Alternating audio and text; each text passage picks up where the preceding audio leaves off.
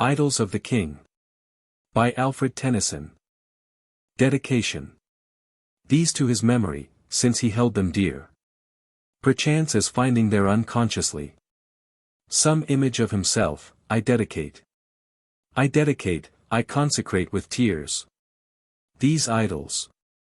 And indeed he seems to me scarce other than my king's ideal knight, who reverenced his conscience as his king, whose glory was redressing human wrong, who spake no slander, no, nor listened to it, who loved one only and who clave to her, over all whose realms to their last isle, commingled with the gloom of imminent war.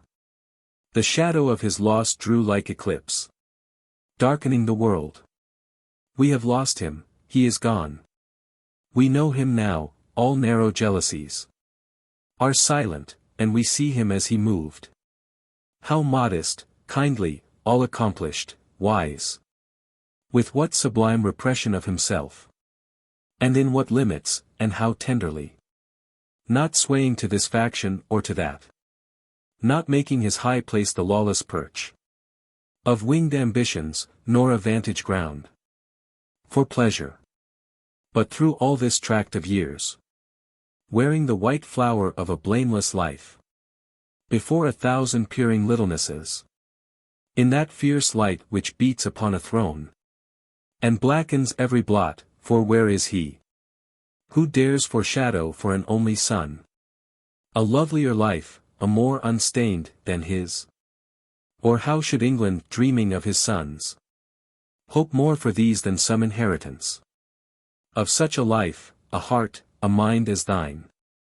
Thou noble father of her kings to be, laborious for her people and her poor, voice in the rich dawn of an ampler day, far-sighted summoner of war and waste, to fruitful strifes and rivalries of peace, sweet nature gilded by the gracious gleam of letters, dear to science, dear to art, dear to thy land and ours, a prince indeed, beyond all titles, and a household name. Hereafter, through all times, Albert the Good. Break not, O woman's heart, but still endure. Break not, for thou art royal, but endure. Remembering all the beauty of that star, which shone so close beside thee that ye made one light together, but has passed and leaves the crown a lonely splendor. May all love his love, unseen but felt, o'ershadow thee. The love of all thy sons encompass thee. The love of all thy daughters cherish thee. The love of all thy people comfort thee. Till God's love set thee at his side again. How do you find this book? Any thoughts about the book or the author? Any suggestion for improvement? Please take a moment to share your thoughts in a comment. If you like it, share it with your friends who might enjoy it as well. Subscribe to keep in touch. Visit CompleteAudiobooks.com for more quality content. The Coming of Arthur. Leodogran, the king of Cameliard, had one fair daughter, and none other child. And she was the fairest of all flesh on earth. Guinevere, and in her his one delight. For many a petty king ere Arthur came, ruled in this isle, and ever waging war, each upon other, wasted all the land. And still from time to time the heathen host swarmed overseas, and harried what was left. And so there grew great tracts of wilderness, wherein the beast was ever more and more. But man was less and less, till Arthur came. For first Aurelius lived and fought and died. And after him King Uther fought and died. But either failed to make the kingdom one. And after these King Arthur for a space, and through the puissance of his Table Round, drew all their petty princedoms under him, their king in head, and made a realm, and reigned. And thus the land of Cameliard was waste, thick with wet woods, and many a beast therein, and none or few to scare or chase the beast. So that wild dog, and wolf and boar and bear, came night and day, and rooted in the fields, and wallowed in the gardens of the king. And ever and anon the wolf would steal the children and devour, but now and then her own brood lost or dead, lent her fierce teat to human sucklings. And the children, housed in her foul den, there at their meat would growl, and mock their foster mother on 4 feet. Till, straightened, they grew up to wolf-like men, worse than the wolves. And King Leodogran groaned for the Roman legions here again.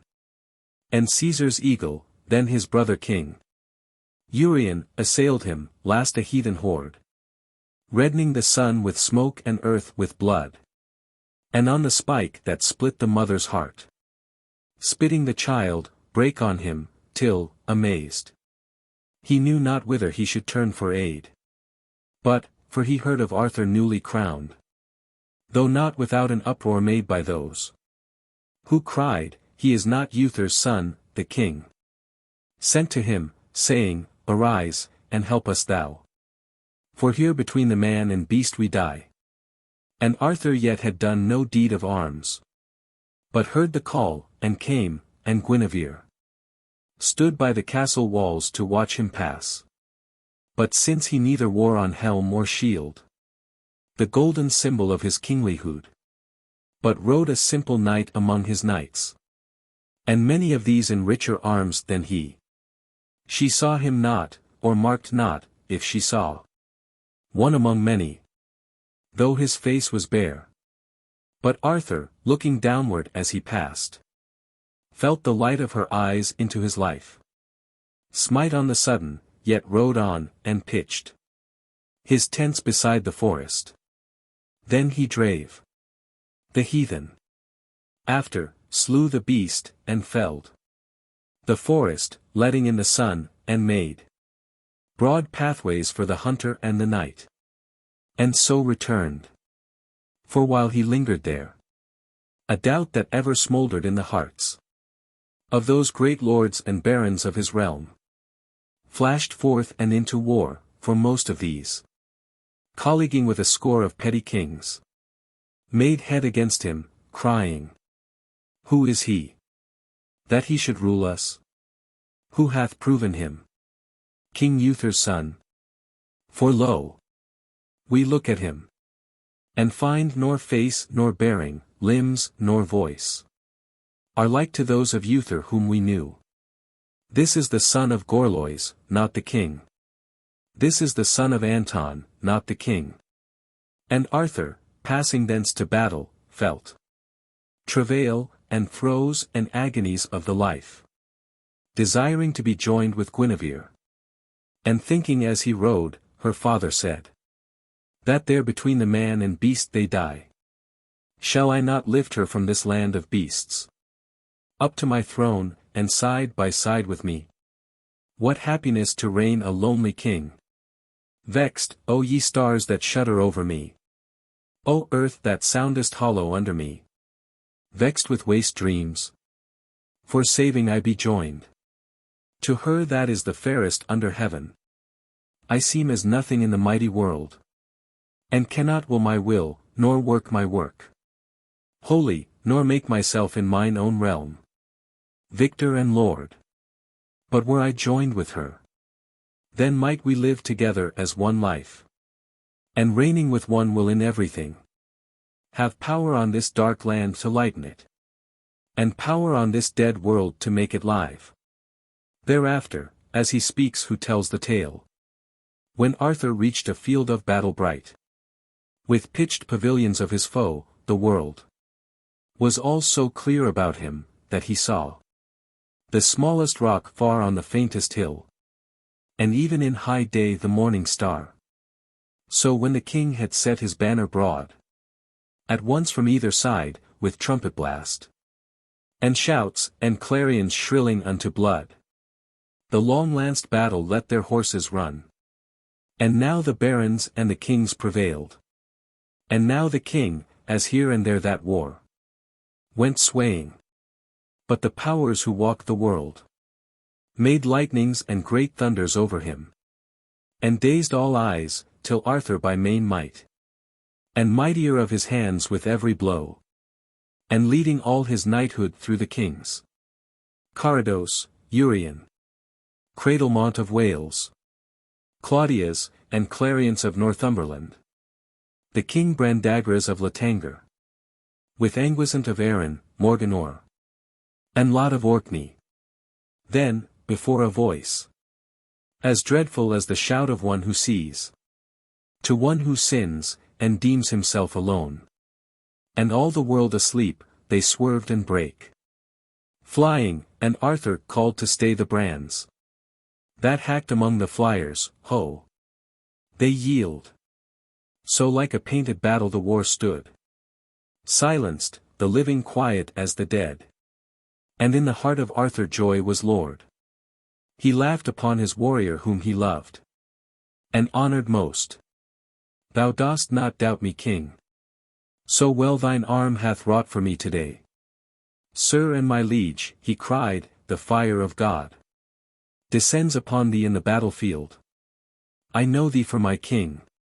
Whereat the two, for each had warded either in the fight, swear on the field of death a deathless love.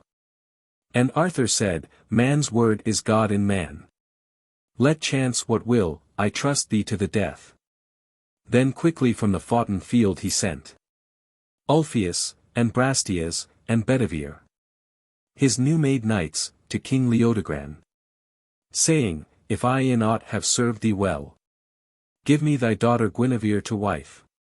Whom when he heard, Leodogran in heart, debating, how should I that am a king, however much he holp me at my need, give my one daughter saving to a king, and a king's son, lifted his voice, and called a hoary man, his chamberlain, to whom he trusted all things, and of him required his counsel. Knowest thou aught of Arthur's birth? Then spake the hoary chamberlain and said, Sir King, there be but 2 old men that know, and each is twice as old as I, and one is Merlin, the wise man that ever served King Uther through his magic art, and one is Merlin's master, so they call him, Blaise, who taught him magic, but the scholar ran before the master, and so far, that Blaise laid magic by, and sat him down, and wrote all things and whatsoever Merlin did in one great annal book, where after years we'll learn the secret of our Arthur's birth. To whom the King Leodogran replied, O friend, had I been holpen half as well by this King Arthur as by thee today, then beast and man had had their share of me. But summon here before us yet once more Ulfius, and Brastias, and Bedivere. Then, when they came before him, the king said, I have seen the cuckoo chased by lesser fowl, and reason in the chase, but wherefore now do these your lords stir up the heat of war? Some calling Arthur born of Gorlois, others of Anton. Tell me, ye yourselves, hold ye this Arthur for King Uther's son? And Ulfius and Brastias answered, Aye. Then Bedivere, the first of all his knights, knighted by Arthur at his crowning, spake. For bold in heart and act and word was he, whenever slander breathed against the king. Sir, there be many rumours on this head, for there be those who hate him in their hearts, call him baseborn, and since his ways are sweet, and theirs are bestial, hold him less than man. And there be those who deem him more than man, and dream he dropped from heaven. But my belief in all this matter, so ye care to learn, sir, for ye know that in King Uther's time, the prince and warrior Gorlois, he that held Tintagel castle by the Cornish sea, was wedded with a winsome wife, Yern, and daughters had she borne him, one whereof Lot's wife, the queen of Orkney, Belisent, hath ever like a loyal sister cleaved to Arthur, but a son she had not borne, and Uther cast upon her eyes of love. But she, a stainless wife to Gorlois, so loathed the bright dishonour of his love, That Gorlois and King Uther went to war. And overthrown was Gorlois and slain. Then Uther in his wrath and heat besieged Yern within Tintagel, where her men, seeing the mighty swarm about their walls, left her and fled, and Uther entered in. And there was none to call to but himself. So, compassed by the power of the king, enforced was she to wed him in her tears. And with a shameful swiftness, afterward, not many moons, King Uther died himself, moaning and wailing for an heir to rule after him, lest the realm should go to wrack. And that same night, the night of the new year, by reason of the bitterness and grief that vexed his mother, all before his time, was Arthur born, and all as soon as born, delivered at a secret postern gate to Merlin, to be holden far apart, until his hour should come, because the lords of that fierce day were as the lords of this wild beasts, and surely would have torn the child piecemeal among them, had they known. For each but sought to rule for his own self and hand. And many hated Uther for the sake of Gorlois. Wherefore Merlin took the child, and gave him to Sir Anton, an old knight, an ancient friend of Uther. And his wife nursed the young prince, and reared him with her own. And no man knew. And ever since the lords have foughten like wild beasts among themselves, so that the realm has gone to wrack. But now, this year, when Merlin, for his hour had come, brought Arthur forth, and set him in the hall, proclaiming, "Here is Uther's heir, your king." 100 voices cried, "Away with him! No king of ours! A son of Gorlois he! Or else the child of Anton, and no king! Or else baseborn!" Yet Merlin through his craft, and while the people clamored for a king, had Arthur crowned. But after, the great lords banded, and so brake out in open war. Then while the king debated with himself, if Arthur were the child of shamefulness, or born the son of Gorlois, after death, or Uther's son, and born before his time, or whether there were truth in anything said by these three, there came to Cameliard, with Gawain and young Modred, her 2 sons, Lot's wife, the queen of Orkney, Beli sent, whom as he could, not as he would, the king made feast for, saying, as they sat at meat, "A doubtful throne is ice on summer seas. Ye come from Arthur's court.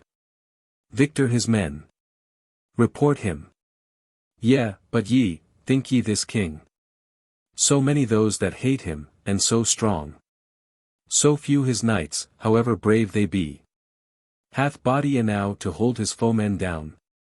O king," she cried, "and I will tell thee, few. Few, but all brave, all of one mind with him. For I was near him when the savage yells of Uther's peerage died, and Arthur sat crowned on the dais, and his warriors cried, 'Be thou the king, and we will work thy will. Who love thee?' Then the king in low deep tones, and simple words of great authority, bound them by so straight vows to his own self, that when they rose, knighted from kneeling, some were pale as at the passing of a ghost, some flushed, and others dazed, as one who wakes, half blinded at the coming of a light. But when he spake and cheered his table round, with large, divine, and comfortable words, beyond my tongue to tell thee, I beheld, from eye to eye through all their order flash, a momentary likeness of the king. And ere it left their faces, through the cross, and those around it and the crucified, down from the casement over Arthur, smote flame color, vert and azure, in 3 rays, one falling upon each of 3 fair queens, who stood in silence near his throne, the friends of Arthur, gazing on him, tall, with bright, sweet faces. Who will help him at his need? And there I saw Mage Merlin, whose vast wit and 100 winters are but as the hands of loyal vassals toiling for their liege. And near him stood the Lady of the Lake, who knows a subtler magic than his own. Clothed in white samite, mystic, wonderful, she gave the king his huge cross-hilted sword, whereby to drive the heathen out. A mist of incense curled about her, and her face well nigh was hidden in the minster gloom. But there was heard among the holy hymns a voice as of the waters, for she dwells down in a deep, calm, whatsoever storms may shake the world, and when the surface rolls, hath power to walk the waters like our Lord. There likewise I beheld Excalibur, before him at his crowning borne, the sword that rose from out the bosom of the lake. And Arthur rode across and took it, rich with jewels, elfin Urim, on the hilt, bewildering heart and eye, the blade so bright that men are blinded by it. On one side, graven in the oldest tongue of all this world, take me, but turn the blade and ye shall see. And written in the speech ye speak yourself, cast me away. And sad was Arthur's face, taking it, but old Merlin counselled him, take thou and strike. The time to cast away is yet far off. So this great brand the king took, and by this will beat his foemen down. Thereat Leodogran rejoiced, but thought to sift his doubtings to the last, and asked, fixing full eyes of question on her face, the swallow and the swift are near akin, but thou art closer to this noble prince, being his own dear sister. And she said, daughter of Gorlois and Yrn am I, and therefore Arthur's sister. Asked the king. She answered, these be secret things, and signed to those 2 sons to pass, and let them be. And Gawain went, and breaking into song, sprang out, and followed by his flying hair, ran like a colt, and leapt at all he saw. But Modred laid his ear beside the doors, and there half heard the same that afterward struck for the throne, and striking found his doom. And then the queen made answer, what know I? For dark my mother was in eyes and hair, and dark in hair and eyes am I. And dark was Gorlois, yea, and dark was Uther too, well nigh to blackness, but this king is fair, beyond the race of Britons and of men. Moreover, always in my mind I hear a cry from out the dawning of my life, a mother weeping, and I hear her say, oh, that ye had some brother, pretty one, to guard thee on the rough ways of the world. Ay, said the king, and hear ye such a cry. But when did Arthur chance upon thee first? O king! She cried, and I will tell thee true. He found me first when yet a little maid. Beaten I had been for a little fault, whereof I was not guilty. And out I ran, and flung myself down on a bank of heath, and hated this fair world and all therein, and wept, and wished that I were dead.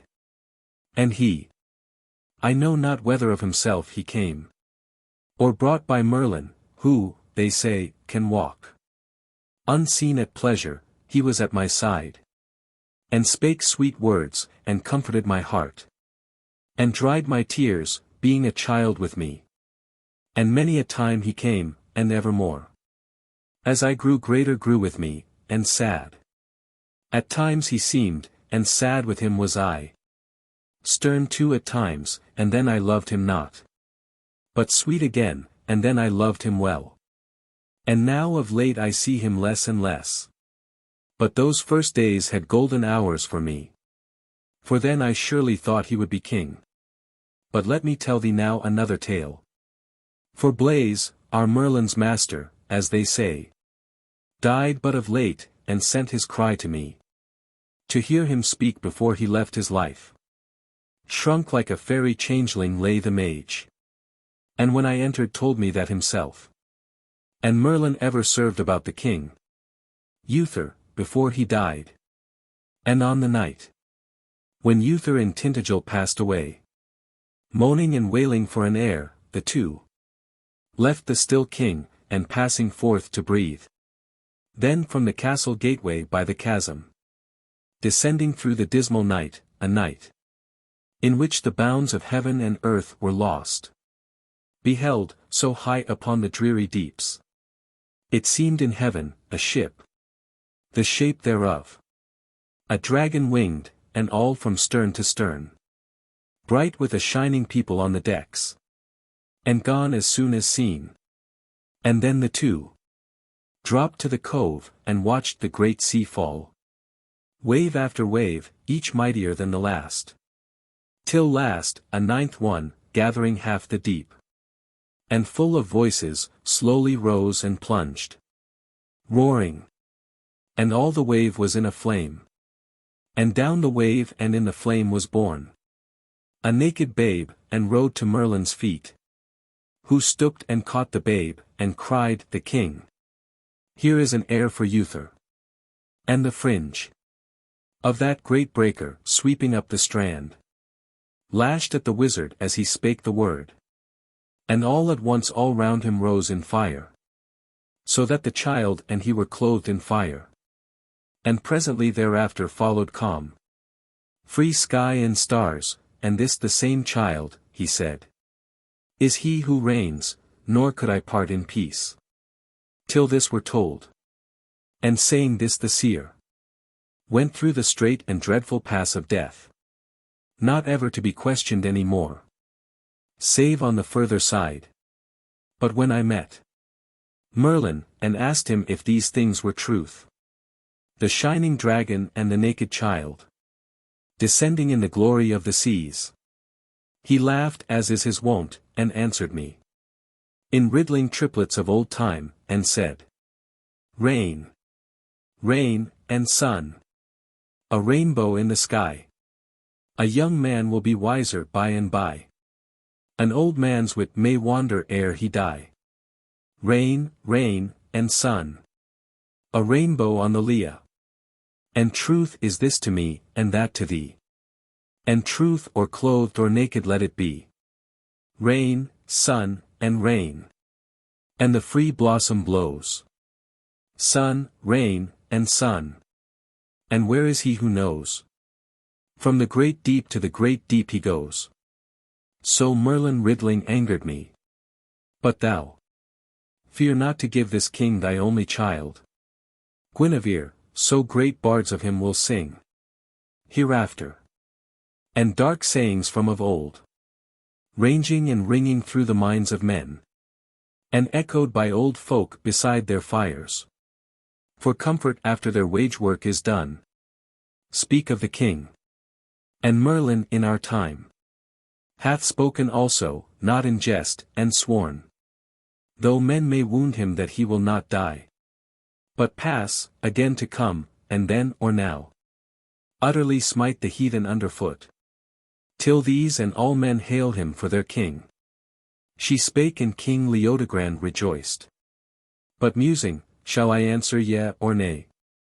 Doubted, and drowsed, nodded and slept, and saw, dreaming, a slope of land that ever grew, field after field, up to a height, the peak, haze hidden, and thereon a phantom king, now looming, and now lost. And on the slope the sword rose, the hind fell, the herd was driven. Fire glimpsed, and all the land from roof and rick, in drifts of smoke before a rolling wind, streamed to the peak, and mingled with the haze, and made it thicker.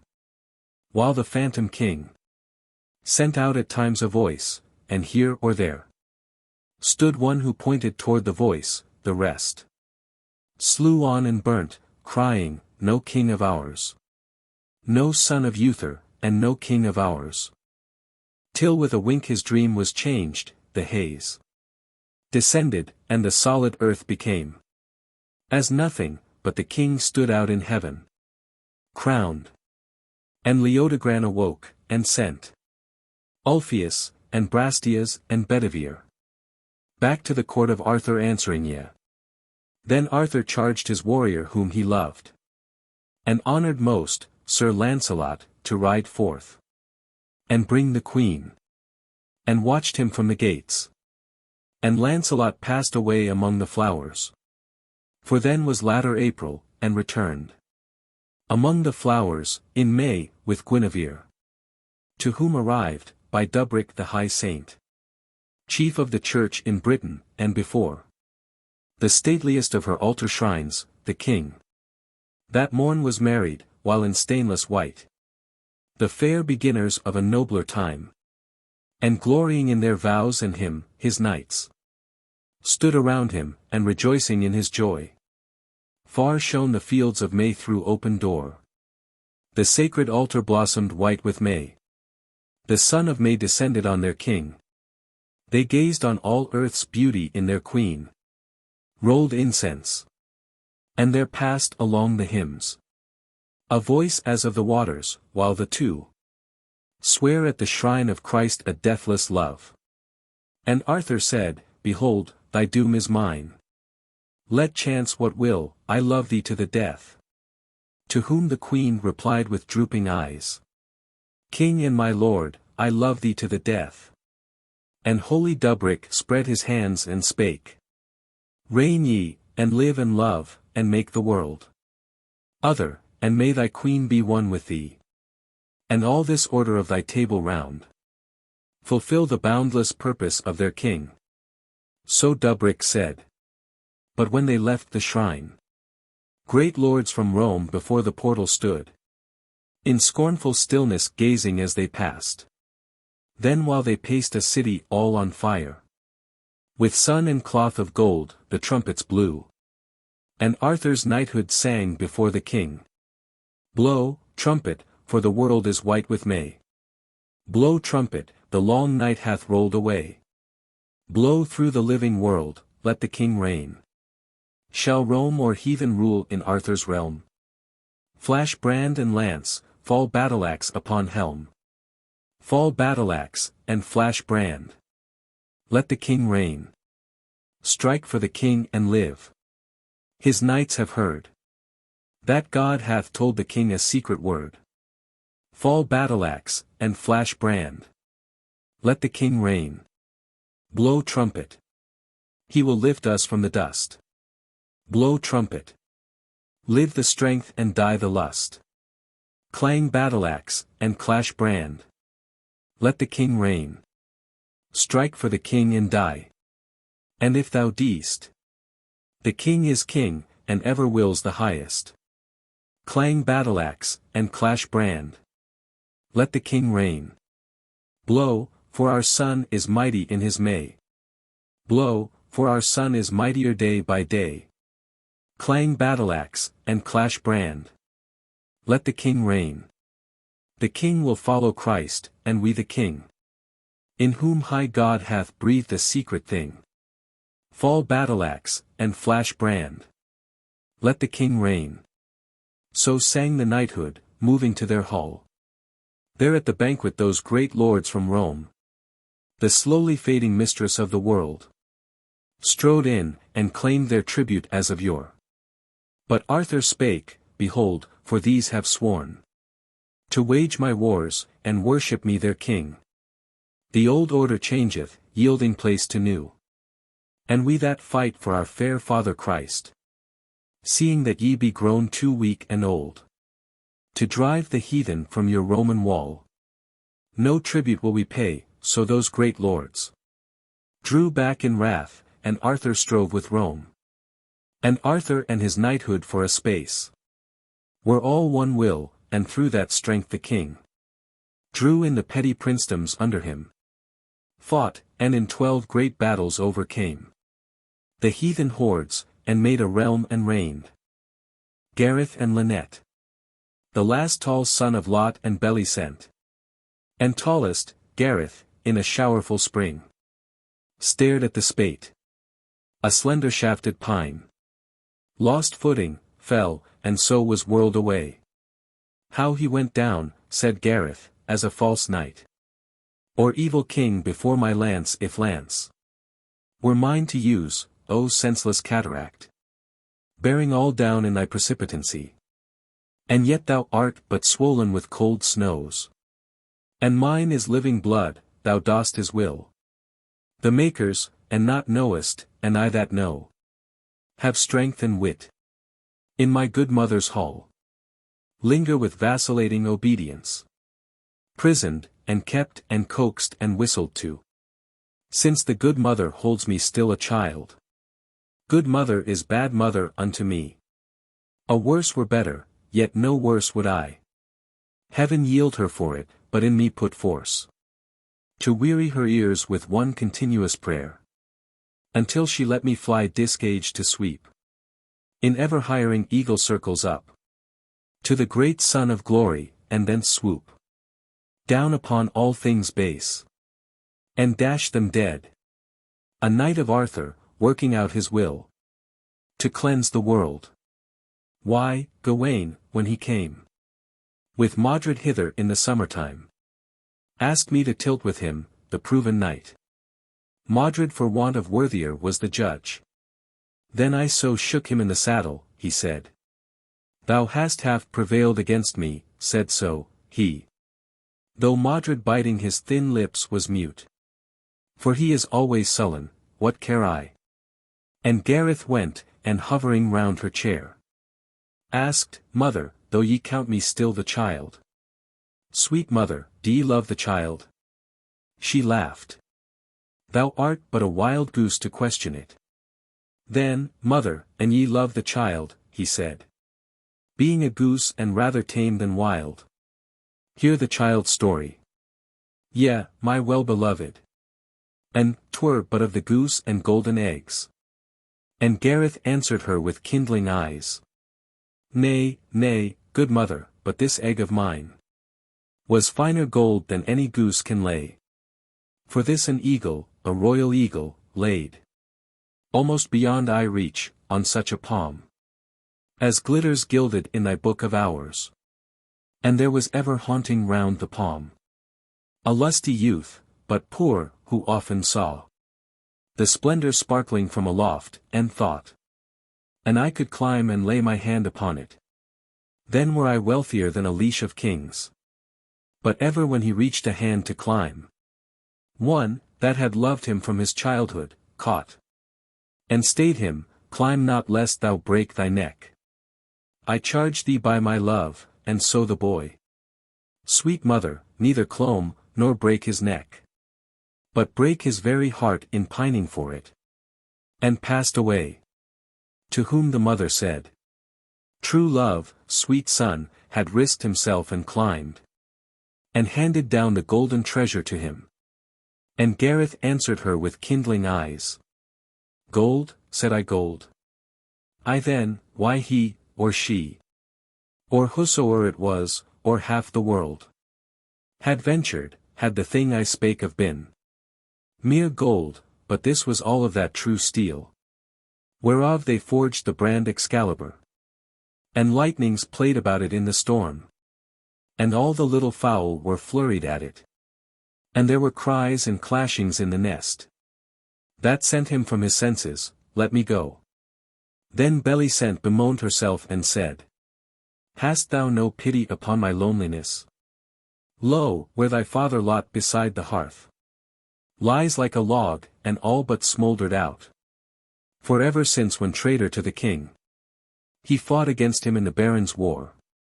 And Arthur gave him back his territory. His age hath slowly drooped, and now lies there a yet warm corpse, and yet unburyable. No more. Nor sees, nor hears, nor speaks, nor knows. And both thy brethren are in Arthur's hall, albeit neither loved with that full love I feel for thee, nor worthy such a love. Stay therefore thou. Red berries charm the bird. And thee, mine innocent, the justs, the wars, who never knewest fingerache, nor pang of wrenched or broken limb, and often chance in those brain-stunning shocks, and tourney falls, frights to my heart. But stay, follow the deer.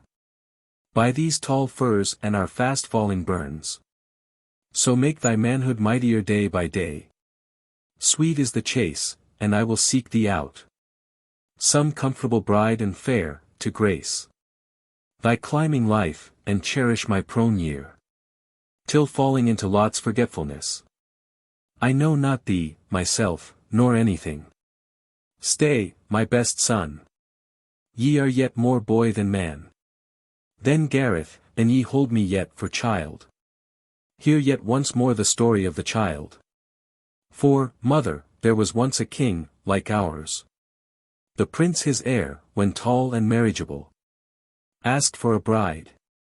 And thereupon the king set two before him. One was fair, strong, armed. But to be won by force, and many men desired her, one good lack, no man desired. And these were the conditions of the king. That save he won the first by force, he needs must wed that other, whom no man desired. A red-faced bride who knew herself so vile, that evermore she longed to hide herself. Nor fronted man or woman, eye to eye. Yea, some she cleaved to, but they died of her. And one, they called her Fame, and one, O mother. How can ye keep me tethered to you, shame? Man am I grown, a man's work must I do. Follow the deer. Follow the Christ, the King. Life pure, speak true, right wrong, follow the King. Else, wherefore born? To whom the mother said, Sweet son, for there be many who deem him not, or will not deem him, wholly proven king. Albeit in mine own heart I knew him king, when I was frequent with him in my youth, and heard him kingly speak, and doubted him no more than he, himself, but felt him mine, of closest kin to me. Yet, wilt thou leave thine easeful biding here, and risk thine all life, limbs, for one that is not proven king? Stay, till the cloud that settles round his birth hath lifted but a little. Stay, sweet son. And Gareth answered quickly, Not an hour. So that ye yield me, I will walk through fire. Mother, to gain it, your full leave to go. Not proven, who swept the dust of ruined Rome from off the threshold of the realm, and crushed the idolaters, and made the people free. Who should be king save him who makes us free? So when the queen, who long had sought in vain to break him from the intent to which he grew, found her son's will unwaveringly won, she answered craftily, Will ye walk through fire? Who walks through fire will hardly heed the smoke. Aye, go then, and ye must, only one proof, before thou ask the king to make thee knight, of thine obedience and thy love to me. Thy mother, I demand. And Gareth cried, A hard one, or 100, so I go. Nay, quick. The proof to prove me to the quick. But slowly spake the mother looking at him. Prince, thou shalt go disguised to Arthur's hall, and hire thyself to serve for meats and drinks among the scullions and the kitchen knaves, and those that hand the dish across the bar. Nor shalt thou tell thy name to anyone. And thou shalt serve a 12-month and a day. For so the queen believed that when her son beheld his only way to glory lead low down through villain kitchen vassalage, her own true Gareth was too princely proud to pass thereby. So should he rest with her, closed in her castle from the sound of arms. Silent awhile was Gareth, then replied, The thrall in person may be free in soul, and I shall see the justs. Thy son am I, and since thou art my mother, must obey. I therefore yield me freely to thy will. For hence will I, disguised, and hire myself to serve with scullions and with kitchen knaves. Nor tell my name to any, no, not the king. Gareth a while lingered. The mother's eye, full of the wistful fear that he would go, and turning toward him wheresoe'er he turned, perplexed his outward purpose, till an hour, when wakened by the wind which with full voice swept bellowing through the darkness on to dawn, he rose, and out of slumber calling to that still had tended on him from his birth, before the wakeful mother heard him, went. The three were clad like tillers of the soil. Southward they set their faces. The birds made melody on branch, and melody in mid-air. The damp hill slopes were quickened into green, and the lithe green had kindled into flowers. For it was past the time of Easterday. So, when their feet were planted on the plain that broadened toward the base of Camelot, far off they saw the silver misty morn rolling her smoke about the royal mount that rose between the forest and the field. At times the summit of the high city flashed. At times the spires and turrets halfway down pricked through the mist, at times the great gate shone only, that opened on the field below. Anon, the whole fair city had disappeared. Then those who went with Gareth were amazed.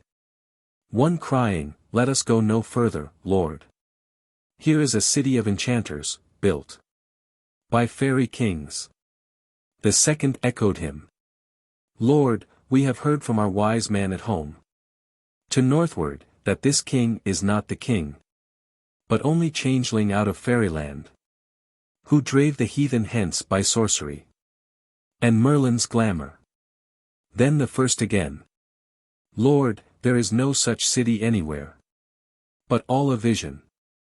Gareth answered them with laughter, swearing he had glamour enow in his own blood, his princedom, youth and hopes, to plunge old Merlin in the Arabian Sea.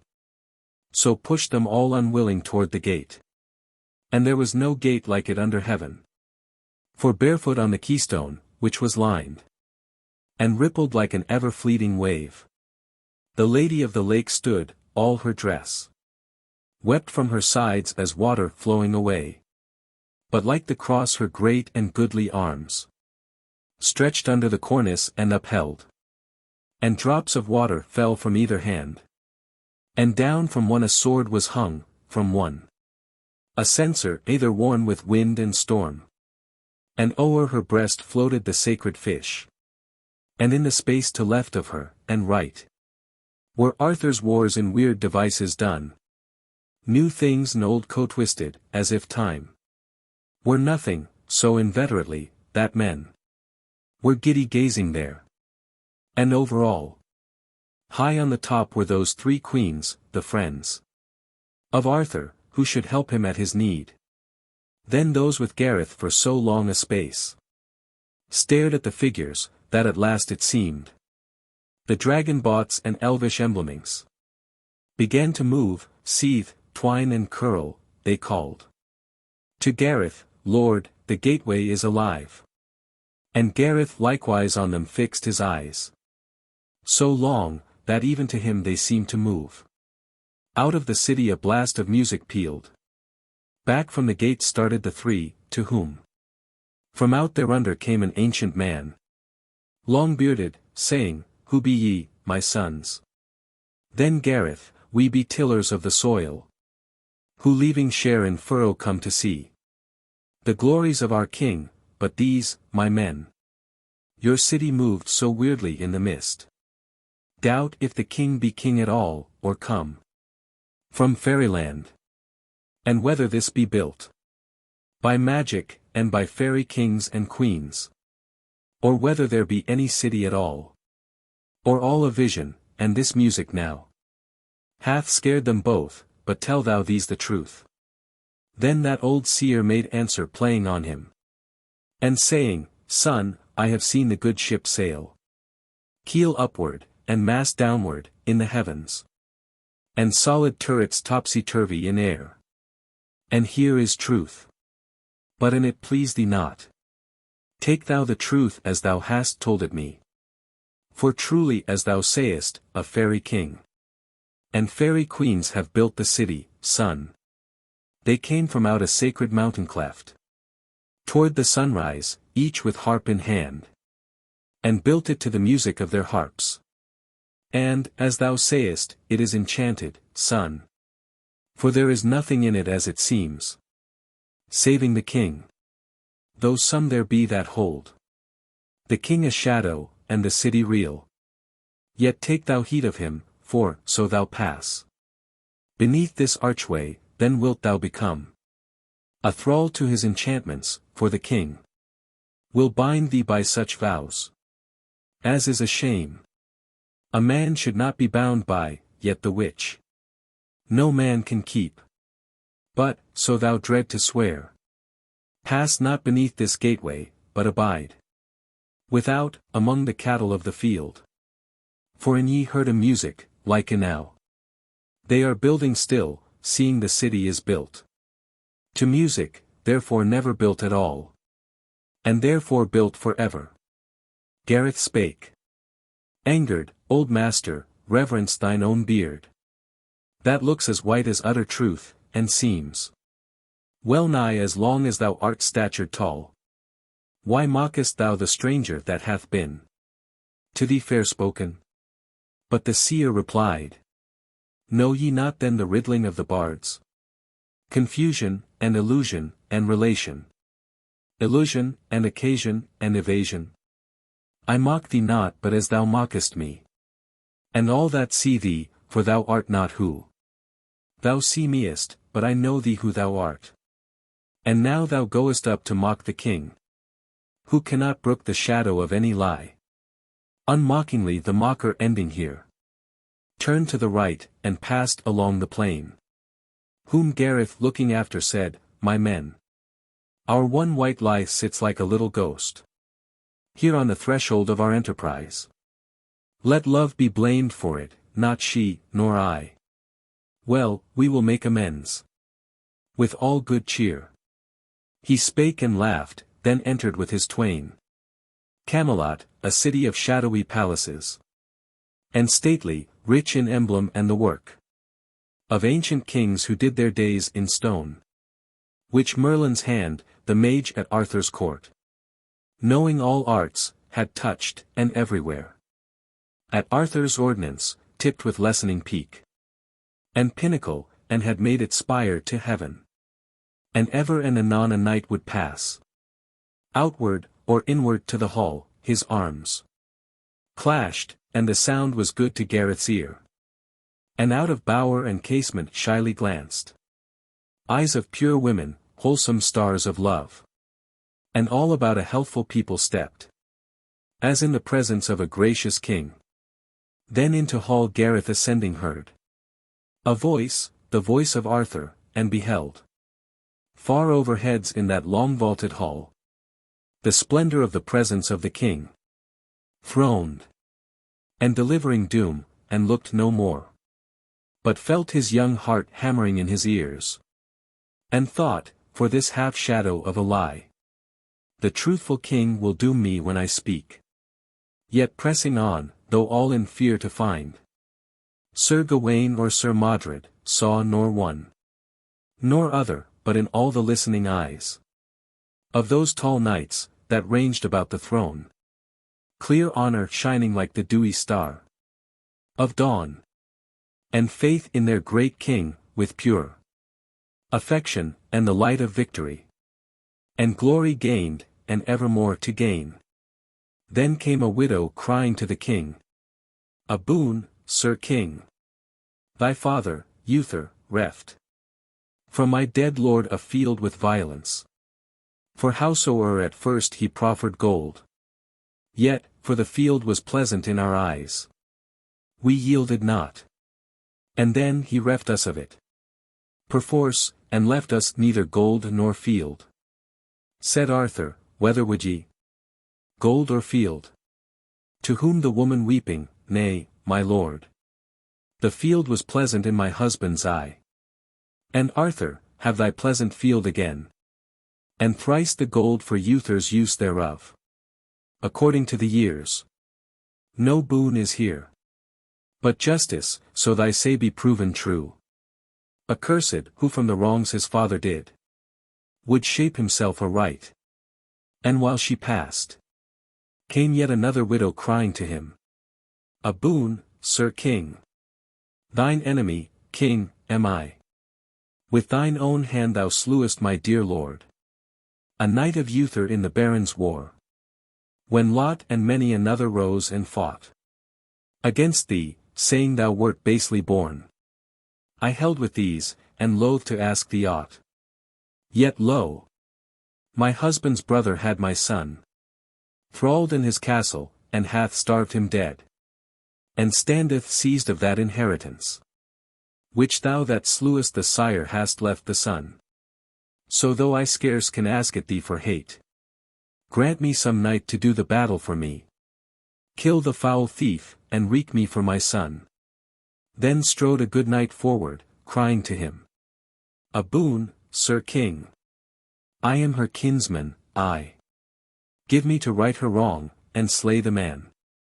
Then came Sir Kay, the seneschal, and cried. A boon, Sir King. Even that thou grant her none. This railer, that hath mocked thee in full hall. None, or the wholesome boon of jive and gag.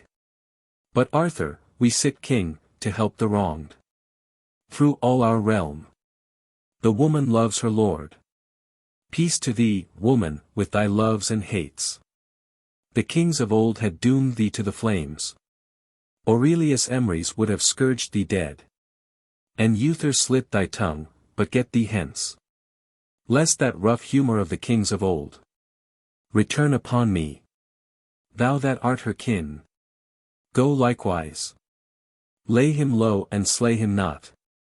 But bring him here, that I may judge the right, according to the justice of the king. Then, be he guilty, by that deathless king, who lived and died for men, the man shall die. Then came in hall the messenger of Mark, a name of evil savour in the land. The Cornish king.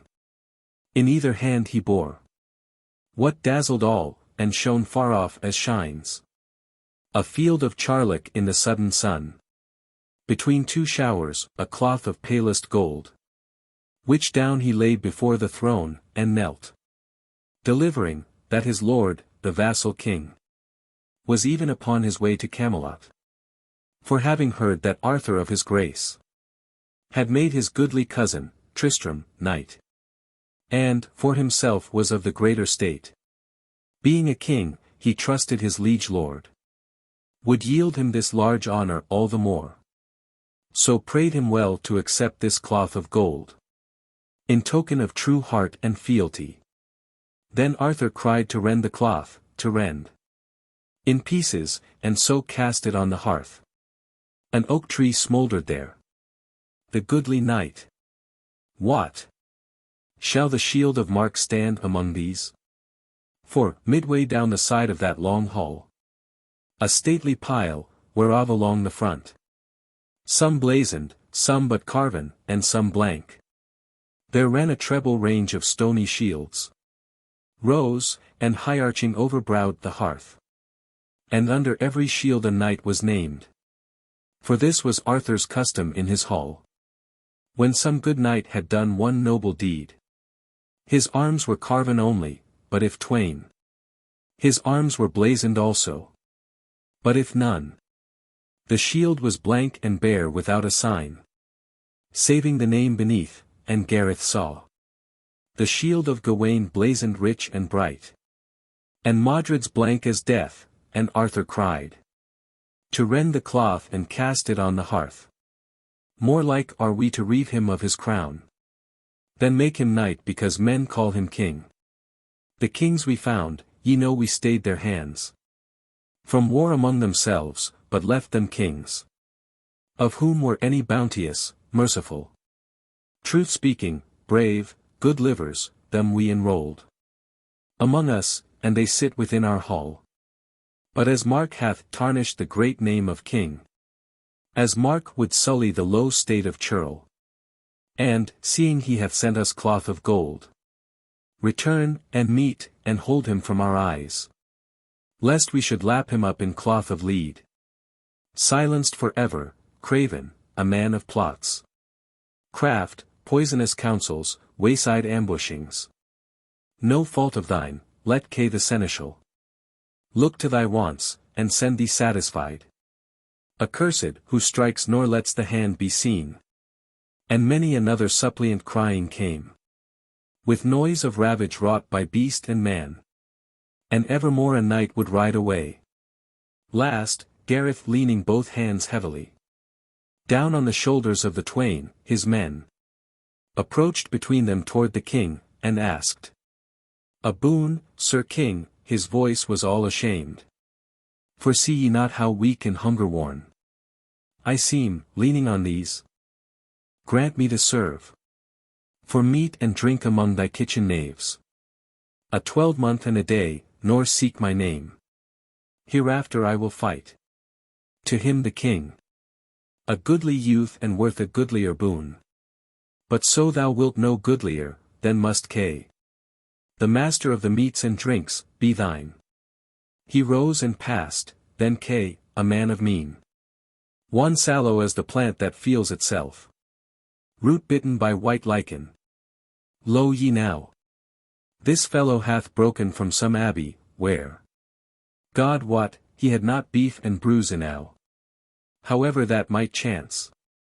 But an he work, like any pigeon will I cram his crop. And sleeker shall he shine than any hog. Then Lancelot standing near, Sir Seneschal, sleuth hound thou knowest, and grey, and all the hounds. A horse thou knowest, a man thou dost not know. Broad brows and fair, affluent hair and fine. High nose, a nostril large and fine, and hands large, fair and fine. Some young lad's mystery. But, or from sheepcot or king's hall, the boy is noble-natured. Treat him with all grace, lest he should come to shame thy judging of him. Then Kay, what murmurest thou of mystery? Think ye this fellow will poison the king's dish? Nay, for he spake too fool-like, mystery. Tut, and the lad were noble, he had asked for horse and armor, fair and fine, forsooth. Sir fine face, sir fair hands. But see thou to it, that thine own fineness, Lancelot, some fine day, undo thee not, and leave my man to me. So Gareth all for glory underwent the sooty yoke of kitchen vassalage, ate with young lads his portion by the door, and couched at night with grimy kitchen knaves. And Lancelot ever spake him pleasantly. But Kay the seneschal, who loved him not, would hustle and harry him, and labour him beyond his comrade of the hearth, and set to turn the broach, draw water, or hew wood, or grosser tasks. And Gareth bowed himself with all obedience to the king, and wrought all kind of service with a noble ease that graced the lowliest act in doing it. And when the thralls had talk among themselves, and one would praise the love that linked the king and Lancelot, how the king had saved his life in battle twice, and Lancelot once the king's. For Lancelot was the first in tournament, but Arthur mightiest on the battlefield. Gareth was glad. Or if some other told how once the wandering forester at dawn, far over the blue tarns and hazy seas, on Kererai's highest found the king, a naked babe, of whom the prophet spake. He passes to the Isle of Ilion. He passes and is healed and cannot die. Gareth was glad. But if their talk were foul, then would he whistle rapid as any lark, or carol some old roundelay, and so loud, that first they mocked, but, after, reverenced him. Or Gareth telling some prodigious tale of knights, who sliced a red life-bubbling way through 20 folds of twisted dragon, held all in a gap-mouthed circle his good mates, lying or sitting round him, idle hands charmed, till Sir Kay, the seneschal, would come blustering upon them, like a sudden wind among dead leaves, and drive them all apart. Or when the thralls had sport among themselves, so there were any trial of mastery, He, by 2 yards in casting bar or stone, was counted best. And if there chanced a joust, so that Sir Kay nodded him leave to go, would hurry thither, and when he saw the knights clash like the coming and retiring wave, and the spear spring, and good horse reel, the boy was half beyond himself for ecstasy. So for a month he wrought among the thralls. But in the weeks that followed, the good queen, repentant of the word she made him swear, and saddening in her childless castle, sent, between the increscent and decrescent moon, arms for her son, and loosed him from his vow. This, Gareth hearing from a squire of Lot, with whom he used to play at tourney once, when both were children, and in lonely haunts, would scratch a ragged oval on the sand, and each at either dash from either end. Shame never made girl redder than Gareth joy. He laughed, he sprang out of the smoke, at once. I leap from Satan's foot to Peter's knee. These news be mine, none others, nay, the king's. Descend into the city, whereon he sought the king alone, and found, and told him all. I have staggered thy strong Gawain in a tilt.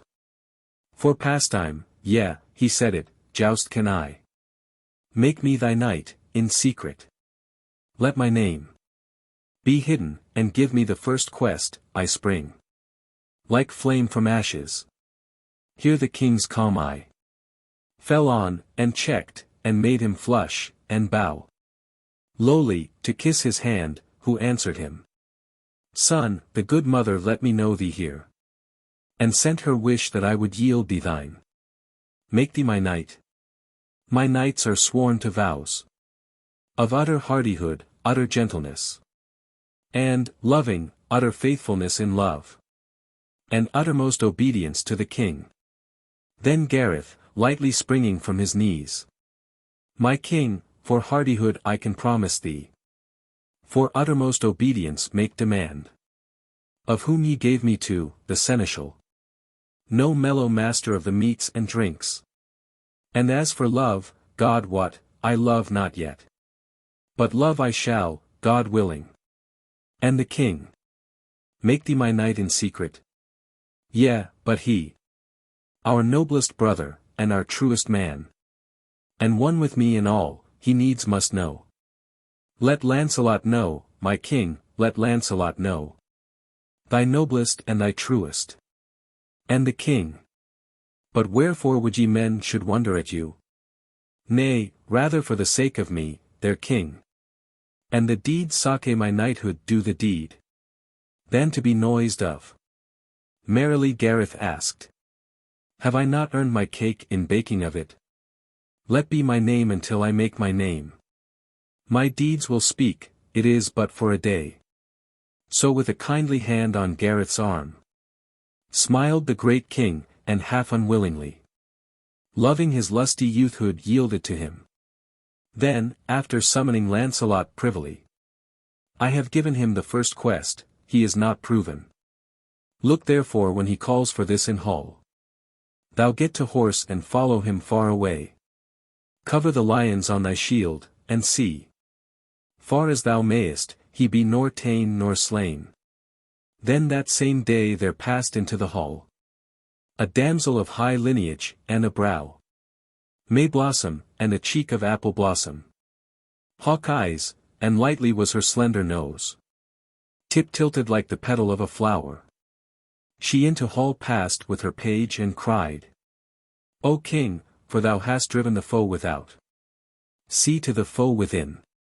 Bridge, ford, beset by bandits, everyone that owns a tower. The lord for half a league. Why sit ye there? Rest would I not, Sir King, and I were king, till even the lonest hold were all as free from cursed bloodshed, as thine altar cloth. From that best blood it is a sin to spill. Comfort thyself, said Arthur. I nor mine. Rest, so my knighthood keep the vows they swore.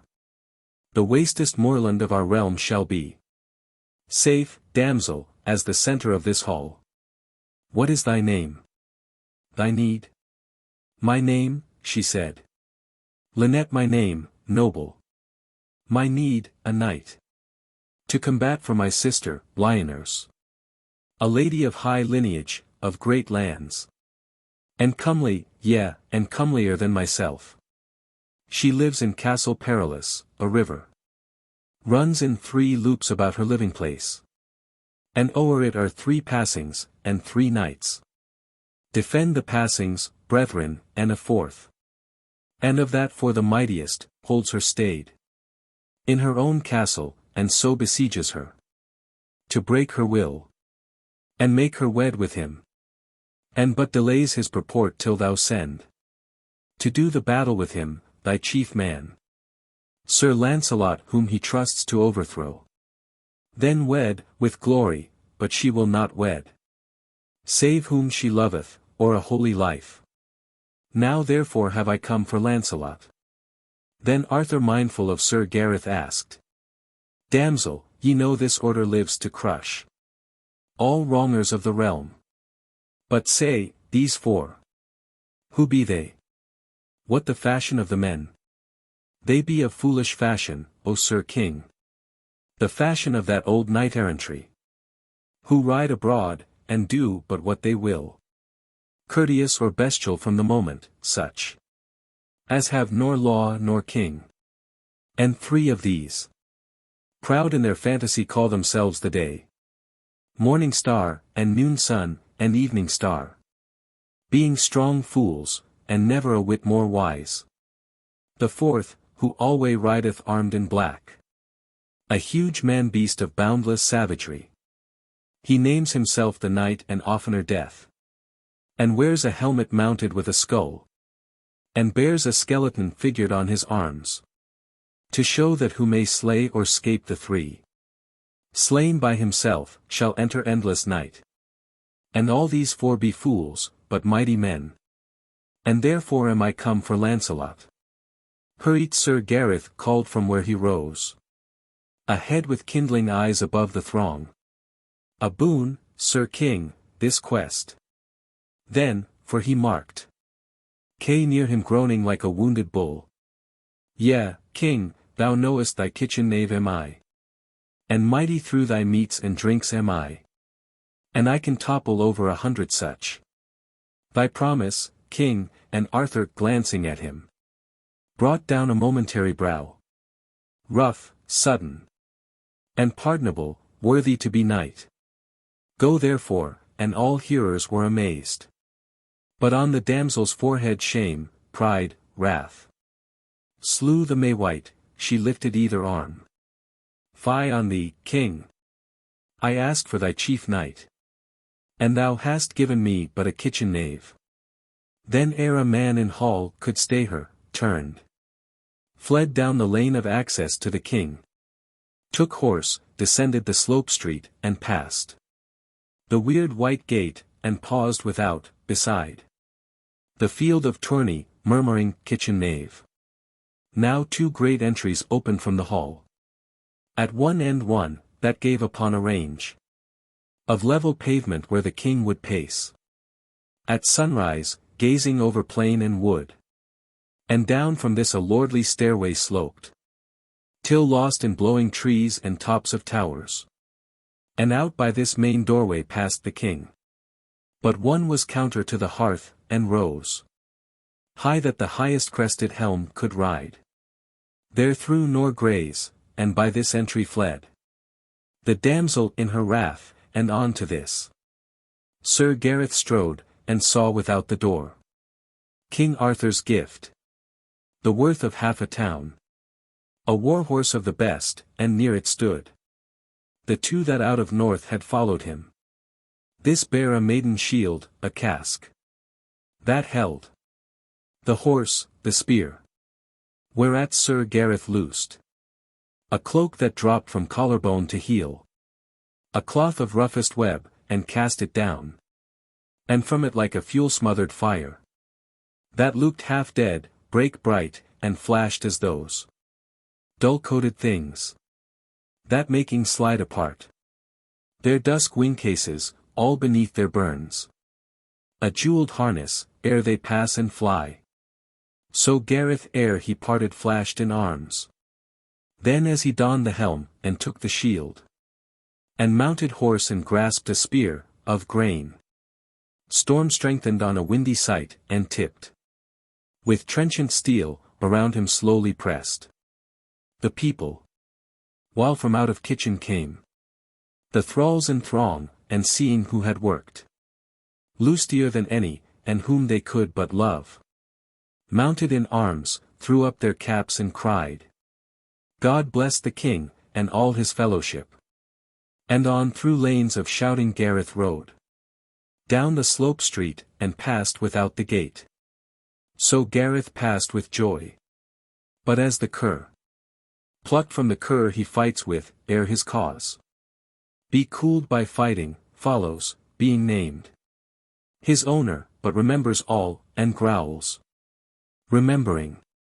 So Sir Kay beside the door muttered in scorn of Gareth whom he used to harry and hustle, bound upon a quest. With horse and arms, the king hath passed his time. My scullion knave, thralls to your work again. For in your fire below ye kindle mine. Will there be dawn in west and eve in east? Begone, my knave. Belike and like enow, some old head blown not heeded in his youth. So shook his wits they wander in his prime. Crazed, how the villain lifted up his voice, nor shamed to bawl himself a kitchen knave. Tut, he was tame and meek enow with me, till peacocked up with Lancelot's noticing. Well, I will after my loud knave, and learn whether he know me for his master yet. Out of the smoke he came, and so my lance, hold, by God's grace, he shall into the mire. Thence, if the king awaken from his craze, into the smoke again. But Lancelot said, Kay, wherefore wilt thou go against the king? For that did never he whereon ye rail, but ever meekly served the king in thee. Abide, take counsel, for this lad is great, and lusty, and knowing both of lance and sword. Tut, tell not me, said Kay, ye are over fine to mar stout knaves with foolish courtesies. Then mounted, on through silent faces rode, down the slope city, and out beyond the gate. But by the field of tourney lingering yet, muttered the damsel, wherefore did the king scorn me?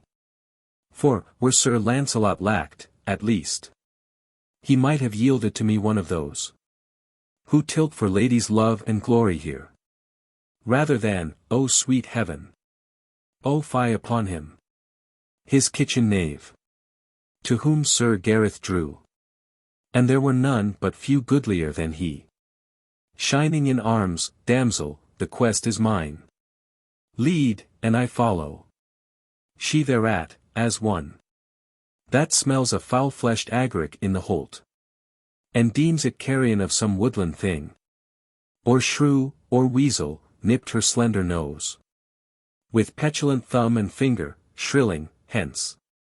Avoid, thou smellest all of kitchen grease. And look who comes behind, for there was Kay. Knowest thou not me?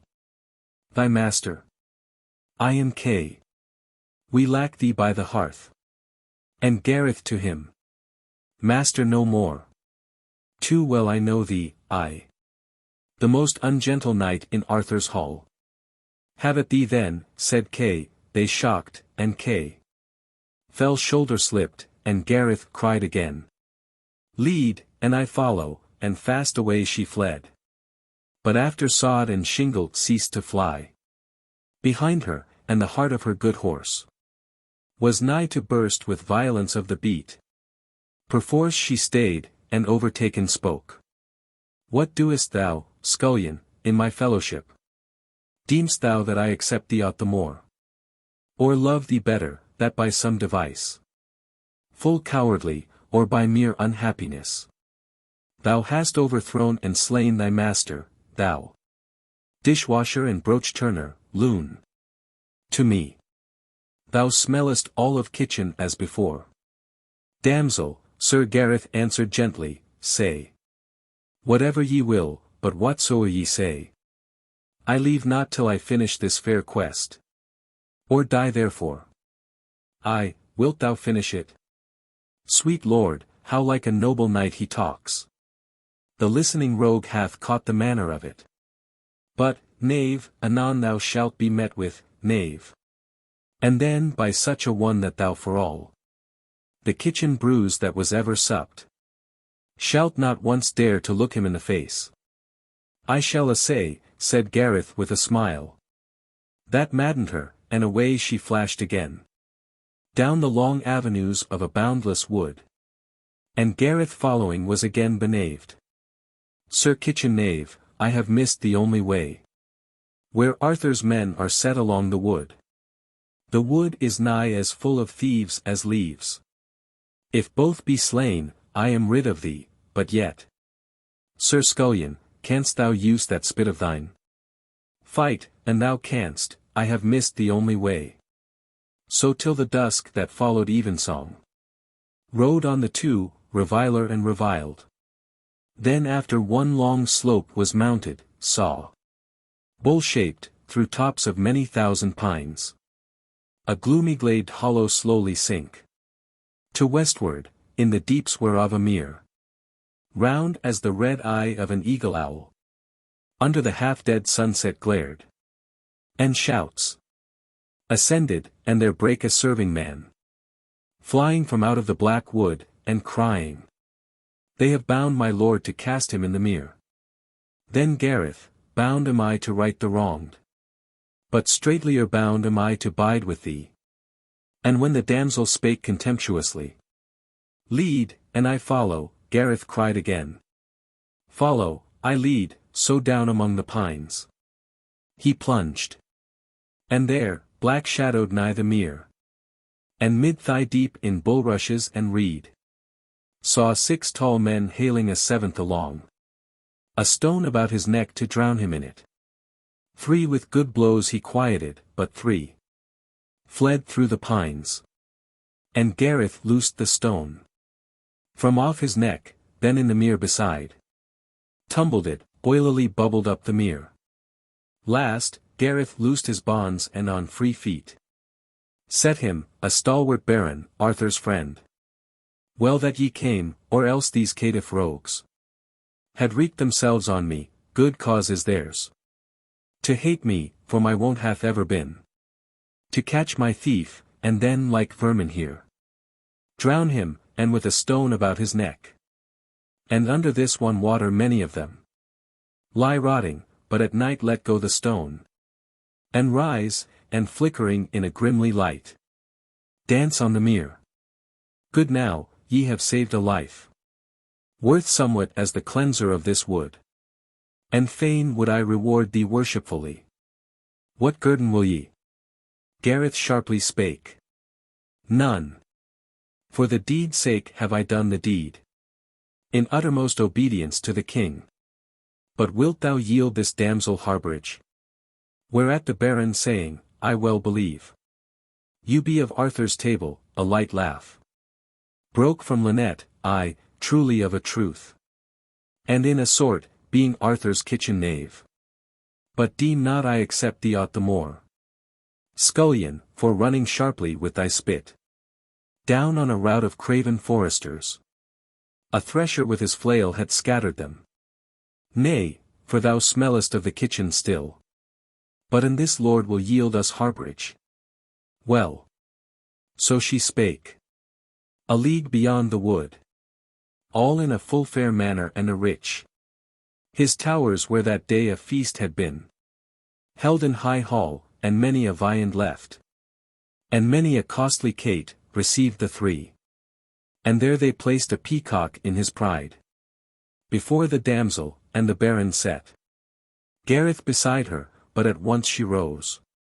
Meseems, that here is much discourtesy, setting this knave, Lord Baron, at my side.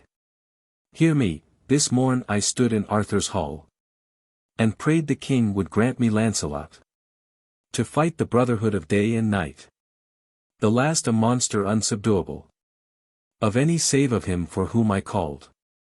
Suddenly bawls this frontless kitchen knave. The quest is mine.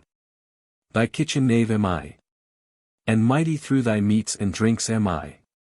Then Arthur all at once gone mad replies. Go therefore, and so gives the quest to him. Him, here, a villain fitter to stick swine. Then ride abroad redressing women's wrong. Or sit beside a noble gentlewoman. Then half ashamed and part amazed, the Lord now looked at one and now at other, left the damsel by the peacock in his pride. And, seating Gareth at another board, sat down beside him, ate and then began. Friend, whether thou be kitchen knave, or not. Or whether it be the maiden's fantasy. And whether she be mad, or else the king. Or both or neither, or thyself be mad. I ask not, but thou strikest a strong stroke. For strong thou art and goodly therewithal. And savour of my life. And therefore now. For here be mighty men to joust with, weigh. Whether thou wilt not with thy damsel back. To crave again Sir Lancelot of the king. Thy pardon, I but speak for thine avail. The savour of my life. And Gareth said. Full pardon, but I follow up the quest. Despite of day and night and death and hell. So when, next morn, the Lord whose life he saved, had, some brief space, conveyed them on their way. And left them with God-speed, Sir Gareth spake. Lead, and I follow. Haughtily she replied. I fly no more, I allow thee for an hour. Lion and stout have isled together, knave. In time of flood. Nay, furthermore, methinks. Some ruth is mine for thee. Back wilt thou, fool? For hard by here is one will overthrow. And slay thee, then will I to court again. And shame the king for only yielding me. My champion from the ashes of his hearth. To whom Sir Gareth answered courteously. Say thou thy say, and I will do my deed. Allow me for mine hour, and thou wilt find. My fortunes all as fair as hers who lay among the ashes and wedded the king's son. Then to the shore of one of those long loops, where through the serpent river coiled, they came. Rough thicket were the banks and steep, the stream. Full, narrow, this a bridge of single arc. Took at a leap. And on the further side arose a silk pavilion, gay with gold. In streaks and rays, and all lent lily in hue. Save that the dome was purple, and above crimson, a slender banneret fluttering. And there before the lawless warrior paced.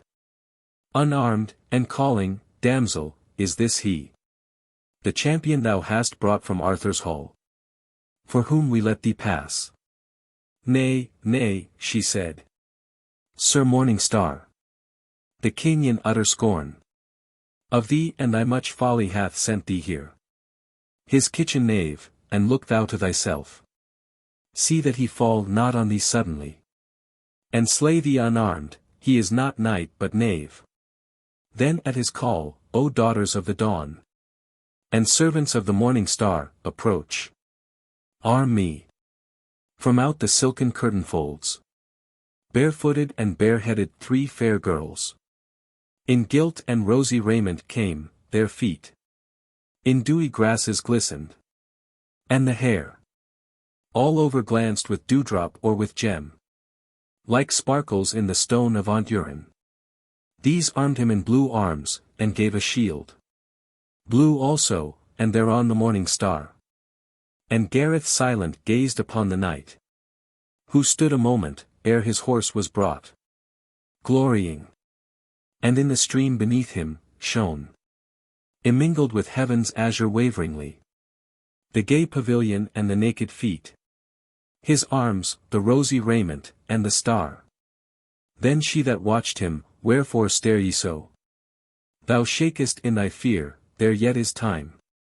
Flee down the valley before he get to horse. Who will cry shame? Thou art not knight but knave. Said Gareth, Damsel, whether knave or knight. Far liefer had I fight a score of times than hear thee so missy me and revile. Fair words were best for him who fights for thee, but truly foul are better, for they send that strength of anger through mine arms. I know that I shall overthrow him. And he that bore the star, when mounted, cried from o'er the bridge, a kitchen knave, and sent in scorn of me. Such fight not I, but answer scorn with scorn. For this were shame to do him further wrong. Then set him on his feet, and take his horse and arms, and so return him to the king. Come, therefore, leave thy lady lightly, knave. Avoid, for it beseemeth not a knave to ride with such a lady. Dog, thou least. I spring from loftier lineage than thine own. He spake.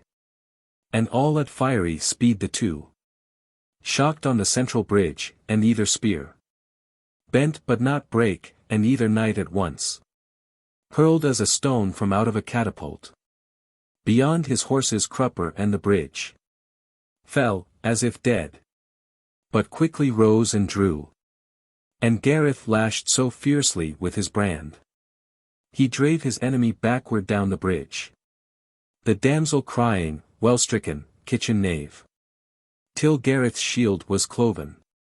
But one stroke laid him that clove it grovelling on the ground. Then cried the fallen, take not my life, I yield. And Gareth, so this damsel ask it of me. Good, I accord it easily as a grace. She reddening, insolent scullion, I of thee. I bound to thee for any favour asked. Then he shall die. And Gareth there unlaced his helmet as to slay him, but she shrieked, be not so hardy, scullion, as to slay one nobler than thyself. Damsel, thy charge is an abounding pleasure to me. Knight, thy life is thine at her command. Arise, and quickly pass to Arthur's hall, and say, his kitchen knave hath sent thee. See thou crave his pardon for thy breaking of his laws. Myself, when I return, will plead for thee. Thy shield is mine, farewell, and, damsel, thou lead, and I follow. And fast away she fled. Then when he came upon her, spake, methought, knave, when I watched thee striking on the bridge, the savour of thy kitchen came upon me. A little faintlier, but the wind hath changed. I sent it 20-fold. And then she sang, O morning star, not that tall felon there, whom thou by sorcery or unhappiness, or some device, hast foully overthrown. O morning star that smilest in the blue, O star, my morning dream hath proven true. Smile sweetly. Thou, my love hath smiled on me. But thou begone, take counsel, and away. For hard by here is one that guards a ford. The second brother in their fool's parable will pay thee all thy wages, and to boot. Care not for shame, thou art not knight but knave. To whom Sir Gareth answered, laughingly, Parables. Hear a parable of the knave. When I was kitchen knave among the rest, fierce was the hearth, and one of my co-mates owned a rough dog, to whom he cast his coat. Guard it, and there was none to meddle with it. And such a coat art thou, and thee the king gave me to guard, and such a dog am I. To worry, and not to flee, and, knight or knave, the knave that doth thee service as full knight is all as good, meseems, as any knight toward thy sister's freeing. I, Sir Knave. I, knave, because thou strikest as a knight. Being but knave, I hate thee all the more. Fair damsel, you should worship me the more, that, being but knave, I throw thine enemies. I, she said, but thou shalt meet thy match. So when they touched the second river loop, huge on a huge red horse, and all in mail, burnished to blinding, shone the noonday sun. Beyond a raging shallow. As if the flower that blows a globe of after arrowlets 10,000-fold had grown, flashed the fierce shield. All sun, and Gareth's eyes had flying blots before them when he turned from watching him. He from beyond the roaring shallow roared. What doest thou, brother, in my marches here? And she athwart the shallow shrilled again. Here is a kitchen knave from Arthur's hall. Hath overthrown thy brother, and hath his arms. Ugh! Cried the sun, and visoring up a red and cipher face of rounded foolishness, pushed horse across the foamings of the ford. Whom Gareth met midstream, no room was there for lance or tourney skill, for strokes they struck with sword. And these were mighty.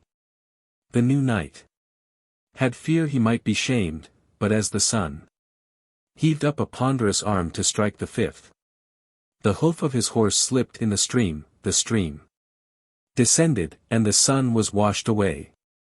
Then Gareth laid his lance athwart the ford. So drew him home, but he that fought no more, as being all bone battered on the rock, yielded, and Gareth sent him to the king. Myself when I return will plead for thee. Lead, and I follow. Quietly she led. Hath not the good wind, damsel, changed again? Nay, not a point, nor art thou victor here. There lies a ridge of slate across the ford.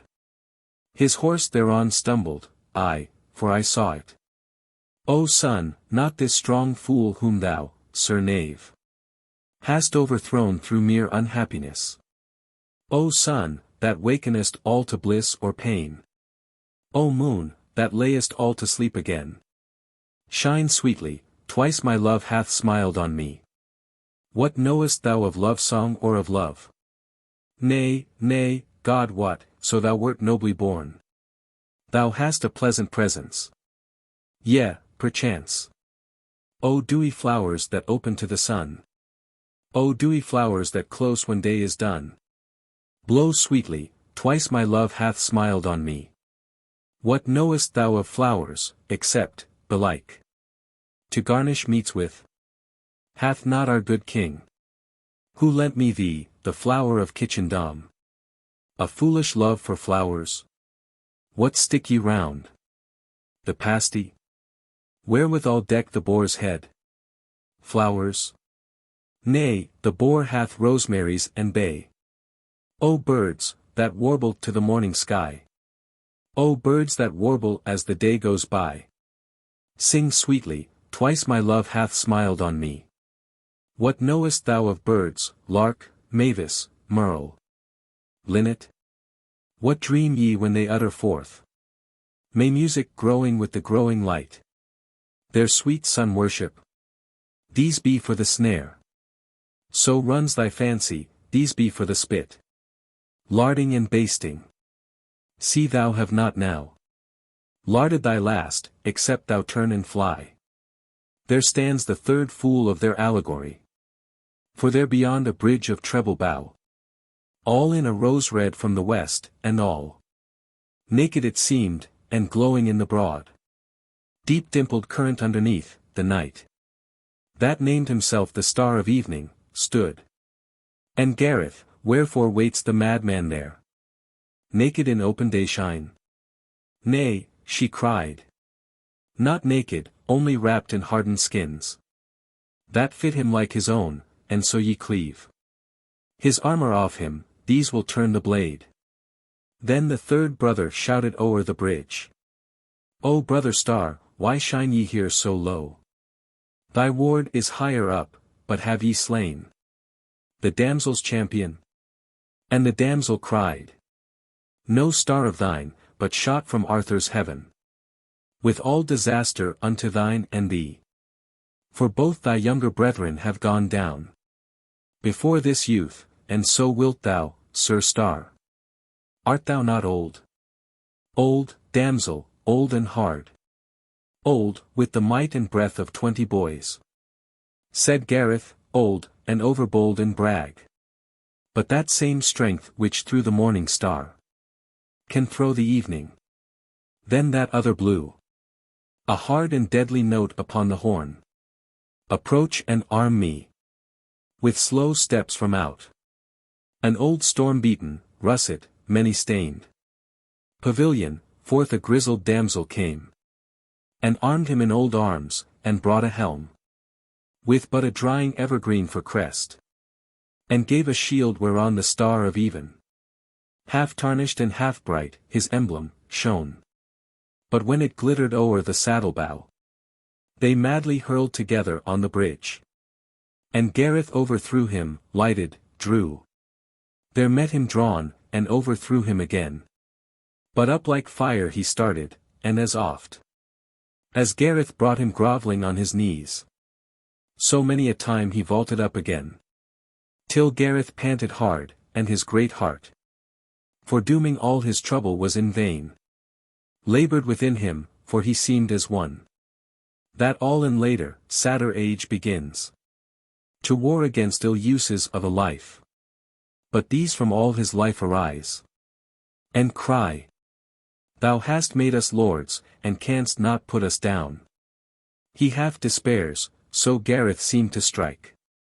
Vainly, the damsel clamouring all the while. Well done, knave knight, well stricken, O good knight knave. O knave, as noble as any of all the knights. Shame me not, shame me not. I have prophesied. Strike, thou art worthy of the Table Round. His arms are old, he trusts the hardened skin. Strike, strike, the wind will never change again. And Gareth hearing ever stronglier smote, and hewed great pieces of his armour off him, but lashed in vain against the hardened skin, and could not wholly bring him under, more than loud southwesterns, rolling ridge on ridge. The buoy that rides at sea, and dips, and springs forever, till at length Sir Gareth's brand clashed his, and brake it utterly to the hilt. I have thee now. But forth that other sprang, and, all unknightlike, writhed his wiry arms around him, till he felt, despite his mail, strangled, but straining even his uttermost, cast, and so hurled him headlong o'er the bridge, down to the river, sink or swim, and cried, Lead, and I follow. But the damsel said, I lead no longer, ride thou at my side. Thou art the kingliest of all kitchen knaves. O trefoil, sparkling on the rainy plain. O rainbow with 3 colours after rain. Shine sweetly, thrice my love hath smiled on me. Sir, and, good faith, I fain had added, knight. But that I heard thee call thyself a knave. Shamed am I that I so rebuked, reviled. Missaid thee, noble I am, and thought the king scorned me and mine. And now thy pardon, friend. For thou hast ever answered courteously. And wholly bold thou art, and meek withal. As any of Arthur's best, but, being knave, hast mazed my wit, I marvel what thou art. Damsel, he said, you be not all to blame, saving that you mistrusted our good king. Would handle scorn, or yield you, asking, one not fit to cope your quest. You said your say. Mine answer was my deed. Good sooth. I hold. He scarce is knight, yea but half man, nor meet to fight for gentle damsel, he, who lets his heart be stirred with any foolish heat, at any gentle damsel's waywardness. Shamed. Care not. Thy foul sayings fought for me. And seeing now thy words are fair, methinks there rides no knight, not Lancelot, his great self hath force to quell me. Nigh upon that hour, when the lone hern forgets his melancholy, lets down his other leg, and stretching, dreams of goodly supper in the distant pool. Then turned the noble damsel smiling at him, and told him of a cavern hard at hand, where bread and bacon meats and good red wine Of Southland, which the Lady Lyoners had sent her coming champion, waited him. Anon they passed a narrow combe wherein were slabs of rock with figures, knights on horse, sculptured, and decked in slowly waning hues. Sir Knave, my knight, a hermit once was here, whose holy hand hath fashioned on the rock the war of time against the soul of man. And yon 4 fools have sucked their allegory from these damp walls, and taken but the form. Know ye not these? And Gareth looked and read in letters like to those the vexillary hath left crag carven o'er the streaming Gelt. Phosphorus, then Merides, Hesperus. Nox, Mors, beneath 5 figures, armed men. Slab after slab. Their faces forward all. And running down the soul, a shape that fled. With broken wings, torn raiment and loose hair. For help and shelter to the hermit's cave. Follow the faces, and we find it. Look! Who comes behind? For one, delayed at first. Through helping back the dislocated Kay. To Camelot, then by what thereafter chanced. The damsel's headlong error through the wood.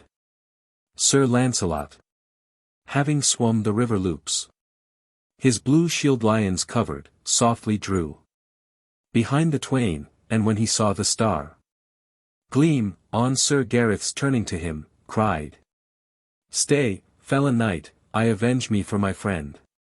And Gareth crying pricked against the cry.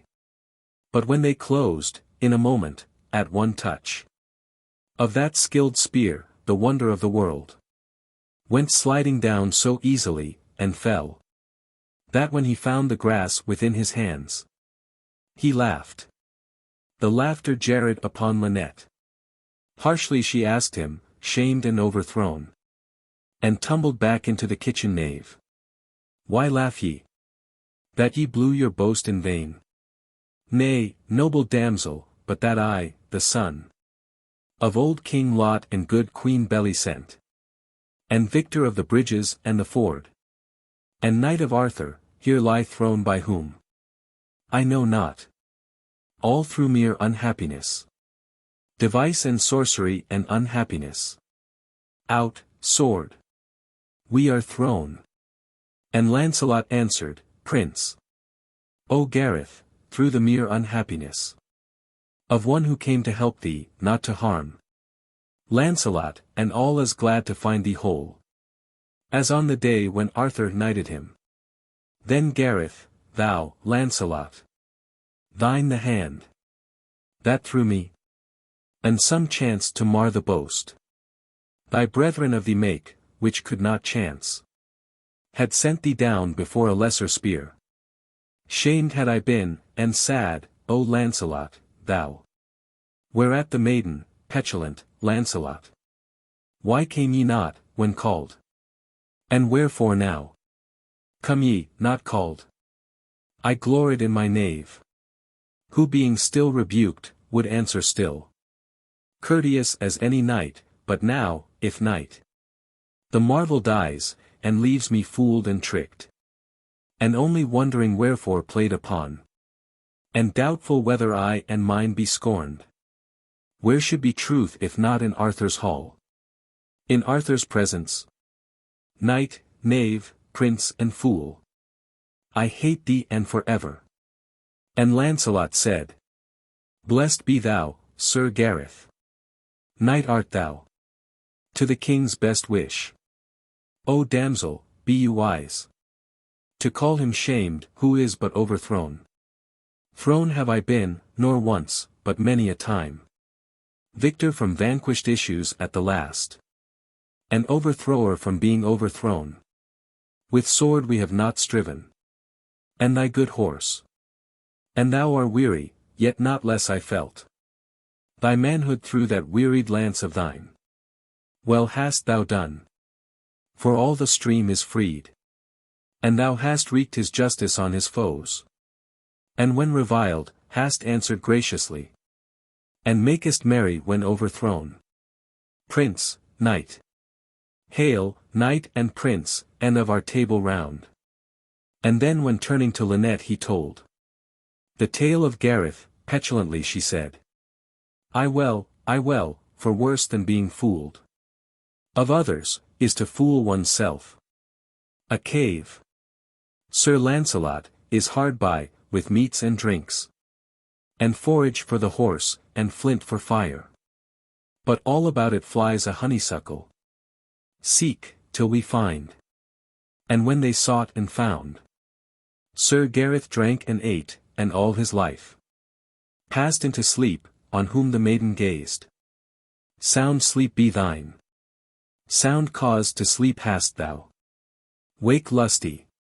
See my not as tender to him as any mother. Ay, but such a one as all day long hath rated at her child, and vexed his day, but blesses him asleep. Good Lord, how sweetly smells the honeysuckle in the hushed night, as if the world were one of utter peace, and love, and gentleness. O Lancelot, Lancelot, and she clapped her hands. Full merry am I to find my goodly knave is knight and noble. See now, sworn have I, else yon black felon had not let me pass, to bring thee back to do the battle with him. Thus an thou goest, he will fight thee first. Who doubts thee victor? So will my knight knave miss the full flower of this accomplishment. Said Lancelot, peradventure he, you name, may know my shield. Let Gareth, and he will change his for mine, and take my charger, fresh. Not to be spurred, loving the battle as well as he that rides him. Lancelot like, she said. Courteous in this, Lord Lancelot, as in all. And Gareth, wakening, fiercely clutched the shield. Ramp ye lance-splintering lions, on whom all spears are rotten sticks. Ye seem agape to roar. Yea, ramp and roar at leaving of your lord. Care not, good beasts, so well I care for you. O noble Lancelot, from my hold on these streams virtue, fire, through one that will not shame even the shadow of Lancelot under shield. Hence, let us go. Silent the silent field they traversed. Arthur's harp those summer wan in counter-motion to the clouds, allured. The glance of Gareth dreaming on his liege. A star shot, lo, said Gareth, the foe falls.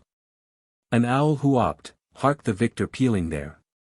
Suddenly she that rode upon his left clung to the shield that Lancelot lent him, crying, Yield, yield him this again, 'tis he must fight. I curse the tongue that all through yesterday reviled thee, and hath wrought on Lancelot now. To lend thee horse and shield, wonders ye have done.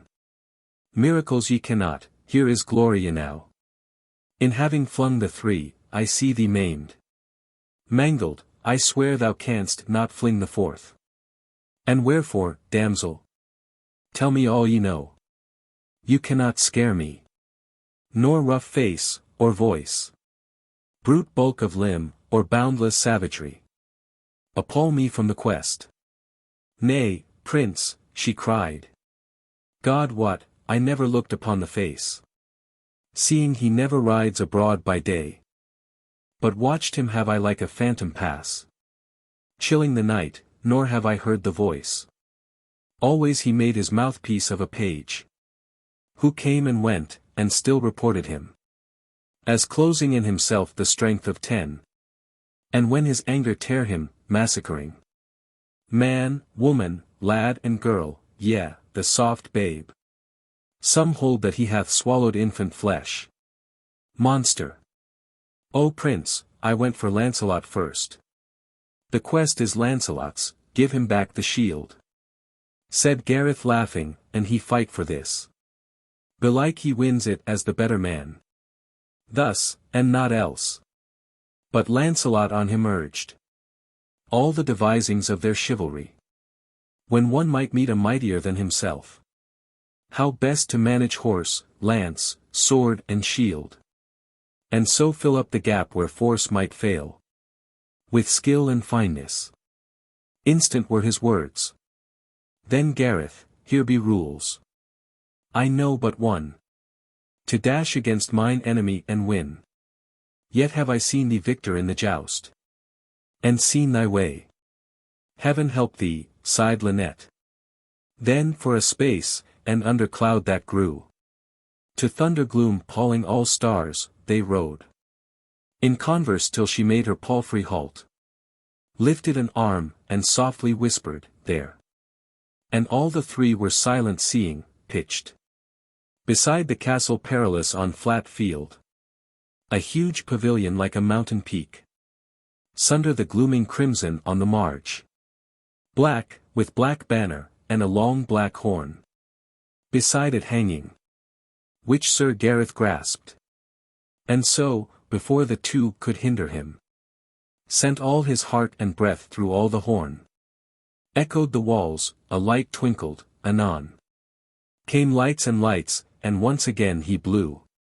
Whereon were hollow tramplings up and down. And muffled voices heard, and shadows passed. Till high above him, circled with her maids. The Lady Lyoners at a window stood. Beautiful among lights, and waving to him. White hands, and courtesy. But when the prince 3 times had blown, after long hush, at last. The huge pavilion slowly yielded up. Through those black foldings, that which housed therein. High on a night-black horse, in night-black arms. With white breastbone, and barren ribs of death. And crowned with fleshless laughter, some 10 steps. In the half-light, through the dim dawn, advanced. The monster, and then paused. And spake no word. But Gareth spake and all indignantly. Fool, for thou hast, men say, the strength of 10. Canst thou not trust the limbs thy God hath given? But must, to make the terror of thee more. Trick thyself out in ghastly imageries. Of that which life hath done with, and the clod. Less dull than thou, will hide with mantling flowers. As if for pity. But he spake no word. Which set the horror higher, a maiden swooned. The Lady Lyoners wrung her hands and wept. As doomed to be the bride of night and death. Sir Gareth's head prickled beneath his helm. And even Sir Lancelot through his warm blood felt. Ice strike, and all that marked him were aghast. At once Sir Lancelot's charger fiercely neighed. And death's dark warhorse bounded forward with him. Then those that did not blink the terror, saw. That death was cast to ground, and slowly rose. But with one stroke Sir Gareth split the skull. Half fell to right and half to left and lay. Then with a stronger buffet he clove the helm.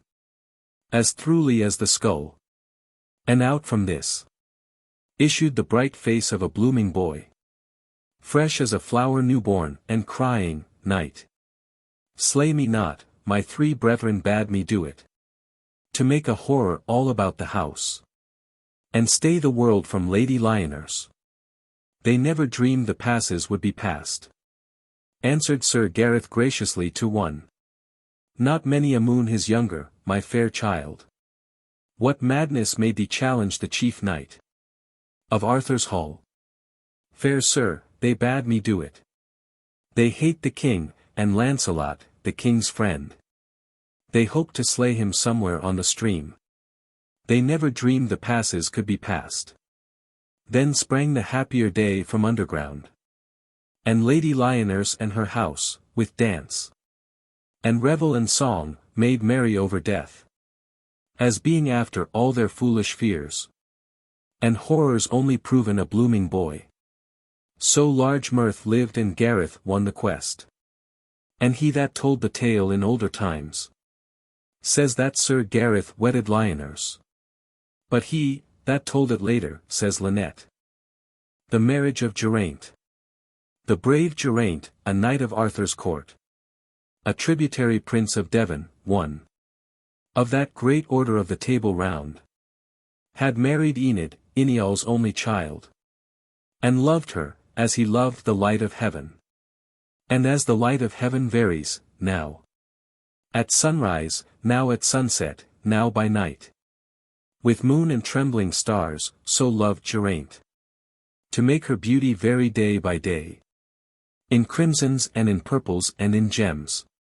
And Enid, but to please her husband's eye, who first had found and loved her in a state of broken fortunes, daily fronted him in some fresh splendor.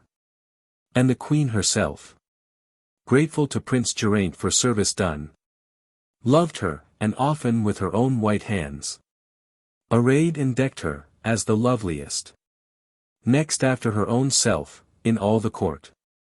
And Enid loved the queen, and with true heart adored her, as the stateliest and the best, and loveliest of all women upon earth. And seeing them so tender and so close, long in their common love rejoiced Geraint. But when a rumor rose about the queen, touching her guilty love for Lancelot, though yet there lived no proof, nor yet was heard the world's loud whisper breaking into storm, not less Geraint believed it.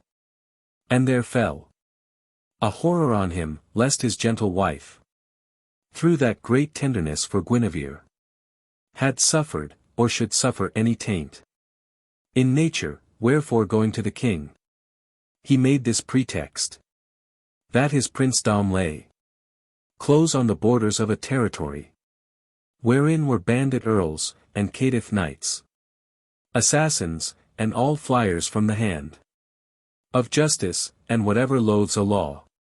And therefore, till the king himself should please to cleanse this common sewer of all his realm, he craved a fair permission to depart, and there defend his marches. And the king mused for a little on his plea, but, last allowing it, the prince and Enid rode, and 50 knights rode with them, to the shores of Severn, and they passed to their own land, where, thinking, that if ever yet was wife true to her lord, mine shall be so to me, he compassed her with sweet observances and worship, never leaving her, and grew forgetful of his promise to the king, forgetful of the falcon and the hunt, forgetful of the tilt and tournament, forgetful of his glory and his name, forgetful of his princedom and its cares. And this forgetfulness was hateful to her. And by the people, when they met in twos and threes, or fuller companies, began to scoff and jeer and babble of him, as of a prince whose manhood was all gone, and molten down in mere uxoriousness. And this she gathered from the people's eyes.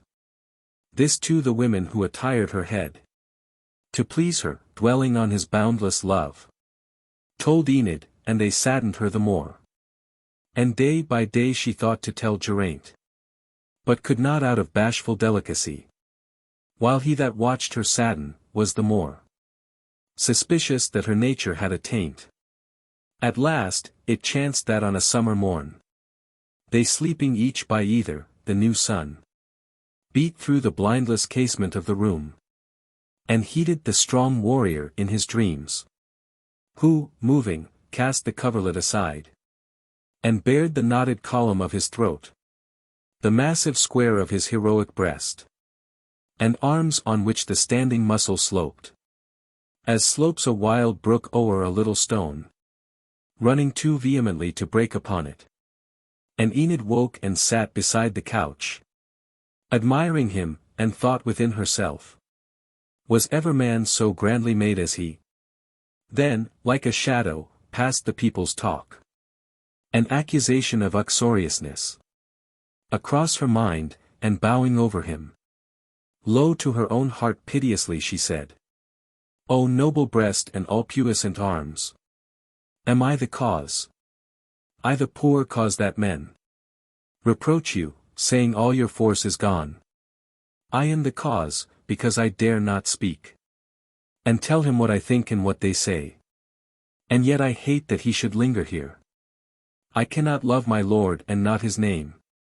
Far liefer had I girt his harness on him, And ride with him to battle and stand by. And watch his mightful hand striking great blows. At caitiffs and at wrongers of the world. Far better were I laid in the dark earth. Not hearing any more his noble voice.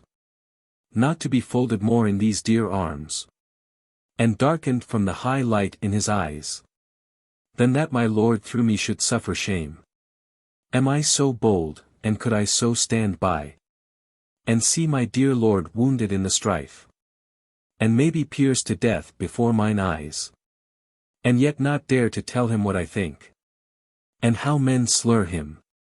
Saying all his force is melted into mere effeminacy. O me, I fear that I am no true wife. Half inwardly, half audibly she spoke. And the strong passion in her made her weep. True tears upon his broad and naked breast. And these awoke him, and by great mischance. He heard but fragments of her later words. And that she feared she was not a true wife. And then he thought, in spite of all my care. For all my pains, poor man, for all my pains. She is not faithful to me, and I see her. Weeping for some gay knight in Arthur's hall. Then though he loved and reverenced her too much. To dream she could be guilty of foul act. Right through his manful breast darted the pang. That makes a man, in the sweet face of her. Whom he loves most, lonely and miserable. At this he hurled his huge limbs out of bed. And shook his drowsy squire awake and cried. My charger and her palfrey, then to her. I will ride forth into the wilderness. For though it seems my spurs are yet to win. I have not fallen so low as some would wish. And thou, put on thy worst and meanest dress. And ride with me. And Enid asked, amazed. If Enid errs, let Enid learn her fault. But he, I charge thee, ask not, but obey. Then she bethought her of a faded silk. A faded mantle and a faded veil. And moving toward a cedarn cabinet. Wherein she kept them folded reverently. With sprigs of summer laid between the folds. She took them, and arrayed herself therein. Remembering when first he came on her. Dressed in that dress, and how he loved her in it. And all her foolish fears about the dress. And all his journey to her, as himself had told her, and their coming to the court. For Arthur on the Whitsuntide before held court at old Caerleon upon Usk. There on a day, he sitting high in hall. Before him came a forester of Dean. Wet from the woods, with notice of a hart. Taller than all his fellows, milky white. First seen that day, these things he told the king. Then the good king gave order to let blow his horns for hunting on the morrow morn. And when the king petitioned for his leave to see the hunt, allowed it easily. So with the morning all the court were gone. But Guinevere lay late into the morn. Lost in sweet dreams, and dreaming of her love. For Lancelot, and forgetful of the hunt. But rose at last, a single maiden with her. Took horse, and forded Usk, and gained the wood. There, on a little knoll beside it, stayed. Waiting to hear the hounds. But heard instead a sudden sound of hoofs, for Prince Geraint. Late also, wearing neither hunting dress. Nor weapon, save a golden-hilted brand. Came quickly flashing through the shallow ford. Behind them, and so galloped up the knoll. A purple scarf, at either end whereof there swung an apple of the purest gold. Swayed round about him, as he galloped up. To join them, glancing like a dragon-fly. In summer suit and silks of holiday. Low bowed the tributary prince, and she. Sweet and statelily, and with all grace of womanhood and queenhood, answered him. Late, late, Sir Prince, she said, later than we. Yea, noble queen, he answered, and so late. That I but come like you to see the hunt. Not join it. Therefore wait with me, she said. For on this little knoll, if anywhere, There is good chance that we shall hear the hounds. Here often they break covert at our feet. And while they listen for the distant hunt, and chiefly for the baying of cavall, King Arthur's hound of deepest mouth, there rode full slowly by a knight, lady, and dwarf. Whereof the dwarf lagged latest, and the knight had visor up, and showed a youthful face, imperious, and of haughtiest lineaments. And Guinevere, not mindful of his face, in the king's hall, desired his name, and sent her maiden to demand it of the dwarf, who being vicious, old, and irritable, and doubling all his master's vice of pride, made answer sharply that she should not know. Then will I ask it of himself, she said. Nay, by my faith, thou shalt not, cried the dwarf. Thou art not worthy even to speak of him. And when she put her horse toward the knight, struck at her with his whip, and she returned indignant to the queen. Whereat Geraint, exclaiming, Surely I will learn the name, made sharply to the dwarf, and asked it of him. Who answered as before.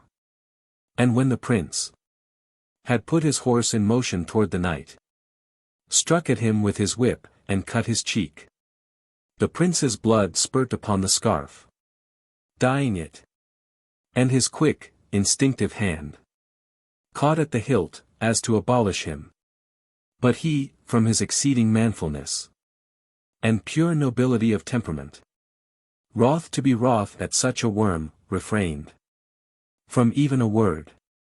And so returning said, I will avenge this insult, noble queen, done in your maiden's person to yourself. And I will track this vermin to their earths. For though I ride unarmed, I do not doubt to find, at some place I shall come at, arms on loan, or else for pledge. And, being found, then will I fight him, and will break his pride. And on the third day will again be here, so that I be not fallen in fight. Farewell. Farewell, fair prince, answered the stately queen. Be prosperous in this journey, as in all. And may you light on all things that you love. And live to wed with her whom first you love. But ere you wed with any, bring your bride. And I, were she the daughter of a king, yea, though she were a beggar from the hedge, will clothe her for her bridals like the sun. And Prince Geraint, now thinking that he heard the noble hart at bay, now the far horn, a little vexed at losing of the hunt, a little at the vile occasion, rode by ups and downs, through many a grassy glade and valley, with fixed eye following the three. At last they issued from the world of wood, and climbed upon a fair and even ridge, and showed themselves against the sky, and sank. And thither there came Geraint, and underneath beheld the long street of a little town, in a long valley, on one side whereof, white from the mason's hand, a fortress rose, and on one side a castle in decay, beyond a bridge that spanned a dry ravine. And out of town and valley came a noise, as of a broad brook o'er a shingly bed, brawling, or like a clamor of the rooks, at distance, ere they settle for the night. And onward to the fortress rode the three, and entered, and were lost behind the walls. So, thought Geraint, I have tracked him to his earth. And down the long street riding wearily, found every hostel full, and everywhere was hammer laid to hoof, and the hot hiss and bustling whistle of the youth who scoured his master's armor. And of such a one he asked, what means the tumult in the town? Who told him, scouring still, the sparrowhawk, then riding close behind an ancient churl, who, smitten by the dusty sloping beam, went sweating underneath a sack of corn, asked yet once more what meant the hubbub here. Who answered gruffly, Ugh! The sparrowhawk. Then riding further past an armorer's, who, with back turned, and bowed above his work, sat riveting a helmet on his knee. He put the self-same query, but the man, not turning round, nor looking at him, said, "Friend, he that labours for the sparrowhawk has little time for idle questioners." Whereat Geraint flashed into sudden spleen. "1,000 pips eat up your sparrowhawk. Tits, wrens, and all winged nothings peck him dead. Ye think the rustic cackle of your borg, the murmur of the world, what is it to me? O wretched set of sparrows, one and all, who pipe of nothing but of sparrowhawks. Speak, if ye be not like the rest, hawk-mad. Where can I get me harborage for the night? And arms, arms, arms to fight my enemy? Speak."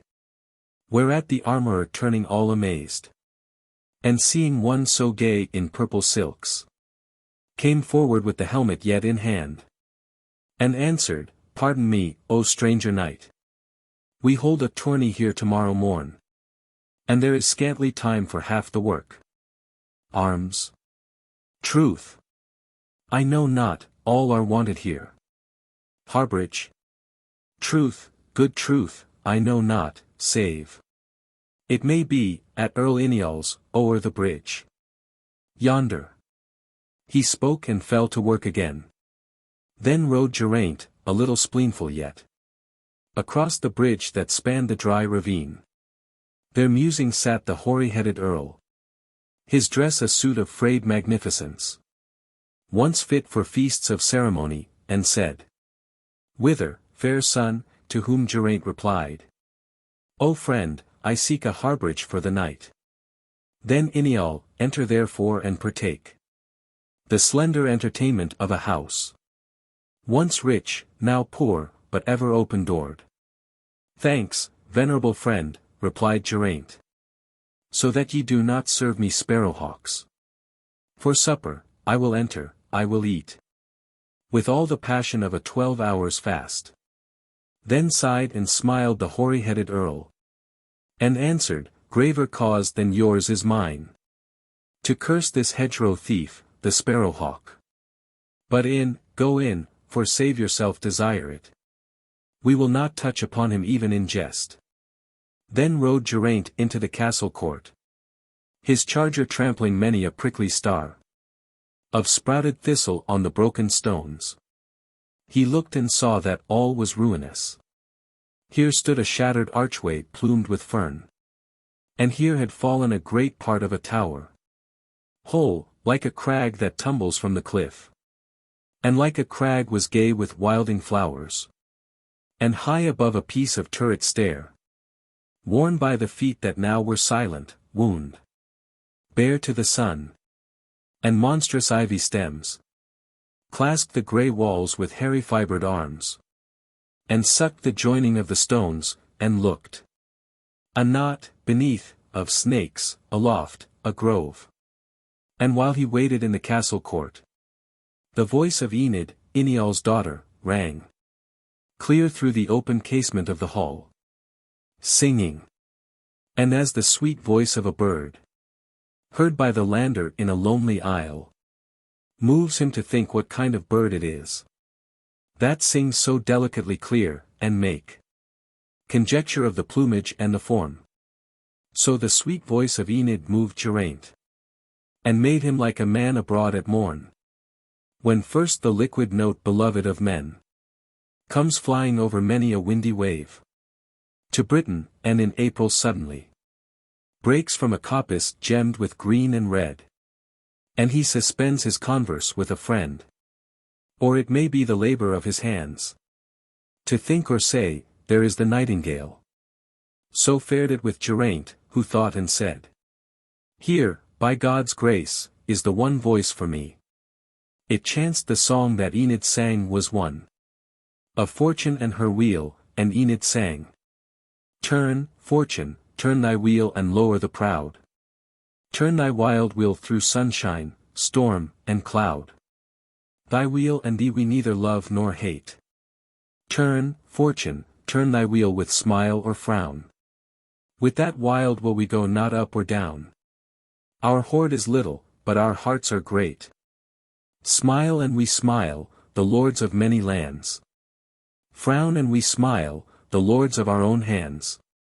For man is man and master of his fate. Turn, turn thy will above the staring crowd. Thy wheel and thou are shadows in the cloud. Thy wheel and thee we neither love nor hate. Hark, by the bird's song ye may learn the nest. Said Inial, enter quickly. Entering then. Right o'er a mount of newly fallen stones. The dusky raftered many cobwebbed hall. He found an ancient dame in dim brocade. And near her, like a blossom vermeil white, that lightly breaks a faded flower sheath, moved the fair Enid, all in faded silk. Her daughter. In a moment thought Geraint. Here by God's rood is the one made for me. But none spake word except the hoary earl. Enid, the good knight's horse stands in the court. Take him to stall, and give him corn, and then go to the town and buy us flesh and wine. And we will make us merry as we may. Our hoard is little, but our hearts are great. He spake, the prince, as Enid passed him, fain to follow, strode astride, but Inial caught his purple scarf, and held, and said, forbear. Rest. The good house, though ruined, O my son, endures not that her guest should serve himself. And reverencing the custom of the house, Geraint, from utter courtesy, forbore. So Enid took his charger to the stall, and after went her way across the bridge, and reached the town, and while the prince and earl yet spoke together, came again with one, a youth, that following with a costrel bore the means of goodly welcome, flesh and wine. And Enid brought sweet cakes to make them cheer, and in her veil enfolded, manchet bread. And then, because their hall must also serve for kitchen, boiled the flesh, and spread the board, and stood behind, and waited on the three. And seeing her so sweet and serviceable, Geraint had longing in him evermore to stoop and kiss the tender little thumb that crossed the trencher as she laid it down. But after all had eaten, then Geraint, for now the wine made summer in his veins, let his eye rove in following, or rest on Enid at her lowly handmaid work. Now here, now there, about the dusky hall. Then suddenly addressed the hoary earl. Fair host and earl, I pray your courtesy. This sparrowhawk, what is he? Tell me of him. His name. But no, good faith, I will not have it.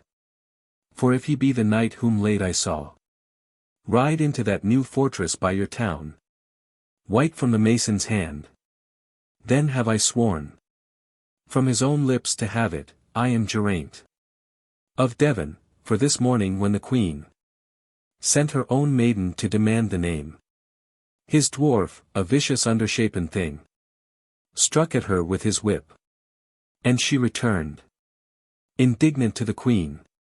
And then I swore that I would track this caitiff to his hold, and fight and break his pride, and have it of him. And all unarmed I rode, and thought to find arms in your town, where all the men are mad. They take the rustic murmur of their borg for the great wave that echoes round the world. They would not hear me speak, but if ye know where I can light on arms, or if yourself should have them, tell me, seeing I have sworn that I will break his pride and learn his name, avenging this great insult done the queen. Then cried Earl Inial, art thou he indeed? Geraint, a name far sounded among men for noble deeds. And truly I, when first I saw you moving by me on the bridge, felt ye were somewhat, yea, and by your state and presence might have guessed you one of those that eat in Arthur's hall in Camelot. Nor speak I now from foolish flattery, for this dear child hath often heard me praise your feats of arms, and often when I paused, hath asked again, and ever loved to hear. So grateful is the noise of noble deeds. to noble hearts who see but acts of wrong. Oh, never yet had woman such a pair of suitors as this maiden, first Limouwers. A creature wholly given to brawls and wine. Drunk even when he wooed. And be he dead? I know not, but he passed to the wild land. The second was your foe, the sparrowhawk. My curse, my nephew, I will not let his name slip from my lips if I can help it, he. When that I knew him fierce and turbulent, refused her to him, then his pride awoke. And since the proud man often is the mean, he sowed a slander in the common ear, affirming that his father left him gold. And in my charge, which was not rendered to him, bribed with large promises the men who served about my person, the more easily, because my means were somewhat broken into, through open doors and hospitality, raised my own town against me in the night. Before my Enid's birthday, sacked my house. From mine own earldom foully ousted me. Built that new fort to overawe my friends. For truly there are those who love me yet. And keeps me in this ruinous castle here. Where doubtless he would put me soon to death. But that his pride too much despises me. And I myself sometimes despise myself. For I have let men be, and have their way. I am much too gentle, have not used my power. Nor know I whether I be very base, or very manful, whether very wise, or very foolish. Only this I know, that whatsoever evil happen to me, I seem to suffer nothing heart or limb, but can endure it all most patiently. Well said, true heart, replied Geraint, but arms. That if the sparrowhawk, this nephew, fight in next day's tourney I may break his pride.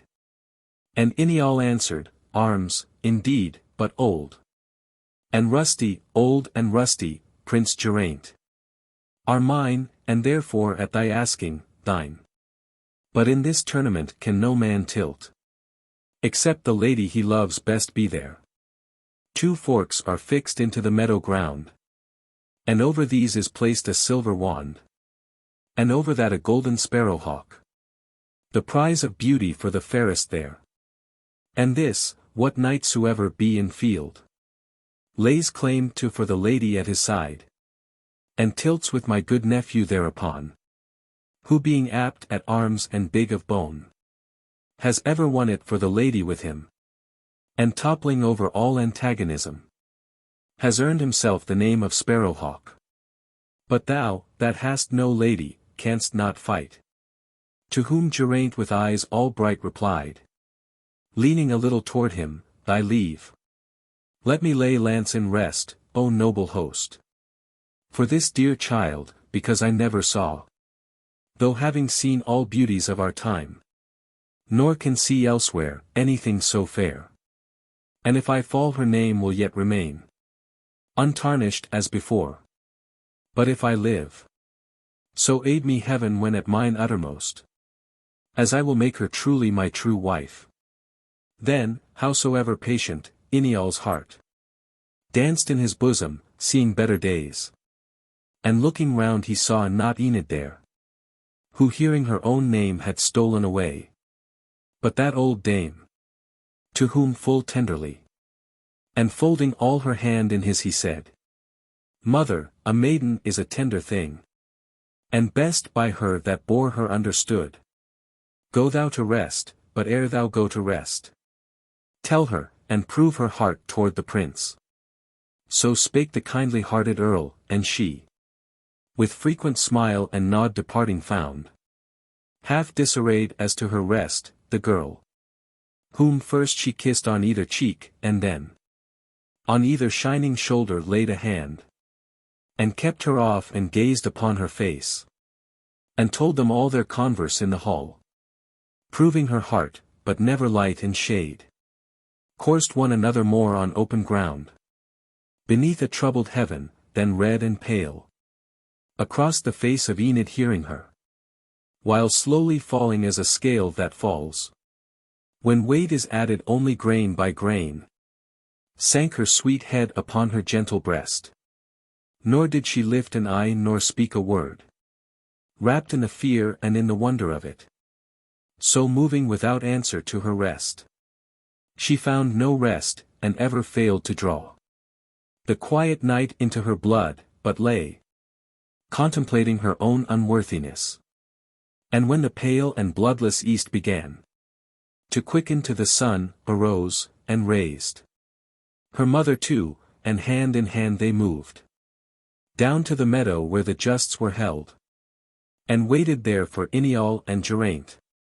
And thither came the twain, and when Geraint beheld her first in field, awaiting him, he felt, were she the prize of bodily force, himself beyond the rest pushing could move the chair of Idris. Idylls' rusted arms were on his princely person, but through these prince-like his bearing shone, and errant knights and ladies came, and by the town flowed in, and settling circled all the lists. And there they fixed the forks into the ground. And over these they placed the silver wand. And over that the golden sparrowhawk. Then Idylls' nephew, after trumpet blown, spake to the lady with him and proclaimed, advance and take, as fairest of the fair, what I these 2 years past have won for thee. The prize of beauty. Loudly spake the prince. Forbear, there is a worthier, and the knight, with some surprise and thrice as much disdain, turned, and beheld the four, and all his face glowed like the heart of a great fire at Yule. So burnt he was with passion, crying out, do battle for it then, no more. And thrice they clashed together, and thrice they brake their spears. Then each, dishurst and drawing, lashed at each. So often and with such blows, that all the crowd wondered, and now and then from distant walls there came a clapping as of phantom hands. So twice they fought, and twice they breathed, and still the dew of their great labor, and the blood of their strong bodies, flowing, drained their force. But either's force was matched till Idylls' cry, remember that great insult done the queen, increased Geraint's, who heaved his blade aloft, and cracked the helmet through, and bit the bone, and felled him, and set foot upon his breast, and said, thy name? To whom the fallen man made answer, groaning, Ettarre, son of Nud. Ashamed am I that I should tell it thee. My pride is broken, men have seen my fall. Then, Ettarre, son of Nud, replied Geraint, these 2 things shalt thou do, or else thou deest. First, thou thyself, with damsel and with dwarf, shalt ride to Arthur's court, and coming there, crave pardon for that insult done the queen, and shalt abide her judgment on it. Next, thou shalt give back their earldom to thy kin. These 2 things shalt thou do, or thou shalt die. And Ettarre answered, these things will I do, for I have never yet been overthrown. And thou hast overthrown me, and my pride is broken down, for Enid sees my fall. And rising up, he rode to Arthur's court. And there the queen forgave him easily. And being young, he changed and came to loathe his crime of traitor, slowly drew himself bright from his old dark life, and fell at last in the great battle fighting for the king. But when the 3rd day from the hunting morn made a low splendor in the world, and wings moved in her ivy, Enid, for she lay with her fair head in the dim yellow light among the dancing shadows of the birds, woke and bethought her of her promise given no later than last eve to Prince Geraint. So bent he seemed on going the 3rd day, he would not leave her, till her promise given, to ride with him this morning to the court, and there be made known to the stately queen, and there be wedded with all ceremony. At this she cast her eyes upon her dress, and thought it never yet had looked so mean. For as a leaf in mid-November is, to what it is in mid-October, seemed The dress that now she looked on to the dress. She looked on ere the coming of Geraint. And still she looked, and still the terror grew. Of that strange bright and dreadful thing, a court. All staring at her in her faded silk. And softly to her own sweet heart she said, "This noble prince who won our earldom back. So splendid in his acts and his attire. Sweet heaven, how much I shall discredit him. Would he could tarry with us here a while. But being so beholden to the prince, it were but little grace in any of us. Bent as he seemed on going this third day, to seek a second favour at his hands. Yet if he could but tarry a day or two, myself would work I dim, and finger lame. Far liefer than so much discredit him." And Enid fell in longing for a dress, all branched and flowered with gold, a costly gift of her good mother, given her on the night before her birthday, 3 sad years ago. That night of fire, when Ettarre sacked their house, and scattered all they had to all the winds. For while the mother showed it, and the two were turning and admiring it, the work to both appeared so costly, rose a cry that Ettarre's men were on them. And they fled, with little save the jewels they had on, which being sold and sold had bought them bread. And Ettarre's men had caught them in their flight, and placed them in this ruin. And she wished the prince had found her in her ancient home. Then let her fancy flit across the past, and roam the goodly places that she knew. And last bethought her how she used to watch, near that old home, a pool of golden carp. And one was patched and blurred and lustreless among his burnished brethren of the pool. And half asleep she made comparison of that and these to her own faded self, and the gay court, and fell asleep again. And dreamt herself was such a faded form among her burnished sisters of the pool. But this was in the garden of a king. And though she lay dark in the pool, she knew that all was bright, that all about were birds of sunny plume in gilded trellis work, that all the turf was rich in plots that looked each like a garnet or a turkey's in it. And lords and ladies of the high court went in silver tissue talking things of state. And children of the king in cloth of gold glanced at the doors or gamboled down the walks. And while she thought, "They will not see me," came a stately queen whose name was Guinevere. And all the children in their cloth of gold ran to her, crying, "If we have fish at all, let them be gold." And charged the gardeners now to pick the faded creature from the pool, and cast it on the mixen that it die. And therewithal one came and seized on her. And Enid started waking, with her heart all overshadowed by the foolish dream. And lo! It was her mother grasping her to get her well awake. And in her hand a suit of bright apparel, which she laid flat on the couch, and spoke exultingly. "See here, my child, how fresh the colors look. How fast they hold like colors of a shell that keeps the wear and polish of the wave. Why not? It never yet was worn, I trow.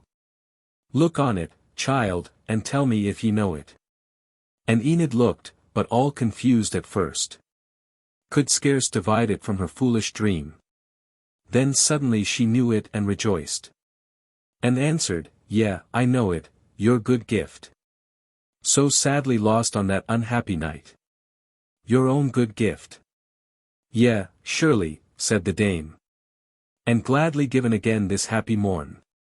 For when the justs were ended yesterday, went any all through the town, and everywhere he found the sack and plunder of our house, all scattered through the houses of the town. And gave command that all which once was ours should now be ours again, and yestereve, while ye were talking sweetly with your prince, came one with this and laid it in my hand. For love or fear, or seeking favour of us, Because we have our earldom back again. And yestereve I would not tell you of it, but kept it for a sweet surprise at morn. Yea, truly is it not a sweet surprise? For I myself unwillingly have worn my faded suit, as you, my child, have yours. And howsoever patient, Inial his. Ah, dear, he took me from a goodly house, with store of rich apparel, sumptuous fare, and page, and maid, and squire, and seneschal, and pastime both of hawk and hound, and all that appertains to noble maintenance. Yea, and he brought me to a goodly house. But since our fortune swerved from sun to shade, and all through that young traitor, cruel need, constrained us, but a better time has come. So clothe yourself in this, that better fits our mended fortunes and a prince's bride. For though ye won the prize of fairest fair, and though I heard him call you fairest fair, let never maiden think, however fair, she is not fairer in new clothes than old. And should some great court lady say, the prince hath picked a ragged robin from the hedge, and like a madman brought her to the court, then were ye shamed, and, worse, might shame the prince, to whom we are beholden.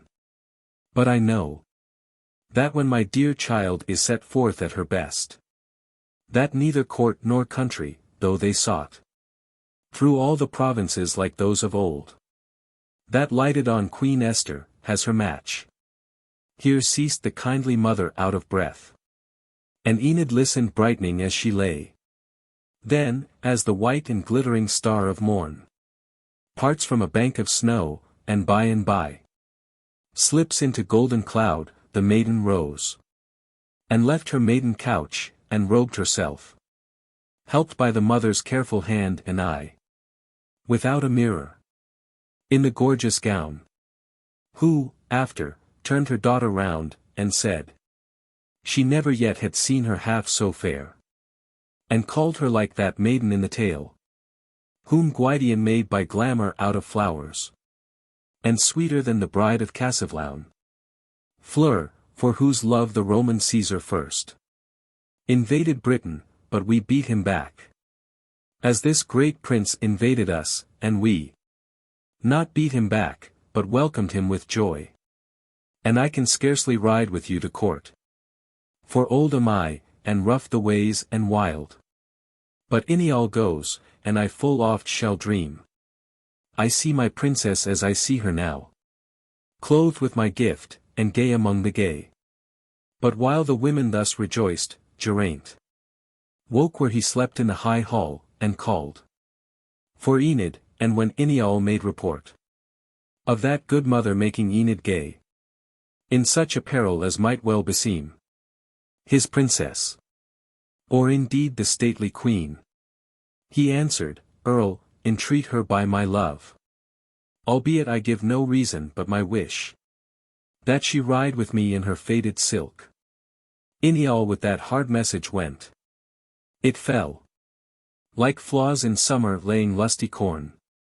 For Enid, all abashed she knew not why, dared not to glance at her good mother's face, but silently, in all obedience, her mother silent too, nor helping her, laid from her limbs the costly broidered gift, and robed them in her ancient suit again, and so descended.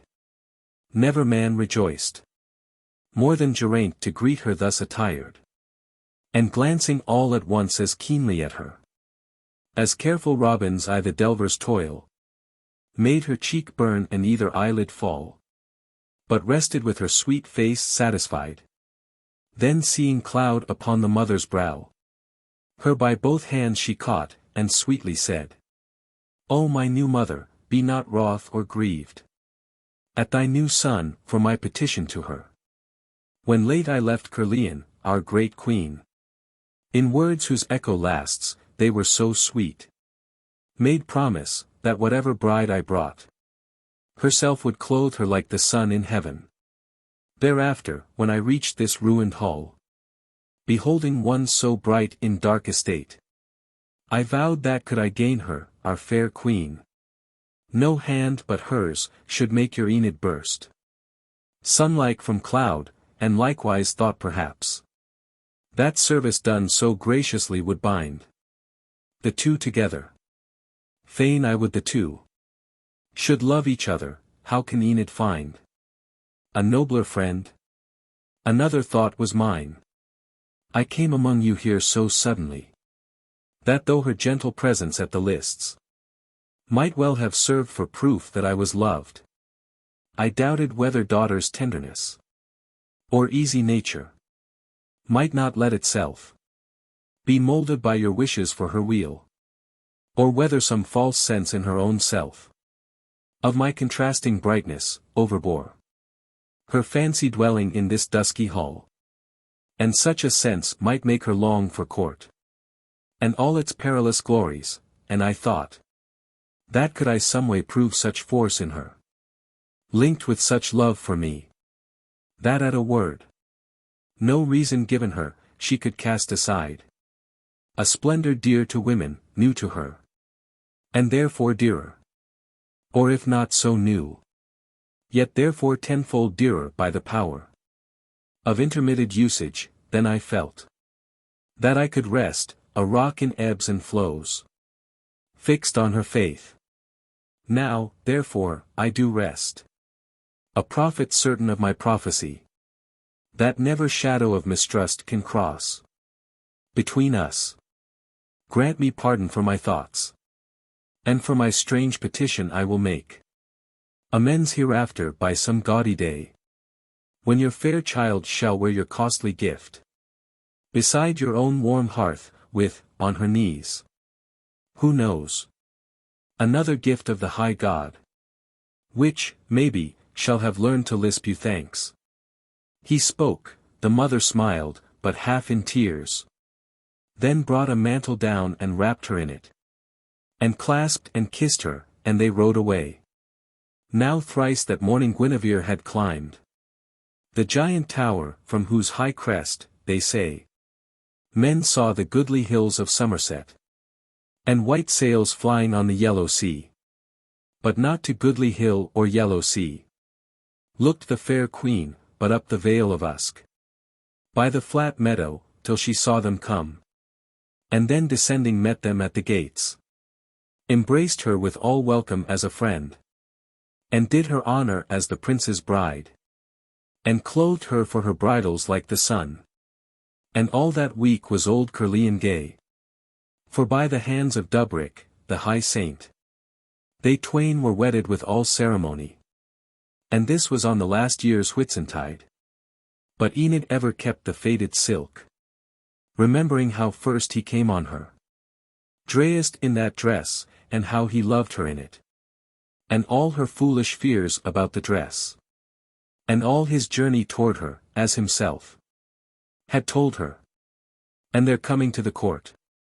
And now this morning when he said to her, "Put on your worst and meanest dress," she found, and took it, and arrayed herself therein. Geraint and Enid. O purblind race of miserable men!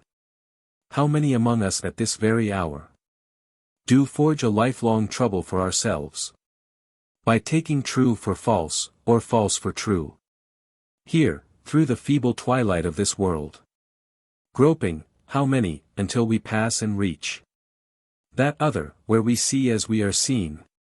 So fared it with Geraint, who issuing forth that morning, when they both had got to horse, perhaps because he loved her passionately, and felt that tempest brooding round his heart, which, if he spoke at all, would break perforce upon a head so dear in thunder, said, "Not at my side. I charge thee ride before, ever a good way on before, and this I charge thee, on thy duty as a wife, whatever happens, not to speak to me. No, not a word," and Enid was aghast. And forth they rode, but scarce 3 paces on, when crying out, effeminate as I am, I will not fight my way with gilded arms. All shall be iron. He loosed a mighty purse, hung at his belt, and hurled it toward the squire. So the last sight that Enid had of home was all the marble threshold flashing, strewn with gold and scattered coinage, and the squire chafing his shoulder. Then he cried again, "To the wilds!" And Enid leading down the tracks, through which he bade her lead him on. They passed the marches, and by bandit-haunted holds, grey swamps and pools, waste places of the Herne, and wildernesses, perilous paths. They rode. Round was their pace at first, but slackened soon. A stranger meeting them had surely thought. They rode so slowly and they looked so pale, that each had suffered some exceeding wrong. For he was ever saying to himself, "Oh, I that wasted time to tend upon her, to compass her with sweet observances, to dress her beautifully and keep her true." And there he broke the sentence in his heart, abruptly, as a man upon his tongue may break it, when his passion masters him. And she was ever praying the sweet heavens to save her dear lord whole from any wound. And ever in her mind she cast about for that unnoticed failing in herself, which made him look so cloudy and so cold, till the great plover's human whistle amazed her heart, and glancing round the waste she feared, in ever-wavering brake and ambuscade. Then thought again, if there be such in me, I might amend it by the grace of heaven, if he would only speak and tell me of it. But when the fourth part of the day was gone, then Enid was aware of 3 tall knights, on horseback, wholly armed, behind a rock, in shadow, waiting for them, caitiffs all. And heard one crying to his fellow, "Look! Here comes a laggard hanging down his head, who seems no bolder than a beaten hound. Come, we will slay him and will have his horse and armor, and his damsel shall be ours." Then Enid pondered in her heart, and said, "I will go back a little to my lord, and I will tell him all their caitiff talk. For, be he wroth even to slaying me, far liefer by his dear hand had I die, than that my lord should suffer loss or shame." Then she went back some paces of return, met his full frown timidly firm, and said, "My lord, I saw 3 bandits by the rock, waiting to fall on you, and heard them boast that they would slay you, and possess your horse and armor, and your damsel should be theirs." He made a wrathful answer, "Did I wish your warning or your silence? One command I laid upon you, not to speak to me, and thus ye keep it. Well then, look, for now, whether ye wish me victory or defeat, long for my life, or hunger for my death, yourself shall see my vigor is not lost." Then Enid waited pale and sorrowful, and down upon him bare the bandit 3. And at the midmost charging, Prince Geraint drave the long spear a cubit through his breast, and out beyond, and then against his brace of comrades, each of whom had broken on him a lance that splintered like an icicle, swung from his brand a windy buffet out, once, twice, to right, to left, and stunned the twain, or slew them. And dismounting like a man that skins the wild beast after slaying him, stripped from the 3 dead wolves of woman born the 3 gay suits of armor which they wore, and let the bodies lie, but bound the suits of armor on their horses, each on each, and tied the bridle reins of all the 3 together, and said to her, "Drive them on before you." And she drove them through the waste. He followed nearer. Ruth began to work against his anger in him, while he watched the being he loved best in all the world, with difficulty in mild obedience. Driving them on, he fain had spoken to her, and loosed in words of sudden fire the wrath and smouldered wrong that burnt him all within. But evermore it seemed an easier thing, at once without remorse to strike her dead, than to cry, "Halt," and to her own bright face accuse her of the least immodesty. And thus tongue-tied, it made him wroth the more, that she could speak whom his own ear had heard, call herself false, and suffering thus he made minutes an age, but in scarce longer time than at Caerleon the full-tided Usk. Before he turned to fall seaward again, pauses, did Enid, keeping watch, behold, in the first shallow shade of a deep wood, before a gloom of stubborn shafted oaks, 3 other horsemen waiting, wholly armed, whereof one seemed far larger than her lord, and shook her pulses, crying, "Look, a prize! 3 horses and 3 goodly suits of arms, and all in charge of whom? A girl, set on." "Nay," said the second, "yonder comes a knight." The third, "A craven, how he hangs his head." The giant answered merrily, "Yea, but one. Wait here, and when he passes fall upon him." And Enid pondered in her heart and said, "I will abide the coming of my lord, and I will tell him all their villainy. My lord is weary with the fight before, and they will fall upon him unawares. I needs must disobey him for his good. How should I dare obey him to his harm?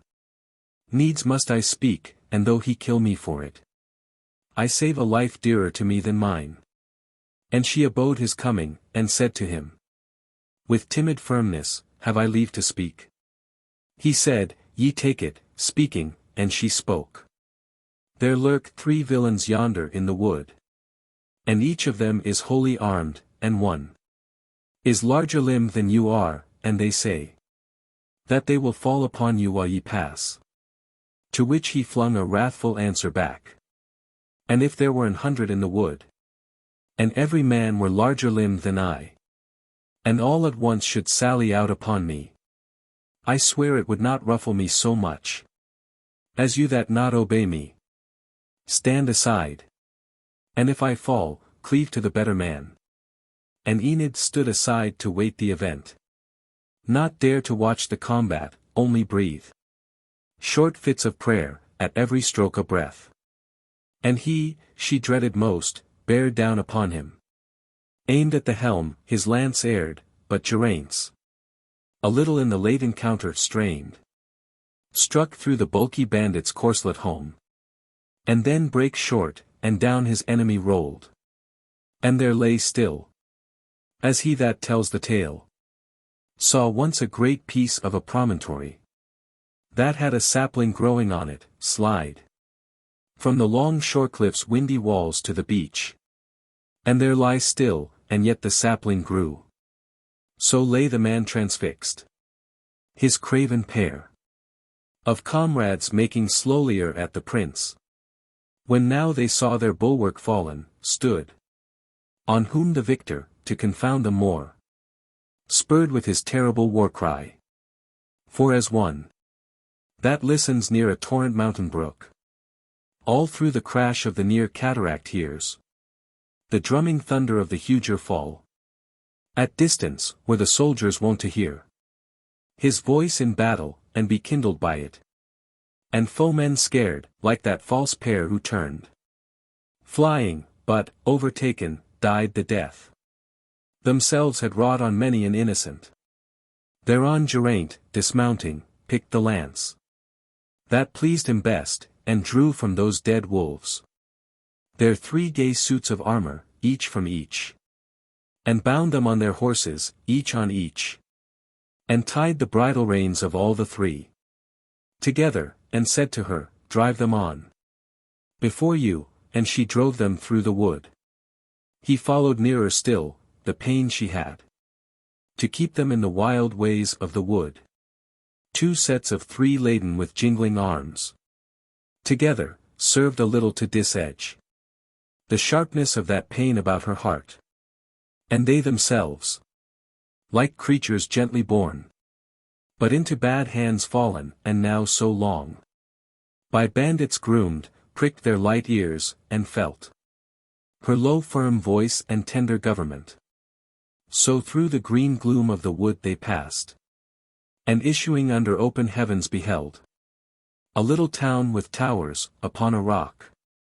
And close beneath, a meadow gem-like chased. In the brown wild. And mowers mowing in it. And down a rocky pathway from the place. There came a fair-haired youth, that in his hand bare victual for the mowers, and Geraint had ruth again on Enid looking pale. Then, moving downward to the meadow ground, he, when the fair-haired youth came by him, said, "Friend, let her eat. The damsel is so faint." "Yea, willingly," replied the youth, "and thou, my lord, eat also, though the fare is coarse, and only meat for mowers." Then set down his basket, and dismounting on the sward, they let the horses graze, and ate themselves. And Enid took a little delicately, less having stomach for it than desire, to close with her lord's pleasure. But Geraint ate all the mowers' victual unawares. And when he found all empty, was amazed. "And, boy," said he, "I have eaten all, but take a horse and arms for guerdon, choose the best." He, reddening in extremity of delight, "My lord, you overpay me 50-fold. Ye will be all the wealthier," cried the prince. "I take it as free gift, then," said the boy. "Not guerdon. For myself can easily. While your good damsel rests, return, and fetch fresh victual for these mowers of our earl. For these are his, and all the field is his. And I myself am his. And I will tell him how great a man thou art, he loves to know. When men of mark are in his territory. And he will have thee to his palace here. And serve thee costlier than with mowers fair." Geraint and Enid in the meadow. Then said Geraint, "I wish no better fare. I never ate with angrier appetite than when I left your mowers dinnerless. And into no earl's palace will I go. I know, God knows, too much of palaces. And if he want me, let him come to me. But hire us some fair chamber for the night. And stalling for the horses, and return with victual for these men, and let us know." "Yea, my kind lord," said the glad youth, and went. Held his head high, and thought himself a knight. And up the rocky pathway disappeared, leading the horse, and they were left alone. But when the prince had brought his errant eyes home from the rock, sideways he let them glance at Enid, where she drooped, his own false doom. That shadow of mistrust should never cross betwixt them, came upon him, and he sighed. Then with another humorous ruth remarked, the lusty mowers laboring dinnerless, and watched the sun blaze on the turning scythe, and after nodded sleepily in the heat. But she, remembering her old ruined hall, and all the windy clamour of the daws about her hollow turret, plucked the grass, there growing longest by the meadow's edge, and into many a listless annulet, now over, now beneath her marriage ring, wove and unwove it, till the boy returned, and told them of a chamber, and they went, where, after saying to her, "If ye will call for the woman of the house," to which she answered, "Thanks, my lord," the two remained apart by all the chamber's width, and mute, as two creatures voiceless through the fault of birth, or two wild men supporters of a shield painted, who stare at open space, nor glance the one at other, parted by the shield. On a sudden, many a voice along the street, and heel against the pavement echoing, burst their drowse, and either started while the door, pushed from without, drave backward to the wall, and midmost of a rout of roisterers, femininely fair and dissolutely pale, her suitor in old years before Geraint entered, the wild lord of the place, Limowers. He moving up with pliant courtliness, greeted Geraint full face, but stealthily, in the mid-warmth of welcome and grasped hand, found Enid with the corner of his eye and knew her sitting sad and solitary. Then cried Geraint for wine and goodly cheer, to feed the sudden guest, and sumptuously, according to his fashion, bade the host call in what men soever were his friends, and feast with these in honour of their earl. And care not for the cost is mine. And wine and food were brought, and Earl Limowers drank till he jested with all ease, and told free tales, and took the word and played upon it, and made it of two colours. For his talk, when wine and free companions kindled him, was wont to glance and sparkle like a gem of 50 facets. Thus he moved the prince to laughter and his comrades to applause. Then, when the prince was merry, asked Limowers, your leave, my lord, to cross the room, and speak to your good damsel there who sits apart, and seems so lonely. My free leave, he said. Get her to speak, she doth not speak to me. Then rose Limowers, and looking at his feet, like him who tries the bridge he fears may fail, crossed and came near, lifted adoring eyes, bowed at her side and uttered whisperingly, Enid, the pilot star of my lone life. Enid, my early and my only love. Enid, the loss of whom hath turned me wild. What chance is this? How is it I see you here? Ye are in my power at last, are in my power. Yet fear me not, I call mine own self wild. But keep a touch of sweet civility. Here in the heart of waste and wilderness. I thought, but that your father came between. In former days you saw me favorably. And if it were so, do not keep it back. Make me a little happier, let me know it. Oh, you mean nothing for a life half lost? Yeah, the whole dear debt of all you are. And, Enid, you and he, I see with joy. Ye sit apart, you do not speak to him. You come with no attendants, page or maid. To serve you, doth he love you as of old?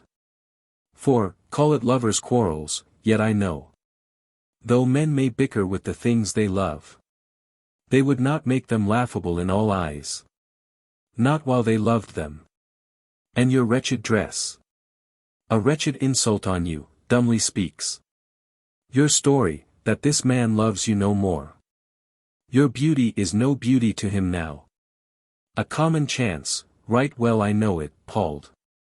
For I know men, nor will ye win him back. For the man's love once gone never returns. But here is one who loves you as of old, with more exceeding passion than of old. Good, speak the word, my followers ring him round. He sits unarmed, I hold a finger up. They understand, nay. I do not mean blood. Nor need ye look so scared at what I say. My malice is no deeper than a moat, no stronger than a wall, there is the keep. He shall not cross us more, speak but the word. Or speak it not. But then by him that made me, the one true lover whom you ever owned, I will make use of all the power I have. Oh, pardon me. The madness of that hour, when first I parted from thee, moves me yet. At this the tender sound of his own voice, and sweet self-pity, or the fancy of it, made his eye moist, but Enid feared his eyes, moist as they were, wine-heated from the feast, and answered with such craft as women use, guilty or guiltless, to stave off a chance that breaks upon them perilously, and said, Earl, if you love me as in former years, and do not practice on me, come with morn, and snatch me from him as by violence. Leave me tonight, I am weary to the death. Lo, at leave-taking, with his brandished plume, brushing his instep, bowed the all-amorous earl. And the stout prince bade him a loud good night. He moving homeward babbled to his men how Enid never loved a man but him, nor cared a broken egg-shell for her lord. But Enid left alone with Prince Geraint, debating his command of silence given, and that she now perforce must violate it. held commune with herself, and while she held, he fell asleep, and Enid had no heart to wake him, but hung o'er him, wholly pleased to find him yet unwounded after fight, and hear him breathing low and equally. Anon she rose, and stepping lightly, heaped the pieces of his armor in one place, all to be there against a sudden need. Then dozed awhile herself, but overtoiled by that day's grief and travel, evermore seemed catching at a rootless thorn, and then went slipping down horrible precipices, and strongly striking out her limbs awoke. Then thought she heard the wild earl at the door, with all his rout of random followers, sound on a dreadful trumpet, summoning her, which was the red cock shouting to the light, as the grey dawn stole o'er the dewy world, and glimmered on his armor in the room. And once again she rose to look at it, but touched it unawares, jangling, the casque fell, and he started up and stared at her. Then breaking his command of silence given, she told him all that Earl Limars had said, except the passage that he loved her not, nor left untold the craft herself had used, but ended with apology so sweet, low-spoken, and of so few words, and seemed so justified by that necessity, that though he thought was it for him she wept in Devon, he but gave a wrathful groan, saying, your sweet faces make good fellows fools and traitors. Call the host and bid him bring charger and palfrey. So she glided out among the heavy breathings of the house, and like a household spirit at the walls beat, till she woke the sleepers, and returned. Then tending her rough lord, though all unasked, in silence, did him service as a squire, till issuing armed he found the host and cried, thy reckoning, friend, and ere he learnt it, take 5 horses and their armors, and the host, suddenly honest, answered in amaze, my lord, I scarce have spent the worth of one. Ye will be all the wealthier, said the prince. And then to Enid, forward. And today, I charge you, Enid, more especially, what things soever ye may hear, or see, or fancy, though I count it of small use, to charge you, that ye speak not but obey. And Enid answered, yea, my lord, I know your wish, and would obey.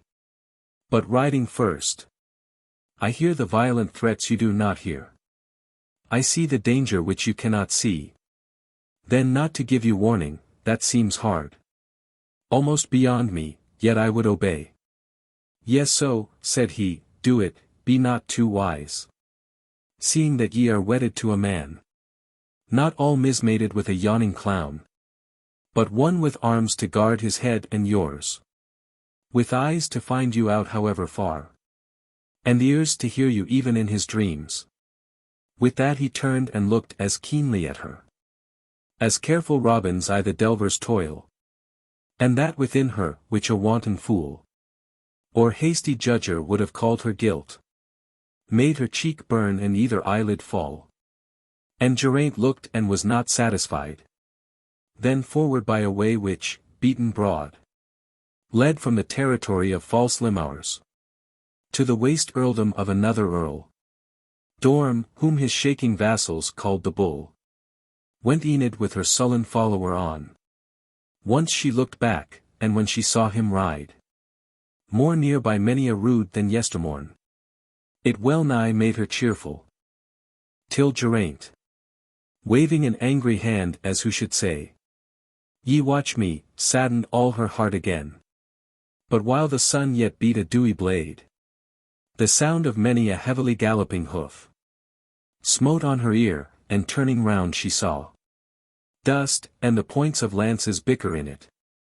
Then not to disobey her lord's behest, and yet to give him warning, for he rode as if he heard not, moving back she held her finger up, and pointed to the dust, at which the warrior in his obstinacy Because she kept the letter of his word. Was in a manner pleased, and turning, stood. And in the moment after, wild Limouwers. Borne on a black horse, like a thundercloud. Whose skirts are loosened by the breaking storm. Half ridden off with by the thing he rode. And all in passion uttering a dry shriek. Dashed down on Geraint, who closed with him, and bore. Down by the length of lance and arm beyond. The crupper, and so left him stunned or dead. And overthrew the next that followed him. And blindly rushed on all the rout behind. But at the flash and motion of the man. They vanished panic-stricken, like a shoal. Of darting fish, that on a summer morn. Adown the crystal dikes at Camelot. Come slipping o'er their shadows on the sand. But if a man who stands upon the brink. But lift a shining hand against the sun. There is not left the twinkle of a fin. Betwixt the cressy islets white in flower. So, scared but at the motion of the man. Fled all the boon companions of the earl. And left him lying in the public way. So vanish friendships only made in wine. Then like a stormy sunlight smiled Geraint. Who saw the chargers of the two that fell. Start from their fallen lords, and wildly fly. Mixed with the flyers. Horse and man, he said. All of one mind and all right honest friends. Not a hoof left, and I methinks till now. Was honest, paid with horses and with arms. I cannot steal or plunder, no nor beg. And so what say ye, shall we strip him there? Your lover. Has your palfrey heart enough? To bear his armor? Shall we fast, or dine? No. Then do thou, being right honest, pray. That we may meet the horsemen of Earl Dorm. I too would still be honest. Thus he said. And sadly gazing on her bridle reins. And answering not one word, she led the way. But as a man to whom a dreadful loss falls in a far land and he knows it not. But coming back he learns it, and the loss so pains him that he sickens nigh to death.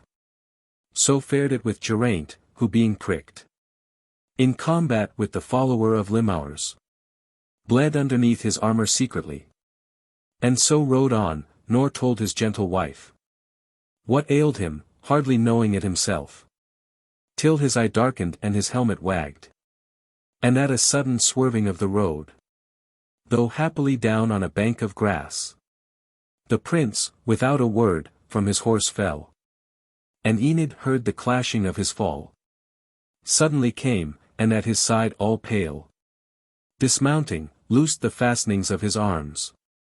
Nor let her true hand falter, nor blue eye moisten, till she had lighted on his wound. And tearing off her veil of faded silk, had bared her forehead to the blistering sun. And swathed the hurt that drained her dear lord's life. Then after all was done that hand could do, she rested, and her desolation came upon her, and she wept beside the way. And many passed, but none regarded her. For in that realm of lawless turbulence, a woman weeping for her murdered mate was cared as much for as a summer shower. One took him for a victim of Earl Dorm, nor dared to waste a perilous pity on him. Another hurrying past, a man-at-arms, rode on a mission to the bandit earl. Half whistling and half singing a coarse song, he drove the dust against her veilless eyes. Another, flying from the wrath of Dorm, before an ever-fancied arrow, made the long way smoke beneath him in his fear. At which her palfrey whinnying lifted heel, and scoured into the coppices and was lost. While the great charger stood, grieved like a man. But at the point of noon the huge Earl Dorm, broad-faced with underfringe of russet beard, bound on a foray, rolling eyes of prey, came riding with 100 lances up. But ere he came, like one that hails a ship, cried out with a big voice, "What, is he dead?" "No, no, not dead," she answered in all haste. Would some of your people take him up, and bear him hence out of this cruel sun? Most sure am I, quite sure, he is not dead. Then said Earl Dorm, well, if he be not dead, why wail ye for him thus? Ye seem a child. And be he dead, I count you for a fool. Your wailing will not quicken him, dead or not. Ye mar a comely face with idiot tears. Yet, since the face is comely, some of you, here, take him up, and bear him to our hall. And if he live, we will have him of our band. And if he die, why earth has earth enough to hide him.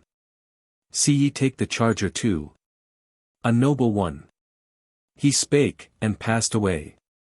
But left 2 brawny spearmen, who advanced, each growling like a dog, when his good bone seems to be plucked at by the village boys, who love to vex him eating, and he fears to lose his bone, and lays his foot upon it, gnawing and growling. So the ruffians growled, fearing to lose, and all for a dead man, their chance of booty from the morning's raid. Yet raised and laid him on a litter bier, such as they brought upon their forays out. For those that might be wounded, laid him on it, all in the hollow of his shield, and took, and bore him to the naked hall of Dorm, his gentle charger following him unled, and cast him and the bier in which he lay down on an oaken settle in the hall, and then departed, hot in haste to join their luckier mates, but growling as before, and cursing their lost time, and the dead man, and their own earl, and their own souls, and her. They might as well have blessed her, she was deaf to blessing or to cursing save from one. So for long hours sat Enid by her lord, there in the naked hall, propping his head, and chafing his pale hands, and calling to him, till at the last he wakened from his swoon, and found his own dear bride propping his head, and chafing his faint hands, and calling to him, and felt the warm tears falling on his face, and said to his own heart, she weeps for me, and yet lay still, and feigned himself as dead, that he might prove her to the uttermost, and say to his own heart, she weeps for me. But in the falling afternoon returned the huge Earl Dorm with plunder to the hall. His lusty spearmen followed him with noise, each hurling down a heap of things that rang against his pavement, cast his lance aside, and doffed his helm, and then there fluttered in, half bold, half fright, with dilated eyes, a tribe of women, dressed in many hues, and mingled with the spearmen, and Earl Dorm struck with a knife's haft hard against the board, and called for flesh and wine to feed his spears. And men brought in whole hogs and quarter beeves, and all the hall was dim with steam of flesh. And none spake word, but all sat down at once, and ate with tumult in the naked hall, feeding like horses when you hear them feed, till Enid shrank far back into herself, to shun the wild ways of the lawless tribe. But when Earl Dorm had eaten all he would, he rolled his eyes about the hall, and found a damsel drooping in a corner of it. Then he remembered her, and how she wept. And out of her there came a power upon him. And rising on the sudden he said, Eat. I never yet beheld a thing so pale. God's curse, it makes me mad to see you weep. Eat. Look yourself. Good luck had your good man. For were I dead, who is it would weep for me? Sweet lady, never since I first drew breath have I beheld a lily like yourself. And so there lived some color in your cheek. There is not one among my gentlewomen were fit to wear your slipper for a glove. But listen to me, and by me be ruled. And I will do the thing I have not done. For ye shall share my earldom with me, girl. And we will live like 2 birds in one nest. And I will fetch you forage from all fields. For I compel all creatures to my will. He spoke, the brawny spearman let his cheek bulged with the unswallowed peace, and turning stared. While some, whose souls the old serpent long had drawn down, as the worm draws in the withered leaf, and makes it earth, hissed each at other's ear.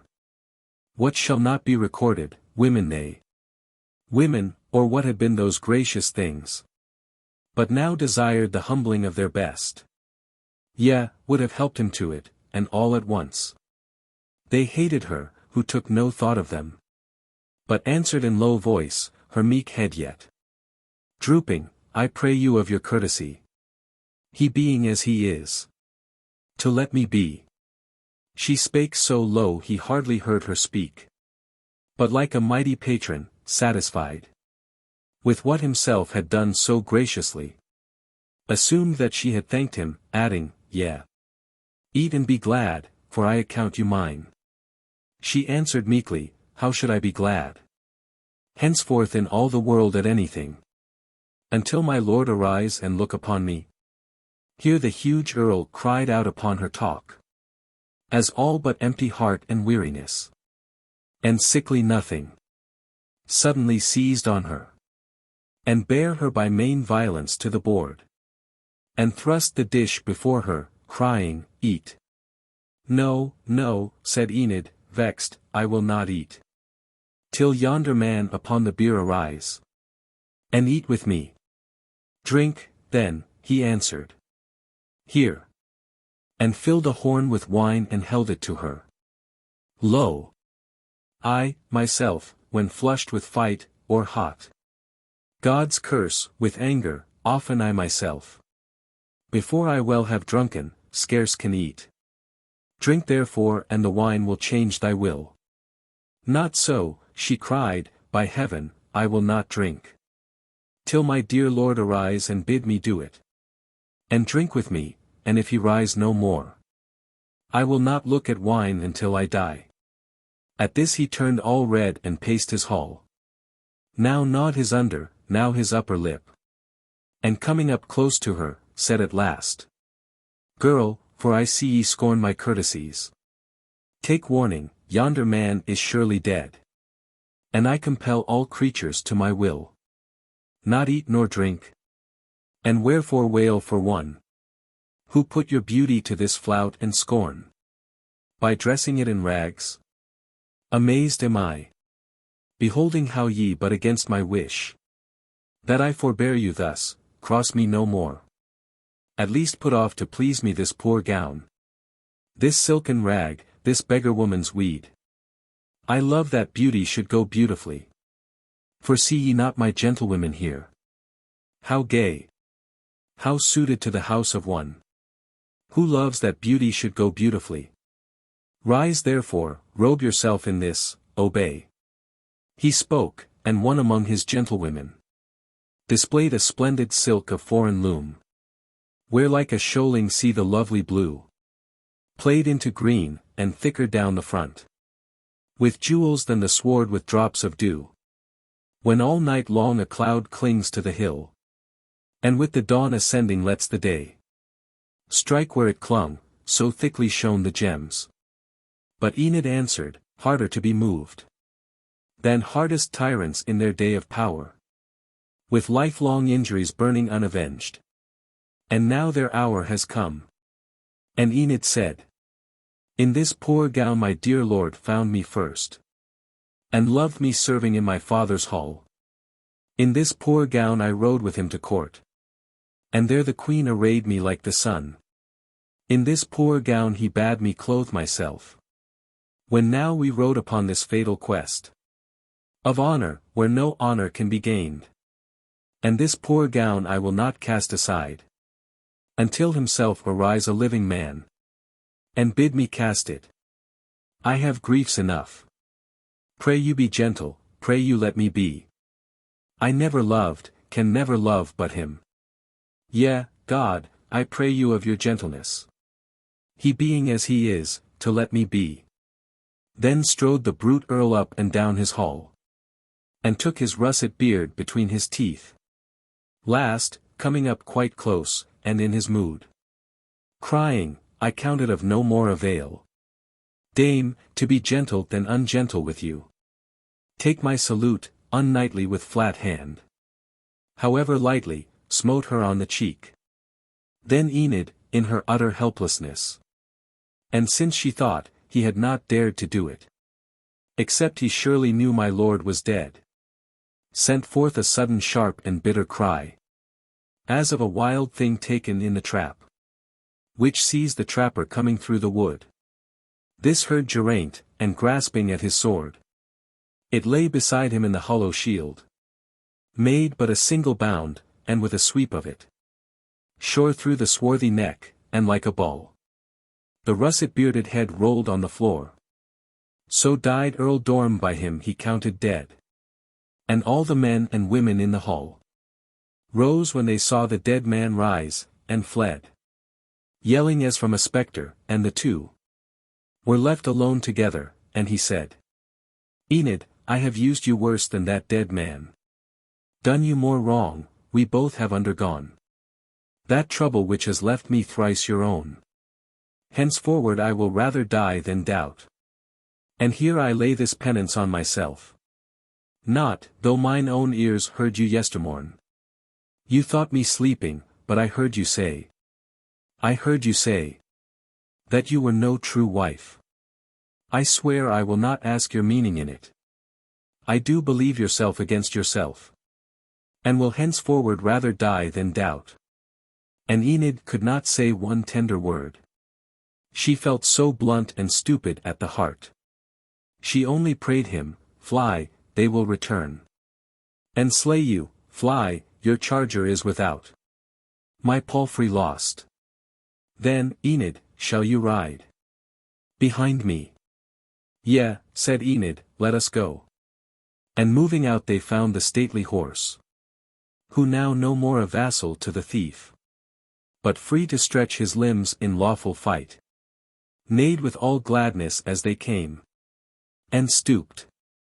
With a low whinny toward the pair, and she kissed the white star upon his noble front. Glad also. Then Geraint upon the horse mounted, and reached a hand, and on his foot. She set her own and climbed, he turned his face. And kissed her climbing, and she cast her arms about him, and at once they rode away. And never yet, since high in paradise, o'er the 4 rivers the first roses blew, came purer pleasure unto mortal kind. Then lived through her, who in that perilous hour put hand to hand beneath her husband's heart. And felt him hers again, she did not weep. But o'er her meek eyes came a happy mist. Like that which kept the heart of Eden green. Before the useful trouble of the rain. Yet not so misty were her meek blue eyes. As not to see before them on the path. Right in the gateway of the bandit hold. A knight of Arthur's court, who laid his lance in rest, and made as if to fall upon him. Then, fearing for his hurt and loss of blood, she, with her mind all full of what had chanced, shrieked to the stranger, slay not a dead man. The voice of Enid, said the knight. But she, beholding it was Edarn son of Nud, was moved so much the more, and shrieked again. O cousin, slay not him who gave you life. And Edarn moving frankly forward spake. My lord Geraint, I greet you with all love. I took you for a bandit knight of Dorn. And fear not, Enid, I should fall upon him. Who love you, prince, with something of the love wherewith we love the heaven that chastens us. For once, when I was up so high in pride, that I was halfway down the slope to hell, by overthrowing me you threw me higher. Now, made a knight of Arthur's table round. And since I knew this earl, when I myself was half a bandit in my lawless hour, I come the mouthpiece of our king to Dorn. The king is close behind me, bidding him disband himself, and scatter all his powers. Submit, and hear the judgment of the king. He hears the judgment of the King of Kings, cried the wan prince. And lo, the powers of Dorn are scattered, and he pointed to the field. where, huddled here and there on mound and knoll, were men and women staring and aghast, while some yet fled. And then he plainlier told how the huge earl lay slain within his hall. But when the knight besought him, "Follow me, Prince, to the camp, and in the king's own ear speak what has chanced, ye surely have endured strange chances here alone." That other flushed, and hung his head, and halted in reply, fearing the mild face of the blameless king. And after madness acted question asked, till Ettarre crying, "If ye will not go to Arthur, then will Arthur come to you." "Enough," he said, "I follow," and they went. But Enid in their going had two fears. One from the bandits scattered in the field, and one from Ettarre. Every now and then, when Ettarre reined his charger at her side, she shrank a little. In a hollow land, from which old fires have broken, men may fear fresh fire and ruin. He, perceiving, said, "Fair and dear cousin, you that most had cause to fear me, fear no longer, I am changed. Yourself were first the blameless cause to make my nature's prideful sparkle in the blood break into furious flame, being repulsed by Inial and yourself, I schemed and wrought until I overturned him.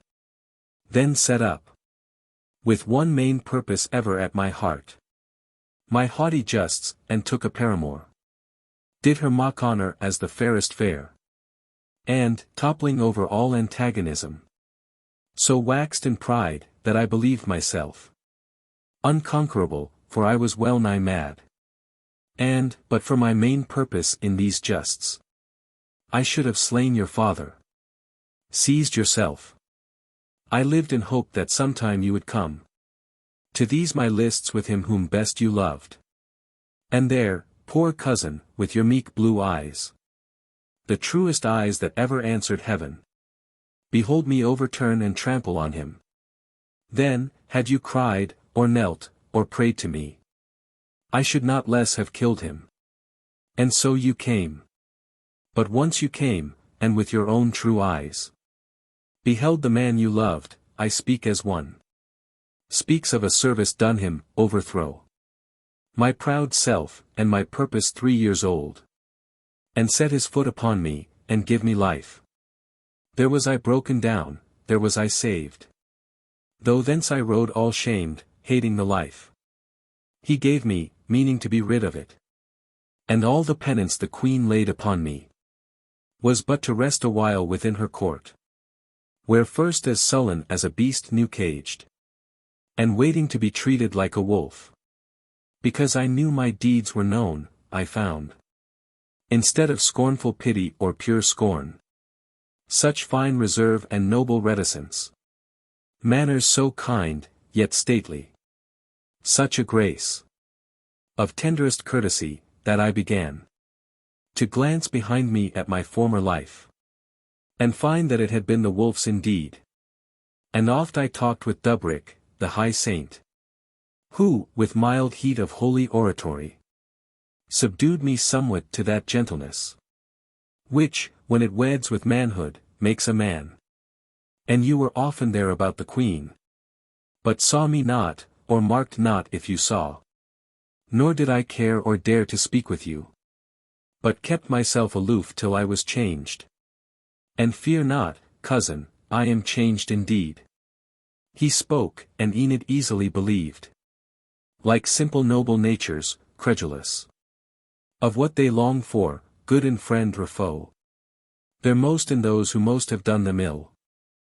And when they reached the camp, the king himself advanced to greet them, and beholding her, though pale, yet happy, asked her not a word, but went apart with Ettarre, whom he held in converse for a little, and returned, and, gravely smiling, lifted her from horse, and kissed her with all pureness, brother-like, and showed an empty tent allotted her, and glancing for a minute, till he saw her pass into it, turned to the prince, and said, Prince.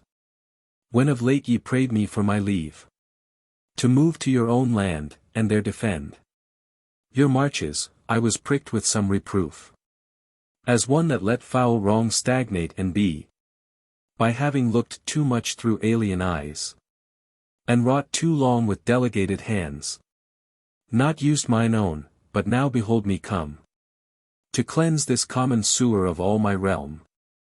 With Ettarre and with others, have ye looked at Ettarre? Have ye seen how nobly changed? This work of his is great and wonderful. His very face with change of heart is changed. The world will not believe a man repents. And this wise world of ours is mainly right. Full seldom doth a man repent, or use both grace and will to pick the vicious quitch of blood and custom wholly out of him, and make all clean, and plant himself afresh. Ettarre has done it, weeding all his heart, as I will weed this land before I go. I, therefore, made him of our table round, not rashly, but have proved him every way one of our noblest, our most valorous, sanest and most obedient, and indeed, this work of Ettarre wrought upon himself, after a life of violence, seems to me 1,000-fold more great and wonderful, than if some knight of mine, risking his life, my subject with my subjects under him, should make an onslaught single on a realm of robbers, though he slew them one by one, and were himself nigh wounded to the death. So spake the king, low bowed the prince, and felt his work was neither great nor wonderful, and passed to Enid's tent, and thither came the king's own leech to look into his hurt. And Enid tended on him there, and there, her constant motion round him, and the breath of her sweet tendance hovering over him, filled all the genial courses of his blood with deeper and with ever deeper love, as the southwest that blowing Bala lake fills all the sacred dee. So passed the days. But while Geraint lay healing of his hurt, the blameless king went forth and cast his eyes on each of all whom Uther left in charge. Long since, to guard the justice of the king, he looked and found them wanting. And as now, men weed the white horse on the Berkshire hills, to keep him bright and clean as heretofore, he rooted out the slothful officer, or guilty, which for bribe had winked at wrong, and in their chairs set up a stronger race, with hearts and hands, and sent 1,000 men to till the wastes, and moving everywhere, cleared the dark places and let in the law, and broke the bandit holds and cleansed the land. Then, when Geraint was whole again, they passed with Arthur to Caerleon upon Usk. There the great queen once more embraced her friend, and clothed her in apparel like the day. And though Geraint could never take again that comfort from their converse which he took before the queen's fair name was breathed upon, he rested well content that all was well. Thence after tarrying for a space they rode, and 50 knights rode with them to the shores of Severn, and they passed to their own land. And there he kept the justice of the king, so vigorously yet mildly, that all hearts applauded, and the spiteful whisper died. And being ever foremost in the chase, and victor at the tilt and tournament, they called him the great prince and man of men. But Enid, whom her ladies loved to call Enid the fair, a grateful people named Enid the good, and in their halls arose the cry of children, Enid's and Geraint's, of times to be. Nor did he doubt her more, but rested in her fealty, till he crowned a happy life with a fair death, and fell against the heathen of the northern sea, in battle, fighting for the blameless king, Balin and Balan. Pelleas the king, who held and lost with Lot in that first war, and had his realm restored, but rendered tributary, failed of late to send his tribute. Wherefore Arthur called his treasurer, one of many years, and spake. Go thou with him and bring it to us. Lest we should set one truer on his throne. Man's word is God in man. His baron said. We go, but hearken, there be two strange knights. Who sit near Camelot at a fountainside. A mile beneath the forest, challenging. And overthrowing every knight who comes. Wilt thou I undertake them as we pass? And send them to thee? Arthur laughed upon him. Old friend, too old to be so young, depart. Delay not thou for aught, but let them sit. Until they find a lustier than themselves. So these departed. Early, one fair dawn. The light-winged spirit of his youth returned. On Arthur's heart. He armed himself and went. So coming to the fountainside beheld. Balin and Balan sitting statue-like. Brethren, to right and left the spring, that down. From underneath a plume of lady fern. Sang, and the sand danced at the bottom of it. And on the right of Balan's horse. Was fast beside an alder, on the left. Of Balan's near a poplar tree. Fair sirs, said Arthur, wherefore sit ye here? Balin and Balan answered, for the sake of glory. We be mightier men than all. In Arthur's court, that also have we proved. For whatsoever knight against us came, or I or he have easily overthrown. I too, said Arthur, am of Arthur's hall. But rather proven in his Paynim wars. Than famous justs, but see, or proven, or not. Whether me likewise ye can overthrow. And Arthur lightly smote the brethren down. And lightly so returned, and no man knew. Then Balin rose, and Balan, and beside the caroling water set themselves again. And spake no word until the shadow turned. When from the fringe of coppice round them burst a spangled pursuivant, and crying, Sirs, rise, follow. Ye be sent for by the king. They followed, whom when Arthur seeing asked. Tell me your names, why sat ye by the well? Balin the stillness of a minute broke. Saying, an unmelodious name to thee. Balin, the savage, that addition thine. My brother and my better, this man here. Balin. I smote upon the naked skull. A thrall of thine in open hall, my hand. Was gauntlet, half slew him, for I heard. He had spoken evil of me, thy just wrath. Sent me a 3 years' exile from thine eyes. I have not lived my life delightsomely. For I that did that violence to thy thrall. Had often wrought some fury on myself. Saving for Balin, those 3 kingless years. Have passed, were wormwood bitter to me. King. Methought that if we sat beside the well. And hurled to ground what knight soever spurred against us, thou wouldst take me gladlier back. And make, as 10 times worthier to be thine. Than 20 Balins, Balan knight. I have said. Not so, not all. A man of thine today. Abashed us both, and break my boast. Thy will. Said Arthur, thou hast ever spoken truth. Thy too fierce manhood would not let thee lie. Rise, my true knight. As children learn, be thou wiser for falling. Walk with me, and move to music with thine order and the king. Thy chair, a grief to all the brethren, stands vacant, but thou retake it, mine again. Thereafter, when Sir Balin entered hall, the lost one found was greeted as in heaven. With joy that blazed itself in woodland wealth of leaf, and gayest garlandage of flowers. Along the walls and down the board they sat. And cup clashed cup. They drank and some one sang. Sweet-voiced, a song of welcome, whereupon their common shout in chorus, mounting, made those banners of 12 battles overhead stir, as they stirred of old, when Arthur's host proclaimed him victor. And the day was won.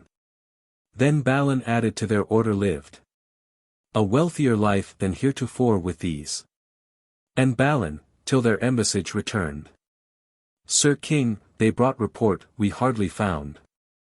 So bushed about it is with gloom, the hall. Of him to whom ye sent us, Pelleas, once. A Christless foe of thine as ever dashed. Horse against horse. But seeing that thy realm hath prospered in the name of Christ, the King took, as in rival heat, to holy things. And finds himself descended from the saint Arimathean Joseph, him who first brought the great faith to Britain overseas. He boasts his life as purer than thine own.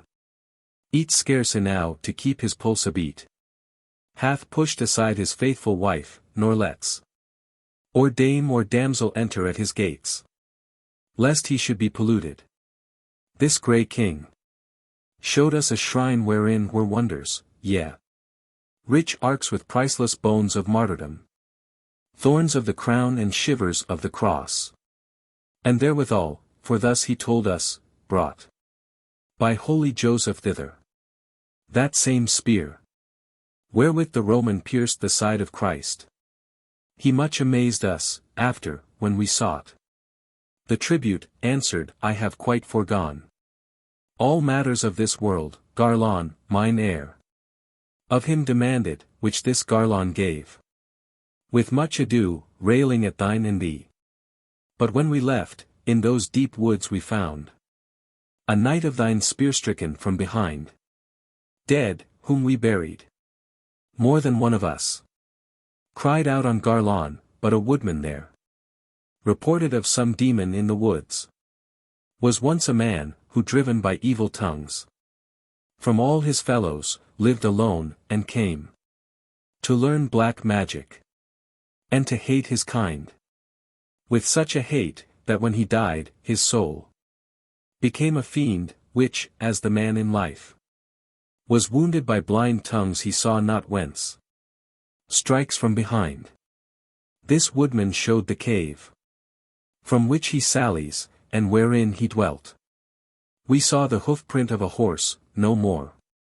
Then Arthur, let who goes before me, see he do not fall behind me, foully slain and villainously. Who will hunt for me this demon of the woods? Said Balin, I.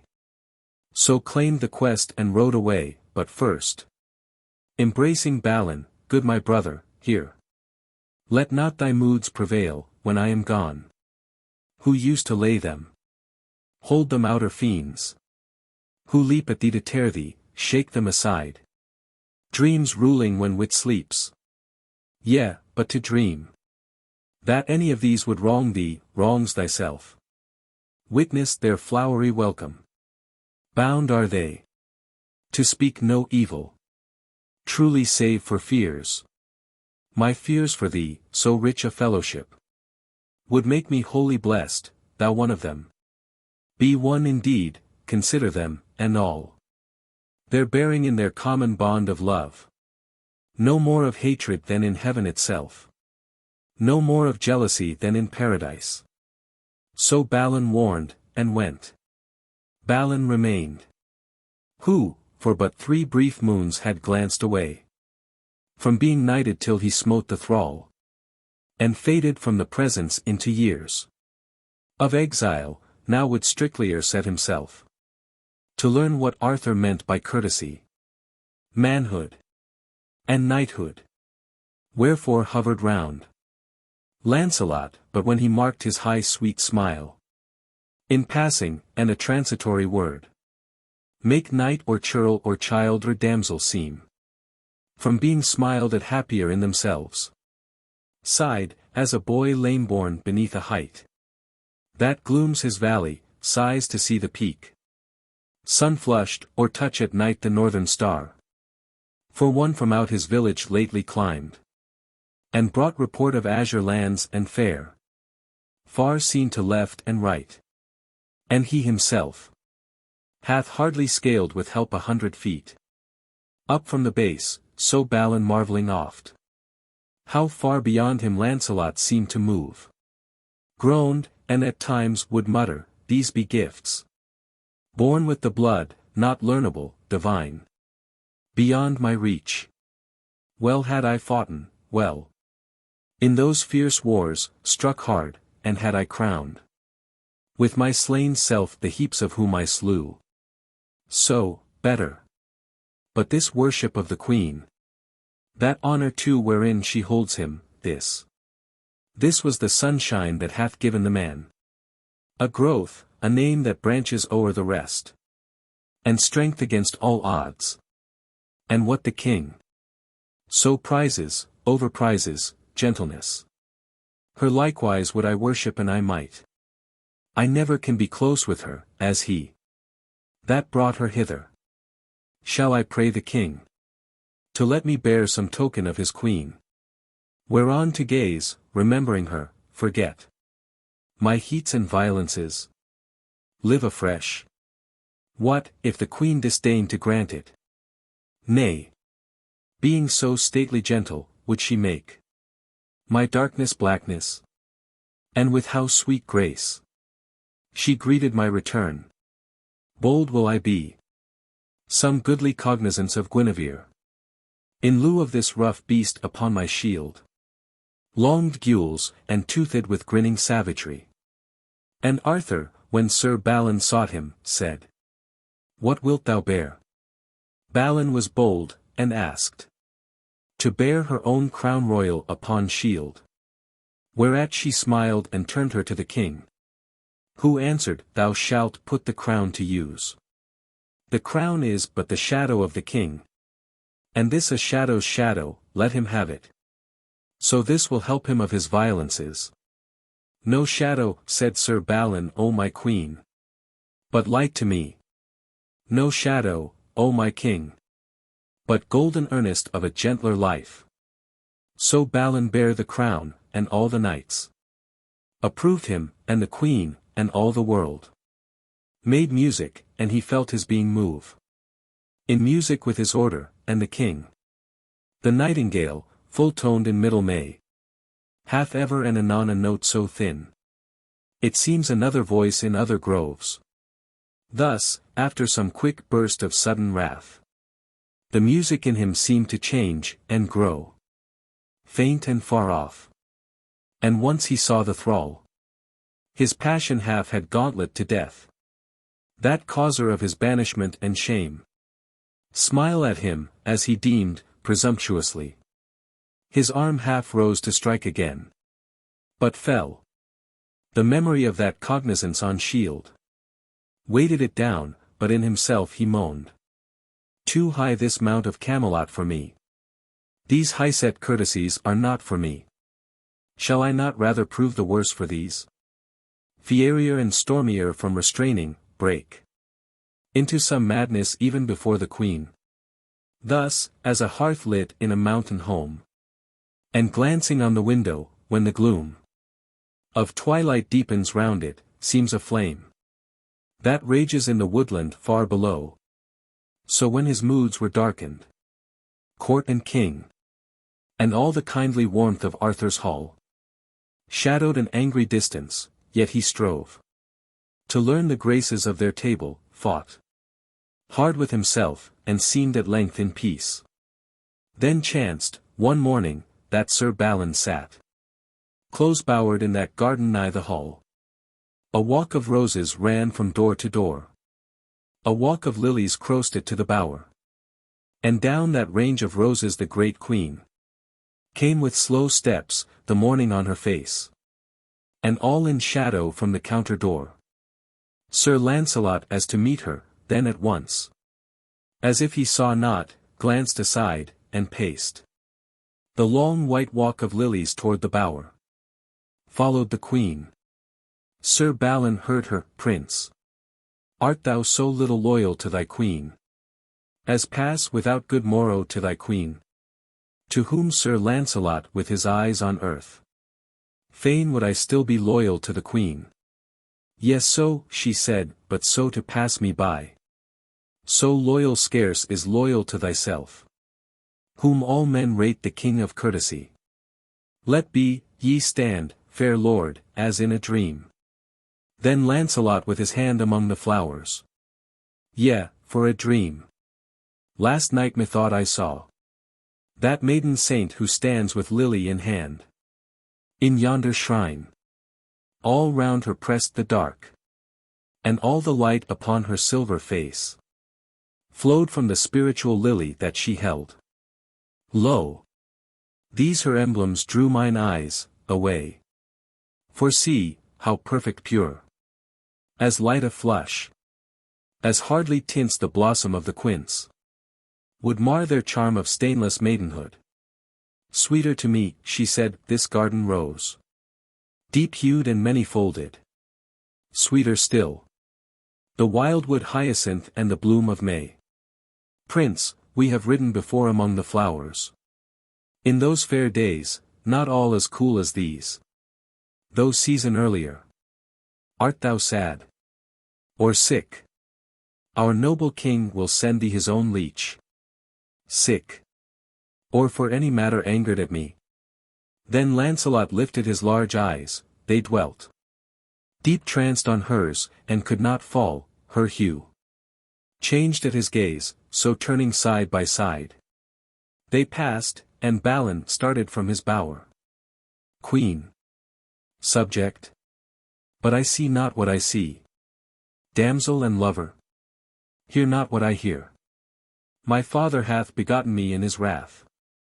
I suffer from the things before me, no. Learn nothing, am not worthy to be knight. A churl, a clown. And in him gloom on gloom deepened, he sharply caught his lance and shield. Nor stayed to crave permission of the king. But, mad for strange adventure, dashed away. He took the selfsame track as Balin saw. The fountain where they sat together, sighed. Was I not better there with him, and rode? The skyless woods, but under open blue. Came on the hoar-head woodman at a bough. Wearily hewing. Churl, thine axe, he cried. Descended, and disjointed it at a blow. To whom the woodman uttered wonderingly. Lord, thou couldst lay the devil of these woods. If arm of flesh could lay him. Balin cried. Him, or the viler devil who plays his part. To lay that devil would lay the devil in me. Nay, said the churl, our devil is a truth. I saw the flash of him but yestereven. And some do say that our Sir Garlon too hath learned black magic, and to ride unseen. Look to the cave. But Balin answered him. Old fabler, these be fancies of the churl. Look to thy woodcraft, and so leaving him. Now with slack rein and careless of himself. Now with dug spur and raving at himself. Now with drooped brow down the long glades he rode. So marked not on his right a cavern chasm. Yawn over darkness, where, nor far within. The whole day died, but, dying, gleamed on rocks. Roof pendant, sharp. And others from the floor. Tusk-like, arising, made that mouth of night. Whereout the demon issued up from hell. He marked not this, but blind and deaf to all. Save that chained rage, which ever yelped within. Passed eastward from the falling sun. At once. He felt the hollow-beaten mosses thud. And tremble, and then the shadow of a spear. Shot from behind him, ran along the ground. Sideways he started from the path, and saw. With pointed lance as if to pierce, a shape. A light of armor by him flash, and pass. And vanish in the woods. And followed this. But all so blind in rage that unawares. He burst his lance against a forest bough. Dishersed himself, and rose again, and fled. Far, till the castle of a king, the hall. Of Pelleas, lichen-bearded. Greyly draped. With streaming grass, appeared, low-built but strong. The ruinous dungeon as a knoll of moss. The battlement overtopped with ivy tods. A home of bats, in every tower an owl. Then spake the men of Pelleas crying, Lord, Why wear ye this crown royal upon shield? Said Balin, for the fairest and the best of ladies living gave me this to bear. So stalled his horse, and strode across the court. But found the greetings both of knight and king faint in the low dark hall of banquet. Leaves laid their green faces flat against the panes. Sprays grated, and the cankered boughs without whined in the wood. For all was hushed within. Till when at feast Sir Garlon likewise asked, Why wear ye that crown royal? Balin said, The queen we worship, Lancelot, I, and all, as fairest, best and purest, granted me to bear it. Such a sound, for Arthur's knights were hated strangers in the hall, as makes the white swan mother, sitting, when she hears a strange knee rustle through her secret reeds. Made Garlon, hissing, then he sourly smiled. Fairest I grant her, I have seen, but best, purest, thou from Arthur's hall, and yet so simple. Hast thou eyes, or if, are these so far besotted that they fail to see? This fair wife worship cloaks a secret shame. Truly, ye men of Arthur be but babes. A goblet on the board by Balin, bossed with holy Joseph's legend, on his right stood, all of massiest bronze, one side had sea and ship and sail and angels blowing on it. And one was rough with watling. And the walls of that low church he built at Glastonbury. This Balin grasped, but while in act to hurl, through memory of that token on the shield, relaxed his hold. I will be gentle, he thought. And passing gentle, caught his hand away. Then fiercely to Sir Garlon, eyes have I that saw today the shadow of a spear shot from behind me, run along the ground. Eyes too that long have watched how Lancelot draws from homage to the best and purest, might, name, manhood, and a grace, but scantly thine, who, sitting in thine own hall, canst endure to mouth so huge a foulness, to thy guest. Me of Arthur's table, felon talk, let be, no more, but not the less by night. The scorn of Garlon, poisoning all his rest, stung him in dreams. At length, and dim through leaves, blinked the white morn, sprays grated, and old boughs whined in the wood. He rose, descended, met the scorner in the castle court, and fain, for hate and loathing, would have passed him by. But when Sir Garlon uttered mocking wise, What, wear ye still that same crown scandalous? His countenance blackened, and his forehead veins bloated, and branched, and tearing out of sheath. The brand, Sir Balin with a fiery, ha! So thou be shadow, here I make thee ghost. Hard upon helm smote him, and the blade flew, splintering in six, and clinked upon the stones. Then Garlon, reeling slowly backward, fell. And Balin by the banneret of his helm dragged him, and struck, but from the castle a cry sounded across the court, and men at arms, a score with pointed lances, making at him. He dashed the pummel at the foremost face. Beneath a low door dipped, and made his feet wings through a glimmering gallery, till he marked the portal of King Pellam's chapel wide. And inward to the wall he stepped behind. Thence in a moment heard them pass like wolves, howling. But while he stared about the shrine, in which he scarce could spy the Christ for saints, beheld before a golden altar lie the longest lance his eyes had ever seen, point painted red. And seizing thereupon, pushed through an open casement down, leaned on it, leapt in a semicircle, and lit on earth. Then hand at ear, and hearkening from what side the blindfold rummage buried in the walls might echo, ran the counter path, and found his charger, mounted on him and away. An arrow whizzed to the right, one to the left, one overhead. And Pellam's feeble cry, "Stay, stay him!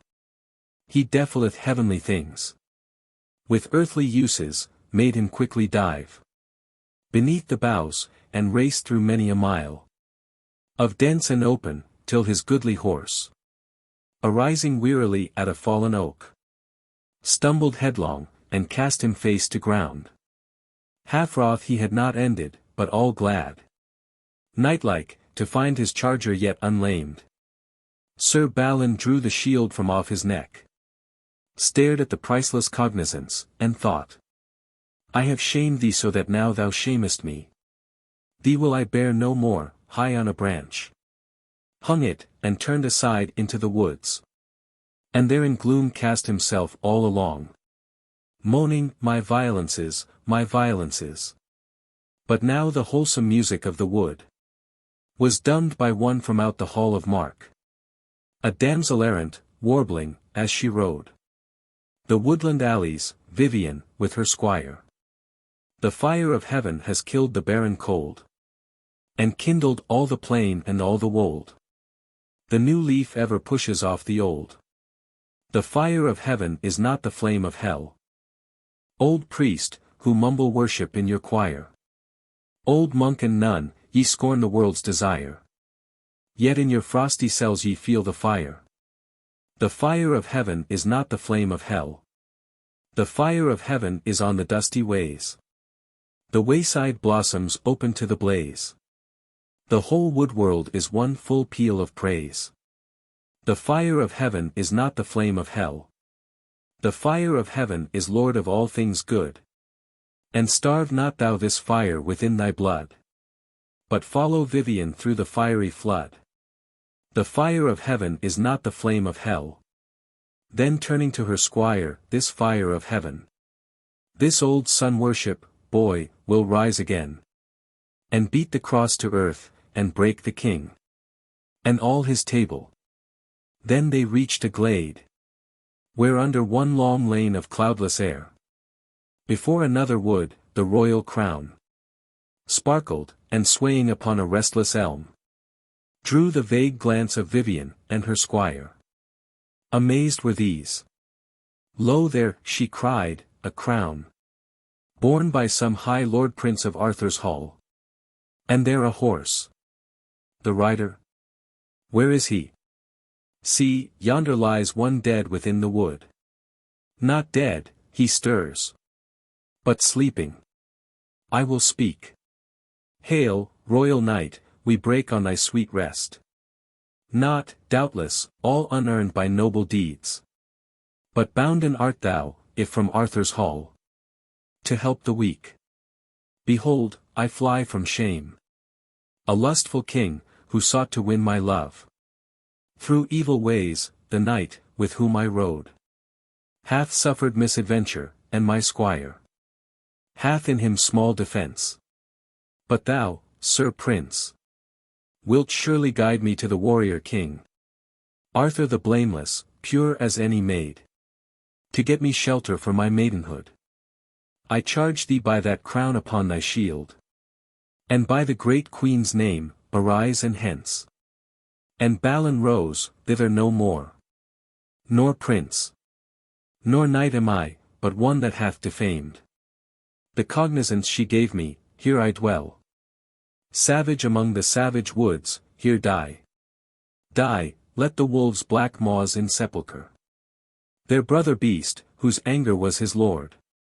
O me, that such a name as Guinevere's, which our high Lancelot hath so lifted up, and been thereby uplifted, should through me, my violence, and my villainy, come to shame." Thereat she suddenly laughed, and shrill, anon sighed all as suddenly. Said Balin to her, "Is this thy courtesy, to mock me, ha? Hence, for I will not with thee." Again she sighed. "Pardon, sweet lord. We maidens often laugh when sick at heart, when rather we should weep. I knew thee wronged. I break upon thy rest. And now full loath am I to break thy dream. But thou art man, and canst abide a truth, though bitter. Hither, boy, and mark me well. Dost thou remember at Caerleon once? A year ago, nay, then I love thee not. Ay, thou rememberest well, one summer dawn. By the great tower, Caerleon upon Usk. Nay, truly we were hidden, this fair lord. The flower of all their vestal knighthood, knelt. In amorous homage, knelt, what else? Oh, I knelt, and drew down from out his night-black hair. And mumbled that white hand whose ringed caress had wandered from her own king's golden head, and lost itself in darkness. Till she cried. I thought the great tower would crash down on both. Rise, my sweet king, and kiss me on the lips. Thou art my king. This lad, whose lightest word is mere white truth in simple nakedness, saw them embrace, he reddens, cannot speak. So bashful, he. But all the maiden saints, the deathless mother maidenhood of heaven, cry out upon her. Up then, ride with me. Talk not of shame. Thou canst not, and thou wouldst. Do these more shame than these have done themselves? She lied with ease, but horror-stricken he, remembering that dark bower at Camelot, breathed in a dismal whisper, it is truth. Sunnily she smiled, and even in this lone wood. Sweet lord, ye do right well to whisper this. Fools prate, and perish traitors. Woods have tongues, as walls have ears, but thou shalt go with me. And we will speak at first exceeding low. Meet is it the good king be not deceived. See now, I set thee high on vantage ground, from whence to watch the time, and eagle-like stoop at thy will on Lancelot and the queen. She ceased. His evil spirit upon him leapt. He ground his teeth together, sprang with a yell, tore from the branch, and cast on earth the shield, drove his mailed heel athwart the royal crown, stamped all into defacement, hurled it from him among the forest weeds, and cursed the tale, the told of, and the teller. That weird yell, unearthlier than all shriek of bird or beast, thrilled through the woods, and Balin lurking there. His quest was unaccomplished, heard and thought. The scream of that wood devil I came to quell. Then nearing, lo! He hath slain some brother knight, and tramples on the goodly shield to show his loathing of our order and the queen. My quest, meseems, is here. Or devil or man, guard thou thine head. Sir Balin spake not word, but snatched a sudden buckler from the squire, and vaulted on his horse, and so they crashed in onset, and King Pellam's holy spear, reputed to be red with sinless blood, red that once with sinful, for the point across the maiden shield of Balin pricked the hauberk to the flesh. And Balin's horse was wearied to the death, and, when they clashed, rolling back upon Balin, crushed the man inward, and either fell, and swooned away. Then to her squire muttered the damsel, fools! This fellow hath wrought some foulness with his queen. Else never had he borne her crown, nor raved, and thus foamed over at a rival name. But thou, Sir Chick, that scarce hast broken shell, art yet half yoke, not even come to down, who never sawest Caerleon upon Usk, and yet hast often pleaded for my love. See what I see, be thou where I have been. Or else, Sir Chick, dismount and loose their casques. I fain would know what manner of men they be. And when the squire had loosed them, goodly look! They might have cropped the myriad flower of May, and but each other here, like brainless bulls, dead for one heifer. Then the gentle squire, I hold them happy, so they died for love. And, Vivien, though ye beat me like your dog. I too could die, as now I live, for thee. Live on, sir boy, she cried. I better prize the living dog than the dead lion, away. I cannot brook to gaze upon the dead. Then leapt her palfrey o'er the fallen oak, and bounding forward leave them to the wolves. But when their foreheads felt the cooling air, Balin first woke, and seeing that true face, familiar up from cradle time, so wan, crawled slowly with low moans to where he lay, and on his dying brother cast himself. Dying. And he lifted faint eyes, he felt one near him, all at once they found the world staring wide, then with a childlike wail, and drawing down the dim disastrous brow that o'er him hung, he kissed it, moaned and spake. O Balin, Balin, I that fain had died to save thy life, have brought thee to thy death. Why had ye not the shield I knew? And why trampled ye thus on that which bare the crown? Then Balin told him brokenly, and in gasps, all that had chanced, and Balin moaned again. Brother, I dwelt a day in Pelham's hall. This Garlon mocked me, but I heeded not. And one said, Eat in peace. A liar is he, and hates thee for the tribute. This good knight told me, that twice a wanton damsel came, and sought for Garlon at the castle gates, whom Pelham drove away with holy heat. I well believe this damsel, and the one who stood beside thee even now, the same. She dwells among the woods, he said, and meets and dallies with him in the mouth of hell. Foul are their lives, foul are their lips, they lied. Pure as our own true mother is our queen. O brother, answered Balin, woe is me.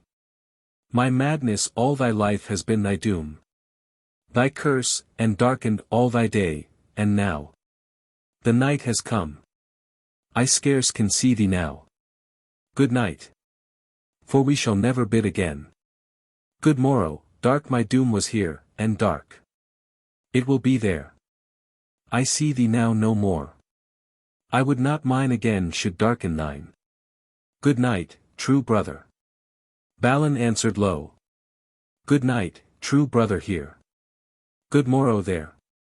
We two were born together, and we die together by one doom. And while he spoke, closed his death-drowsing eyes, and slept the sleep, with Balin either locked in either's arm. Merlin and Vivien. A storm was coming, but the winds were still, and in the wild woods of Broceliande, before an oak, so hollow, huge and old, it looked a tower of ivied mason work. At Merlin's feet the wily Vivien lay, for he that always bare in bitter grudge the slights of Arthur and his table. Mark, the Cornish king, had heard a wandering voice, a minstrel of Caerleon by strong storm, blown into shelter at Tintagel, say, that out of naked knight-like purity, Sir Lancelot worshipped no unmarried girl, but the great queen herself, fought in her name, swear by her, vows like theirs, that high in heaven love most, but neither marry, nor are given in marriage. Angels of our Lord's report. He ceased, and then, for Vivien sweetly said, she sat beside the banquet nearest Mark. And is the fair example followed, sir, in Arthur's household?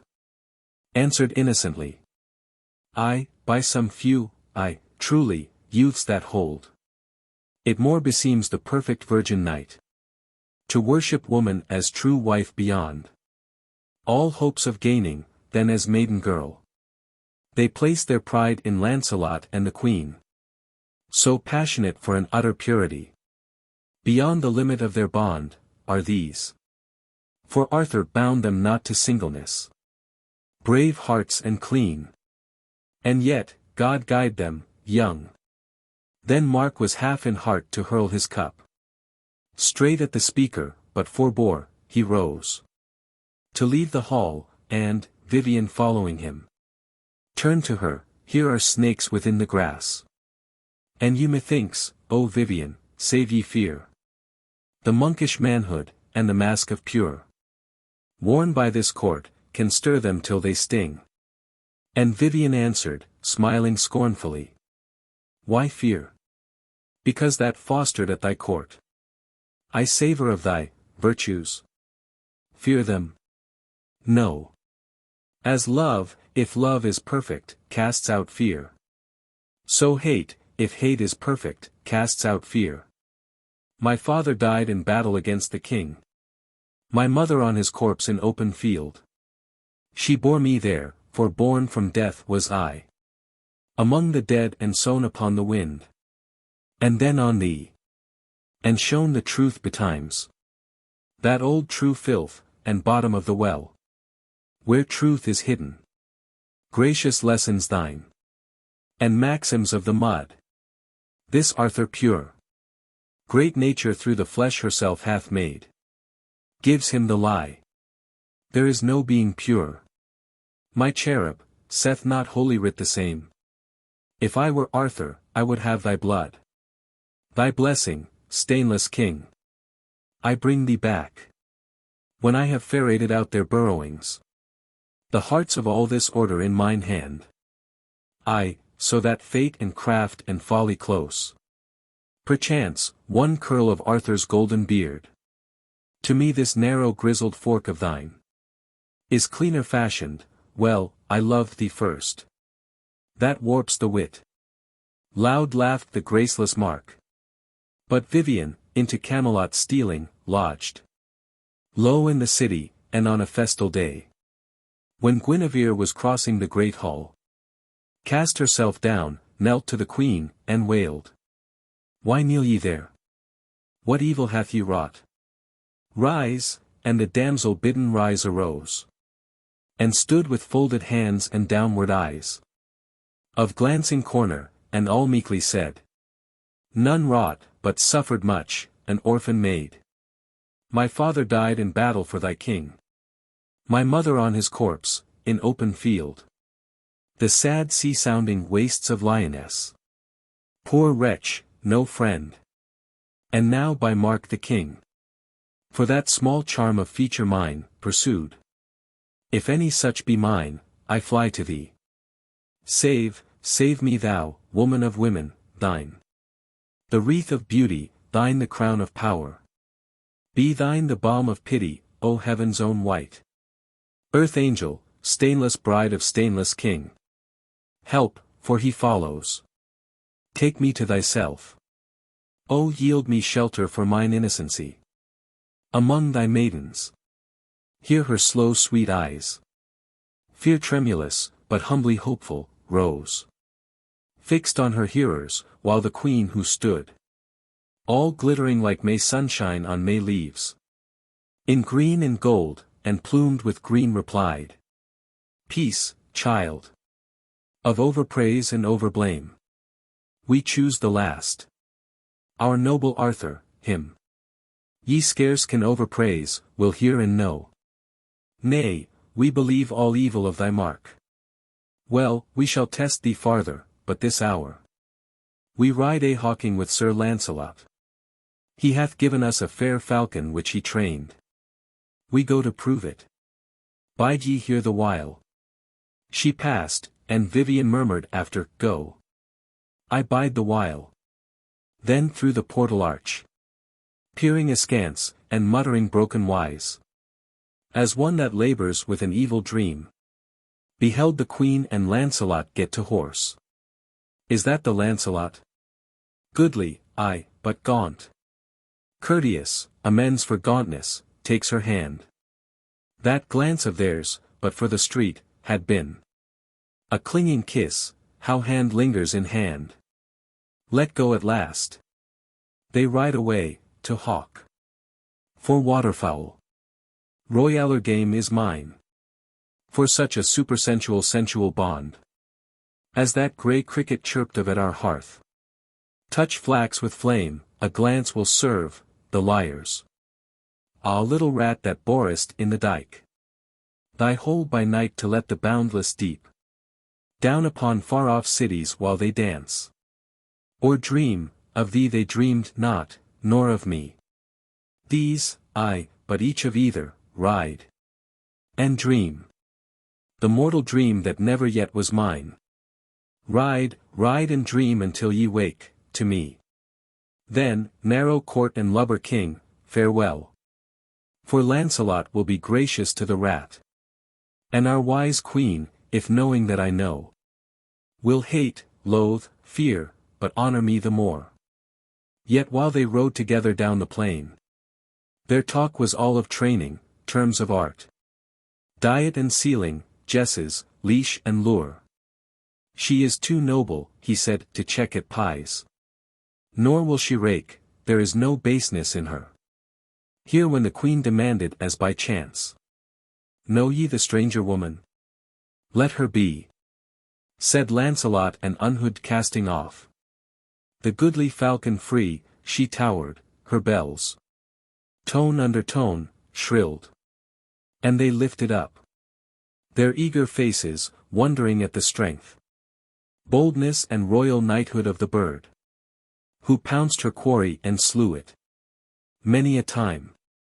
As once, of old, among the flowers, they rode. But Vivien half forgotten of the queen, among her damsels broidering sat, heard, watched, and whispered, through the peaceful court she crept. And whispered, then as Arthur in the highest leavened the world, so Vivien in the lowest, arriving at a time of golden rest, and sowing one ill hint from ear to ear, while all the heathen lay at Arthur's feet. And no quest came, but all was joust and play, leavened his hall. They heard and let her be thereafter as an enemy that has left death in the living waters, and withdrawn. The wily Vivien stole from Arthur's court. She hated all the knights, and heard in thought their lavish comment when her name was named. For once, when Arthur walking all alone, vexed at a rumor issued from herself, of some corruption crept among his knights, had met her, Vivien, being greeted fair, would fain have wrought upon his cloudy mood, with reverent eyes mock loyal, shaken voice, and fluttered adoration, and at last, with dark sweet hints of some who prized him more than who should prize him most, at which the king had gazed upon her blankly and gone by. But one had watched, and had not held his peace. It made the laughter of an afternoon, that Vivien should attempt the blameless king. And after that, she set herself to gain him, the most famous man of all those times. Merlin, who knew the range of all their arts, had built the king his havens, ships, and halls, was also bard, and knew the starry heavens. The people called him wizard, whom at first she played about with slight and sprightly talk, and vivid smiles, and faintly venomed points of slander, glancing here and grazing there. And yielding to his kindlier moods, the seer would watch her at her petulance, and play, even when they seemed unlovable, and laugh, as those that watch a kitten. Thus he grew tolerant of what he half disdained, and she, perceiving that she was but half disdained, began to break her sports with graver fits, turn red or pale, would often when they met sigh fully, or all silent gaze upon him, with such a fixed devotion, that the old man, though doubtful, felt the flattery, and at times would flatter his own wish in age for love, and half believe her true, for thus at times he wavered. But that other clung to him, fixed in her will, and so the seasons went. Then fell on Merlin a great melancholy. He walked with dreams and darkness, and he found a doom that ever poised itself to fall, an ever-moaning battle in the mist, world war of dying flesh against the life, death in all life and lying in all love, the meanest having power upon the highest, and the high purpose broken by the worm. So leaving Arthur's court he gained the beach. There found a little boat, and stepped into it. And Vivien followed, but he marked her not.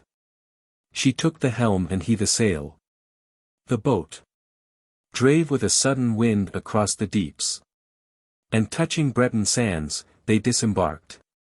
And then she followed Merlin all the way, even to the wild woods of Broceliande. For Merlin once had told her of a charm, the which if any wrought on anyone, with woven paces and with waving arms, the man so wrought on ever seemed to lie, closed in the four walls of a hollow tower, from which was no escape for evermore. And none could find that man for evermore. Nor could he see but him who wrought the charm, coming and going, and he lay as dead, and lost to life and use and name and fame. And Vivien ever sought to work the charm upon the great enchanter of the time, as fancying that her glory would be great, according to his greatness whom she quenched. There lay she all her length and kissed his feet, as if in deepest reverence and in love. A twist of gold was round her hair, a robe of samite without price, that more expressed than hid her, clung about her lissom limbs, in colour like the satin shining palm on sallows in the windy gleams of March. And while she kissed them, crying, "Trample me, dear feet, that I have followed through the world, and I will pay you worship. Tread me down, and I will kiss you for it." He was mute. So dark a forethought rolled about his brain, as on a dull day in an ocean cave, the blind wave feeling round his long sea-hull. In silence, wherefore, when she lifted up a face of sad appeal, and spake and said, "O Merlin, d'ye love me?" And again, "O Merlin, d'ye love me?" and once more, "Great master, d'ye love me?" He was mute.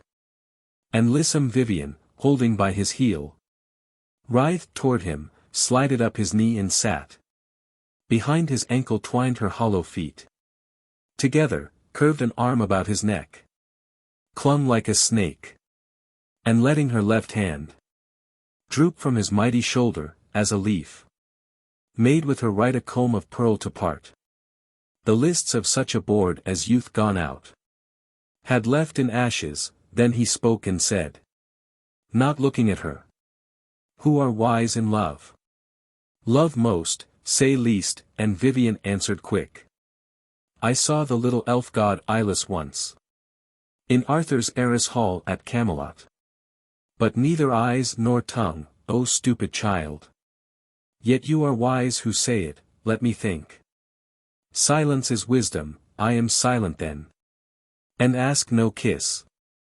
Then adding all at once, "And lo, I clothe myself with wisdom," drew the vast and shaggy mantle of his beard across her neck and bosom to her knee, and called herself a gilded summer fly, caught in a great old tyrant spider's web, who meant to eat her up in that wild wood, without one word. So Vivien called herself, but rather seemed a lovely baleful star, veiled in grey vapour, till he sadly smiled. "To what request for what strange boon," he said, "are these your pretty tricks and fooleries? O Vivien, the preamble? Yet my thanks, for these have broken up my melancholy." And Vivien answered smiling saucily, "What, O my master, have ye found your voice? I bid the stranger welcome. Thanks at last. But yesterday you never opened lip, except indeed to drink, no cup had we. In mine own lady palms I culled the spring, that gathered trickling dropwise from the cleft, and made a pretty cup of both my hands, and offered you it kneeling. Then you drank, and knew no more, nor gave me one poor word. Oh, no more thanks than might a goat have given, with no more sign of reverence than a beard. And when we halted at that other well, and I was faint to swooning, and you lay foot-gilt with all the blossom dust of those Deep meadows we had traversed, did you know? That Vivien bathed your feet before her own. And yet no thanks, and all through this wild wood. And all this morning when I fondled you. Boon, aye, there was a boon, one not so strange. How had I wronged you? Surely ye are wise. But such a silence is more wise than kind. And Merlin locked his hand in hers and said, Oh, did ye never lie upon the shore? And watch the curled white of the coming wave? Glassed in the slippery sand before it breaks? Even such a wave, but not so pleasurable. Dark in the glass of some presageful mood. Had I for 3 days seen, ready to fall. And then I rose and fled from Arthur's court. To break the mood. You followed me unasked. And when I looked, and saw you following me still, my mind involved yourself the nearest thing. In that mind mist, for shall I tell you truth? You seemed that wave about to break upon me. And sweep me from my hold upon the world. My use and name and fame. Your pardon, child. Your pretty sports have brightened all again. And ask your boon, for boon I owe you thrice. Once for wrong done you by confusion, next. For thanks it seems till now neglected, last. For these your dainty gambols, wherefore ask? And take this boon so strange and not so strange. And Vivien answered smiling mournfully. Oh, not so strange as my long asking it. Not yet so strange as you yourself are strange. Nor half so strange as that dark mood of yours. I ever feared ye were not wholly mine. And see, yourself have owned ye did me wrong. The people call you prophet, let it be. But not of those that can expound themselves. Take Vivien for expounder. She will call. That 3 days long presageful gloom of yours. No presage, but the same mistrustful mood. That makes you seem less noble than yourself. Whenever I have asked this very boon. Now asked again, for see you not, dear love, that such a mood as that, which lately gloomed your fancy when ye saw me following you, must make me fear still more you are not mine, must make me yearn still more to prove you mine, and make me wish still more to learn this charm of woven paces and of waving hands, as proof of trust. O Merlin, teach it me. The charms so taught will charm us both to rest. For, grant me some slight power upon your fate. I, feeling that you felt me worthy trust, should rest and let you rest, knowing you mine. And therefore be as great as ye are named. Not muffled round with selfish reticence. How hard you look and how denyingly. Oh, if you think this wickedness in me, that I should prove it on you unawares. That makes me passing wrathful. Then our bond had best be loosed for ever, but think or not. By heaven that hears I tell you the clean truth. As clean as blood of babes, as white as milk.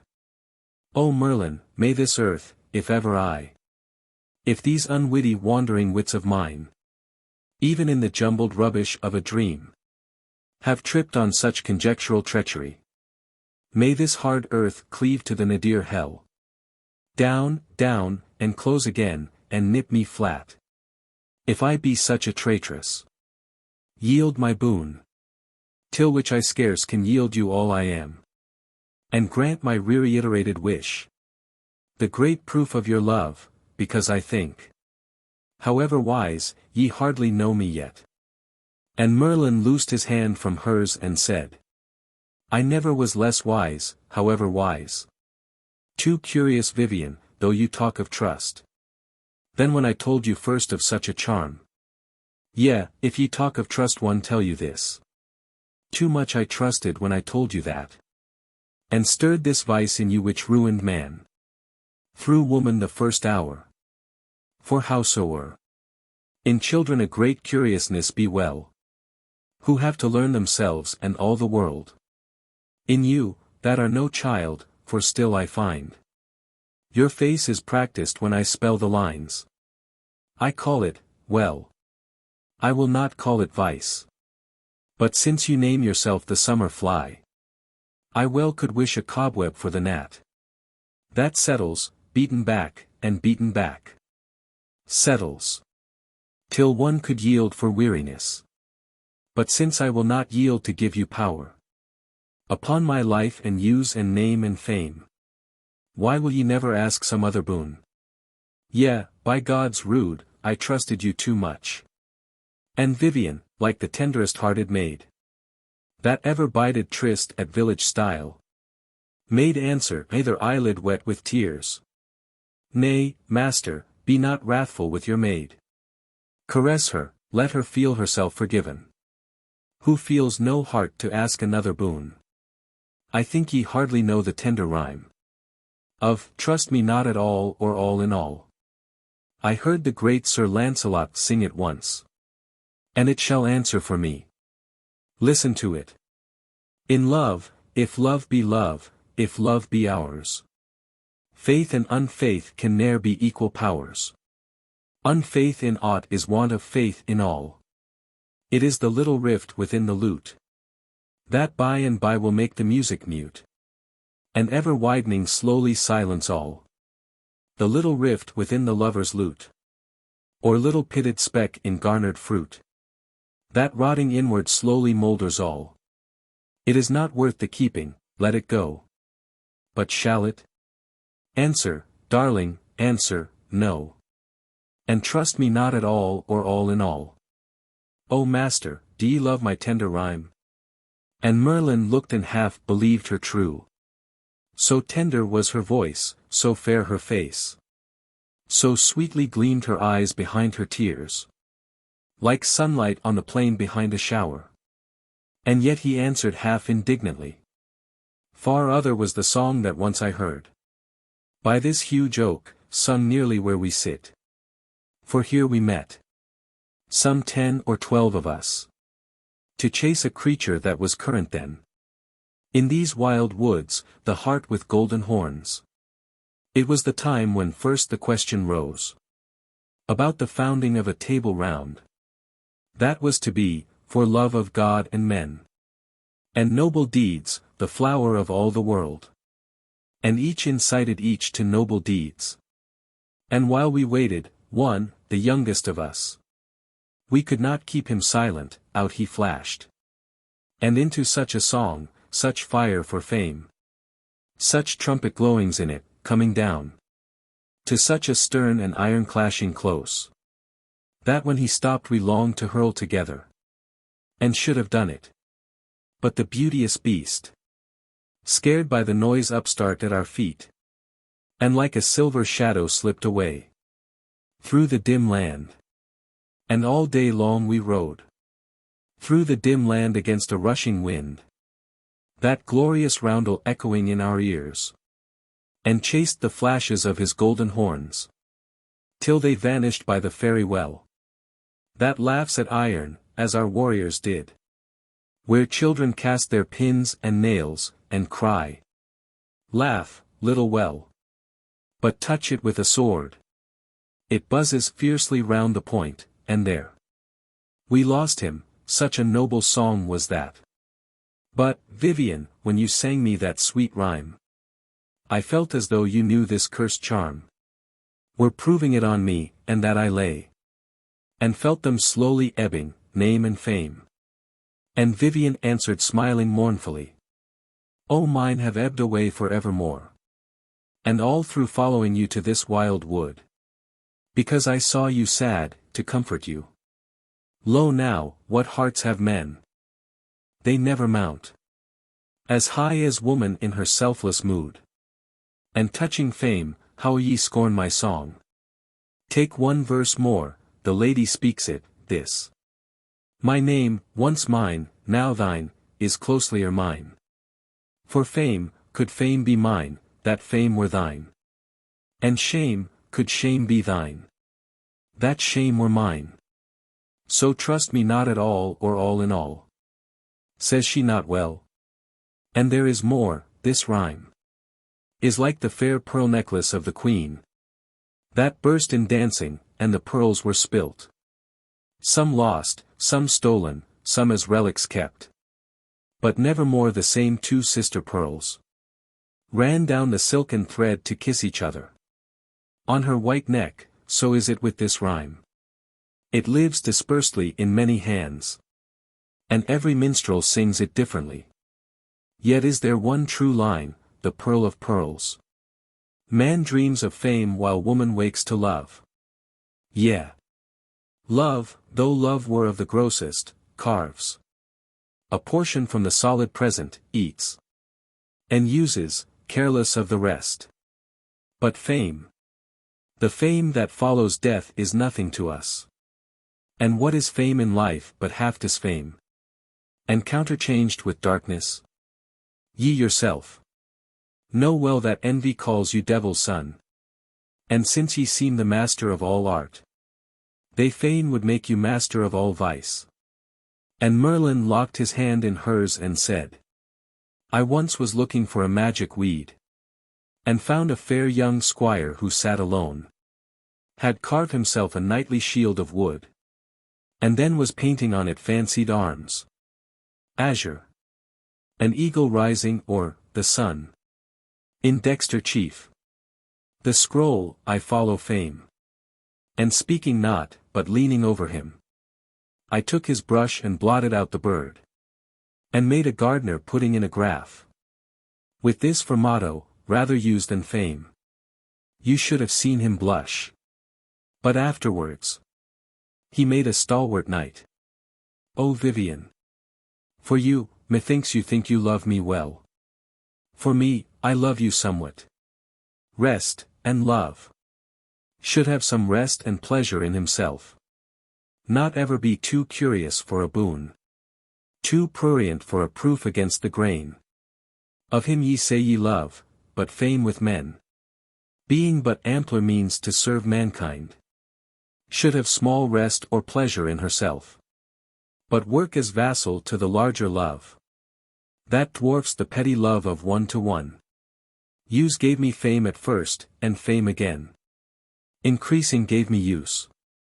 Lo, there my boon. What other? For men sought to prove me vile, because I fain had given them greater wits. And then did envy call me devil's son, the sick weak beast seeking to help herself, by striking at her better, missed, and brought her own claw back, and wounded her own heart. Sweet were the days when I was all unknown, but when my name was lifted up, the storm brake on the mountain and I cared not for it. Right well know I that fame is half disfame, yet needs must work my work. That other fame, to one at least, who hath not children, vague, the cackle of the unborn about the grave. I cared not for it, a single misty star, which is the second in a line of stars, that seem a sword beneath a belt of three. I never gazed upon it, but I dreamt of some vast charm concluded in that star, to make fame nothing. Wherefore, if I fear giving you power upon me through this charm, that you might play me falsely, having power, however well ye think ye love me now, as sons of kings loving in pupilage, have turned to tyrants when they came to power.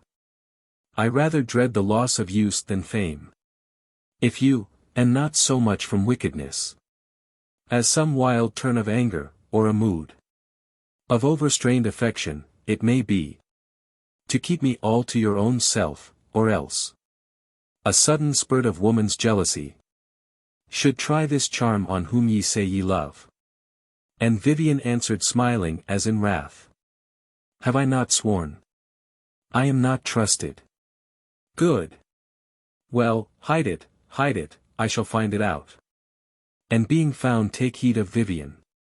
A woman and not trusted, doubtless I might feel some sudden turn of anger born of your misfaith, and your fine epithet is accurate too, for this full love of mine, without the full heart back may merit well your term of overstrained. So used as I, my daily wonder is, I love it all. And as to woman's jealousy, oh why not? Oh, to what end, except a jealous one? And one to make me jealous if I love. Was this fair charm invented by yourself? I well believe that all about this world. Ye cage a buxom captive here and there, closed in the four walls of a hollow tower, from which is no escape for evermore. Then the great master merrily answered her. Full many a love in loving youth was mine. I needed then no charm to keep them mine, but youth and love, and that full heart of yours, whereof ye prattle, may now assure you mine. So live uncharmed. For those who wrought it first, the wrist is parted from the hand that waved, the feet unmorticed from their ankle bones. Who paced it, ages back, but will ye hear the legend as in guerdon for your rhyme? There lived a king in the most eastern East, less old than I, yet older, for my blood hath earnest in it of far springs to be. A tawny pirate anchored in his port, whose bark had plundered 20 nameless isles. And passing one, at the high peep of dawn, he saw 2 cities in 1,000 boats, all fighting for a woman on the sea. And pushing his black craft among them all, he lightly scattered theirs and brought her off, with loss of half his people arrow slain.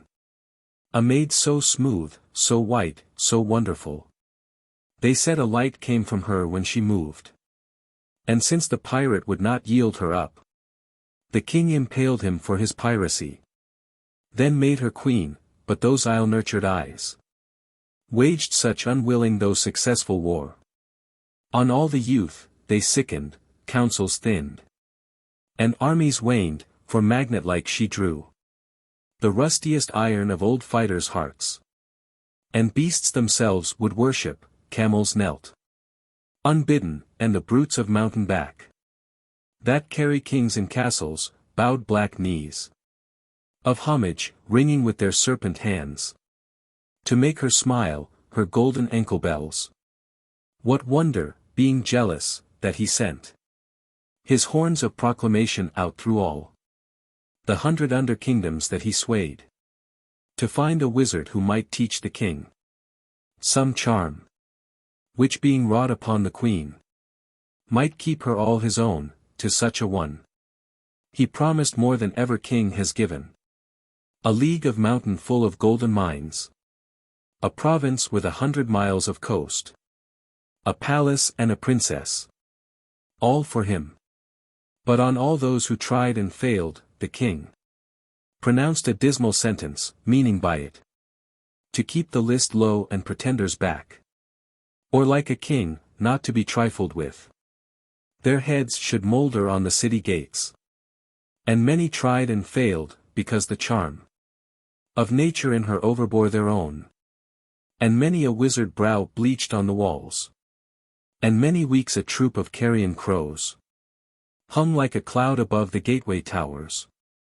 And Vivien breaking in upon him, said, I sit and gather honey, yet, methinks, thy tongue has tripped a little. Ask thyself.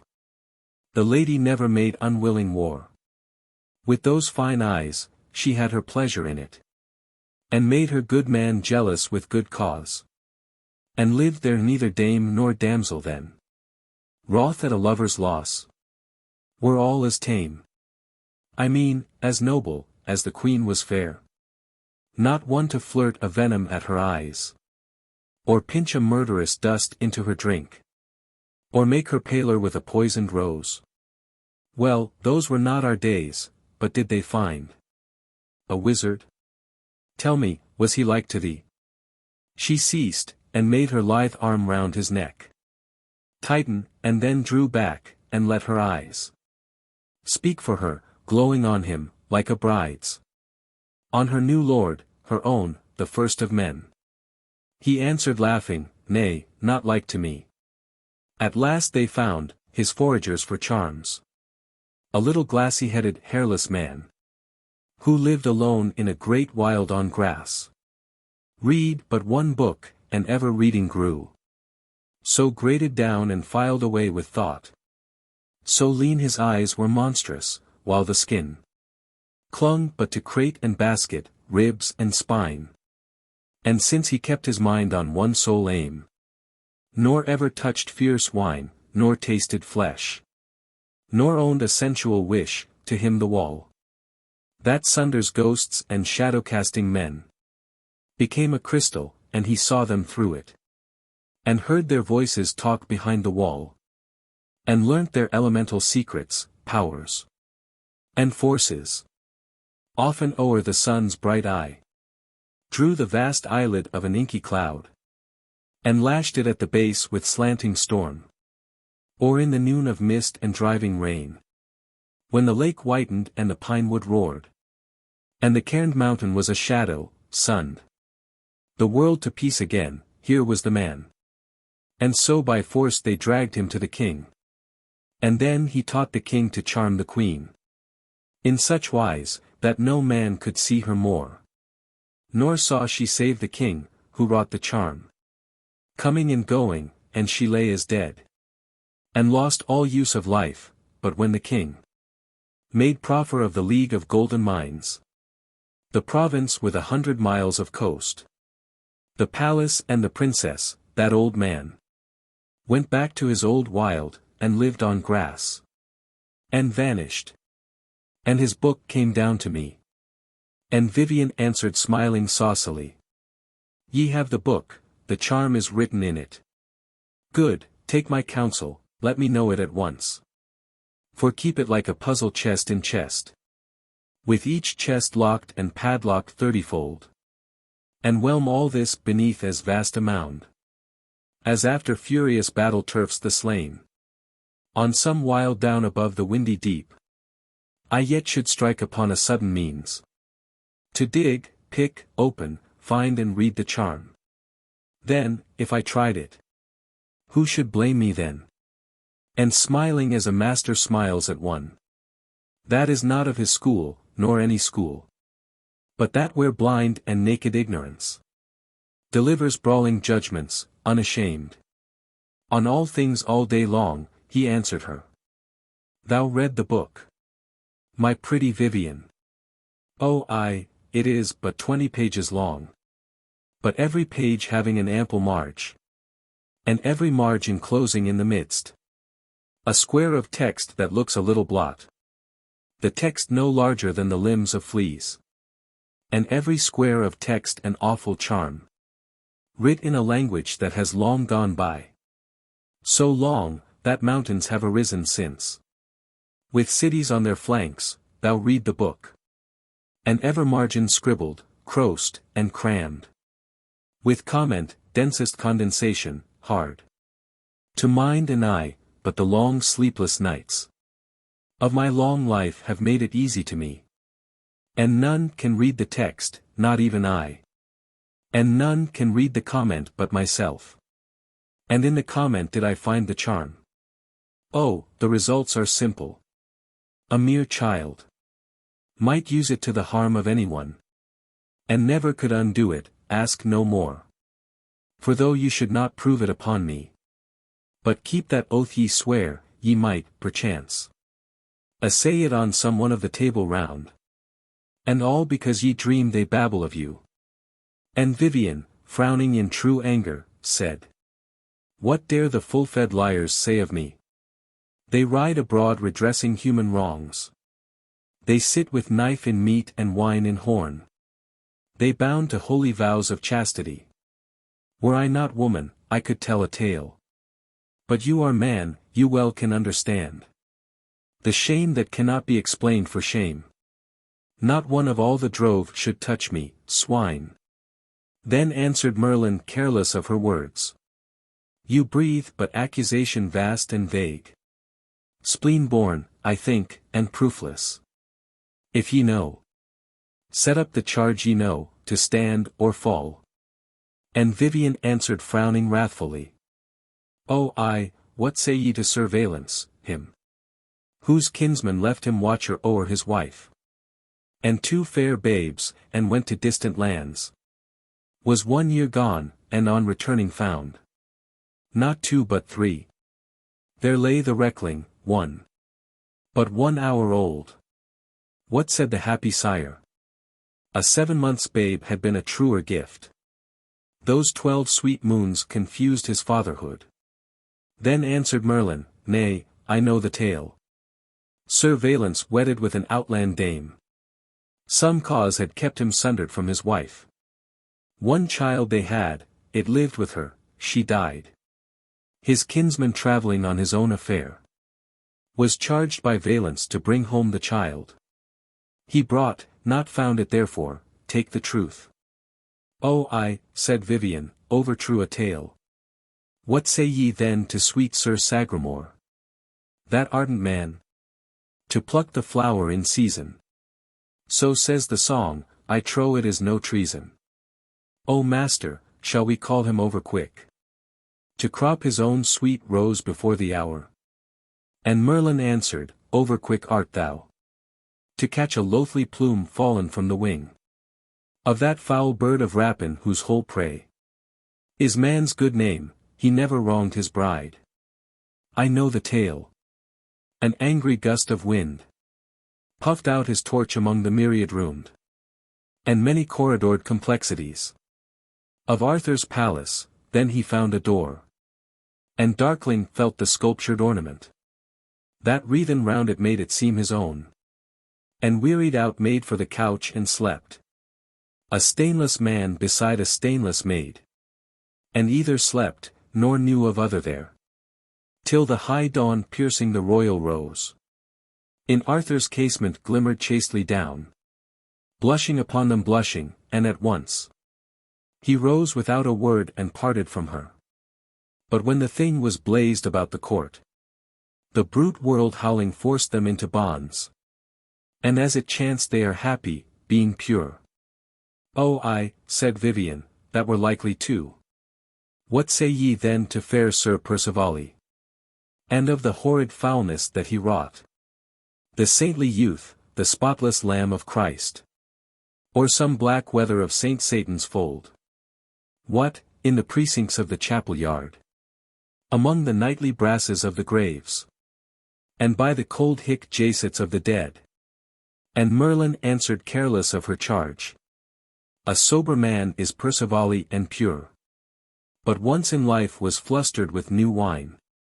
Then paced for coolness in the chapel yard, where one of Satan's shepherdesses caught, and meant to stamp him with her master's mark. And that he sinned is not believable. For, look upon his face. But if he sinned, the sin that practice burns into the blood, and not the one dark hour which brings remorse, will brand us, after, of whose fold we be. Or else were he, the holy king, whose hymns are chanted in the minster, worse than all. But is your spleen frothed out, or have ye more?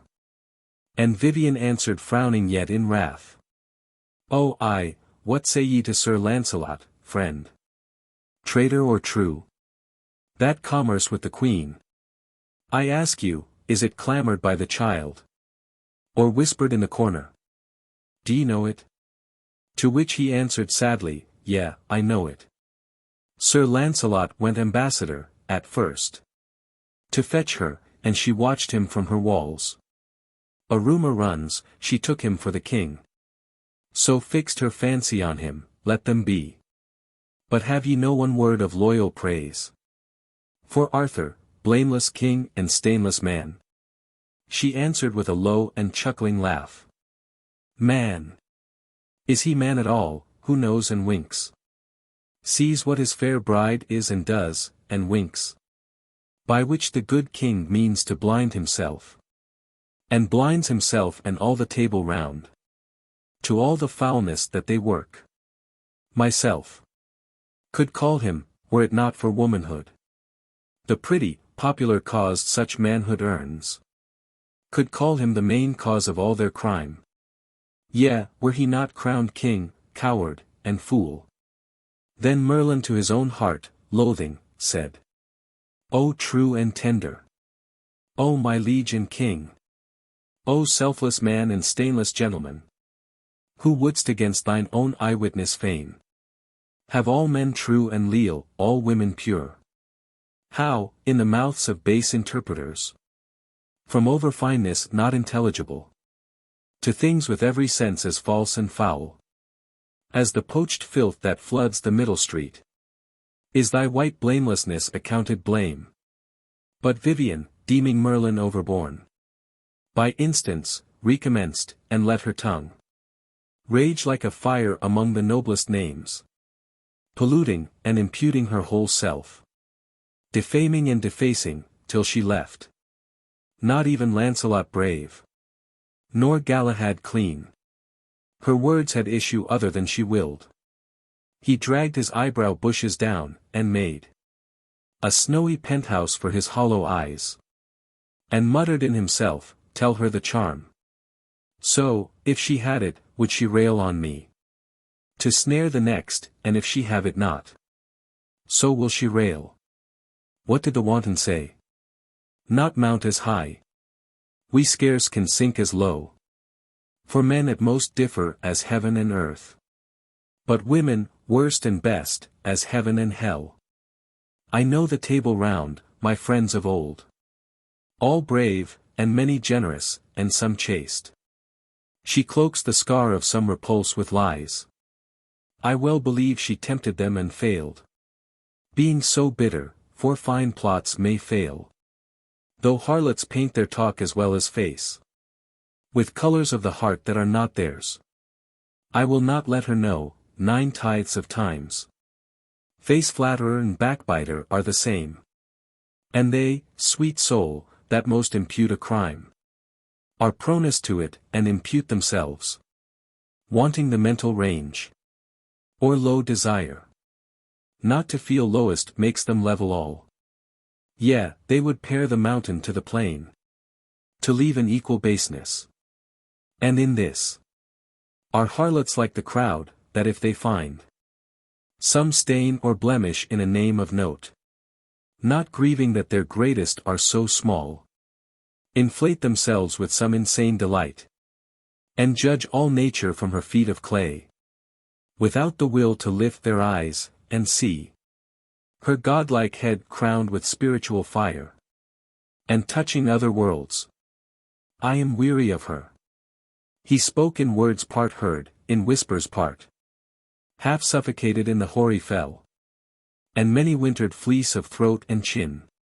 But Vivien, gathering somewhat of his mood, and hearing harlot muttered twice or thrice, leapt from her session on his lap, and stood stiff as a viper frozen. Loathsome sight!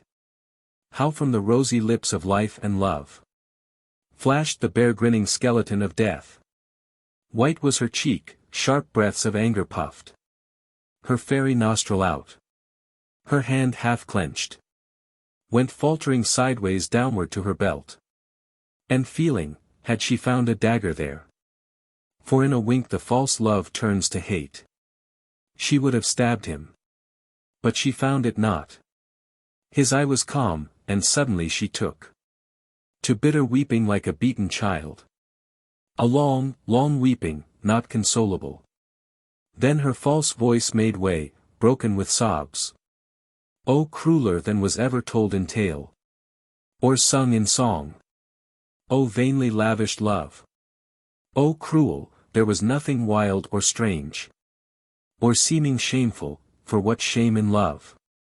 So love be true, and not as yours is, nothing. Poor Vivien had not done to win his trust. Who called her what he called her, all her crime. All, the wish to prove him wholly hers. She mused a little, and then clapped her hands together with a wailing shriek, and said, stabbed through the heart's affections to the heart. Seethed like the kid in its own mother's milk. Killed with a word worse than a life of blows. I thought that he was gentle, being great. O God, that I had loved a smaller man. I should have found in him a greater heart. Oh, I, that flattering my true passion, saw the knights, the court, the king, dark in your light. Who loved to make men darker than they are. Because of that high pleasure which I had. To seat you sole upon my pedestal of worship, I am answered, and henceforth. The course of life that seemed so flowery to me, with you for guide and master, only you, becomes the sea-cliff pathway broken short, and ending in a ruin, nothing left but into some low cave to crawl, and there, if the wolf spare me, weep my life away, killed with unutterable unkindliness. She paused, she turned away, she hung her head. The snake of gold slid from her hair, the braid slipped and uncoiled itself, she wept afresh. And the dark wood grew darker toward the storm. In silence, while his anger slowly died within him, till he let his wisdom go. For ease of heart, and half believed her true, called her to shelter in the hollow oak. Come from the storm, and having no reply, gazed at the heaving shoulder, and the face, hand hidden, as for utmost grief or shame. Then thrice essayed, by tenderest touching terms, to sleek her ruffled peace of mind, in vain. At last she let herself be conquered by him. And as the cageling newly flown returns, the seeming injured simple-hearted thing came to her old perch back, and settled there. There while she sat, half falling from his knees, half nestled at his heart, and since he saw the slow tear creep from her closed eyelid yet about her, more in kindness than in love, the gentle wizard cast a shielding arm. But she dislinked herself at once and rose, her arms upon her breast across, and stood, a virtuous gentlewoman deeply wronged, upright and flushed before him. Then she said, there must now be no passages of love betwixt us twain henceforward evermore. Since, if I be what I am grossly called, what should be granted which your own gross heart would reckon worth the taking? I will go. In truth, but one thing now, better have died thrice than have asked it once, could make me stay. That proof of trust, so often asked in vain. How justly, after that vile term of yours, I find with grief, I might believe you then. Who knows? Once more. Lo! What was once to me mere matter of the fancy, now hath grown the vast necessity of heart and life. Farewell. Think gently of me, for I fear my fate or folly, passing gayer youth. For one so old, must be to love thee still. But ere I leave thee let me swear once more, that if I schemed against thy peace in this, may yon just heaven, that darkens o'er me, send one flash, that, missing all things else, may make my scheming brain a cinder, if I lie. Scarce had she ceased, when out of heaven a bolt, for now the storm was close above them, struck, furrowing a giant oak, and javelining with darted spikes and splinters of the wood the dark earth round. He raised his eyes and saw the tree that shone white-listed through the gloom.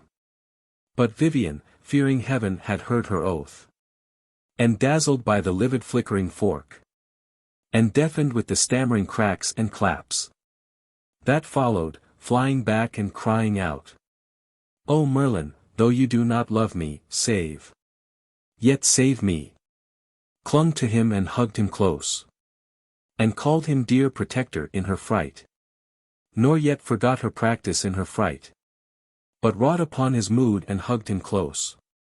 The pale blood of the wizard at her touch took gayer colors, like an opal warmed. She blamed herself for telling hearsay tales. She shook from fear, and for her fault she wept. Of petulancy she called him lord and liege, her seer, her bard, her silver star of eve, her god, her Merlin, the one passionate love of her whole life. And ever overhead bellowed the tempest, and the rotten branch snapped in the rushing of the river rain. Above them, and in change of glare and gloom, her eyes and neck glittering went and came, till now the storm, its burst of passion spent, moaning and calling out of other lands, Had left the ravaged woodland yet once more. To peace. And what should not have been had been. For Merlin, over-talked and overworn, had yielded, told her all the charm, and slept. Then, in one moment, she put forth the charm of woven paces and of waving hands. And in the hollow oak he lay as dead, and lost to life and use and name and fame. Then crying, I have made his glory mine. And shrieking out, O fool! The harlot leapt adown the forest, and the thicket closed behind her, and the forest echoed, Fool! Lancelot and Elaine. Elaine the fair, Elaine the lovable. Elaine, the lily maid of Astolat. High in her chamber up a tower to the east, guarded the sacred shield of Lancelot, which first she placed where the morning's earliest ray might strike it, and awake her with the gleam. Then fearing rust or soil your fashion for it a case of silk, and braided thereupon all the devices blazoned on the shield, in their own tinct, and added, of her wit, a border fantasy of branch and flower, and yellow-throated nestling in the nest. Nor rested thus content, but day by day, leaving her household and good father, climbed that eastern tower, and entering barred her door, stripped off the case, and read the naked shield. Now guessed a hidden meaning in his arms. Now made a pretty history to herself of every dint a sword had beaten in it, and every scratch a lance had made upon it, conjecturing when and where, this cut is fresh. That 10 years back, this dealt him at Carlisle. That at Caerleon, this at Camelot. And ah God's mercy, what a stroke was there! And here a thrust that might have killed, but God broke the strong lance, and rolled his enemy down, and saved him. So she lived in fantasy. How came the lily maid by that good shield of Lancelot, she that knew not even his name? He left it with her, when he rode to tilt for the great diamond in the diamond justs, which Arthur had ordained, and by that name had named them, since a diamond was the prize. For Arthur, long before they crowned him king, roving the trackless realms of Lyonesse, had found a glen, grey boulder and black tarn. A horror lived about the tarn, and clave, like its own mists to all the mountainside. For here 2 brothers, one a king, had met, and fought together, but their names were lost. And each had slain his brother at a blow. And down they fell and made the glen abhorred. And there they lay till all their bones were bleached, and likened into colour with the crags. And he, that once was king, had on a crown of diamonds, 1 in front, and 4 aside. And Arthur came, and labouring up the pass, all in a misty moonshine, unawares, had trodden that crowned skeleton, and the skull brake from the nape, and from the skull the crown rolled into light, and turning on its rims, fled like a glittering rivulet to the tarn. And down the shingly score he plunged, and caught, and set it on his head, and in his heart heard murmurs, Lo, thou likewise shalt be king. Thereafter, when a king, he had the gems plucked from the crown, and showed them to his knights, saying, These jewels, whereupon I chanced divinely, are the kingdoms, not the kings. For public use, henceforward let there be once every year, a joust for one of these. For so by 9 years' proof we needs must learn which is our mightiest, and ourselves shall grow in use of arms and manhood, till we drive the heathen, who, some say, shall rule the land hereafter. Which God hinder. Thus he spoke. And 8 years passed, 8 justs had been, and still had Lancelot won the diamond of the year, with purpose to present them to the queen, when all were won, but meaning all at once to snare her royal fancy with a boon worth half her realm, had never spoken word. Now for the central diamond and the last And largest, Arthur, holding then his court. Hard on the river nigh the place which now is this world's hugest, let proclaim a joust. At Camelot. And when the time drew nigh, spake, for she had been sick, to Guinevere. Are you so sick, my queen, you cannot move to these fair justs?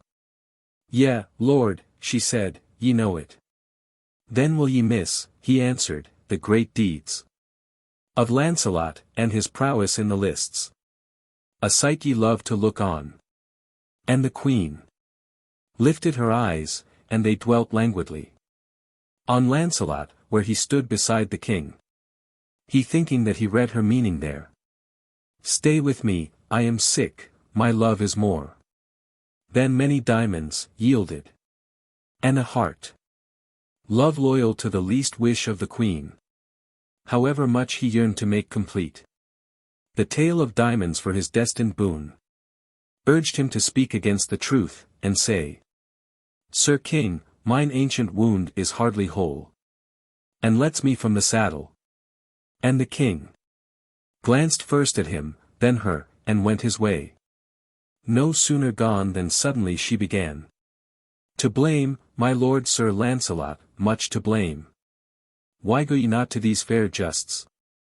The knights are half of them our enemies, and the crowd will murmur, lo the shameless ones, who take their pastime now the trustful king is gone. Then Lancelot vexed at having lied in vain. Are ye so wise? Ye were not once so wise, my queen, that summer, when ye loved me first. Then of the crowd ye took no more account than of the myriad cricket of the mead, when its own voice clings to each blade of grass, and every voice is nothing. As to knights, them surely can I silence with all ease. But now my loyal worship is allowed. Of all men, many a bard, without offence, has linked our names together in his lay. Lancelot, the flower of bravery, Guinevere, the pearl of beauty, and our knights at feast, have pledged us in this union. While the king would listen smiling. How then? Is there more? Has Arthur spoken aught? Or would yourself, now weary of my service and devoir, henceforth be truer to your faultless lord? She broke into a little scornful laugh. Arthur, my lord, Arthur, the faultless king. That passionate perfection, my good lord. But who can gaze upon the sun in heaven? He never spake word of reproach to me. He never had a glimpse of mine untruth. He cares not for me, only here today. There gleamed a vague suspicion in his eyes. Some meddling rogue has tampered with him, else. Wrapped in this fancy of his table round, and swearing men to vows impossible, to make them like himself, but, friend, to me, he is all fault who hath no fault at all. For who loves me must have a touch of earth. The low sun makes the color, I am yours. Not Arthur's, as ye know, save by the bond. And therefore hear my words, go to the justs. The tiny trumpeting gnat can break our dream when sweetest. And the vermin voices here may buzz so loud, we scorn them, but they sting. Then answered Lancelot, the chief of knights. And with what face, after my pretext made, shall I appear, O queen, at Camelot, I, before a king who honors his own word, as if it were his god's? Yea, said the queen. A moral child without the craft to rule. Else had he not lost me, but listen to me. If I must find you wit, we hear it said, that men go down before your spear at a touch. But knowing you are Lancelot, your great name, this conquers, hide it therefore, go unknown. Win. By this kiss you will, and our true king will then allow your pretext, O my knight, as all for glory. For to speak him true, ye know right well, how meek soe'er he seem, no keener hunter after glory breathes. He loves it in his knights more than himself. They prove to him his work, win and return. Then got Sir Lancelot suddenly to horse. Wroth at himself. Not willing to be known. He left the barren beaten thoroughfare. Chose the green path that showed the rarer foot. And there among the solitary downs.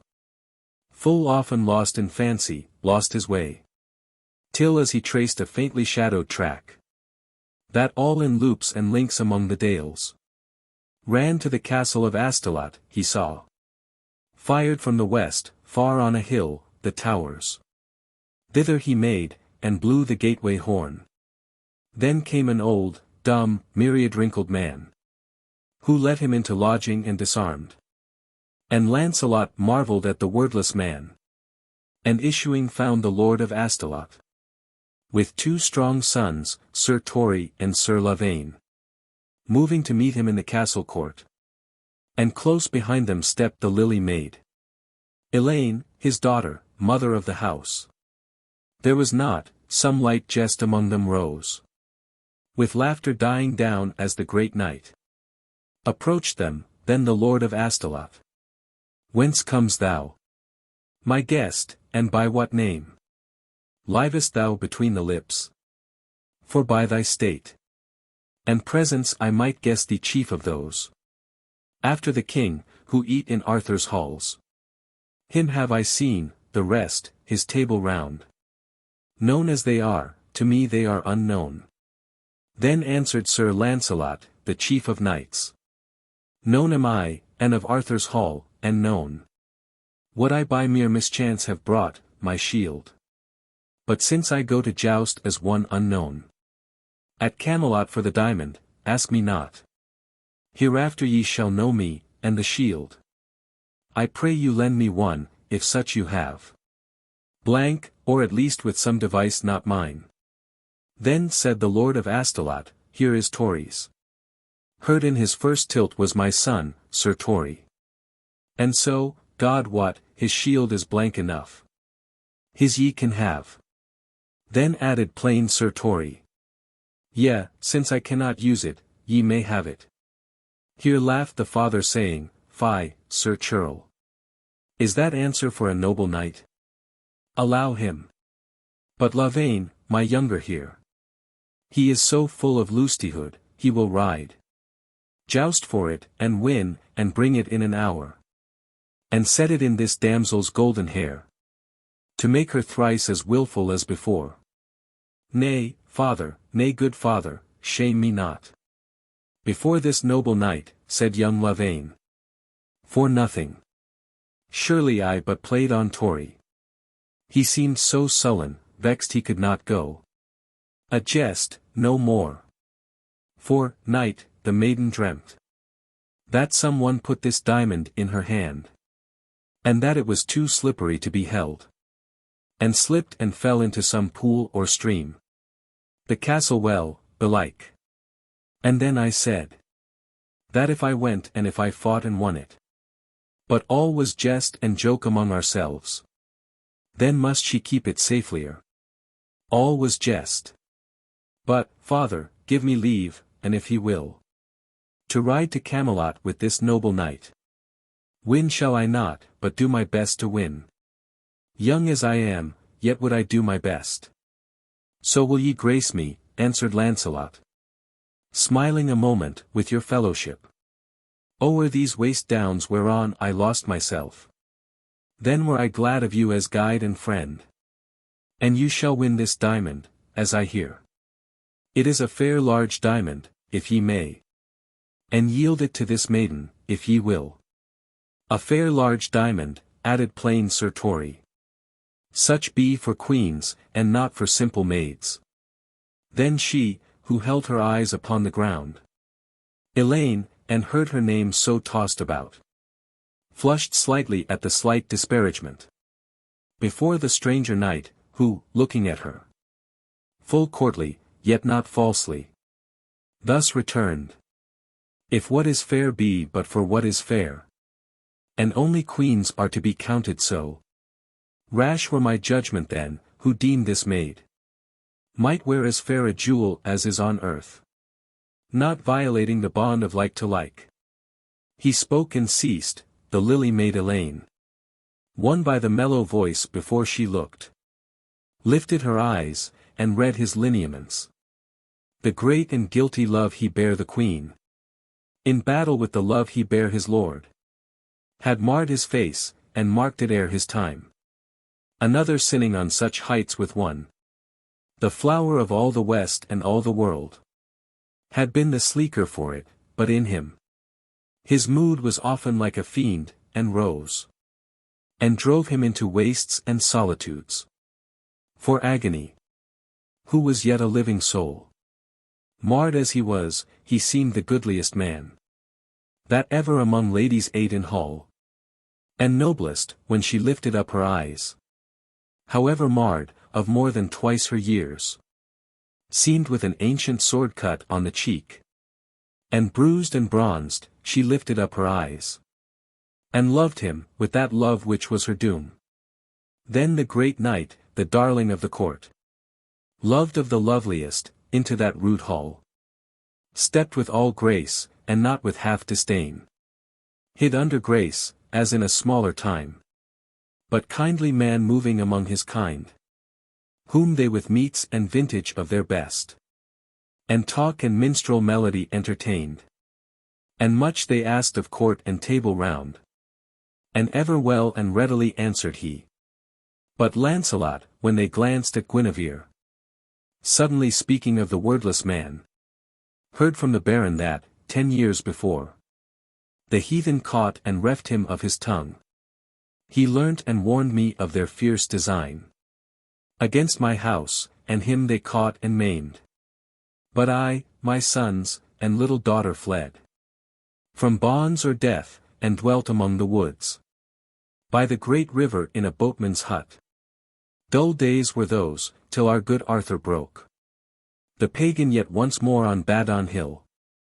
Oh there, great lord, doubtless, Lavaine said, rapt by all the sweet and sudden passion of youth, toward greatness in its elder, you have fought.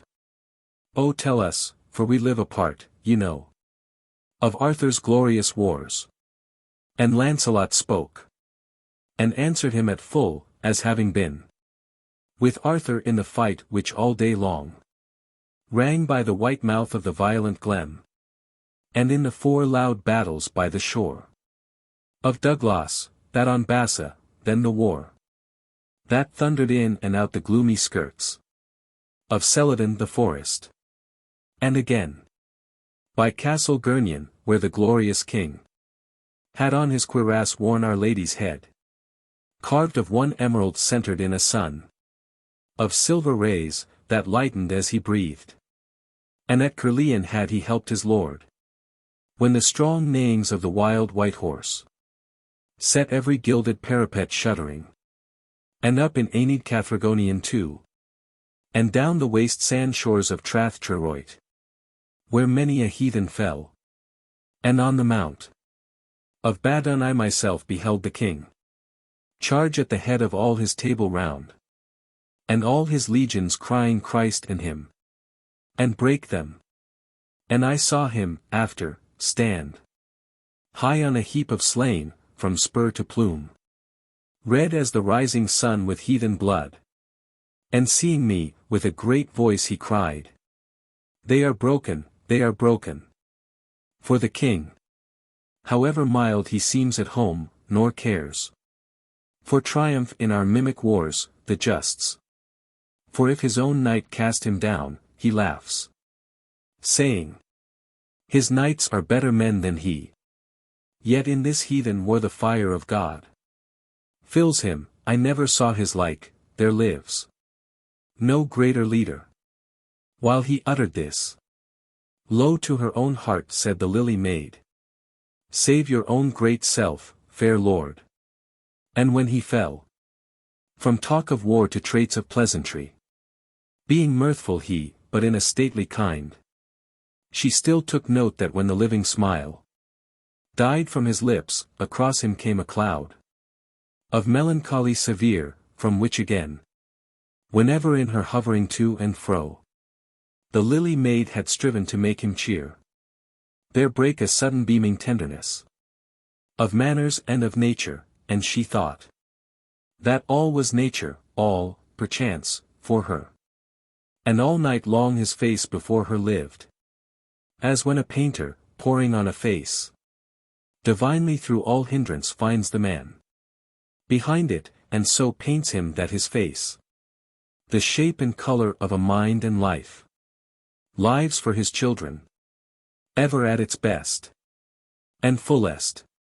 So the face before her lived, dark splendid, speaking in the silence, full of noble things, and held her from her sleep, till wraith she rose, half cheated in the thought she needs must bid farewell to sweet Lavaine. First in fear, step after step, she stole down the long tower stairs, hesitating. Anon, she heard Sir Lancelot cry in the court, "This shield, my friend, where is it?" And Lavaine passed inward, as she came from out the tower. There to his proud horse Lancelot turned, and smoothed the glossy shoulder, humming to himself. Half envious of the flattering hand, she drew nearer and stood. He looked, and more amazed than if 7 men had set upon him, saw the maiden standing in the dewy light. He had not dreamed she was so beautiful. Then came on him a sort of sacred fear. For silent, though he greeted her, she stood, wrapped on his face as if it were a god's. Suddenly flashed on her a wild desire that he should wear her favor at the tilt. She braved a riotous heart in asking for it. "Fair lord, whose name I know not, noble it is. I well believe, the noblest, will you wear my favor at this tourney?" "Nay," said he, "fair lady, since I never yet have worn favor of any lady in the lists. Such is my wont, as those, who know me, know." "Yea, so," she answered. "Then in wearing mine, needs must be lesser likelihood, noble lord, that those who know should know you." And he turned her counsel up and down within his mind, and found it true, and answered, "True, my child. Well, I will wear it, fetch it out to me." "What is it?" And she told him, "A red sleeve, broidered with pearls," and brought it. Then he bound her token on his helmet, with a smile, saying, "I never yet have done so much for any maiden living." And the blood sprang to her face and filled her with delight, but left her all the paler, when Lavaine, returning, brought the yet emblazoned shield, his brother's, which he gave to Lancelot, who parted with his own to fair Elaine. "Do me this grace, my child, to have my shield in keeping till I come." "A grace to me," she answered, "twice today. I am your squire." Whereat Lavaine said, laughing, "Lily maid, for fear our people call you Lily maid. In earnest, let me bring your color back. Once, twice, and thrice, now get you hence to bed." So kissed her, and Sir Lancelot his own hand. And thus they moved away. She stayed a minute, then made a sudden step to the gate. And there, her bright hair blown about the serious face, yet rosy kindled with her brother's kiss, paused by the gateway, standing near the shield, in silence, while she watched their arms far off sparkle, until they dipped below the downs. Then to her tower she climbed, and took the shield. There kept it, and so lived in fantasy. Meanwhile the new companions passed away, far o'er the long backs of the bushless downs, to where Sir Lancelot knew there lived a knight, not far from Camelot, now for 40 years. A hermit, who had prayed, labored and prayed, and ever laboring had scooped himself in the white rock a chapel and a hall, on massive columns, like a shorecliff cave, and cells and chambers, all were fair and dry. The green light from the meadows underneath struck up and lived along the milky roofs. And in the meadows tremulous aspen trees and poplars made a noise of falling showers. And thither wending there that night they bode. But when the next day broke from underground, and shot red fire and shadows through the cave, they rose, heard mass, broke fast, and rode away. Then Lancelot saying, Here, but hold my name hidden, you ride with Lancelot of the Lake. Abashed young Lavaine, whose instant reverence dearer to true young hearts than their own praise. But left him leave to stammer, is it indeed? And after muttering, the great Lancelot, at last he got his breath and answered, One have I seen, that other, our liege lord. The dread Pendragon, Britain's king of kings, of whom the people talk mysteriously. He will be there, then were I stricken blind. That minute, I might say that I had seen. So spake Lavaine, and when they reached the lists by Camelot in the meadow, let his eyes run through the peopled gallery which half round lay like a rainbow fallen upon the grass, until they found the clear-faced king, who sat robed in red samite, easily to be known, since to his crown the golden dragon clung, and down his robe the dragon writhed in gold. And from the carven work behind him crept 2 dragons gilded, sloping down to make arms for his chair, while all the rest of them, through knots and loops and folds innumerable, fled ever through the woodwork, till they found the new design wherein they lost themselves. Yet with all ease, so tender was the work.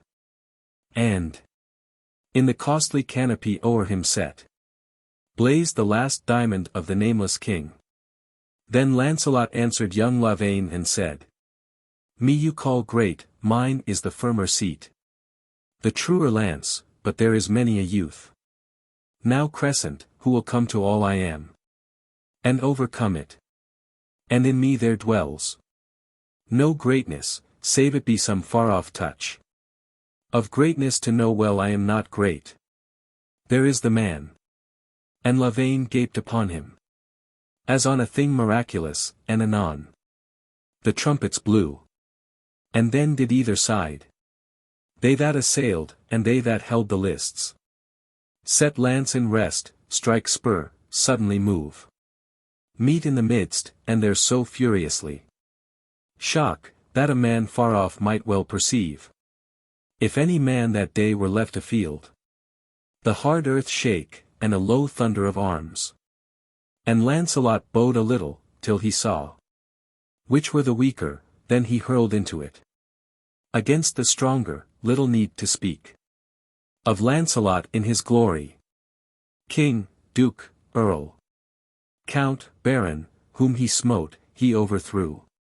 But in the field were Lancelot's kith and kin, ranged with the table round that held the lists. Strong men, and wrathful that a stranger knight should do and almost overdo the deeds of Lancelot, and one said to the other, Lo! What is he? I do not mean the force alone, the grace and versatility of the man. Is it not Lancelot? When has Lancelot worn favor of any lady in the lists? Not such his wont, as we, that know him, know. How then? Who then? A fury seized them all. A fiery family passion for the name of Lancelot, and a glory won with theirs.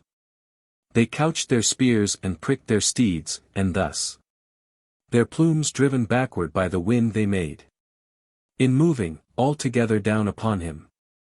Bare, as a wild wave in the wide North Sea, green glimmering toward the summit, bears withal its stormy crests that smoke against the skies, down on a bark, and overbears the bark, and him that helms it, so they overbore Sir Lancelot and his charger, and a spear down glancing lamed the charger, and a spear pricked sharply his own cuirass, and the head pierced through his side, and there snapped, and remained.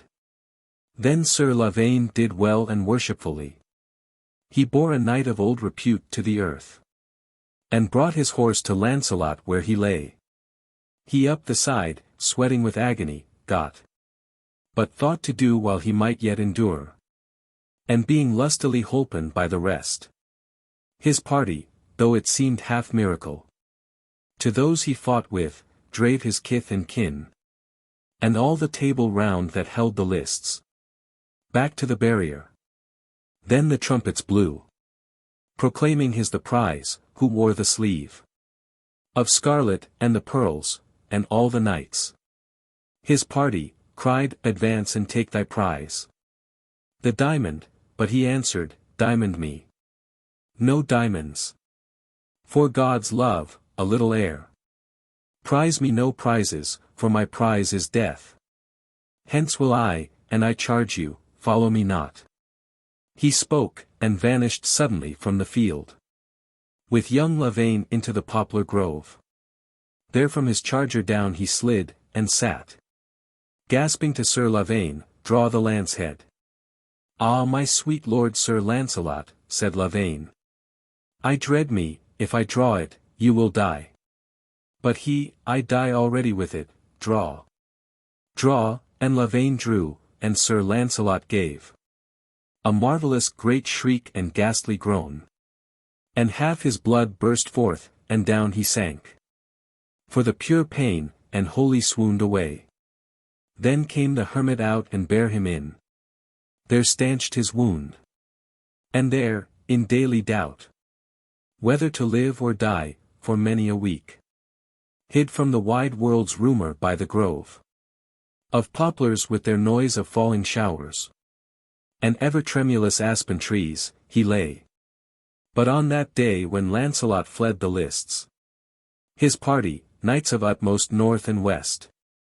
Lords of waste marches, kings of desolate isles. Came round their great Pendragon, saying to him. Lo, sire, our knight, through whom we won the day. Hath gone sore wounded, and hath left his prize. Untaken, crying that his prize is death. Heaven hinder, said the king, that such an one. So great a knight as we have seen today. He seemed to me another Lancelot. Yea, 20 times I thought him Lancelot. He must not pass uncared for. Wherefore, rise. O Gawain, and ride forth and find the knight. Wounded and wearied needs must he be near. I charge you that you get at once to horse. And, knights and kings, there breathes not one of you. Will deem this prize of ours is rashly given. His prowess was too wondrous. We will do him no customary honor, since the knight came not to us, of us to claim the prize. Ourselves will send it after. Rise and take this diamond, and deliver it, and return. And bring us where he is, and how he fares. And cease not from your quest until ye find. So saying, from the carven flower above, to which it made a restless heart, he took. And gave, the diamond, then from where he sat. At Arthur's right, with smiling face arose. With smiling face and frowning heart. A prince. In the mid-might and flourish of his May. Gawain, surnamed the Courteous, fair and strong. And after Lancelot, Tristram, and Geraint. And Gareth, a good knight, but therewithal. Sir Modred's brother, and the child of Lot. Nor often loyal to his word, and now. Wroth that the king's command to sally forth. In quest of whom he knew not, made him leave. The banquet and concourse of knights and kings. So all in wrath he got to horse and went. While Arthur to the banquet, dark in mood. Passed, thinking is it Lancelot who hath come. Despite the wound he spake of, all for gain. Of glory, and hath added wound to wound. And ridden away to die. So feared the king. And, after 2 days' tarriance there, returned. Then when he saw the queen, embracing asked. Love, are you yet so sick? Nay, lord, she said. And where is Lancelot? Then the queen amazed. Was he not with you? Won he not your prize? Nay, but one like him. Why that like was he? And when the king demanded how she knew, said, Lord, no sooner had ye parted from us, than Lancelot told me of a common talk, that men went down before his spear at a touch. But knowing he was Lancelot, his great name conquered, and therefore would he hide his name from all men, even the king, and to this end had made a pretext of a hindering wound, that he might joust unknown of all, and learn if his old prowess were in aught decayed. And added, our true Arthur, when he learns, will well allow me pretext, as for gain of purer glory. Then replied the king, far lovelier in our Lancelot had it been, in lieu of idly dallying with the truth, to have trusted me as he hath trusted thee.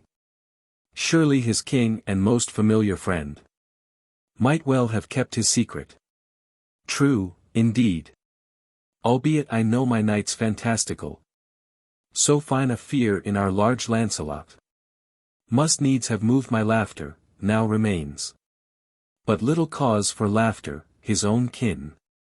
Ill news, my queen, for all who love him, this his kith and kin, not knowing, set upon him, so that he went sore wounded from the field.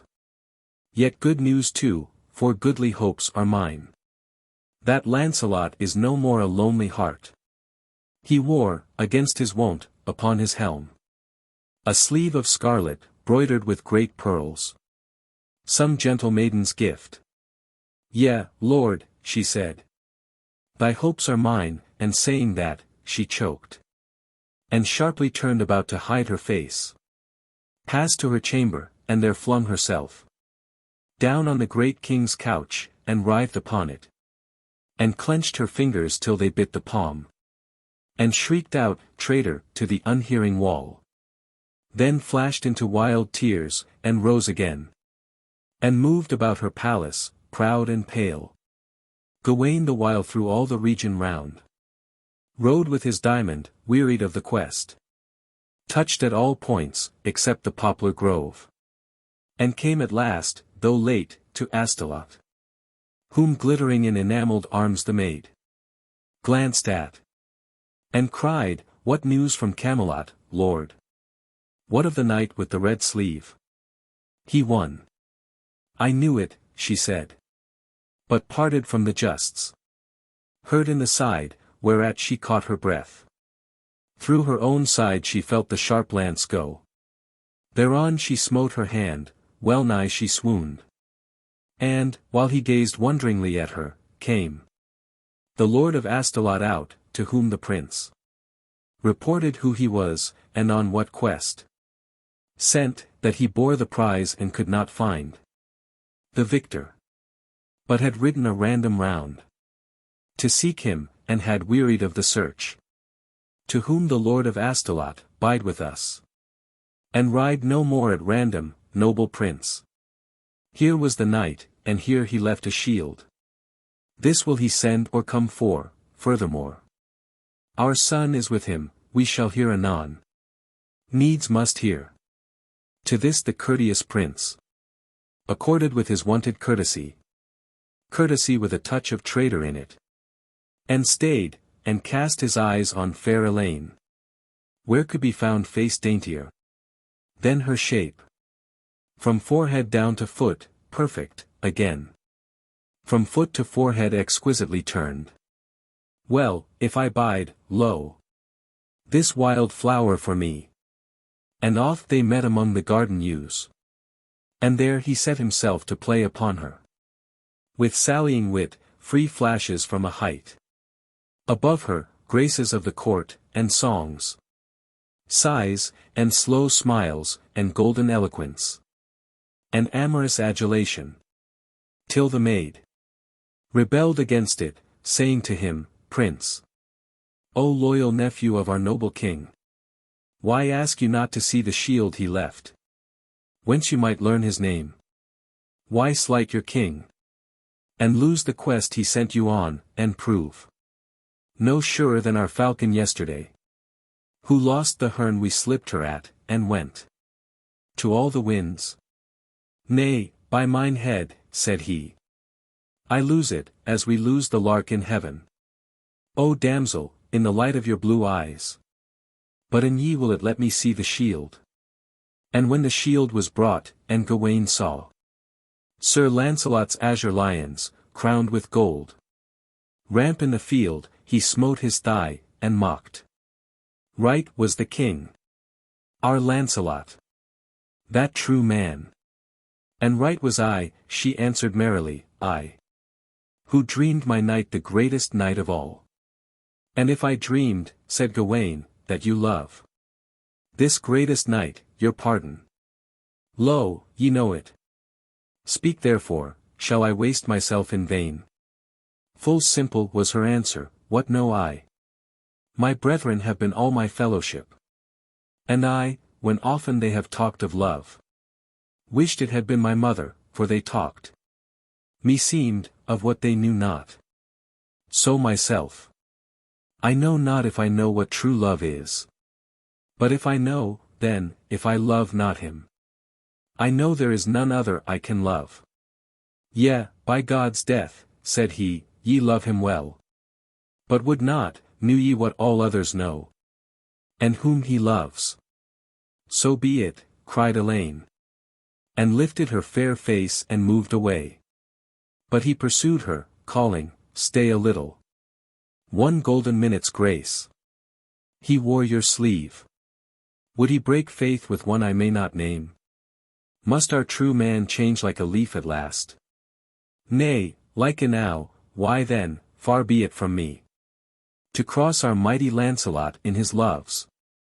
And, damsel, for I deem you know full well where your great knight is hidden, let me leave my quest with you, the diamond also, here.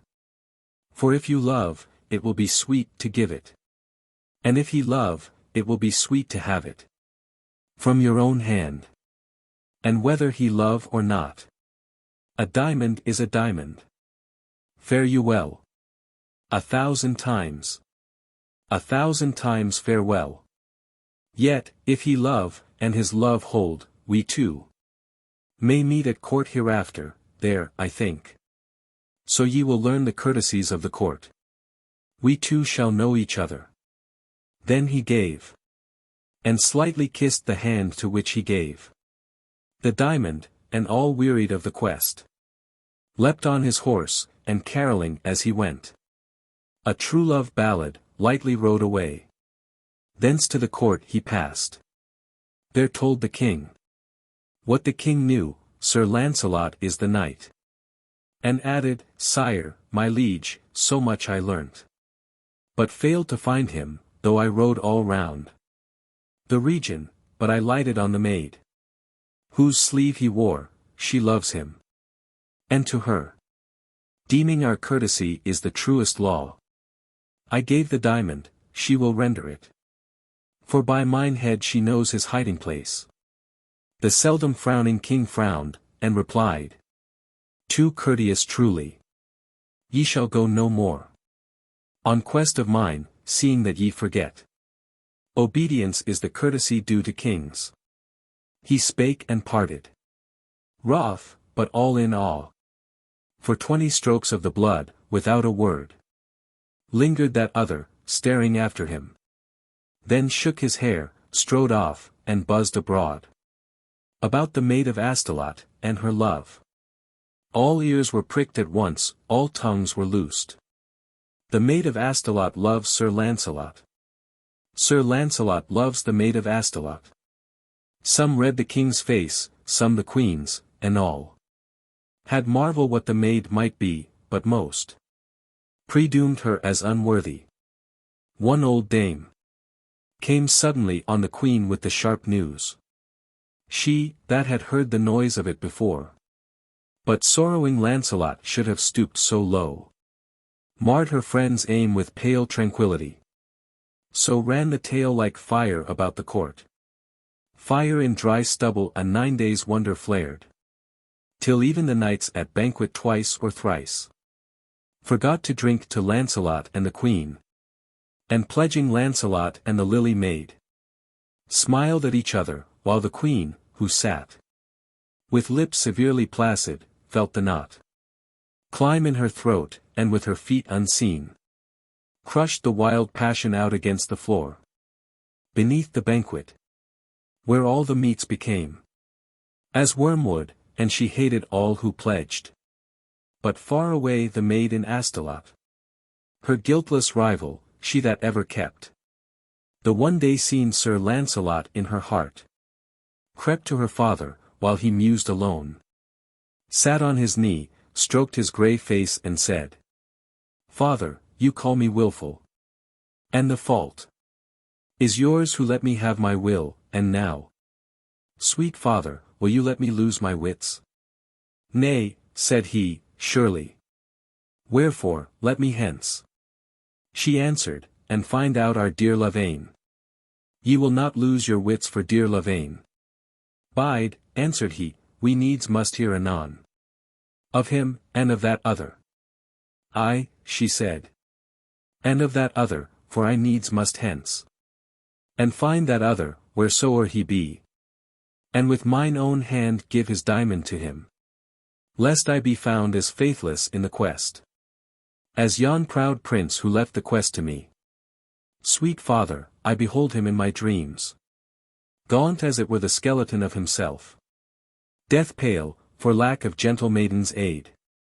The gentler born the maiden, the more bound, my father, to be sweet and serviceable to noble knights in sickness, as ye know. When these have worn their tokens, let me hence, I pray you." Then her father nodding said, "Aye, aye, the diamond, wit ye well, my child. Right fain were I to learn this night were whole, being our greatest, yea. And you must give it. And sure I think this fruit is hung too high for any mouth to gape for save a queen's. Nay, I mean nothing, so then, get you gone. Being so very wilful you must go." Lightly, her suit aloud, she slipped away. And while she made her ready for her ride, her father's latest word hummed in her ear. "Being so very wilful you must go." And changed itself and echoed in her heart. "Being so very wilful you must die." But she was happy enough and shook it off, as we shake off the bee that buzzes at us. And in her heart she answered it and said, "What matter, so I help him back to life." Then far away with good Sir Torry for guide, rode o'er the long backs of the bushless downs to Camelot. And before the city gates came on her brother with a happy face, making a roan horse caper and curvet for pleasure all about a field of flowers. Whom when she saw, Lavaine, she cried, "Lavaine, how fares my lord Sir Lancelot?" He amazed. "Torry and Elaine, why here?" "Sir Lancelot, how know ye my lord's name is Lancelot?" But when the maid had told him all her tale, then turned Sir Torry, and being in his moods, left them, and under the strange statued gate, where Arthur's wars were rendered mystically, passed up the still rich city to his kin, his own far blood, which dwelt at Camelot. And her, Lavaine across the poplar grove, led to the caves. There first she saw the casque of Lancelot on the wall, her scarlet sleeve, though carved and cut, and half the pearls away streamed from it still. And in her heart she laughed, because he had not loosed it from his helm, but meant once more perchance to tourney in it. And when they gained the cell wherein he slept, his battle-writhen arms and mighty hands lay naked on the wolfskin, and a dream of dragging down his enemy made them move. Then she that saw him lying unsleek, unshorn, gaunt as it were the skeleton of himself, uttered a little tender dolorous cry. The sound not wanted in a place so still, woke the sick knight, and while he rolled his eyes, yet blank from sleep, she started to him, saying, Your prize the diamond sent you by the king. His eyes glistened, she fancied, is it for me? And when the maid had told him all the tale of king and prince, the diamond sent, the quest assigned to her not worthy of it, she knelt full lowly by the corners of his bed, and laid the diamond in his open hand. Her face was near, and as we kissed the child that does the task assigned, he kissed her face. At once she slipped like water to the floor. Alas, he said, your ride hath wearied you. Rest must you have. No rest for me, she said. Nay, for near you, fair lord, I am at rest. What might she mean by that? His large black eyes, yet larger through his leanness, dwelt upon her, till all her heart's sad secret blazed itself in the heart's colors on her simple face. And Lancelot looked and was perplexed in mind, and being weak in body said no more, but did not love the color, woman's love, save one, he not regarded, and so turned sighing, and feigned a sleep until he slept. Then rose Elaine and glided through the fields, and passed beneath the weirdly sculptured gates, far up the dim rich city to her kin. There bode the night, but woke with dawn, and passed down through the dim rich city to the fields, thence to the cave, so day by day she passed, in either twilight ghost-like to and fro, gliding, and every day she tended him, and likewise many a night, and Lancelot would, though he called his wound a little hurt, whereof he should be quickly whole, at times brain feverous in his heat and agony, seem uncourteous, even he, but the meek maid sweetly forbore him ever, being to him meeker than any child to a rough nurse, milder than any mother to a sick child. And never woman yet, since man's first fall, did kindlier unto man, but her deep love upbore her, till the hermit, skilled in all the simples and the science of that time, told him that her fine care had saved his life. And the sick man forgot her simple blush, would call her friend and sister, sweet Elaine, would listen for her coming and regret her parting step, and held her tenderly, and loved her with all love except the love of man and woman when they love their best, closest and sweetest, and had died the death in any knightly fashion for her sake. And peradventure had he seen her first, she might have made this and that other world another world for the sick man. But now the shackles of an old love straightened him, his honor rooted in dishonor stood, and faith unfaithful kept him falsely true. Yet the great knight in his mid-sickness made full many a holy vow and pure resolve. These, as but born of sickness, could not live.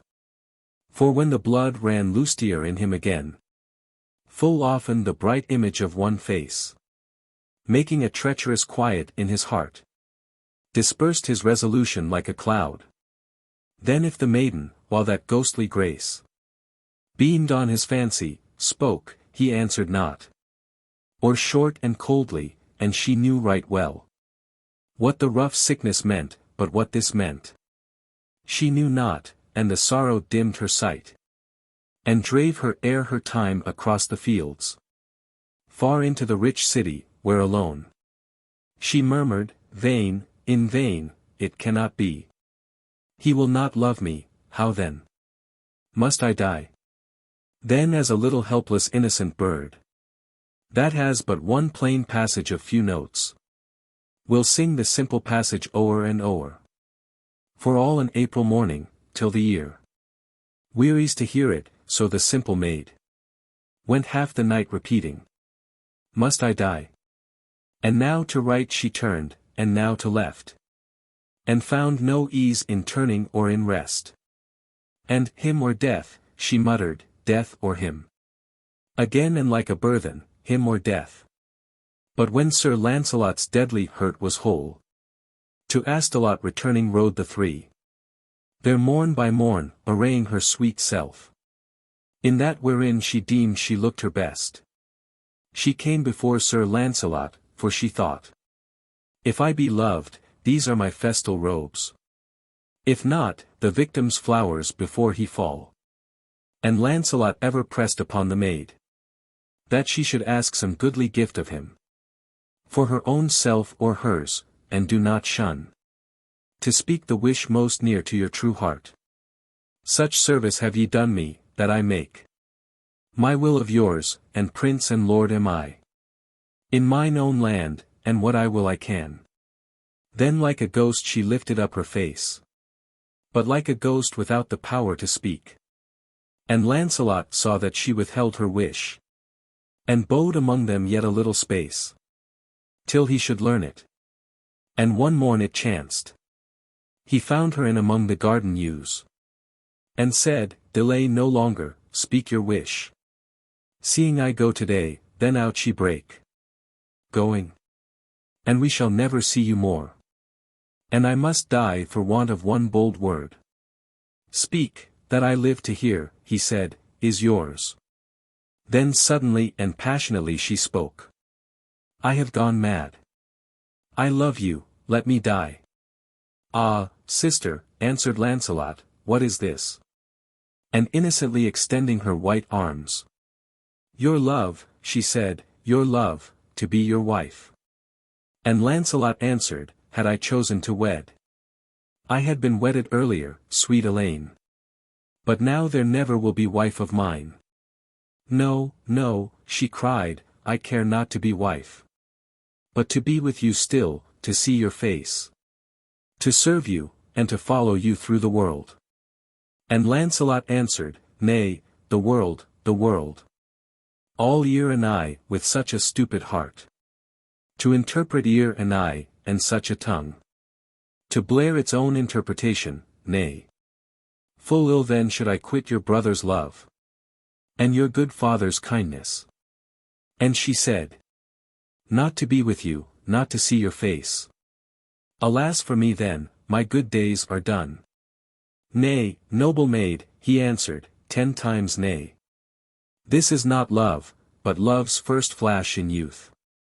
Most common, yeah, I know it of mine own self. And you yourself will smile at your own self. Hereafter, when you yield your flower of life. To one more fitly yours. Not thrice your age. And then will I, for true you are and sweet. Beyond mine old belief in womanhood. More specially should your good knight be poor. Endow you with broad land and territory. Even to the half my realm beyond the seas. So that would make you happy, furthermore. Even to the death, as though ye were my blood. In all your quarrels will I be your knight. This I will do, dear damsel, for your sake. And more than this I cannot. While he spoke. She neither blushed nor shook, but deathly pale. Stood grasping what was nearest, then replied. Of all this will I nothing. And so fell. And thus they bore her swooning to her tower. Then spake, to whom through those black walls of you. Their talk had pierced, her father, I, a flash. I fear me, that will strike my blossom dead. Too courteous are ye, fair Lord Lancelot. I pray you, use some rough discourtesy. To blunt or break her passion. Lancelot said.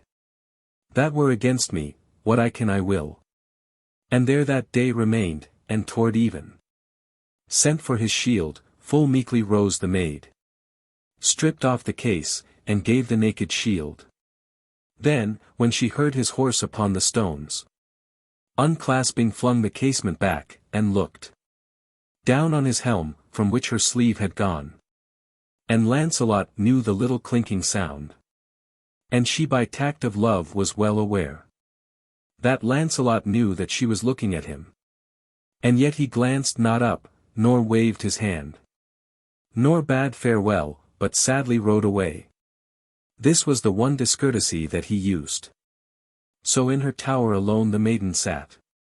His very shield was gone, only the case. Her own poor work, her empty labor, left.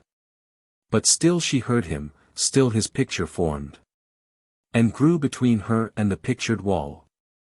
Then came her father, saying in low tones, "Have comfort," whom she greeted quietly. Then came her brethren saying, "Peace to thee, sweet sister," whom she answered with all calm. But when they left her to herself again, death, like a friend's voice from a distant field, approaching through the darkness, called. The owls, wailing, had power upon her, and she mixed her fancies with the sallow-rift glooms of evening, and the moanings of the wind. And in those days she made a little song, and called her song the song of love and death. And sang it, sweetly could she make and sing. Sweet is true love though given in vain, in vain. And sweet is death who puts an end to pain. I know not which is sweeter, no, not I. Love, art thou sweet? Then bitter death must be. Love, thou art bitter, sweet is death to me. O love, if death be sweeter, let me die. Sweet love, that seems not made to fade away. Sweet death, that seems to make us loveless clay. I know not which is sweeter, no, not I. I fain would follow love, if that could be. I needs must follow death, who calls for me. Call and I follow, I follow. Let me die. High with the last line scaled her voice, and this. All in a fiery dawning wild with wind. That shook her tower, the brothers heard, and thought. With shuddering, hark the phantom of the house. That ever shrieks before a death. And called. The father, and all three in hurry and fear. Ran to her, and lo! The blood-red light of dawn flared on her face, she shrilling, "Let me die." As when we dwell upon a word we know, repeating, till the word we know so well becomes a wonder, and we know not why. So dwelt the father on her face, and thought, "Is this Elaine?" Till back the maiden fell. Then gave a languid hand to each, and lay speaking a still good morrow with her eyes.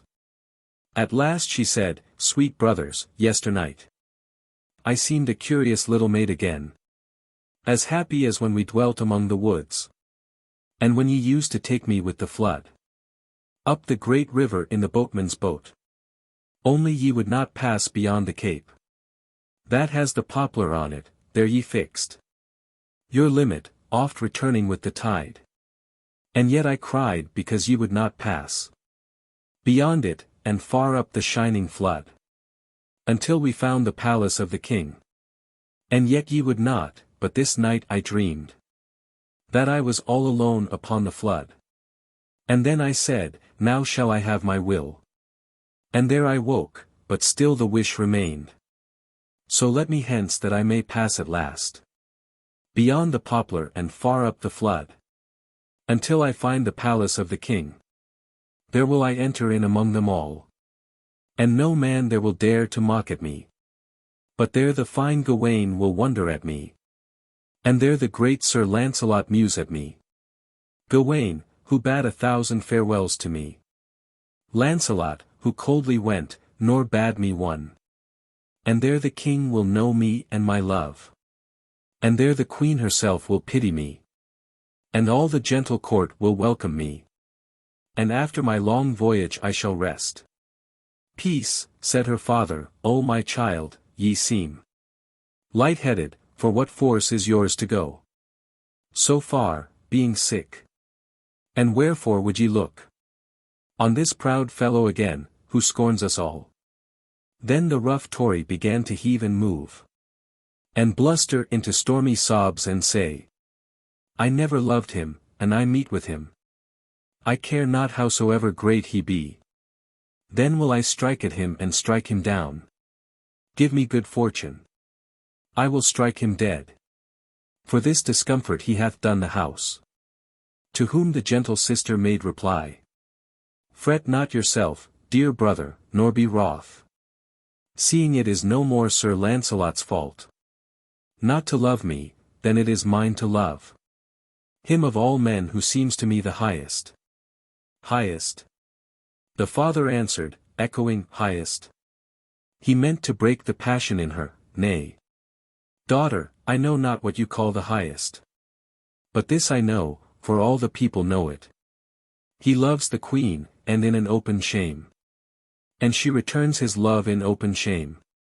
If this be high, what is it to be low? Then spake the lily maid of Astolat. Sweet father, all too faint and sick am I. For anger, these are slanders, never yet. Was noble man but made ignoble talk. He makes no friend who never made a foe. But now it is my glory to have loved one peerless, without stain, so let me pass. My father, howsoe'er I seem to you, not all unhappy, having loved God's best and greatest, though my love had no return. Yet, seeing you desire your child to live, thanks, but you work against your own desire. For if I could believe the things you say, I should but die the sooner, wherefore cease. Sweet father, and bid call the ghostly man hither, and let me shrive me clean, and die. So when the ghostly man had come and gone, she with a face, bright as for sin forgiven, besought Lavaine to write as she devised a letter, word for word, and when he asked, is it for Lancelot, is it for my dear lord? Then will I bear it gladly, she replied. For Lancelot and the queen and all the world. But I myself must bear it. Then he wrote the letter she devised, which being writ and folded, O sweet father, tender and true. Deny me not, she said, ye never yet denied my fancies, this, however strange. My latest, lay the letter in my hand. A little ere I die, and close the hand upon it. I shall guard it even in death.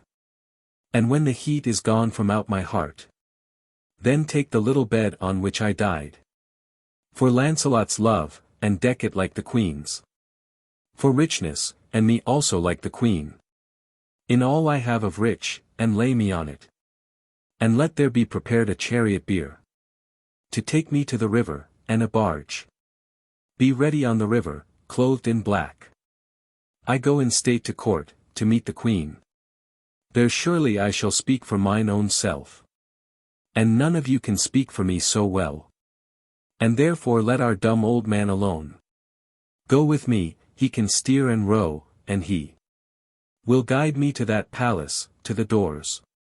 She ceased, her father promised, whereupon she grew so cheerful that they deemed her death was rather in the fantasy than the blood. But 10 slow mornings passed, and on the 11th, her father laid the letter in her hand, and closed the hand upon it, and she died. So that day there was dole in Astolat. But when the next sun brake from underground, then, those two brethren slowly with bent brows, accompanying the sad chariot bier, passed like a shadow through the field, that shone full summer, to that stream whereon the barge, palled all its length in blackest samite, lay.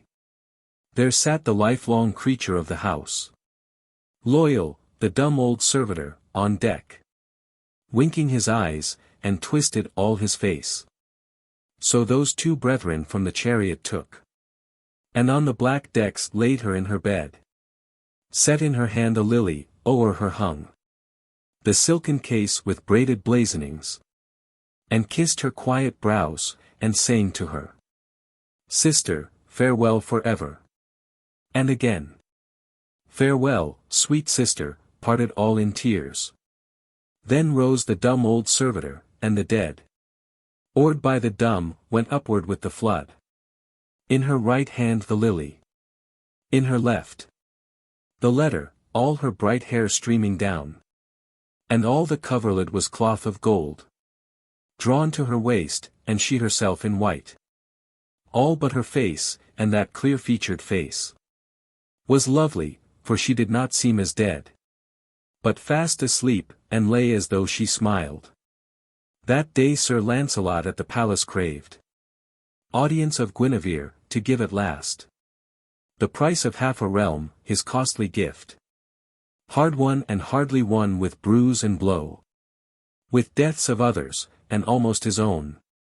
The 9 years fought for diamonds, for he saw one of her house, and sent him to the queen, bearing his wish, whereto the queen agreed.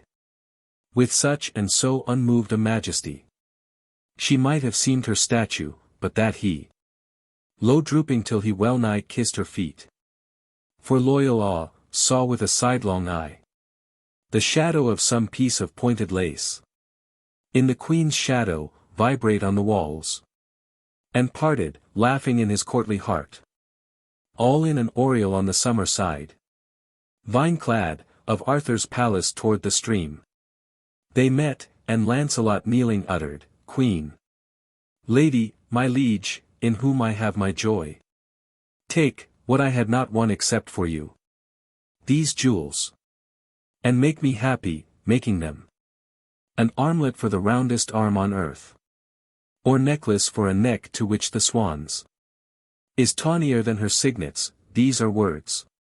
Your beauty is your beauty, and I sin in speaking. Yet oh, grant my worship of it. Words, as we grant grief tears. Such sin in words. Perchance, we both can pardon, but, my queen, I hear of rumors flying through your court. Our bond, as not the bond of man and wife, should have in it an absoluter trust. To make up that defect, let rumors be. When did not rumors fly? These, as I trust, that you trust me in your own nobleness. I may not well believe that you believe. While thus he spoke, half turned away, the queen brake from the vast oriel embowering vine, leaf after leaf, and tore, and cast them off, till all the place whereon she stood was green. Then, when he ceased, in one cold passive hand received at once and laid aside the gems there on a table near her, and replied, It may be, I am quicker of belief than you believe me, Lancelot of the Lake. Our bond is not the bond of man and wife. This good is in it, whatsoe'er of ill, it can be broken easier. I for you this many a year have done despite and wrong, to one whomever in my heart of hearts I did acknowledge nobler. What are these? Diamonds for me. They had been thrice their worth, being your gift, had you not lost your own. To loyal hearts the value of all gifts must vary as the giver's. Not for me. For her. For your new fancy. Only this. Grant me, I pray you, have your joys apart. I doubt not that however changed, you keep so much of what is graceful, and myself would shun to break those bounds of courtesy, in which as Arthur's queen I move and rule. So cannot speak my mind. An end to this. A strange one. Yet I take it with amen. So pray you, add my diamonds to her pearls. Deck her with these. Tell her, she shines me down. An armlet for an arm to which the queen's is haggard, or a necklace for a neck. Oh, as much fairer, as a faith once fair was richer than these diamonds, hers not mine. Nay, by the mother of our Lord himself. Or hers or mine, mine now to work my will. She shall not have them. Saying which she seized, and, through the casement standing wide for heat, flung them, and down they flashed, and smote the stream. Then from the smitten surface flashed, as it were, diamonds to meet them, and they passed away. Then while Sir Lancelot leant, in half disdain, at love, life, all things, on the window ledge, close underneath his eyes, and right across, where these had fallen, slowly passed the barge, whereon the lily maid of Astolat lay smiling, like a star in blackest night. But the wild queen, who saw not, burst away, to weep and wail in secret, and the barge. On to the palace doorway sliding, paused. There two stood armed, and kept the door, to whom all up the marble stair, tier over tier, were added mouths that gaped, and eyes that asked, "What is it?" But that oarsman's haggard face, as hard and still as is the face that men shape to their fancy's eye from broken rocks, on some cliff side, appalled them, and they said, "He is enchanted, cannot speak, and she, look how she sleeps, the fairy queen, so fair. Yeah, but how pale. What are they? Flesh and blood? Or come to take the king to fairyland? For some do hold our Arthur cannot die, but that he passes into fairyland." While thus they babbled of the king came girt with knights, then turned the tongueless man from the half-face to the full eye, and rose, and pointed to the damsel, and the doors. So Arthur bade the meek Sir Percivale and pure Sir Galahad to uplift the maid, and reverently they bore her into hall. Then came the fine Gawain and wondered at her, and Lancelot later came and mused at her, and last the queen herself, and pitied her. But Arthur spied the letter in her hand, stooped, took, brake seal, and read it. This was all. "Most noble lord, Sir Lancelot of the Lake, I, sometime called the Maid of Astolat. Come, for you left me taking no farewell. Hither, to take my last farewell of you. I loved you, and my love had no return. And therefore my true love has been my death. And therefore to our Lady Guinevere, and to all other ladies, I make moan. Pray for my soul, and yield me burial. Pray for my soul thou too, Sir Lancelot, as thou art a knight peerless." Thus he read. And ever in the reading, lords and dames wept, looking often from his face who read to hers which lay so silent, and at times so touched were they, half thinking that her lips, who had devised the letter, moved again. Then freely spoke Sir Lancelot to them all. "My lord liege Arthur, and all ye that hear, know that for this most gentle maiden's death, right heavy am I. For good she was and true, but loved me with a love beyond all love. In women, whomsoever I have known, yet to be loved makes not to love again. Not at my years, however it hold in youth. I swear by truth and knighthood that I gave no cause, not willingly, for such a love. To this I call my friends in testimony, her brethren, and her father, who himself besought me to be plain and blunt, and use to break her passion some discourtesy.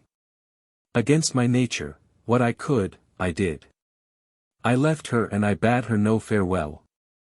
Though, had I dreamt the damsel would have died, I might have put my wits to some rough use, and helped her from herself." Then said the queen, "See was her wrath, yet working after storm. Ye might at least have done her so much grace, fair lord, as would have helped her from her death." He raised his head, their eyes met and hers fell. He adding, "Queen, she would not be content, save that I wedded her, which could not be. Then might she follow me through the world," she asked. "It could not be. I told her that her love was but the flash of youth, would darken down, to rise hereafter in a stiller flame, toward one more worthy of her, than would I. More specially were she wedded, poor estate them with large land and territory, in mine own realm beyond the narrow seas, to keep them in all joyance. More than this I could not. This she would not, and she died." He pausing, Arthur answered, "O my knight, it will be to thy worship, as my knight, and mine, as head of all our table round, to see that she be buried worshipfully. So toward that shrine which then in all the realm was richest, Arthur leading, slowly went the marshalled order of their table round. And Lancelot sad beyond his wont, to see the maiden buried, not as one unknown, nor meanly, but with gorgeous obsequies, and mass, and rolling music, like a queen. And when the knights had laid her comely head low in the dust of half-forgotten kings, then Arthur spake among them, let her tomb be costly, and her image thereupon, and let the shield of Lancelot at her feet be carven, and her lily in her hand, and let the story of her dolorous voyage for all true hearts be blazoned on her tomb, in letters gold and azure, which was wrought thereafter. But when now the lords and dames and people, from the high door streaming, break disorderly, as homeward each, the queen, who marked Sir Lancelot where he moved apart, drew near, and sighed in passing, Lancelot, forgive me. Mine was jealousy and love. He answered with his eyes upon the ground. That is love's curse, pass on, my queen, forgiven. But Arthur, who beheld his cloudy brows, approached him, and with full affection said, Lancelot, my Lancelot, thou in whom I have most joy and most affiance, for I know what thou hast been in battle by my side, and many a time have watched thee at the tilt strike down the lusty and long-practised knight, and let the younger and unskilled go by, to win his honor and to make his name, and loved thy courtesies and thee, a man made to be loved. But now I would to God, seeing the homeless trouble in thine eyes, thou couldst have loved this maiden, shaped, it seems, by God for thee alone, and from her face, if one may judge the living by the dead, delicately pure and marvelously fair, who might have brought thee, now a lonely man, wifeless and heirless, noble issue, sons, born to the glory of thine name and fame, my knight, the great Sir Lancelot of the Lake. Then answered Lancelot, fair she was, my king, pure, as you ever wish your knights to be. To doubt her fairness were to want an eye, to doubt her pureness were to want a heart. Yea, to be loved, if what is worthy love could bind him, but free love will not be bound. Free love, so bound, were freest, said the king. Let love be free, free love is for the best. And, after heaven, on our dull side of death, what should be best, if not so pure a love, clothed in so pure a loveliness?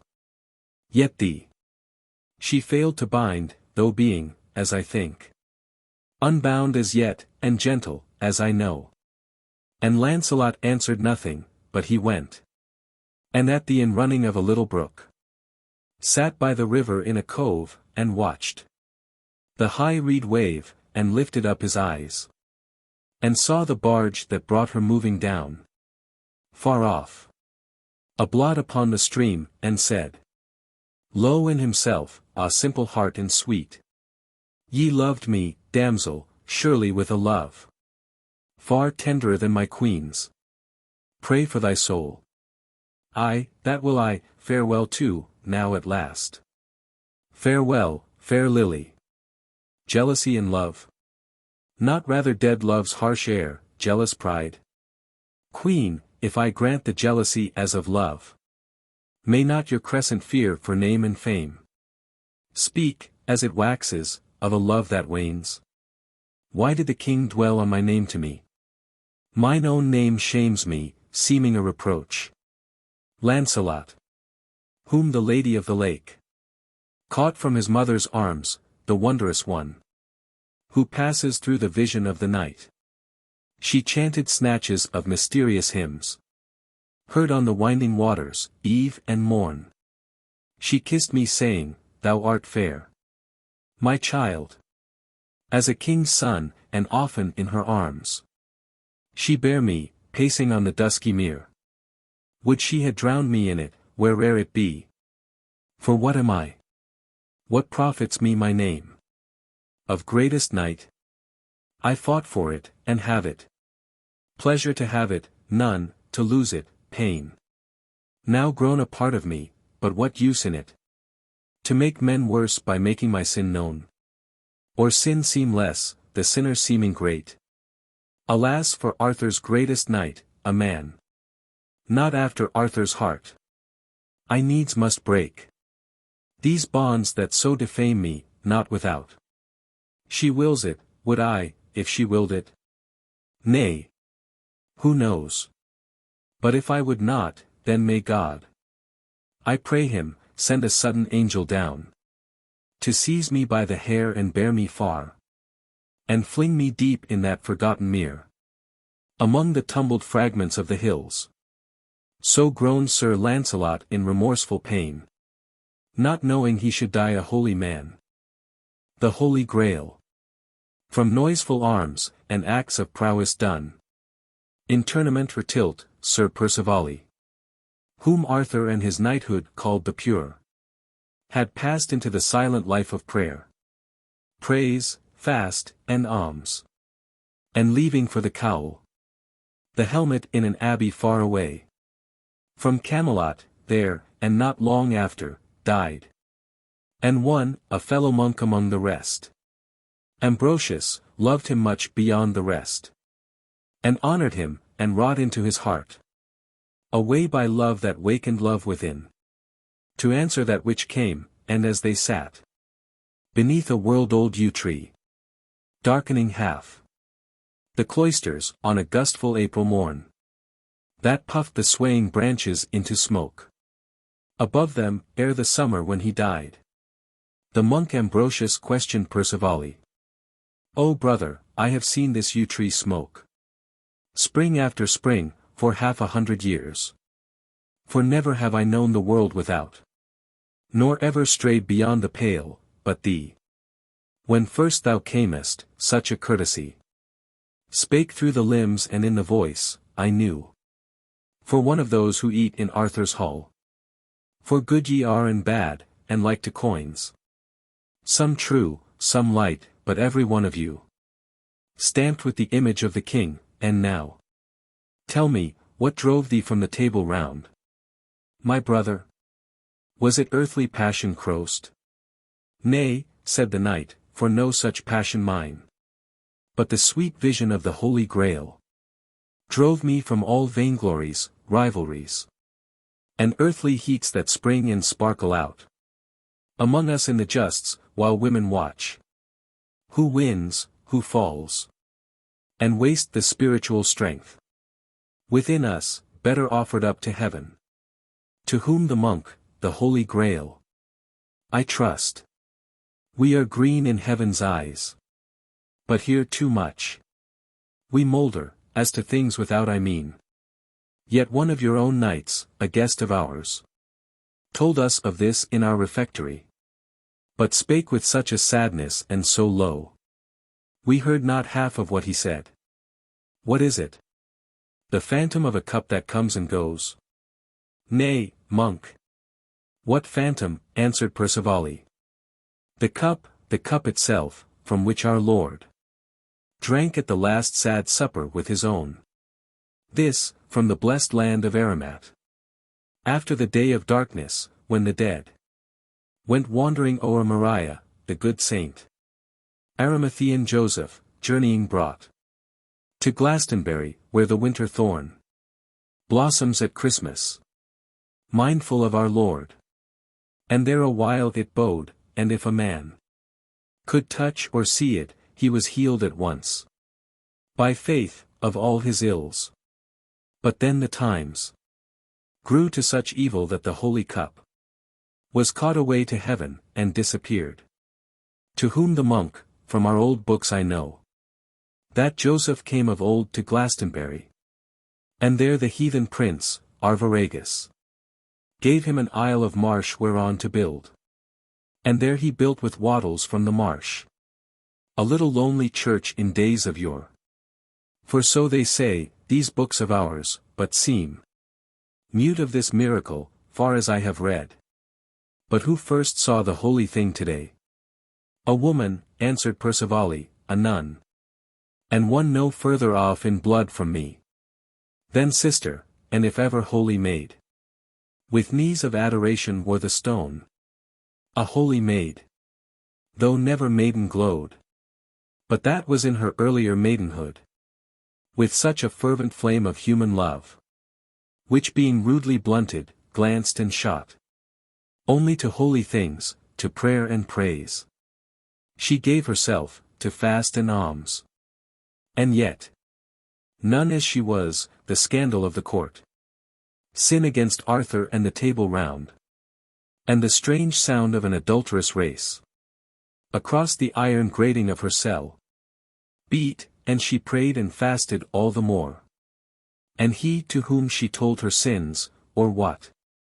Her all but utter whiteness held for sin. A man well nigh 100 winters old. Spake often with her of the Holy Grail. A legend handed down through 5 or 6. And each of these 100 winters old. From our Lord's time. And when King Arthur made his Table Round, and all men's hearts became clean for a season, surely he had thought that now the Holy Grail would come again. But sin broke out. Ah, Christ, that it would come and heal the world of all their wickedness. O Father, asked the maiden, might it come to me by prayer and fasting? Nay, said he. I know not, for thy heart is pure as snow. And so she prayed and fasted, till the sun shone, and the wind blew, through her, and I thought she might have risen and floated when I saw her. For on a day she sent to speak with me. And when she came to speak, behold her eyes. Beyond my knowing of them, beautiful. Beyond all knowing of them, wonderful. Beautiful in the light of holiness. And, O my brother Percivale, she said. Sweet brother, I have seen the Holy Grail. For, waked at dead of night, I heard a sound. As of a silver horn from o'er the hills. Blown, and I thought, it is not Arthur's use. To hunt by moonlight. And the slender sound. As from a distance beyond distance grew. Coming upon me, O never harp nor horn. Nor ought we blow with breath, or touch with hand. Was like that music as it came. And then streamed through my cell a cold and silver beam. And down the long beam stole the Holy Grail. Rose red with beatings in it, as if alive. Till all the white walls of my cell were dyed. With rosy colors leaping on the wall. And then the music faded, and the Grail passed, and the beam decayed, and from the walls the rosy quiverings died into the night. So now the holy thing is here again. Among us, brother, fast thou too and pray.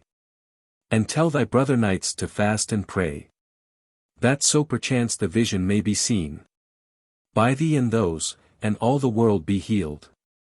Then leaving the pale nun, I spake of this to all men, and myself fasted and prayed. Always, and many among us many a week. Fasted and prayed even to the uttermost.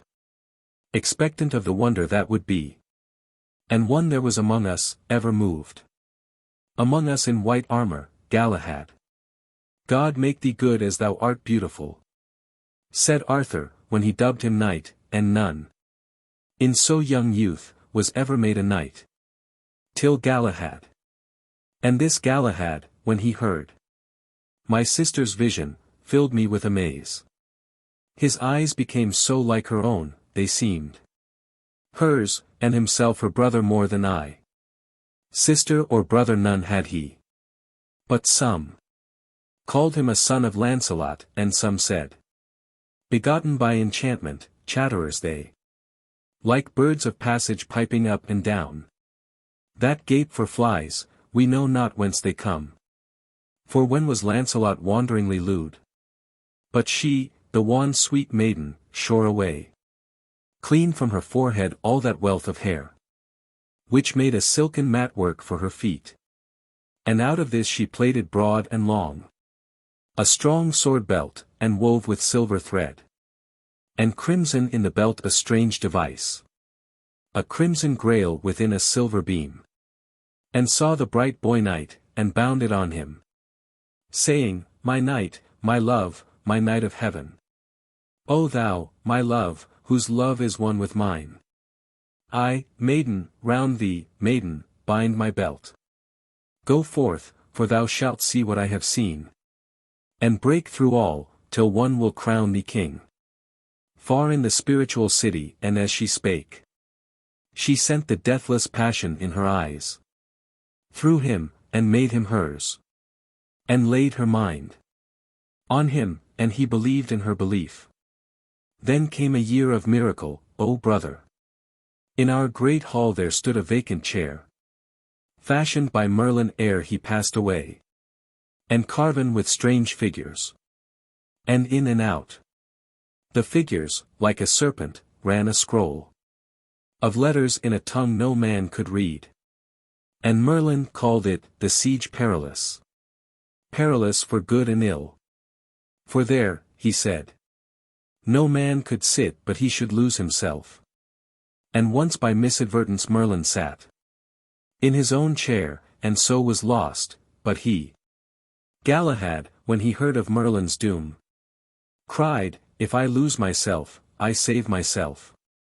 Then on a summer night it came to pass, while the great banquet lay along the hall, that Galahad would sit down in Merlin's chair.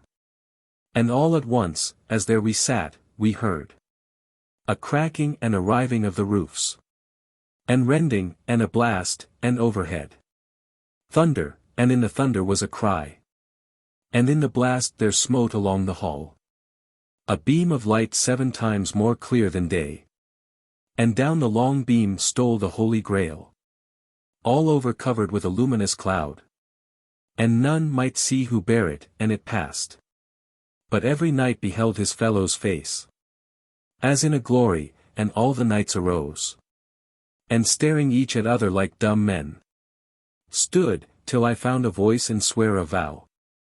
I swear a vow before them all, that I, because I had not seen the Grail, would ride a 12-month and a day in quest of it, until I found and saw it, as the nun, my sister, saw it. And Galahad sware the vow. And good Sir Bors, our Lancelot's cousin, sware. And Lancelot sware, and many among the knights. And Gawain sware, and louder than the rest. Then spake the monk Ambrosius, asking him, what said the king? Did Arthur take the vow? Nay, for my lord, said Percivale, the king was not in hall, for early that same day, 'scaped through a cavern from a bandit hold. An outraged maiden sprang into the hall, crying on help, for all her shining hair was smeared with earth, and either milky arm red rent with hooks of bramble, and all she wore torn as a sail that leaves the rope is torn in tempest. So the king arose and went to smoke the scandalous hive of those wild bees that made such honey in his realm. Howbeit, some little of this marvel he too saw, returning o'er the plain that then began to darken under Camelot, whence the king looked up, calling aloud, lo, there the roofs of our great hall are rolled in thunder smoke. Pray heaven, they be not smitten by the bolt. For dear to Arthur was that hall of ours, as having there so oft with all his knights feasted, and as the stateliest under heaven.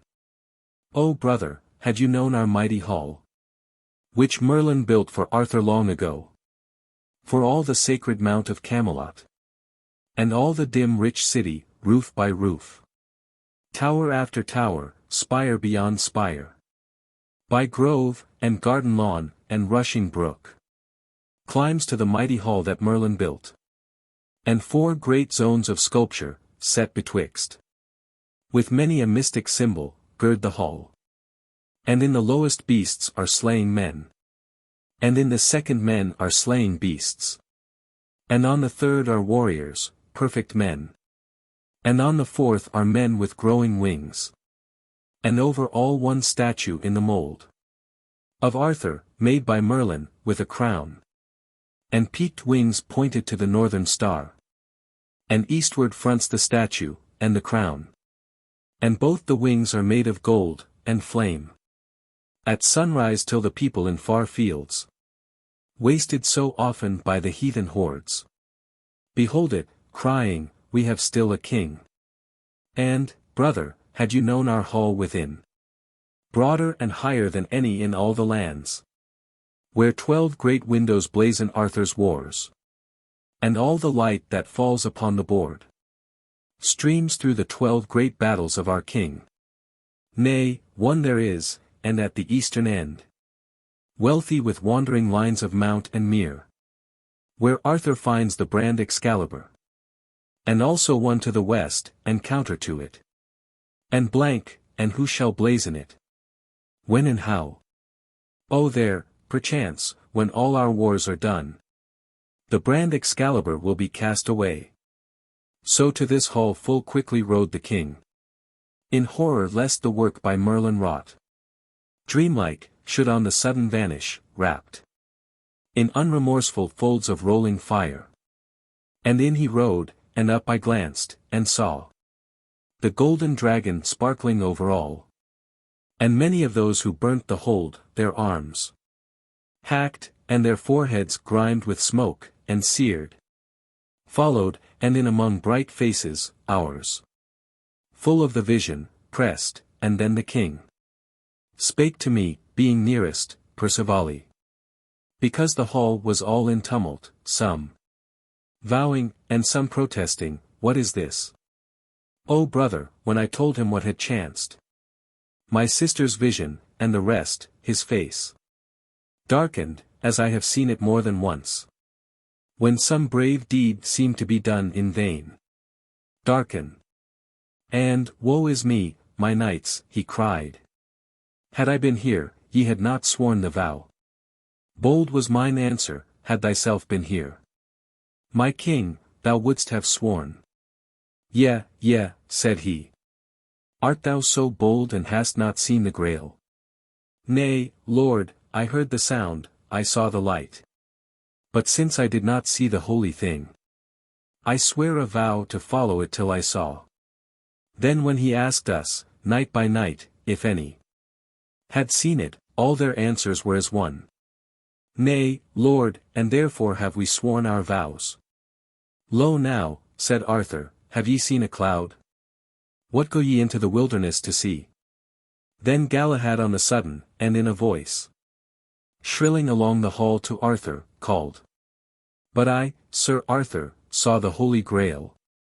I saw the Holy Grail and heard a cry. O Galahad, and O Galahad, follow me. Ah, Galahad, Galahad, said the king, for such as thou art is the vision, not for these. Thy holy none and thou have seen a sign. Holier is none, my Percivali, than she.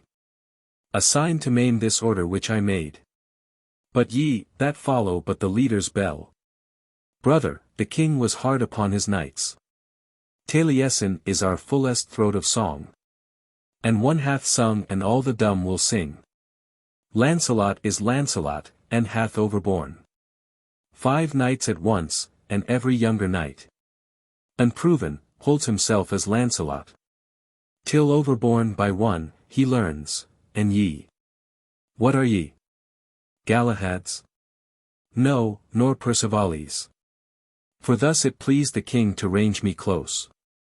After Sir Galahad. Nay, said he, but men. With strength and will to right the wronged, of power. To lay the sudden heads of violence flat. Knights that in 12 great battles splashed and died. The strong white horse in his own heathen blood. But one hath seen. And all the blind will see. Go, since your vows are sacred, being made. Yet, for ye know the cries of all my realm. Pass through this hall, how often, O my knights. Your places being vacant at my side. This chance of noble deeds will come and go. Unchallenged. While ye follow wandering fires. Lost in the quagmire. Many of you, ye most. Return no more, ye think I show myself too dark a prophet, come now, let us meet. The morrow morn once more in one full field of gracious pastime, that once more the king, before ye leave him for this quest, may count the yet unbroken strength of all his knights, rejoicing in that order which he made. So when the sun broke next from underground, all the great table of our Arthur closed, and clashed in such a tourney and so full, so many lances broken, never yet had Camelot seen the like, since Arthur came. And I myself and Galahad, for a strength was in us from this vision, overthrew so many knights that all the people cried, and almost burst the barriers in their heat, shouting, Sir Galahad and Sir Percivale. But when the next day brake from underground, O brother, had you known our Camelot, built by old kings, age after age, so old, the king himself had fears that it would fall, so strange, and rich, and dim. For where the roofs tottered toward each other in the sky, met foreheads all along the street of those who watched us pass. And lower, and where the long rich galleries, lady-laden, weighed the necks of dragons clinging to the crazy walls, thicker than drops from thunder, showers of flowers fell as we passed. And men and boys astride on wyvern, lion, dragon, griffin, swan, at all the corners, named us each by name, calling, God speed. But in the ways below, the knights and ladies wept, and rich and poor wept, and the king himself could hardly speak for grief, and all in Middle Street the queen, who rode by Lancelot, wailed and shrieked aloud, this madness has come on us for our sins. So to the gate of the Three Queens we came, where Arthur's wars are rendered mystically, and thence departed every one his way. And I was lifted up in heart and thought of all my late shown prowess in the lists, how my strong lance had beaten down the knights, so many and famous names, and never yet had heaven appeared so blue, nor earth so green. For all my blood danced in me, and I knew that I should light upon the Holy Grail. Thereafter, the dark warning of our king, that most of us would follow wandering fires, came like a driving gloom across my mind. Then every evil word I had spoken once, and every evil thought I had thought of old, and every evil deed I ever did, awoke and cried, this quest is not for thee. And lifting up mine eyes, I found myself alone, and in a land of sand and thorns. And I was thirsty even unto death. And I, too, cried, this quest is not for thee. And on I rode, and when I thought my thirst would slay me, saw deep lawns, and then a brook, with one sharp rapid, where the crisping white played ever back upon the sloping wave, and took both ear and eye. And o'er the brook were apple trees, and apples by the brook fallen, and on the lawns. I will rest here, I said, I am not worthy of the quest. But even while I drank the brook, and ate the goodly apples, all these things at once fell into dust, and I was left alone, and thirsting, in a land of sand and thorns. And then behold a woman at a door, spinning, and fair the house whereby she sat, and kind the woman's eyes and innocent, and all her bearing gracious, and she rose, opening her arms to meet me, as who should say, rest here. But when I touched her, lo! She, too, fell into dust and nothing, and the house became no better than a broken shed, and in it a dead babe, and also this fell into dust, and I was left alone. And on I rode, and greater was my thirst. Then flashed a yellow gleam across the world, and where it smote the plowshare in the field, the plowman left his plowing, and fell down before it. where it glittered on her pail. The milkmaid left her milking, and fell down before it, and I knew not why, but thought, the sun is rising, though the sun had risen. Then was I ware of one that on me moved, in golden armor with a crown of gold, about a casque all jewels, and his horse in golden armor jeweled everywhere. And on the splendor came, flashing me blind, and seemed to me the lord of all the world, being so huge. But when I thought he meant to crush me, moving on me, lo!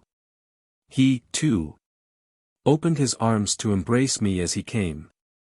And up I went and touched him, and he, too, fell into dust, and I was left alone, and wearying in a land of sand and thorns.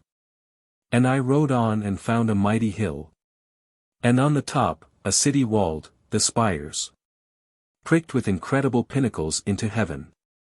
And by the gateway stirred a crowd, and these cried to me climbing, Welcome, Percivali, thou mightiest and thou purest among men. And glad was I in clomb, but found at top no man, nor any voice. And thence I passed far through a ruinous city, and I saw that man had once dwelt there. But there I found only one man of an exceeding age. Where is that goodly company, said I, that so cried out upon me, and he had scarce any voice to answer, and yet gasped, Whence and what art thou? And even as he spoke, fell into dust, and disappeared, and I was left alone once more, and cried in grief, Lo, if I find the Holy Grail itself, and touch it, it will crumble into dust. And thence I dropped into a lowly vale. Low as the hill was high, and where the vale was lowest, found a chapel, and thereby a holy hermit in a hermitage, to whom I told my phantoms, and he said, O son, thou hast not true humility, the highest virtue, mother of them all. For when the Lord of all things made himself naked of glory for his mortal change, take thou my robe, she said, for all is thine. And all her form shone forth with sudden light, so that the angels were amazed, and she followed him down, and like a flying star led on the grey-haired wisdom of the East. But her thou hast not known, for what is this? Thou thoughtest of thy prowess and thy sins. Thou hast not lost thyself to save thyself, as Galahad. When the hermit made an end, in silver armor suddenly Galahad shone before us, and against the chapel door laid lance, and entered, and we knelt in prayer. And there the hermit slaked my burning thirst. And at the sacring of the mass I saw the holy elements alone, but he saw ye no more. I, Galahad, saw the Grail, the Holy Grail, descend upon the shrine. I saw the fiery face as of a child, that smote itself into the bread, and went. And hither am I come. And never yet hath what thy sister taught me first to see. This holy thing, failed from my side, nor come covered, but moving with me night and day. Fainter by day, but always in the night. Blood red. And sliding down the blackened marsh. Blood red, and on the naked mountain top. Blood red, and in the sleeping mere below. Blood red. And in the strength of this I rode, shattering all evil customs everywhere. And passed through pagan realms, and made them mine. And clashed with pagan hordes, and bore them down. And broke through all, and in the strength of this come victor. But my time is hard at hand. And hence I go, and one will crown me king. Far in the spiritual city, and come thou, too. For thou shalt see the vision when I go. While thus he spake, his eye, dwelling on mine, drew me, with power upon me, till I grew one with him, to believe as he believed. Then, when the day began to wane, we went There rose a hill that none but man could climb, scarred with 100 wintry watercourses. Storm at the top, and when we gained it, storm round us and death for every moment glanced. His silver arms engloomed, so quick and thick.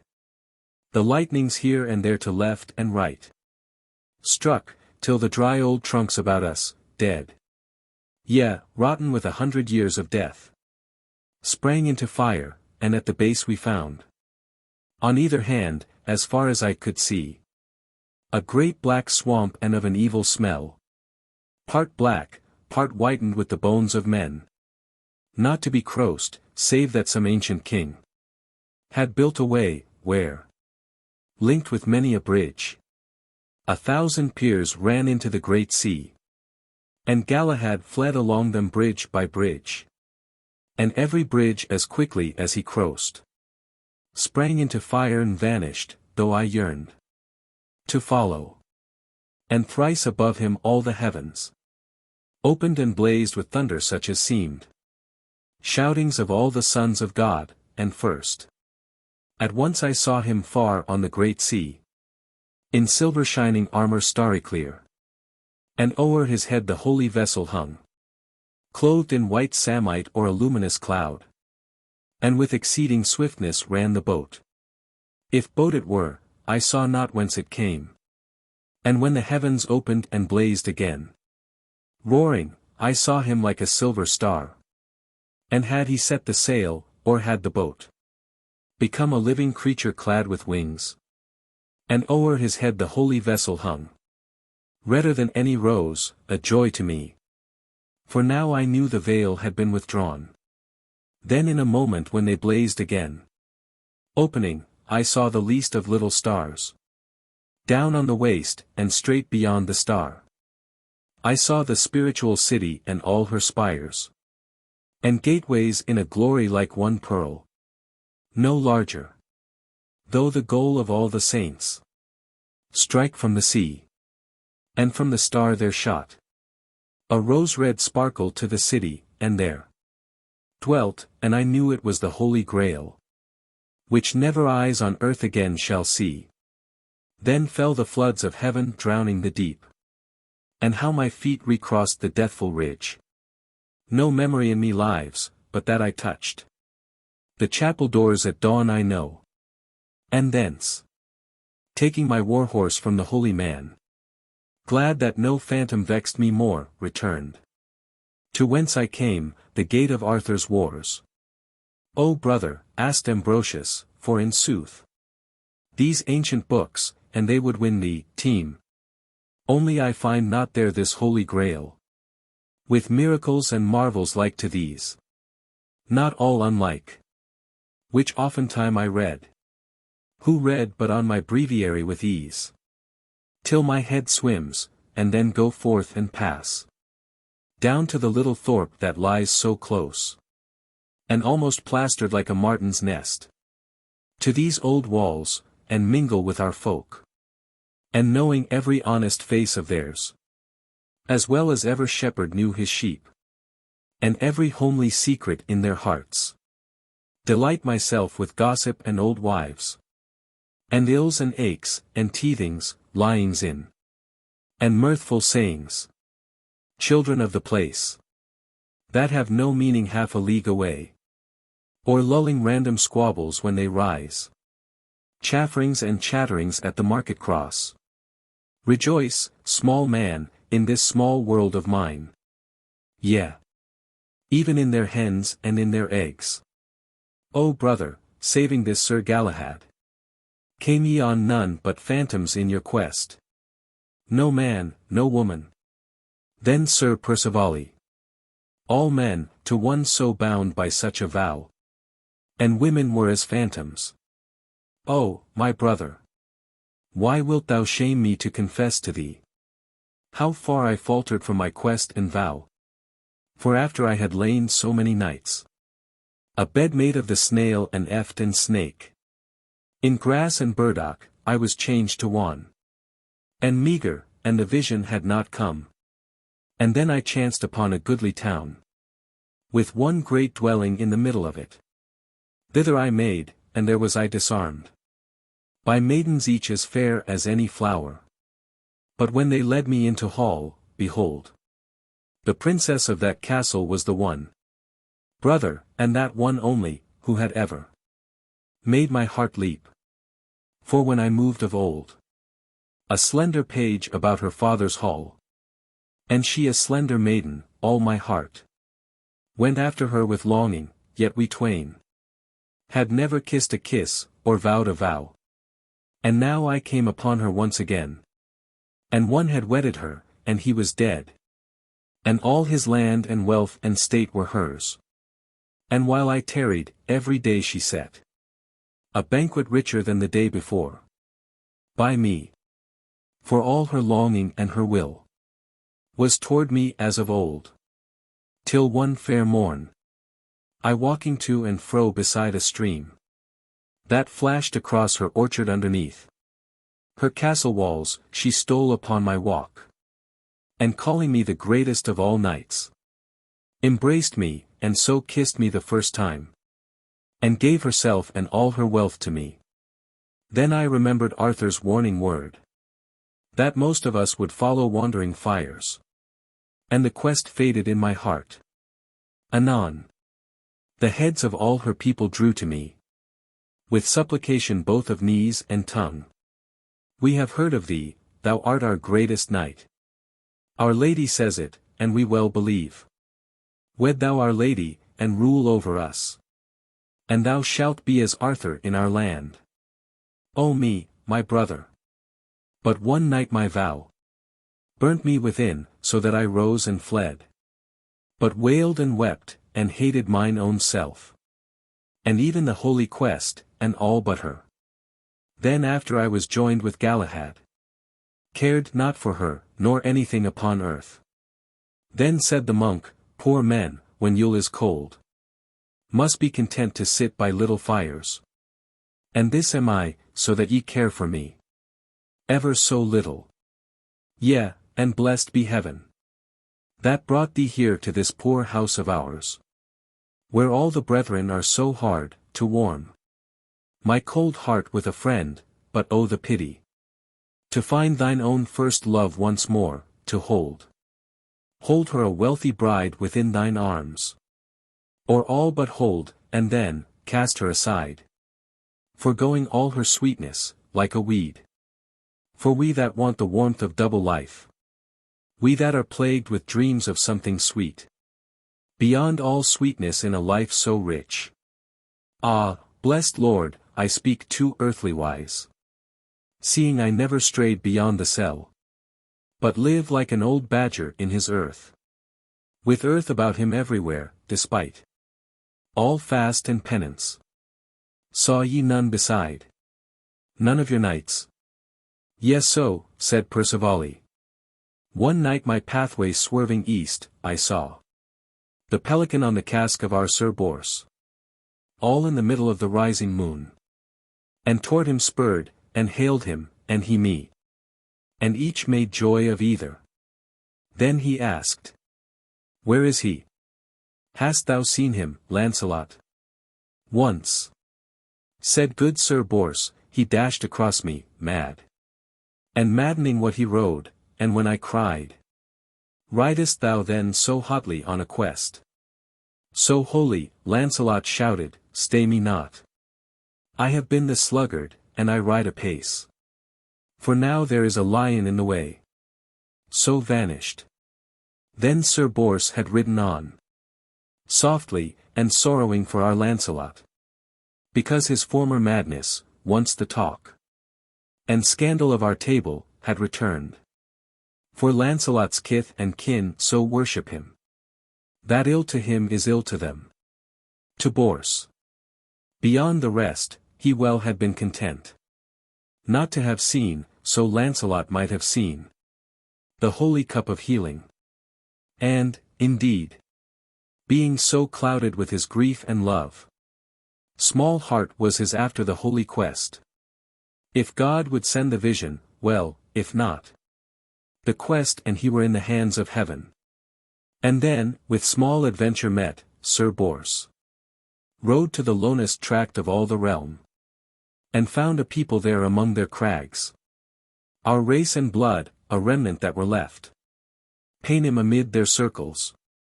And the stones. They pitch up straight to heaven, and their wise men. Were strong in that old magic which can trace the wandering of the stars. And scoffed at him. And this high quest as at a simple thing. Told him he followed, almost Arthur's words. A mocking fire, what other fire than he? Whereby the blood beats, and the blossom blows. And the sea rolls. And all the world is warmed. And when his answer chafed them, the rough crowd, hearing he had a difference with their priests, seized him, and bound and plunged him into a cell of great piled stones. And lying bound in there, in darkness through innumerable hours, he heard the hollow ringing heavens sweep over him till by miracle, what else? Heavy as it was, a great stone slipped and fell, such as no wind could move, and through the gap glimmered the streaming scud. Then came a night, still as the day was loud.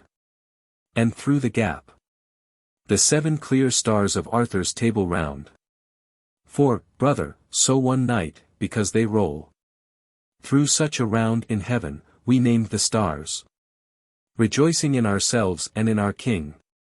And these, like bright eyes of familiar friends, in on him shone, and then to me, said good Sir Bors, beyond all hopes of mine, who scarce had prayed or asked it for myself.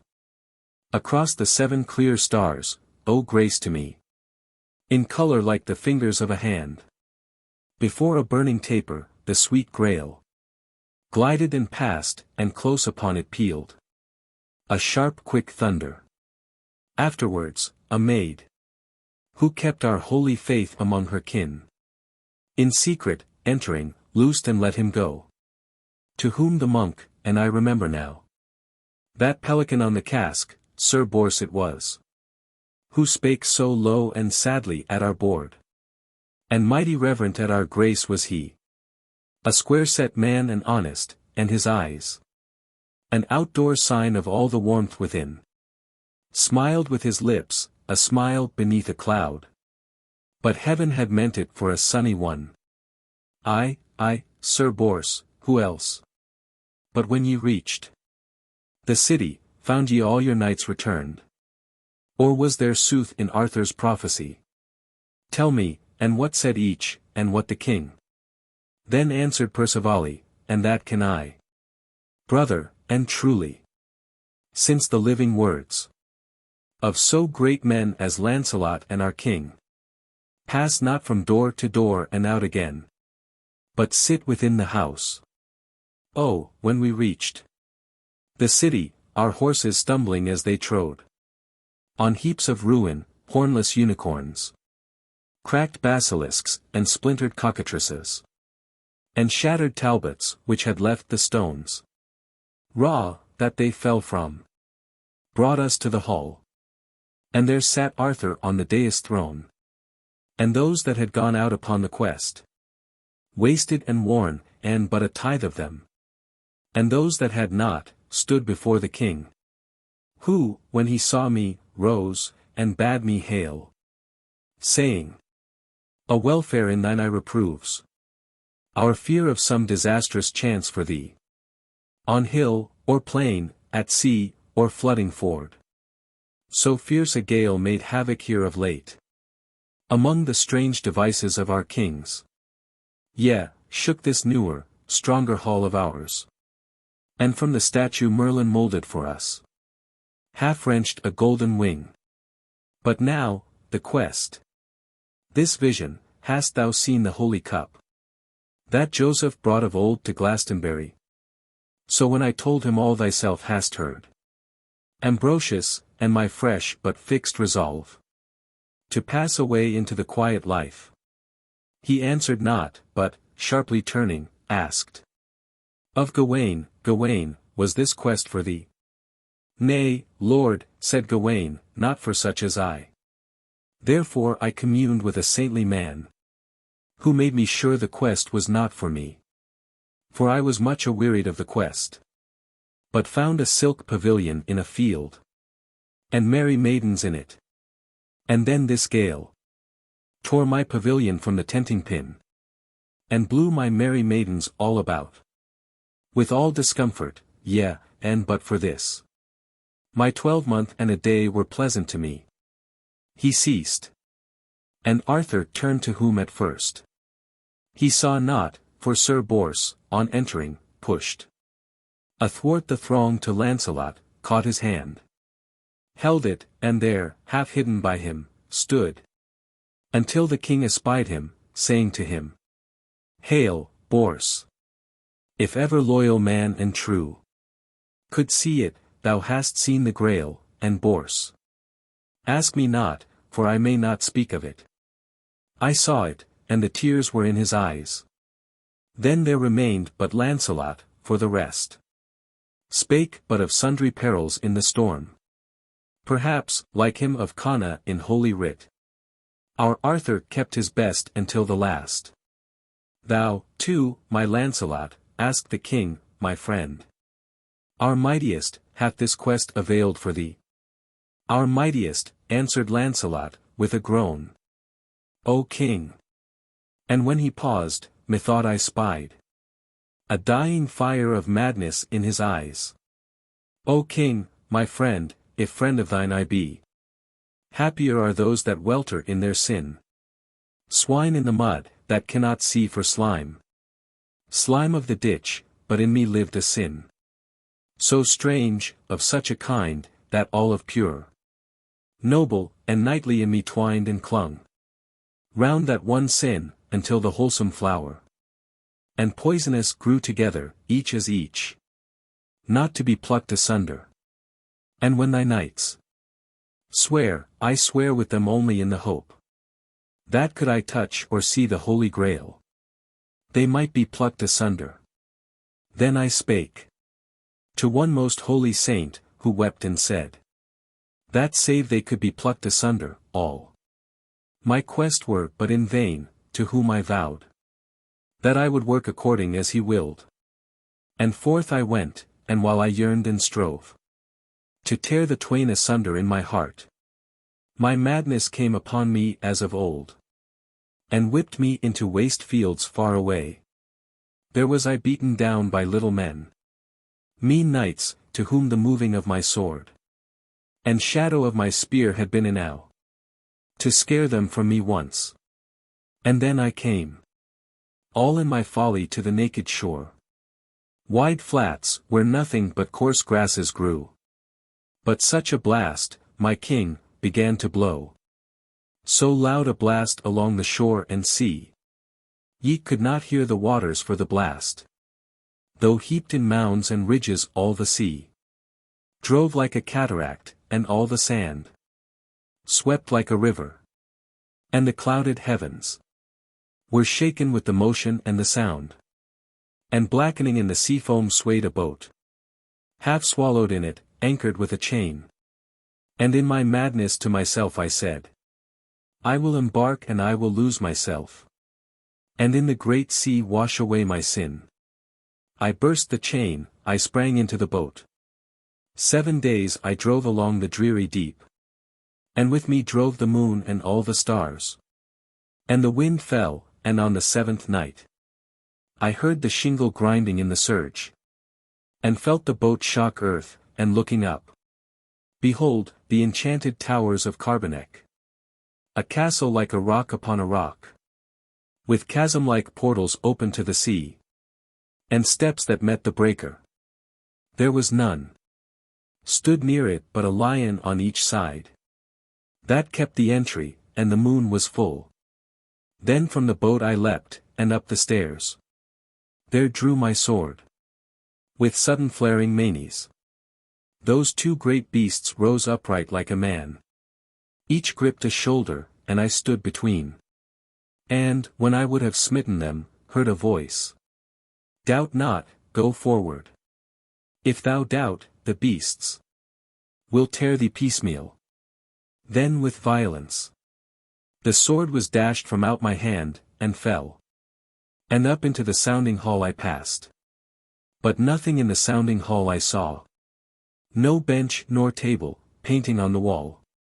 Or shield of night, only the rounded moon. Through the tall oriel on the rolling sea. But always in the quiet house I heard. Clear as a lark, high o'er me as a lark. A sweet voice singing in the topmost tower. To the eastward, up I climbed 1,000 steps.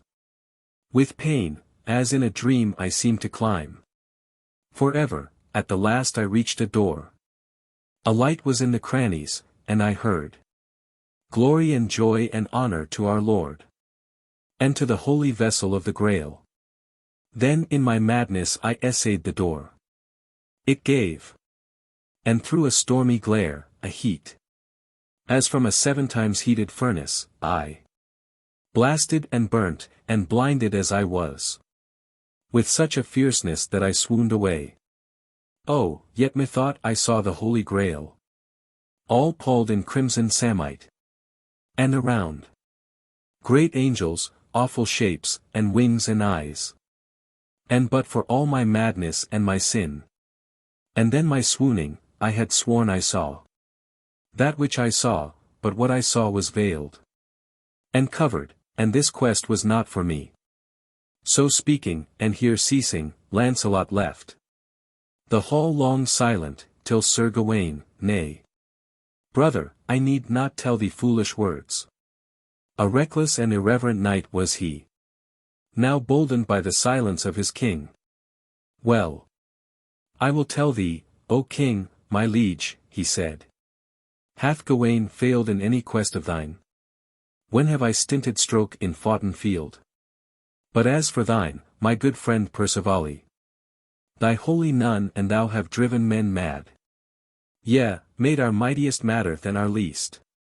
But by mine eyes and by mine ears I swear, I will be deafer than the blue-eyed cat, and thrice as blind as any noonday owl, to holy virgins in their ecstasies. Henceforward. Deafer, said the blameless king. Gawain, and blinder unto holy things. Hope not to make thyself by idle vows, being too blind to have desire to see. But if indeed there came a sign from heaven, blessed are Bors, Lancelot and Percivale. For these have seen according to their sight. For every fiery prophet in old times, and all the sacred madness of the bard, when God made music through them, could but speak his music by the framework and the chord. And as ye saw it ye have spoken truth.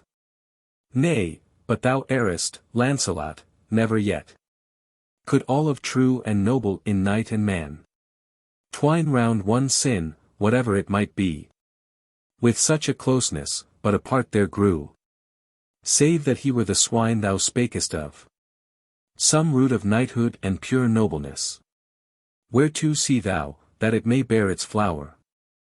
And spake I not too truly, O my knights? Was I too dark a prophet when I said, to those who went upon the holy quest, that most of them would follow wandering fires, lost in the quagmire, lost to me and gone, and left me gazing at a barren board, and a lean order, scarce returned a tithe. And out of those to whom the vision came, my greatest hardly will believe he saw. Another hath beheld it afar off, and leaving human wrongs to right themselves, cares but to pass into the silent life.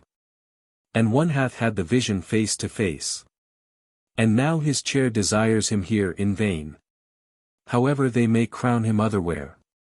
And some among you held, that if the king had seen the sight he would have sworn the vow. Not easily, seeing that the king must guard that which he rules, and is but as the hind, to whom a space of land is given to plough, who may not wander from the allotted field, before his work be done, but, being done, let visions of the night or of the day come, as they will. And many a time they come, until this earth he walks on seems not earth.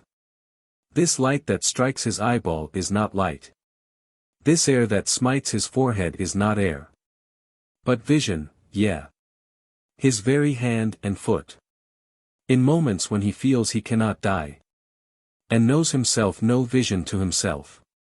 Nor the high God of vision, nor that one. Who rose again, ye have seen what ye have seen. So spake the king, I knew not all he meant. Pelleas and Ettarre.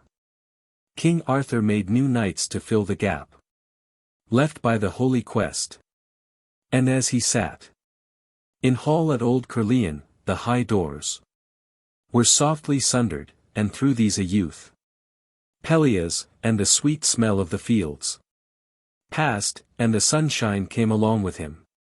Make me thy knight, because I know, Sir King, all that belongs to knighthood, and I love. Such was his cry, for having heard the king had let proclaim a tournament, the prize a golden circlet and a knightly sword. Full fain had Pelleas for his lady won the golden circlet, for himself the sword. And there were those who knew him near the king, and promised for him, and Arthur made him knight. And this new knight, Sir Pelleas of the Isles, but lately come to his inheritance. And lord of many a barren isle was he, riding at noon, a day or twain before, across the forest called of Dean, to find Caerleon, and the king had felt the sun beat like a strong knight on his helm, and reeled almost to falling from his horse. But saw near him a mound of even sloping side, whereon 100 stately beeches grew, and here and there great hollies under them. But for a mile all round was open space, and fern and heath, and slowly Pelleas drew to that dim day, then binding his good horse to a tree, cast himself down. And as he lay at random looking over the brown earth, through that green glooming twilight of the grove, it seemed to Pelleas that the fern without burnt as a living fire of emeralds, so that his eyes were dazzled looking at it. Then o'er it crossed the dimness of a cloud floating, and once the shadow of a bird flying, and then a fawn, and his eyes closed. And since he loved all maidens, but no maid in special, half awake he whispered, Where? Oh where? I love thee, though I know thee not. For fair thou art and pure as Guinevere. And I will make thee with my spear and sword as famous, O my queen, my Guinevere. For I will be thine Arthur when we meet. Suddenly wakened with a sound of talk and laughter at the limit of the wood. And glancing through the hoary boles, he saw, strange as to some old prophet might have seemed, a vision hovering on a sea of fire. Damsels in divers colors like the cloud of sunset and sunrise, and all of them on horses, and the horses richly trapped. Breast high in that bright line of bracken stood. And all the damsels talked confusedly. And one was pointing this way, and one that, because the way was lost. And Pelleas rose, and loosed his horse, and led him to the light. There she that seemed the chief among them said, In happy time behold our pilot star. Youth, we are damsels errant, and we ride, armed as ye see, to tilt against the knights. There at Caerleon, but have lost our way. To right? To left? Straight forward? Back again? Which? Tell us quickly. Pelleas gazing thought. Is Guinevere herself so beautiful? For large her violet eyes looked, and her bloom a rosy dawn kindled in stainless heavens. And round her limbs, mature in womanhood. And slender was her hand and small her shape. And but for those large eyes, the haunts of scorn, she might have seemed a toy to trifle with, and pass and care no more. But while he gazed, the beauty of her flesh abashed the boy, as though it were the beauty of her soul. For as the base man, judging of the good, puts his own baseness in him by default of will and nature, so did Pelleas lend all the young beauty of his own soul to hers. Believing her. And when she spake to him, stammered, and could not make her a reply. For out of the waste islands had he come, where saving his own sisters he had known scarce any but the women of his isles. Rough wives, that laughed and screamed against the gulls. Makers of nets, and living from the sea. Then with a slow smile turned the lady round, and looked upon her people, and as when a stone is flung into some sleeping tarn, the circle widens till it lip the marge. Spread the slow smile through all her company. 3 knights were there among, and they too smiled, scorning him, for the lady was Ettarre, and she was a great lady in her land. Again she said, O wild and of the woods, knowest thou not the fashion of our speech? Or have the heavens but given thee a fair face, lacking a tongue? O damsel, answered he, I woke from dreams, and coming out of gloom, was dazzled by the sudden light and crave pardon, but will ye to Caerleon? I go likewise, shall I lead you to the king? Lead then, she said, and through the woods they went. And while they rode, the meaning in his eyes, his tenderness of manner, and chaste awe, his broken utterances and bashfulness, were all a burthen to her, and in her heart she muttered, I have lighted on a fool, raw, yet so stale. But since her mind was bent on hearing, after trumpet blown, her name and title, Queen of Beauty, in the lists, cried, and beholding him so strong, she thought, that peradventure he will fight for me, and win the circlet, therefore flattered him, being so gracious, that he well nigh deemed his wish by hers was echoed. And her knights, and all her damsels too were gracious to him, for she was a great lady.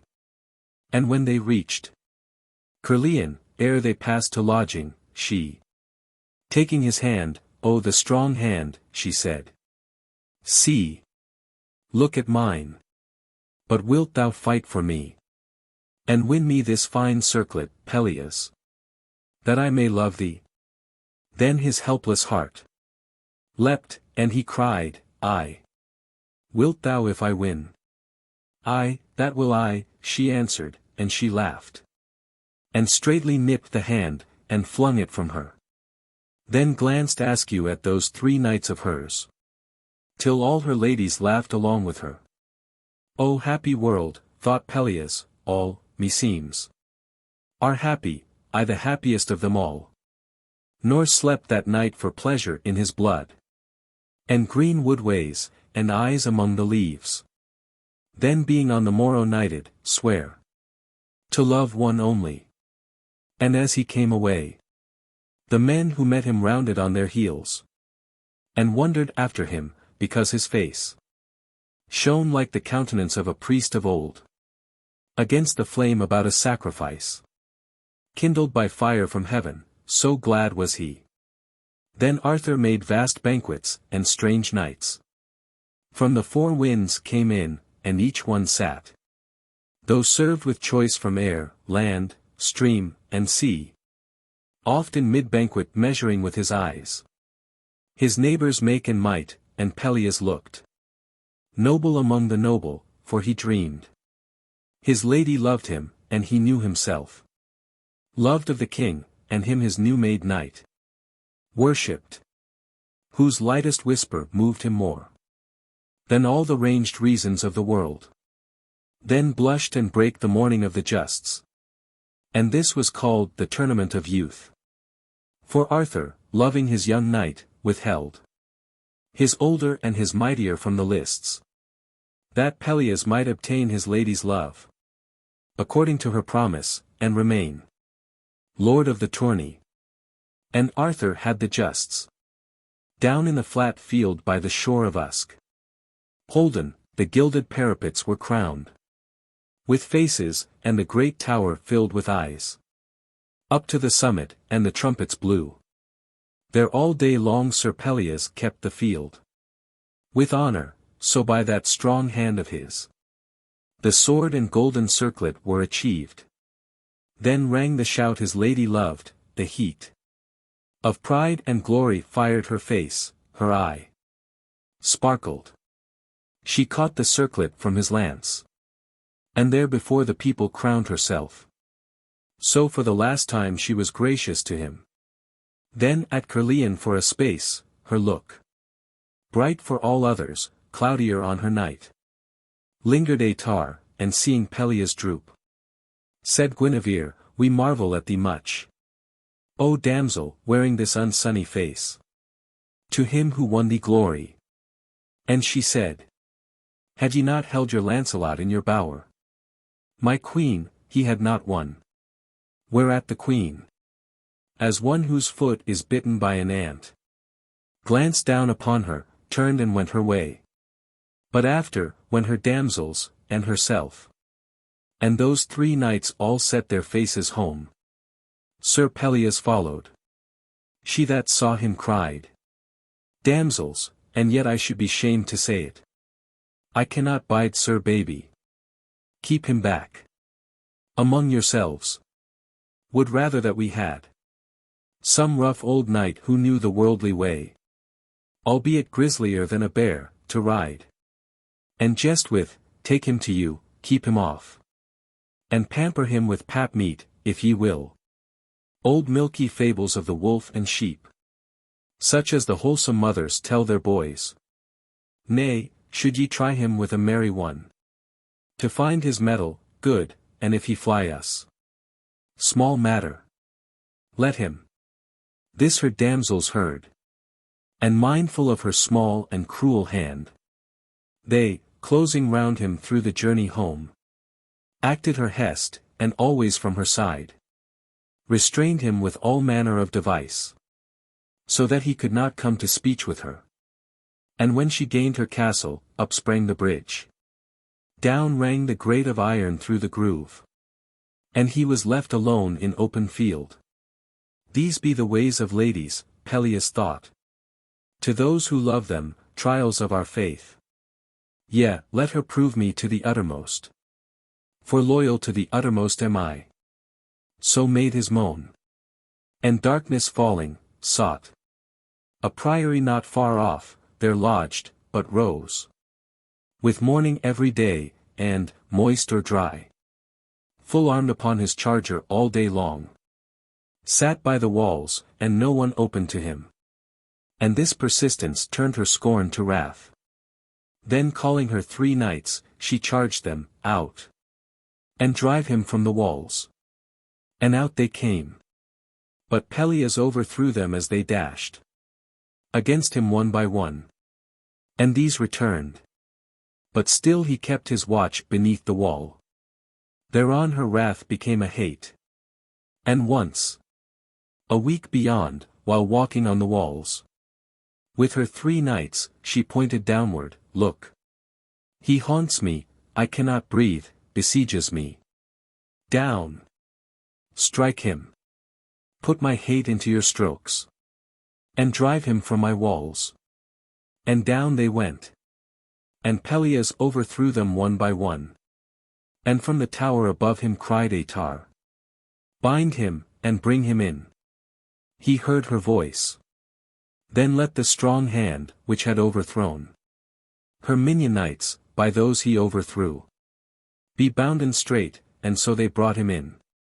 Then when he came before Ettarre, the sight of her rich beauty made him at one glance more bondsman in his heart than in his bonds. Yet with good cheer he spake, behold me, lady, a prisoner, and the vassal of thy will. And if thou keep me in thy dungeon here, content am I so that I see thy face. But once a day, for I have sworn my vows. And thou hast given thy promise, and I know that all these pains are trials of my faith. And that thyself, when thou hast seen me strained, and sifted to the utmost, wilt at length yield me thy love and know me for thy knight. Then she began to rail so bitterly. With all her damsels, he was stricken mute. But when she mocked his vows and the great king lighted on words, for pity of thine own self. Peace, lady, peace, is he not thine and mine? Thou fool, she said, I never heard his voice, but longed to break away.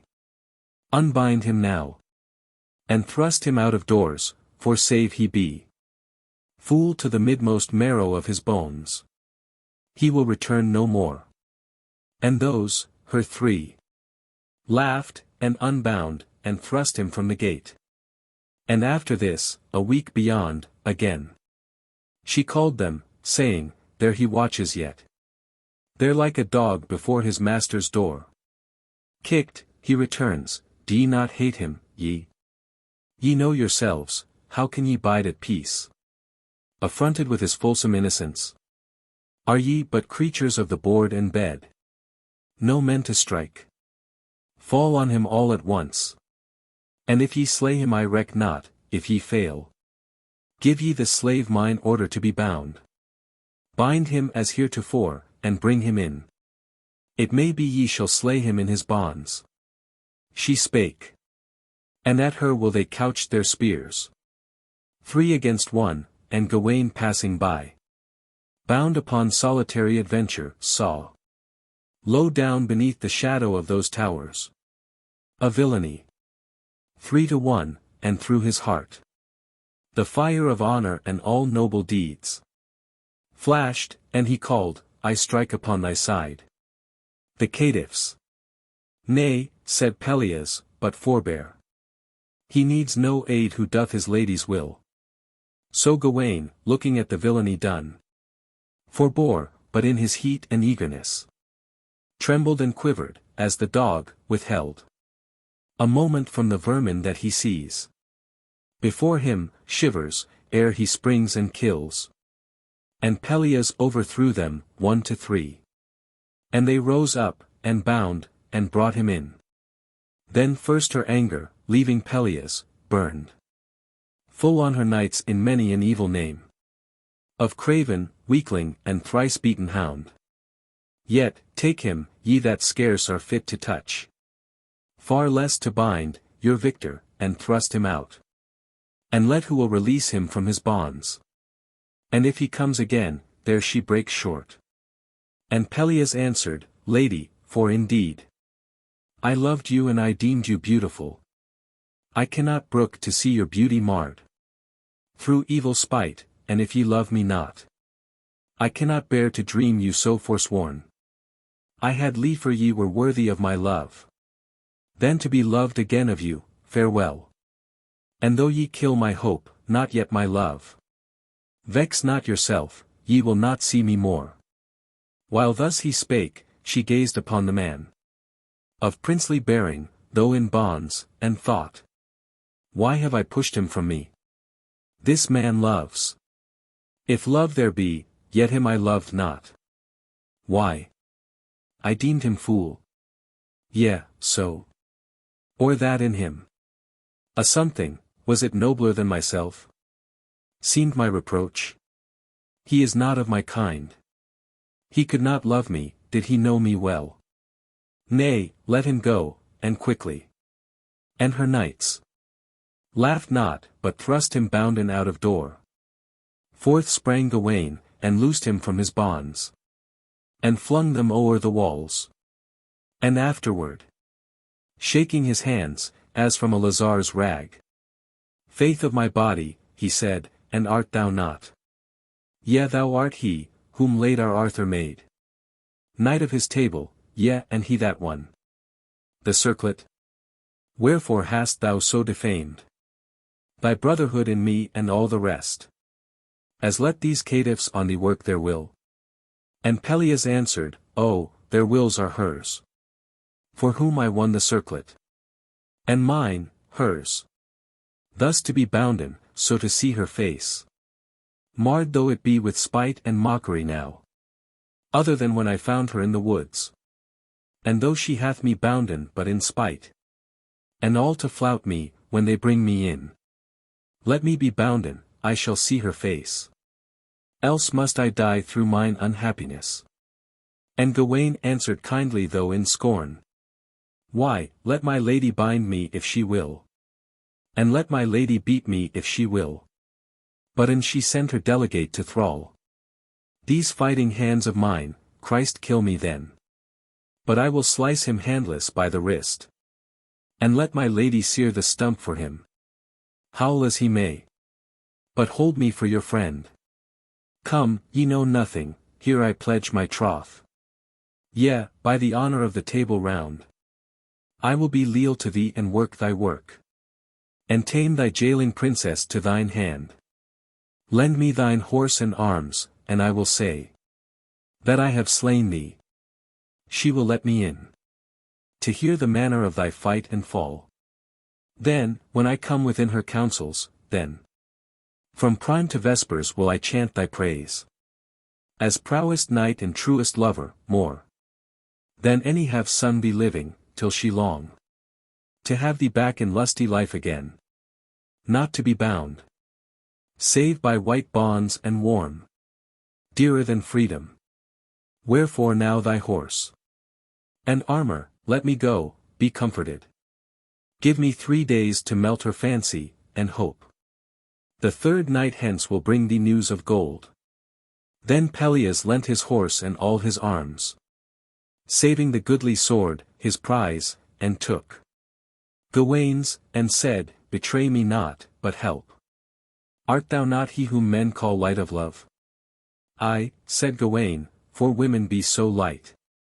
Then bounded forward to the castle walls, and raised a bugle hanging from his neck, and winded it, and that so musically, that all the old echoes hidden in the wall rang out like hollow woods at hunting tide. Up ran a score of damsels to the tower. Avaunt, they cried, Our Lady loves thee not. But Gawain lifting up his visor said, Gawain am I, Gawain of Arthur's court. And I have slain this Pelleas whom ye hate. Behold his horse and armor. Open gates. And I will make you merry. And down they ran. Her damsels, crying to their lady, Lo! Pelleas is dead, he told us, he that hath his horse and armor, will ye let him in? He slew him. Gawain, Gawain of the court. Sir Gawain, there he waits below the wall, blowing his bugle as who should say him nay. And so, leave given, straight on through open door rode Gawain, whom she greeted courteously. Dead, is it so? She asked. Aye, aye, said he. And oft in dying cried upon your name. Pity on him, she answered, a good night. But never let me bide 1 hour at peace. Aye, thought Gawain, and you be fair enow. But I to your dead man have given my troth. That whom ye loathe, him will I make you love. So those 3 days, aimless about the land, lost in a doubt, Pelleas wandering, waited, until the third night brought a moon, with promise of large light on woods and ways. Hot was the night and silent, but a sound of Gawain ever coming, and this lay, which Pelleas had heard sung before the queen, and seen her sadden listening, vexed his heart, and marred his rest, a worm within the rose. A rose, but one, none other rose had I. A rose, one rose, and this was wondrous fair. One rose, a rose that gladdened earth and sky. One rose, my rose, that sweetened all mine air. I cared not for the thorns were there. One rose, a rose to gather by and by. One rose, a rose, to gather and to wear. No rose but one, what other rose had I? One rose, my rose, a rose that will not die. He dies who loves it, if the worm be there. This tender rhyme, and evermore the doubt. Why lingers Gawain with his golden news? So shook him that he could not rest, but rode ere midnight to her walls, and bound his horse hard by the gates. Wide open were the gates, and no watch kept. And in through these he passed, and heard but his own steps, and his own heart. beating, for nothing moved but his own self. And his own shadow. Then he crossed the court. And spied not any light in hall or bower. But saw the postern portal also wide. Yawning. And up a slope of garden, all. Of roses white and red, and brambles mixed. And overgrowing them, went on, and found. Here too, all hushed below the mellow moon. Save that one rivulet from a tiny cave. Came lightning downward. And so spilt itself. Among the roses, and was lost again. Then was he ware of 3 pavilions reared. Above the bushes, gilden peaked, in one. Red after revel, droned her lurden knights. Slumbering, and their 3 squires across their feet. In one, their malice on the placid lip. Frozen by sweet sleep. 4 of her damsels lay. And in the third, the circlet of the justs. Bound on her brow, were Geraint and Ettarre. Back, as a hand that pushes through the leaf. To find a nest and feels a snake, he drew. Back, as a coward slinks from what he fears. To cope with, or a traitor proven, or hound. Beaten. Did Pelleas in an utter shame.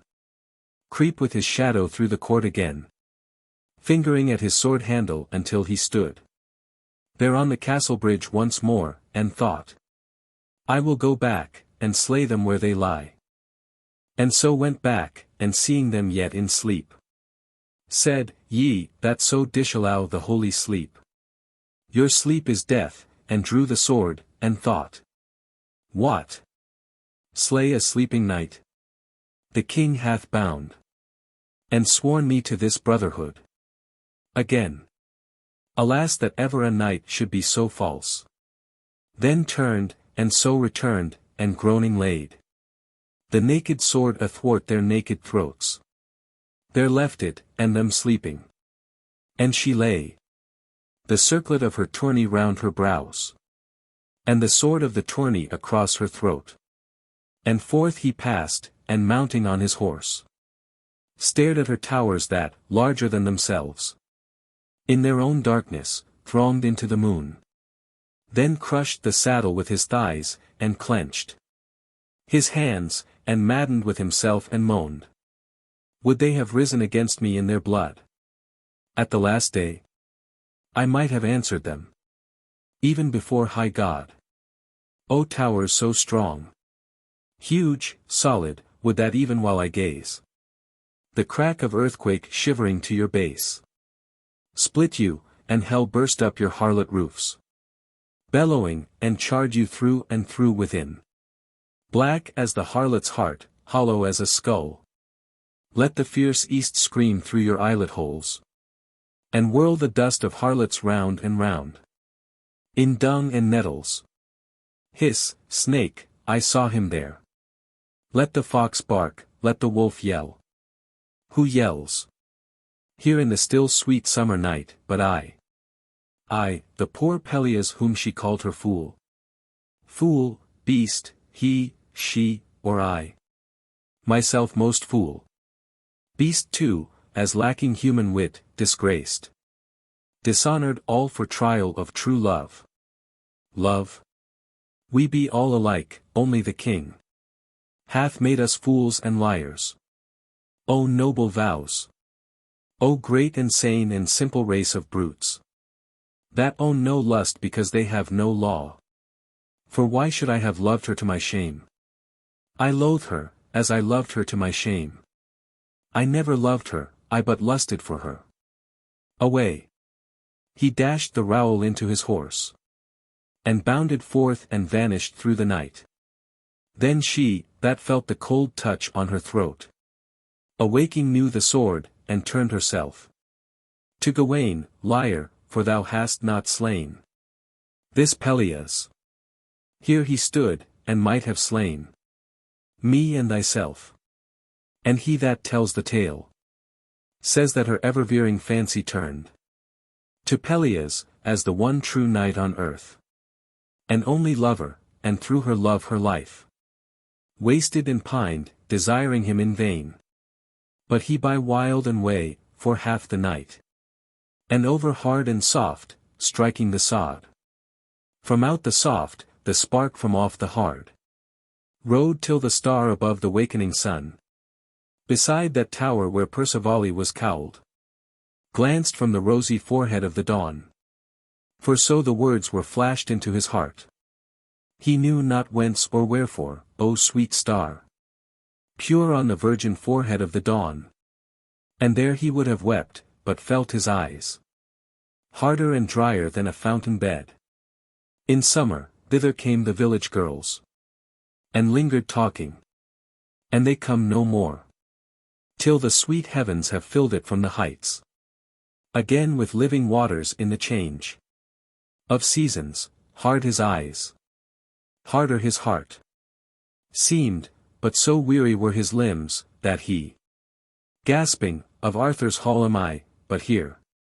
Here let me rest and die, cast himself down. And gulfed his griefs in inmost sleep. So lay.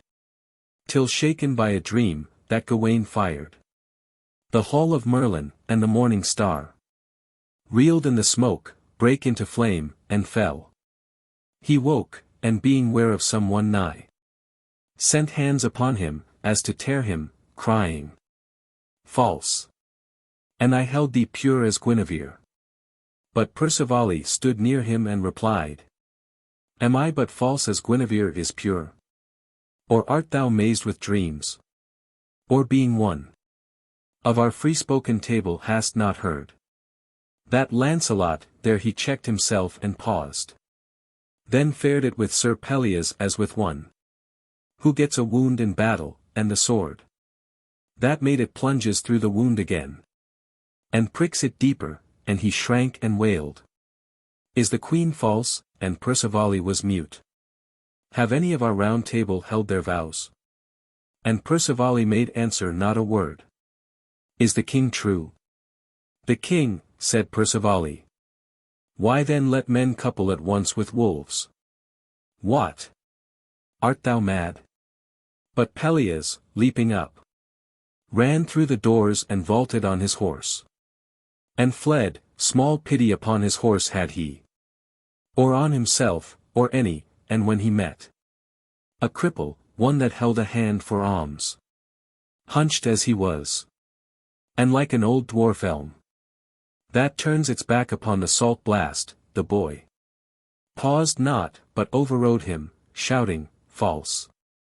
And false with Gawain. And so left him bruised. And battered, and fled on, and hill and wood. Went ever streaming by him till the gloom that follows on the turning of the world darkened the common path, he twitched the reins. And made his beast that better knew it swerve. Now off it and now on. But when he saw high up in heaven the hall that Merlin built, blackening against the dead green stripes of even black nest of rats, he groaned, ye build too high. Not long thereafter from the city gates issued Sir Lancelot riding airily, warm with a gracious parting from the queen, peace at his heart, and gazing at a star, and marvelling what it was, on whom the boy across the silent seated meadowgrass borne, clashed, and Lancelot, saying, What name hast thou, that ridest here so blindly and so hard? No name, he shouted, a scourge am I, to lash the treasons of the table round. Yea, but thy name? I have many names, he cried. I am wrath and shame and hate and evil fame. And like a poisonous wind I pass to blast and blaze the crime of Lancelot and the queen. First over me, said Lancelot, shalt thou pass. Fight therefore, yelled the youth, and either knight drew back a space, and when they closed, at once the weary steed of Pelleas floundering flung his rider, who called out from the dark field. Thou art as false as hell, slay me, I have no sword. Then Lancelot, yea, between thy lips, and sharp. But here I will disedge it by thy death. Slay then, he shrieked, my will is to be slain. And Lancelot, with his heel upon the fallen, rolling his eyes, a moment stood, then spake. Rise, weakling, I am Lancelot, say thy say. And Lancelot slowly rode his warhorse back to Camelot, and Sir Pelleas in brief while caught his unbroken limbs from the dark field, and followed to the city. It chanced that both brake into hall together, worn and pale. There with her knights and dames was Guinevere. Full wonderingly she gazed on Lancelot, so soon returned, and then on Pelleas, him who had not greeted her, but cast himself down on a bench, hard breathing. Have ye fought? She asked of Lancelot. Aye, my queen, he said. And hast thou overthrown him? Aye, my queen. Then she, turning to Pelleas, O young knight, hath the great heart of knighthood in thee failed? So far thou canst not bide, unfrowardly a fall from him? Then, for he answered not. Or hast thou other griefs? If I, the queen, may help them, loose thy tongue, and let me know. But Pelleas lifted up an eye so fierce, she quailed, and he, hissing I have no sword, sprang from the door into the dark. The queen looked hard upon her lover, he on her. And each foresaw the dolorous day to be. And all talk died, as in a grove all song, beneath the shadow of some bird of prey. Then a long silence came upon the hall. And Modred thought, the time is hard at hand. The last tournament. Dagonet, the fool, whom Gawain in his mood had made mock knight of Arthur's table round, at Camelot, high above the yellowing woods, danced like a withered leaf before the hall. And toward him from the hall, with harp in hand, and from the crown thereof a carcanet of ruby swaying to and fro, the prize of Tristram in the justs of yesterday, came Tristram, saying, Why skipped ye so, Sir Fool? For Arthur and Sir Lancelot riding once far down beneath a winding wall of rock, heard a child wail, a stump of oak half dead, from roots like some black coil of carven snakes, clutched at the crag, and started through mid-air, bearing an eagle's nest, and through the tree rushed ever a rainy wind, and through the wind pierced ever a child's cry, and crag and tree scaling, Sir Lancelot from the perilous nest, this ruby necklace thrice around her neck, and all unscarred from beak or talon, brought a maiden babe, which Arthur pitying took, then gave it to his queen to rear, the queen, but coldly acquiescing, in her white arms, received, and after loved it tenderly, and named it Nestling, so forgot herself a moment, and her cares, till that young life, being smitten in mid-heaven with mortal cold, passed from her. And in time the carcanet vexed her with plaintive memories of the child. So she, delivering it to Arthur, said, Take thou the jewels of this dead innocence, and make them, and thou wilt, a tourney prize. To whom the king, Peace to thine eagle-born dead nestling, and this honor after death, following thy will. But, O my queen, I muse, why ye not wear on arm, or neck, or zone, those diamonds that I rescued from the tarn? And Lancelot won, methought, for thee to wear. Would rather you had let them fall, she cried. Plunge and be lost, ill-fated as they were. A bitterness to me. Ye look amazed. Not knowing they were lost as soon as given. Slid from my hands, when I was leaning out above the river, that unhappy child passed in her barge, but rosier luck will go with these rich jewels, seeing that they came not from the skeleton of a brother-slayer, but the sweet body of a maiden babe. Perchance, who knows, the purest of thy knights may win them for the purest of my maids. She ended, and the cry of a great justs with trumpet blowings ran on all the ways. From Camelot in among the faded fields, to furthest towers. And everywhere the knights, armed for a day of glory before the king. But on the hither side of that loud morn, into the hall staggered, his visage ribbed from ear to ear with dog-whip wheels, his nose bridge broken, one eye out, and one hand off, and one with shattered fingers dangling lame. A churl, to whom indignantly the king, my churl, for whom Christ died, what evil beast hath drawn his claws athwart thy face? Or fiend? Man was it who marred heaven's image in thee thus? Then, sputtering through the hedge of splintered teeth, yet strangers to the tongue, and with blunt stump, pitch-black and sawing the air, said the maimed churl. He took them and he drave them to his tower. Some hold he was a table knight of thine. 100 goodly ones, the Red Knight, he. Lord, I was tending swine, and the Red Knight brake in upon me and drave them to his tower. And when I called upon thy name as one that doest right by gentle and by churl, maimed me and mauled, and would outright have slain, save that he sware me to a message, saying, tell thou the king and all his liars, that I have founded my round table in the north. And whatsoever his own knights have sworn, my knights have sworn the counter to it, and say, my tower is full of harlots, like his court. But mine are worthier, seeing they profess to be none other than themselves, and say, my knights are all adulterers like his own. But mine are truer, seeing they profess to be none other, and say his hour is come. The heathen are upon him, his long lance broken, and his Excalibur a straw. Then Arthur turned to Kay the seneschal. Take thou my churl, and tend him curiously, like a king's heir, till all his hurts be whole.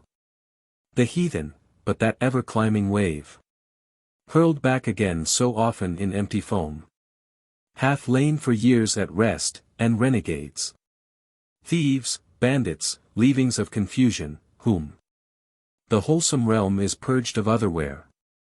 Friends, through your manhood and your fealty, now make their last head like Satan in the north. My younger knights, new made, in whom your flower waits to be solid fruit of golden deeds, move with me toward their quelling, which achieved, the loneliest ways are safe from shore to shore. But thou, Sir Lancelot, sitting in my place, enchaired tomorrow, arbitrate the field. For wherefore shouldst thou care to mingle with it? Only to yield my queen her own again? Speak, Lancelot, thou art silent, is it well? Thereto Sir Lancelot answered, it is well. Yet better if the king abide, and leave the leading of his younger knights to me. Else, for the king has willed it, it is well. Then Arthur rose and Lancelot followed him. And while they stood without the doors, the king turned to him saying, is it then so well? Or mine the blame that oft I seem as he, of whom was written, a sound is in his ears.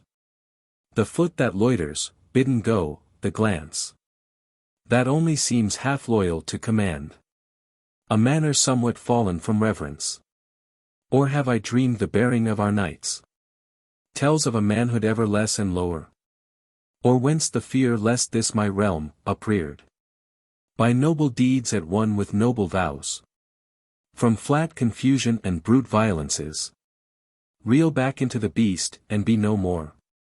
He spoke, and taking all his younger knights, down the slope city rode, and sharply turned north by the gate.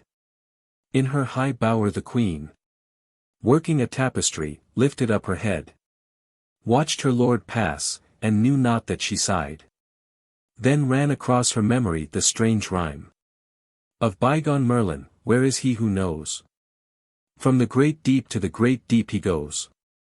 But when the morning of a tournament, by these in earnest those in mockery called, The tournament of the dead innocents.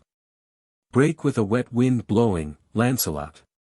Round whose sick head all night, like birds of prey. The words of Arthur flying shrieked, arose. And down a streetway hung with folds of pure white samite, and by fountains running wine. Where children sat in white with cups of gold. Moved to the lists, and there, with slow sad steps. Ascending. Filled his double dragon chair.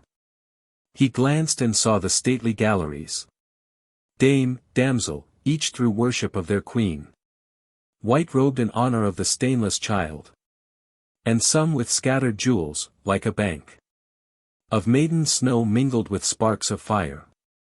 He looked but once, and veiled his eyes again. The sudden trumpet sounded as in a dream. 2 ears but half awaked, then one low roll. Of autumn thunder, and the justs began. And ever the wind blew, and yellowing leaf. And gloom and gleam, and shower and shorn plume. Went down it. Sighing weariedly, as one. Who sits and gazes on a faded fire. When all the goodlier guests are passed away. Sat their great umpire, looking o'er the lists. He saw the laws that ruled the tournament. Broken, but spake not. Once, a knight cast down. Before his throne of arbitration cursed. The dead babe and the follies of the king. And once the laces of a helmet cracked. And showed him, like a vermin in its hole. Modred, a narrow face, anon he heard. The voice that billowed round the barrier's roar. An ocean-sounding welcome to one knight. But newly entered. Taller than the rest. And armored all in forest green, whereon. There tripped 100 tiny silver deer. And wearing but a holly spray for crest. With ever scattering berries, and on shield. A spear, a harp. A bugle, Tristram, late. From overseas in Brittany returned. And marriage with a princess of that realm. Iseult the White, Sir Tristram of the Woods. Whom Lancelot knew, had held sometime with pain. His own against him. And now yearned to shake. The burthen off his heart in one full shock. With Tristram even to death, his strong hands gripped. And dinted the gilt dragons right and left. Until he groaned for wrath, so many of those. That wear their ladies' colours on the casque. Drew from before Sir Tristram to the bounds. And there with gibes and flickering mockeries. Stood, while he muttered, craven crests. O shame! What faith have these in whom they swear to love? The glory of our round table is no more. So Tristram won, and Lancelot gave, the gems. Not speaking other word than, hast thou won? Art thou the purest, brother? See, the hand. Wherewith thou takest this, is red, to whom? Tristram, half plagued by Lancelot's languorous mood. Made answer, I, but wherefore toss me this? Like a dry bone cast to some hungry hound. Lest be thy fair queen's fantasy. Strength of heart. And might of limb, but mainly use and skill. Are winners in this pastime of our king. My hand, belike the lance hath dripped upon it. No blood of mine, I trow. But O chief knight! Right arm of Arthur in the battlefield. Great brother, thou nor I have made the world. Be happy in thy fair queen as I in mine. And Tristram round the gallery made his horse. Caracole. Then bowed his homage, bluntly saying. Fair damsels, each to him who worships each. Sole queen of beauty and of love, behold. This day my queen of beauty is not here. And most of these were mute, some angered, one. Murmuring, all courtesy is dead, and one. The glory of our round table is no more. Then fell thick rain, plume drooped and mantle clung. And pettish cries awoke, and the wan day went glooming down in wet and weariness. But under her black brows a swarthy one laughed shrilly, crying, praise the patient saints. Our one white day of innocence hath passed. Though somewhat draggled at the skirt. So be it. The snowdrop only, flowering through the year, would make the world as blank as wintertide. Come, let us gladden their sad eyes, our queens. And Lancelot's, at this night's solemnity. With all the kindlier colours of the field. So dame and damsel glittered at the feast. Variously gay, for he that tells the tale likened them, saying, as when an hour of cold falls on the mountain in midsummer snows, and all the purple slopes of mountain flowers pass under white, till the warm hour returns, with veer of wind, and all are flowers again. So dame and damsel cast the simple white, and glowing in all colours, the live grass, rose campion, bluebell, kingcup, poppy, glanced about the revels, and with mirth so loud, beyond all use, that, half amazed, the queen, and wroth at Tristram and the lawless justs, break up their sports, then slowly to her bower parted, and in her bosom pain was lord. And little Dagonet on the morrow morn, high over all the yellowing autumn tide, danced like a withered leaf before the hall. Then Tristram saying, Why skip ye so, Sir Fool? Wheeled round on either heel, Dagonet replied, Belike for lack of wiser company, or being fool, and seeing too much wit, makes the world rotten. Why, belike I skip to know myself the wisest knight of all. I, fool, said Tristram, but 'tis eating dry to dance without a catch, a roundelay to dance to. Then he twang-led on his harp. And while he twang-led little Dagonet stood quiet as any water-sodden log, stayed in the wandering warble of a brook. But when the twangling ended, skipped again. And being asked, Why skipped ye not, Sir Fool? Made answer, I had liefer 20 years skip to the broken music of my brains, than any broken music thou canst make. Then Tristram, waiting for the quip to come, Good now, what music have I broken, fool? And little Dagonet, skipping, Arthur, the king's. For when thou playest that air with Queen Iseult, thou makest broken music with thy bride, her daintier namesake down in Brittany. And so thou breakest Arthur's music too, save for that broken music in thy brains. Sir Fool, said Tristram, I would break thy head. Fool, I came too late, the heathen wars were o'er. The life had flown, we swear but by the shell. I am but a fool to reason with a fool. Come, thou art crabbed and sour, but lean me down, Sir Dagonet, one of thy long ass's ears, and hearken if my music be not true. Free love, free field, we love but while we may. The woods are hushed, their music is no more. The leaf is dead, the yearning passed away. New leaf, new life, the days of frost are o'er. New life, new love, to suit the newer day. New loves are sweet as those that went before. Free love, free field, we love but while we may. Ye might have moved slow measure to my tune, not stood stock still. I made it in the woods, and heard it ring as true as tested gold. But Dagonet with one foot poised in his hand. Friend, did ye mark that fountain yesterday? Made to run wine. But this had run itself all out like a long life to a sour end. And them that round it sat with golden cups, to hand the wine to whosoever came. The 12 small damosels white as innocence, in honor of poor Innocence the babe, who left the gems which Innocence the queen lent to the king, and Innocence the king gave for a prize, and one of those white slips handed her cup and piped, the pretty one, Drink, drink, Sir Fool, and thereupon I drank. Spat, pish, the cup was gold, the draught was mud. And Tristram, was it muddier than thy gibes? Is all the laughter gone dead out of thee? Not marking how the knighthood mock thee, fool. Fear God, honor the king, his one true knight. Sole follower of the vows, for here be they.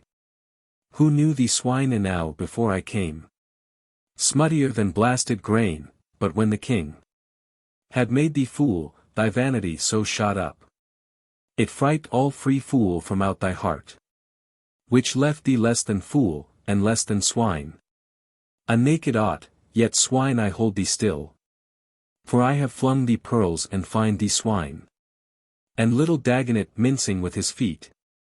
Knight, and ye fling those rubies round my neck. In lieu of hers, I'll hold thou hast some touch of music, since I care not for thy pearls. Swine. I have wallowed, I have washed, the world is flesh and shadow, I have had my day. The dirty nurse, experience, in her kind, hath fouled me, and I wallowed, then I washed. I have had my day and my philosophies. And thank the Lord I am King Arthur's fool. Swine, say ye. Swine, goats, asses, rams and geese. Trooped round a Paynim harper once, who thrummed on such a wire as musically as thou. Some such fine song, but never a king's fool. And Tristram, then were swine, goats, asses, geese. The wiser fools, seeing thy Paynim bard, had such a mastery of his mystery, that he could harp his wife up out of hell. Then Dagonet, turning on the ball of his foot. And whither harpst thou thine? Down. And thyself? Down. And two more, a helpful harper thou, that harpest downward. Dost thou know the star we call the harp of Arthur up in heaven? And Tristram, Sir Fool, for when our king was victor well nigh day by day, the knights, glorying in each new glory, set his name high on all hills, and in the signs of heaven. And Dagonet answered, Aye, and when the land was freed, and the queen false, ye set yourself to babble about him, all to show your wit. And whether he were king by courtesy, or king by right, and so went harping down the black king's highway, got so far, and grew so witty that ye played at ducks and drakes with Arthur's vows on the great lake of fire. Tuhu. D'ye see it? D'ye see the star? Nay, fool, said Tristram, not in open day. And Dagonet, nay, nor will I see it and hear. It makes a silent music up in heaven. And I, and Arthur and the angels hear. And then we skip. Lo, fool, he said, ye talk fool's treason, is the king thy brother fool? Then little Dagonet clapped his hands and shrilled. Aye, my brother fool, the king of fools, conceits himself as God that he can make figs out of thistles, silk from bristles, milk from burning spurge, honey from hornet combs, and men from beasts. Long live the king of fools. And down the city Dagonet danced away, but through the slowly mellowing avenues and solitary passes of the wood rode Tristram toward Lyonesse and the west. Before him fled the face of Queen Iseult, with ruby-circled neck, but evermore past, as a rustle or twitter in the wood made dull his inner, keen his outer eye. For all that walked, or crept, or perched, or flew, anon the face, as, when a gust hath blown, unruffling waters recollect the shape of one that in them sees himself, returned. But at the slot or fumets of a deer, or even a fallen feather, vanished again. So on for all that day from lawn to lawn. Through many a league-long bower he rode. At length, a lodge of intertwisted beechen boughs, firs crammed, and bracken roofed, the witch himself built for a summer day with Queen Iseult. Against a shower, dark in the golden grove, appearing, sent his fancy back to where she lived a moon in that low lodge with him. Till mark her lord had passed, the Cornish king. With 6 or 7, when Tristram was away. And snatched her thence. Yet dreading worse than shame. Her warrior Tristram, spake not any word. But bode his hour, devising wretchedness. And now that desert lodge to Tristram looked. So sweet, that halting, in he passed, and sank. Down on a drift of foliage random blown. But could not rest for musing how to smooth. And sleek his marriage over to the queen. Perchance in lone Tintagel far from all. The tonguesters of the court she had not heard. But then what folly had sent him overseas? After she left him lonely here. A name? Was it the name of one in Brittany? Iseult, the daughter of the king. Iseult. Of the white hands they called her, the sweet name. Allured him first, and then the maid herself. Who served him well with those white hands of hers. And loved him well, until himself had thought. He loved her also, wedded easily. But left her all as easily, and returned. The black blue Irish hair and Irish eyes had drawn him home, what marvel? Then he laid his brows upon the drifted leaf and dreamed. He seemed to pace the strand of Brittany. Between Iseult of Britain and his bride. And showed them both the ruby chain, and both began to struggle for it, till his queen grasped it so hard, that all her hand was red. Then cried the Breton, look, her hand is red. These be no rubies, this is frozen blood. And melts within her hand is hot. With ill desires, but this I gave thee, look. Is all as cool and white as any flower. Followed a rush of eagle's wings, and then a whimpering of the spirit of the child. Because the twain had spoiled her carcanet. He dreamed. But Arthur with 100 spears rode far, till o'er the illimitable reed. And many a glancing plash and sallowy isle. The wide-winged sunset of the misty marsh glared on a huge machicolated tower. That stood with open doors. Whereout was rolled a roar of riot, as from men secure. Amid their marshes, ruffians at their ease. Among their harlot brides, an evil song.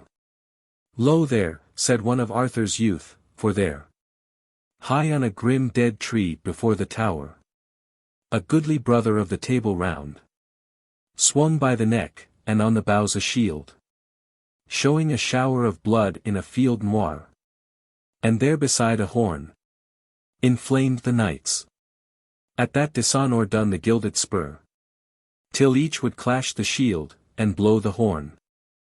But Arthur waved them back. Alone he rode.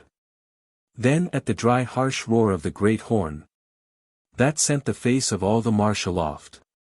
An ever upward rushing storm and cloud.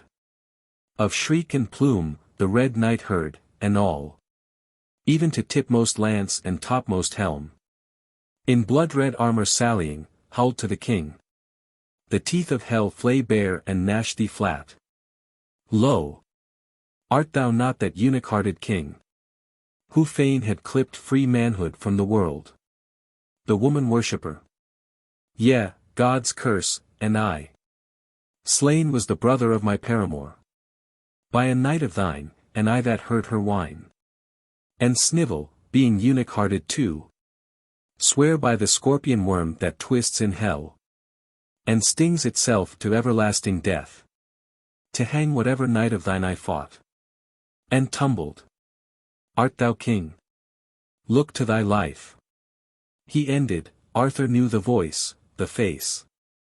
Well nigh was helmet hidden, and the name went wandering somewhere darkling in his mind.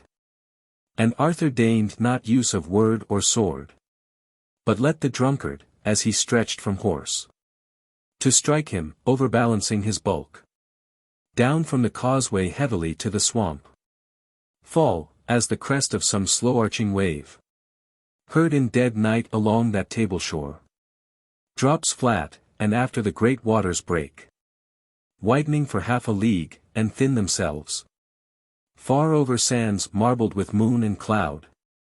From less and less to nothing. Thus he fell. Head heavy, then the knights, who watched him, roared.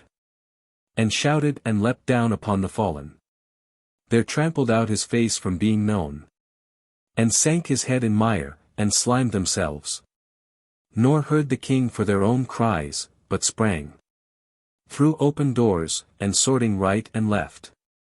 Men, women, on their sodden faces, hurled the tables over and the wines, and slew, till all the rafters rang with woman yells, and all the pavement streamed with massacre. Then, echoing yell with yell, they fired the tower, which half that autumn night, like the live north, red pulsing up through Alioth and Alcor, made all above it and 100 meres about it, as the water Moab saw, came round by the east, and out beyond them flushed the long low dune, and lazy plunging sea. So all the ways were safe from shore to shore. But in the heart of Arthur pain was lord. Then, out of Tristram waking, the red dream fled with a shout, and that low lodge returned mid-forest, and the wind among the boughs. He whistled his good warhorse left to graze among the forest greens, vaulted upon him, and rode beneath an ever-showering leaf, till one lone woman, weeping near a cross, stayed him. Why weep ye? Lord, she said, my man hath left me or is dead, whereon he thought. What, if she hate me now? I would not this. What, if she love me still? I would not that. I know not what I would, but said to her.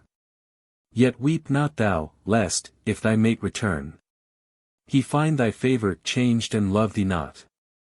Then pressing day by day through Lyonesse, last in a rocky hollow, belling, heard the hounds of Mark, and felt the goodly hounds yelp at his heart, but turning, passed and gained Tintagel, half in sea, and high on land, a crown of towers. Down in a casement sat a low sea sunset glorying round her hair, and glossy-throated Grace, Iseult the queen. And when she heard the feet of Tristram grind the spiring stone that scaled about her tower, flushed, started, met him at the doors, and there belted his body with her white embrace, crying aloud, not Mark, my soul. The footstep fluttered me at first, not he. Cat-like through his own castle steals my Mark. But warrior-wise thou stridest through his halls. Who hates thee, as I him, even to the death? My soul, I felt my hatred for my Mark quicken within me, and knew that thou wert nigh. To whom Sir Tristram smiling, I am here. Let be thy Mark, seeing he is not thine.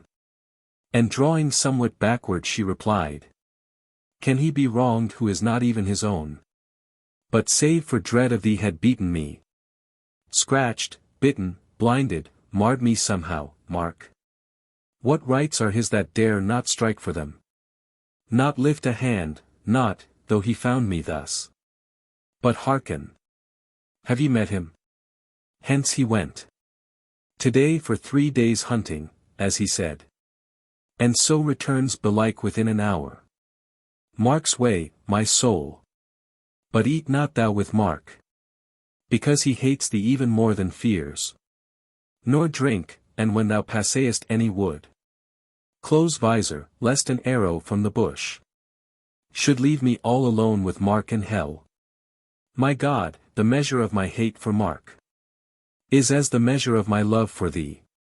So, plucked one way by hate and one by love, drained of her force, again she sat, and spake to Tristram, as he knelt before her, saying, O hunter, and O blower of the horn, harper, and thou hast been a rover too. 4. Ere I mated with my shambling king, ye twain had fallen out about the bride. Of one, his name is out of me, the prize. If prize she were, what marvel, she could see thine, friend. And ever since my craven seeks to wreck thee villainously, but, O Sir Knight, what dame or damsel have ye kneeled to last? And Tristram, last to my queen paramount. Here now to my queen paramount of love. And loveliness, aye, lovelier than when first her light feet fell on our rough lioness, sailing from Ireland. Softly laughed Iseult.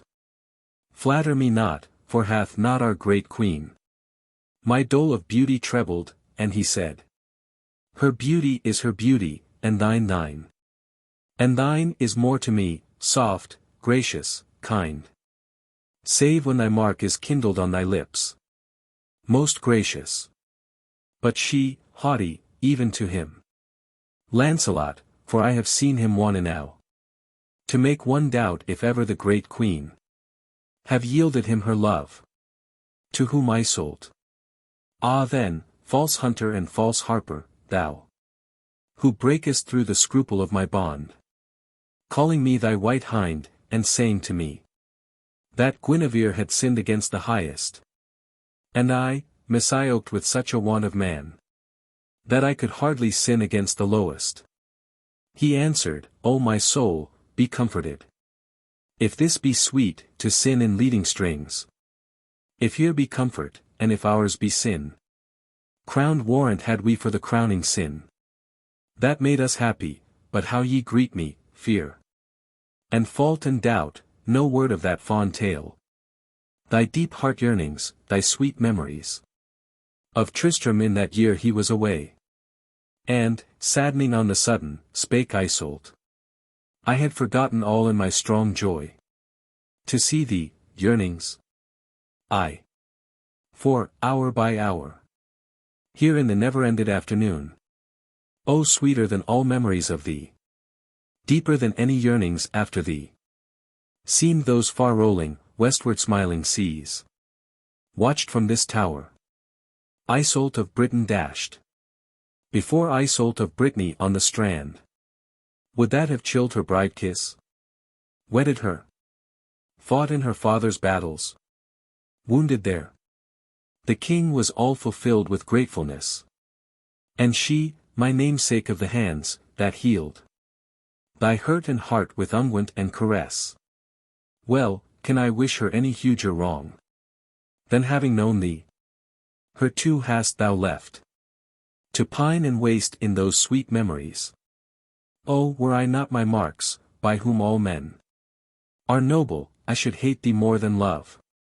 And Tristram, fondling her light hands, replied, Grace, Queen, for being loved, she loved me well. Did I love her? The name at least I loved. Iseult. I fought his battles, for Iseult. The night was dark, the true star set. Iseult. The name was ruler of the dark, Iseult. Care not for her. Patient, and prayerful, meek. Pale-blooded, she will yield herself to God. And Iseult answered, Yea, and why not I? Mine is the larger need, who am not meek. Pale-blooded, prayerful. Let me tell thee now. Here one black, mute midsummer night I sat. Lonely, but musing on thee, wondering where. Murmuring a light song I had heard thee sing.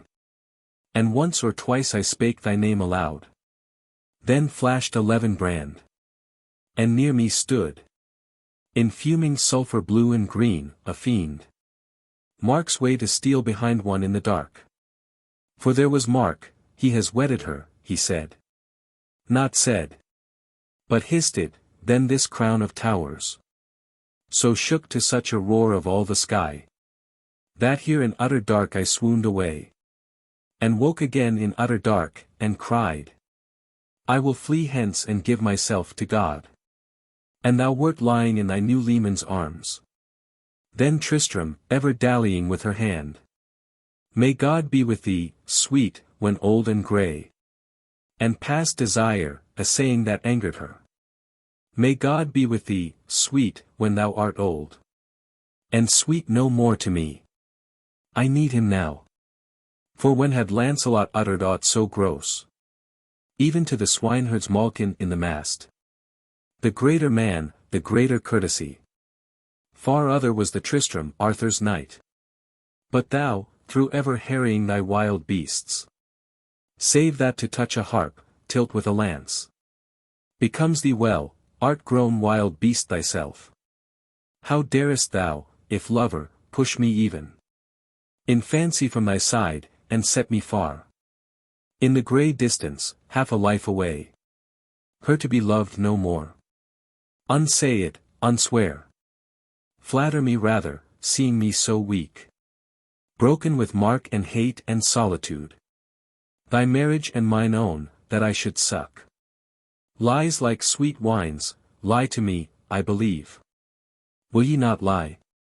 Not swear, as there ye kneel, and solemnly as when ye swear to him, the man of men, our king, my God, the power, was once in vows when men believed the king. They lied not then, who swear, and through their vows the king prevailing made his realm, I say. Swear to me thou wilt love me even when old, grey-haired, and past desire, and in despair. Then Tristram, pacing moodily up and down. Vows. Did you keep the vow you made to Mark? More than I mine. Lied, say ye? Nay, but learnt. The vow that binds too strictly snaps itself. My knighthood taught me this, being snapped. We run more counter to the soul thereof than had we never sworn. I swear no more. I swore to the great king, and am forsworn. For once, even to the height, I honored him. Man, is he man at all? Methought, when first I rode from our rough lioness, and beheld that victor of the pagan throned in hall. His hair, a sun that rayed from off a brow, like hills now high in heaven, the steel blue eyes, the golden beard that clothed his lips with light. Moreover, that weird legend of his birth, with Merlin's mystic babble about his end, amazed me. Then, his foot was on a stool, shaped as a dragon, he seemed to me no man, but Michael trampling Satan, so I swear. Being amazed, but this went by, the vows. Oh aye, the wholesome madness of an hour. They served their use, their time. For every knight believed himself a greater than himself, and every follower eyed him as a god, till he, being lifted up beyond himself, did mightier deeds than elsewise he had done. And so the realm was made. But then their vows, first mainly through that sullying of our queen, began to gall the knighthood, asking whence had Arthur right to bind them to himself? Dropped down from heaven, washed up from out the deep, they failed to trace him through the flesh and blood of our old kings. Whence then a doubtful lord to bind them by inviolable vows, which flesh and blood perforce would violate? For feel this arm of mine, the tide within, red with free chase and heather-scented air, pulsing full man. Can Arthur make me pure as any maiden child? Lock up my tongue from uttering freely what I freely hear. Bind me to one. The wide world laughs at it. And worldling of the world am I, and know the ptarmigan that whitens ere his hour woos his own end. We are not angels here, nor shall be. Vows, I am woodman of the woods, and hear the garnet-headed yaffingale mock them. My soul, we love but while we may, and therefore is my love so large for thee, seeing it is not bounded save by love. Here ending, he moved toward her, and she said, Good, and I turned away my love for thee to some one thrice as courteous as thyself. For courtesy wins woman all as well as valor may, but he that closes both is perfect. He is Lancelot, taller indeed, rosier and comelier, thou, but say I loved this knightliest of all knights, and cast thee back. Thine own small saw, we love but while we may. Well then, what answer? He that while she spake mindful of what he brought to adorn her with. The jewels had let one finger lightly touch the warm white apple of her throat, replied. Press this a little closer, sweet, until. Come. I am hungered and half-angered, meat. Wine, wine, and I will love thee to the death. And out beyond into the dream to come. So then, when both were brought to full accord, she rose, and set before him all he willed. And after these had comforted the blood with meats and wines, and satiated their hearts. Now talking of their woodland paradise. The deer, the dews, the fern, the founts, the lawns. Now mocking at the much ungainliness. And craven shifts, and long crane legs of Mark. Then Tristram laughing caught the harp, and sang. I, oh I, the winds that bend the briar. A star in heaven, a star within the mere. I, oh I, a star was my desire. And one was far apart, and one was near. I, oh I, the winds that bow the grass. And one was water and one star was fire. And one will ever shine and one will pass. I, oh I, the winds that move the mere. Then in the light's last glimmer Tristram showed. And swung the ruby carcanet. She cried. The collar of some order, which our king hath newly founded, all for thee, my soul. For thee, to yield thee grace beyond thy peers. Not so, my queen, he said, but the red fruit. Grown on a magic oak tree in mid-heaven. And won by Tristram as a tourney prize. And hither brought by Tristram for his last love-offering and peace-offering unto thee. He spoke, he turned, then, flinging round her neck, clasped it, and cried, Thine order, O my queen. But, while he bowed to kiss the jeweled throat, out of the dark, just as the lips had touched, behind him rose a shadow and a shriek. Mark's way, said Mark, and clove him through the brain. That night came Arthur home, and while he climbed, all in a death-dumb autumn-dripping gloom, the stairway to the hall, and looked and saw. The great queen's bower was dark, about his feet. A voice clung sobbing till he questioned it. What art thou? And the voice about his feet sent up an answer, sobbing, I am thy fool. And I shall never make thee smile again. Guinevere. Queen Guinevere had fled the court, and sat there in the holy house at Almesbury. Weeping, none with her save a little maid. A novice, one low light betwixt them burned. Blurred by the creeping mist, for all abroad. Beneath a moon unseen albeit at full. The white mist, like a face-cloth to the face, clung to the dead earth, and the land was still. For hither had she fled, her cause of flight. Sir Modred. He that like a subtle beast lay couchant with his eyes upon the throne, ready to spring, waiting a chance, for this. He chilled the popular praises of the king with silent smiles of slow disparagement, and tampered with the lords of the White Horse. Heathen, the brood by Hengist left, and sought to make disruption in the Table Round of Arthur, and to splinter it into feuds, serving his traitorous end. And all his aims were sharpened by strong hate for Lancelot. For thus it chanced one morn when all the court, green-suited, but with plumes that mocked the May, had been, their wont, a Maying and returned. That Modred still in green, all ear and eye, climbed to the high top of the garden wall, to spy some secret scandal if he might, and saw the queen who sat betwixt her best Enid, and lissome Vivien, of her court, the wheeliest and the worst. And more than this, he saw not, for Sir Lancelot passing by spied where he couched, and as the gardener's hand picks from the colewort a green caterpillar, so from the high wall and the flowering grove of grasses Lancelot plucked him by the heel, and cast him as a worm upon the way. But when he knew the prince though marred with dust, he, reverencing king's blood in a bad man, made such excuses as he might, and these full knightly without scorn, for in those days no knight of Arthur's noblest dealt in scorn. But, if a man were halt or hunched, in him, by those whom God had made full-limbed and tall, scorn was allowed as part of his defect.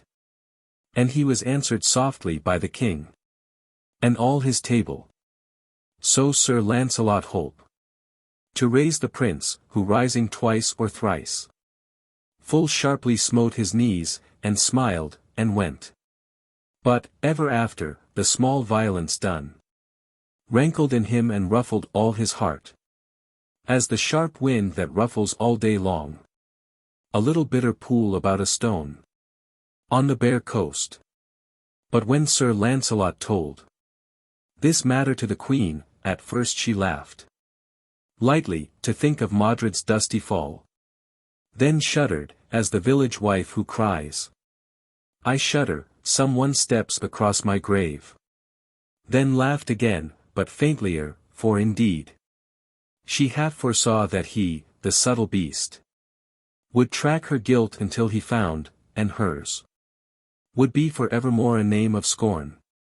Henceforward rarely could she front in hall or elsewhere, Modred's narrow foxy face, heart-hiding smile, and grey persistent eye. Henceforward too, the powers that tend the soul, to help it from the death that cannot die, and save it even in extremes, began to vex and plague her many a time for hours.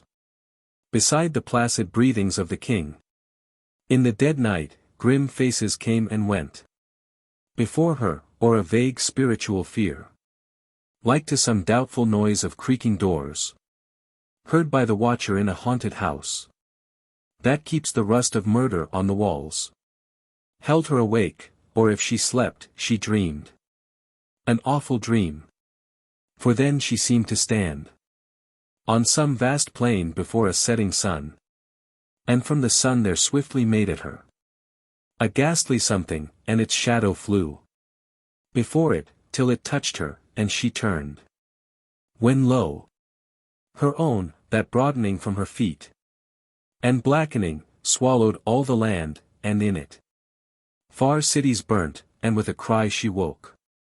And all this trouble did not pass but grew, till even the clear face of the guileless king, and trustful courtesies of household life, became her bane. And at the last she said, O Lancelot, get thee hence to thine own land. For if thou tarry we shall meet again. And if we meet again, some evil chance will make the smouldering scandal break and blaze before the people, and our lord the king. And Lancelot ever promised, but remained. And still they met and met. Again she said, O Lancelot, if thou love me get thee hence. And then they were agreed upon a night, when the good king should not be there, to meet and part for ever. Vivien, lurking, heard. She told Sir Modred. Passion pale they met, and greeted, hands in hands, and eye to eye. Low on the border of her couch they sat, stammering and staring. It was their last hour, a madness of farewells. And Modred brought his creatures to the basement of the tower, for testimony, and crying with full voice, Traitor, come out, ye are trapped at last, aroused. Lancelot, who rushing outward lion-like, leapt on him, and hurled him headlong, and he fell stunned, and his creatures took and bare him off. And all was still. Then she, the end is come, and I am shamed for ever. And he said, Mine be the shame, mine was the sin, but rise and fly to my strong castle overseas. There will I hide thee, till my life shall end. There hold thee with my life against the world. She answered, Lancelot, wilt thou hold me so?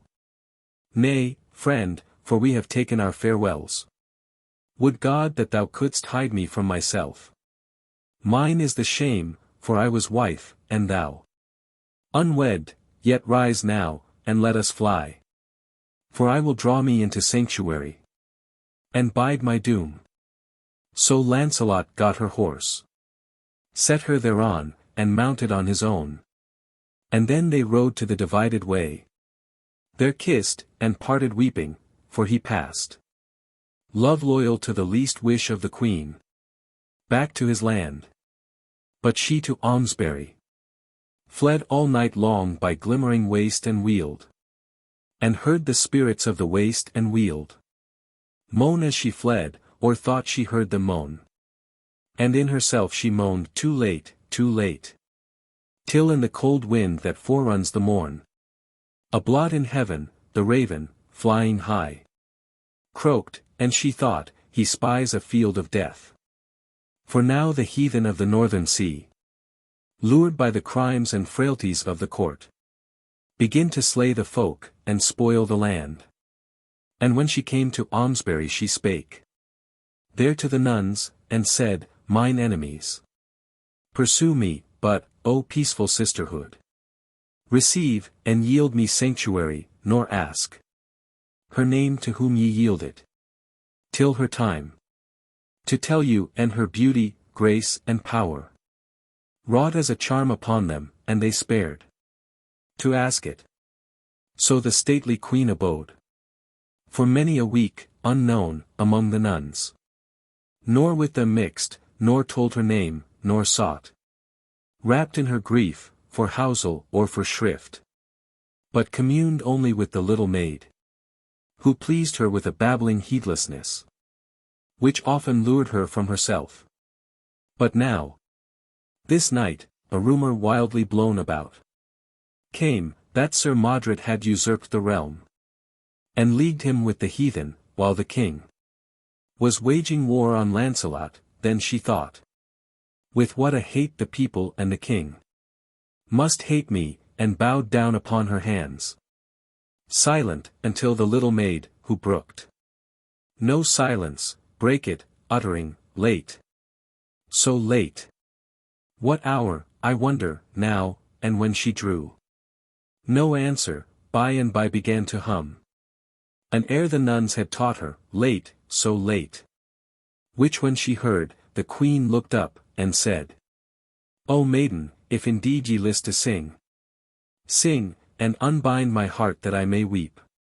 Whereat full willingly sang the little maid. Late, late, so late. And dark the night and chill. Late, late, so late. But we can enter still. Too late, too late. Ye cannot enter now. No light had we, for that we do repent. And learning this, the bridegroom will relent. Too late, too late. Ye cannot enter now. No light, so late. And dark and chill the night. Oh, let us in, that we may find the light. Too late, ye cannot enter now. Have we not heard the bridegroom is so sweet? Oh, let us in, though late, to kiss his feet. No, no, too late. Ye cannot enter now. So sang the novice, while full passionately, her head upon her hands, remembering her thought when first she came, wept the sad queen. Then said the little novice prattling to her, O pray you, noble lady, weep no more. But let my words, the words of one so small, who knowing nothing knows but to obey. And if I do not there is penance given. Comfort your sorrows, for they do not flow from evil done. Right sure am I of that, who see your tender grace and stateliness.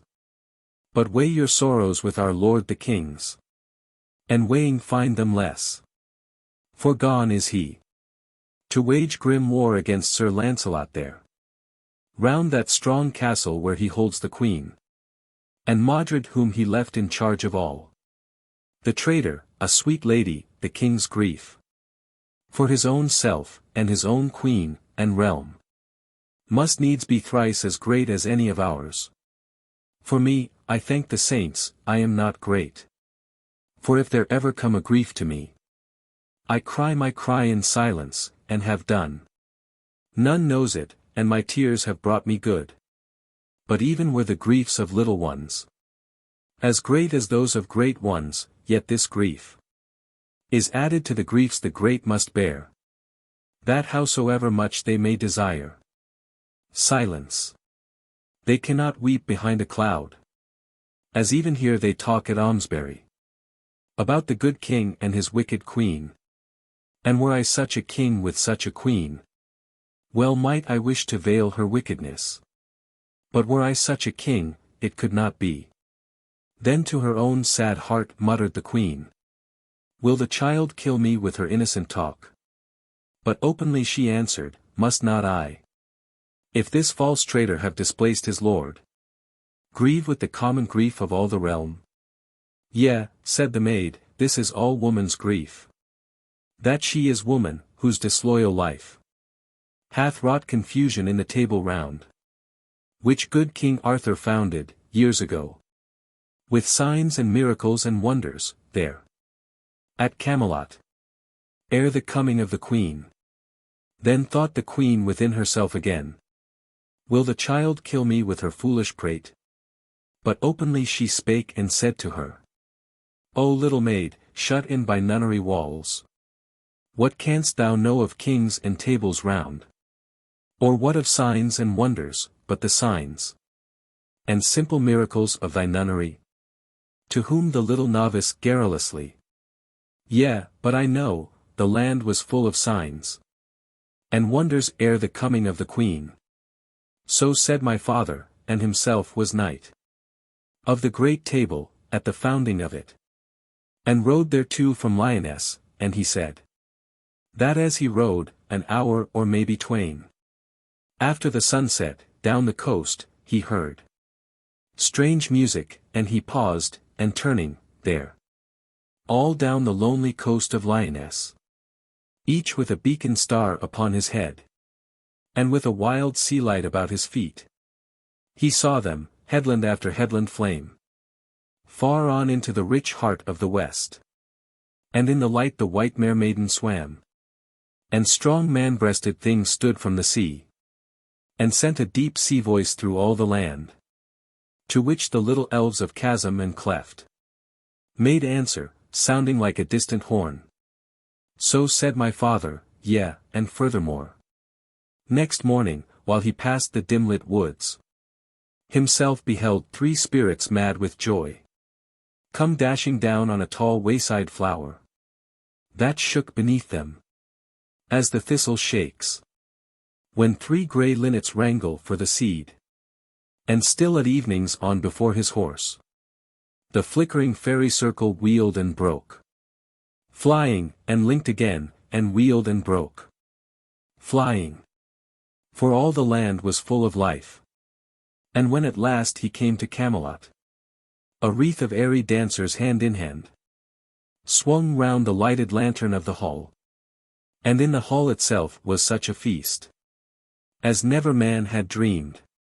For every knight had whatsoever meat he longed for served by hands unseen.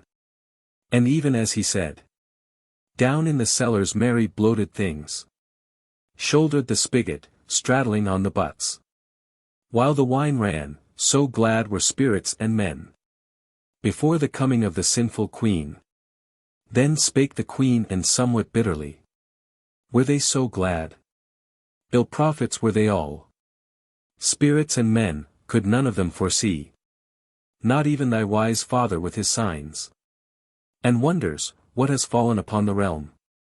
To whom the novice garrulously again, yea, one, a bard, of whom my father said, full many a noble war song had he sung, even in the presence of an enemy's fleet, between the steep cliff and the coming wave, and many a mystic lay of life and death had chanted on the smoky mountain tops, when round him bent the spirits of the hills, with all their dewy hair blown back like flame.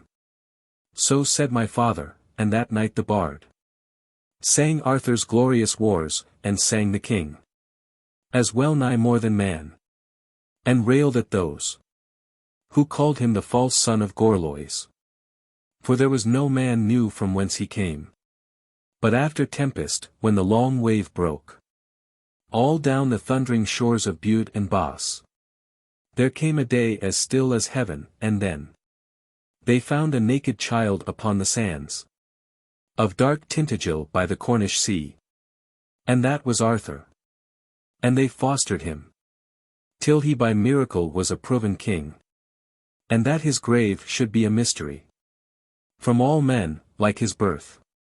And could he find a woman in her womanhood as great as he was in his manhood, then, he sang, the twain together well might change the world. But even in the middle of his song, he faltered, and his hand fell from the harp. And pale he turned, and reeled, and would have fallen. But that they stayed him up, nor would he tell his vision. But what doubt that he foresaw this evil work of Lancelot and the Queen? Then thought the Queen, lo, they have set her on our simple seeming abbess and her nuns to play upon me, and bowed her head nor spake.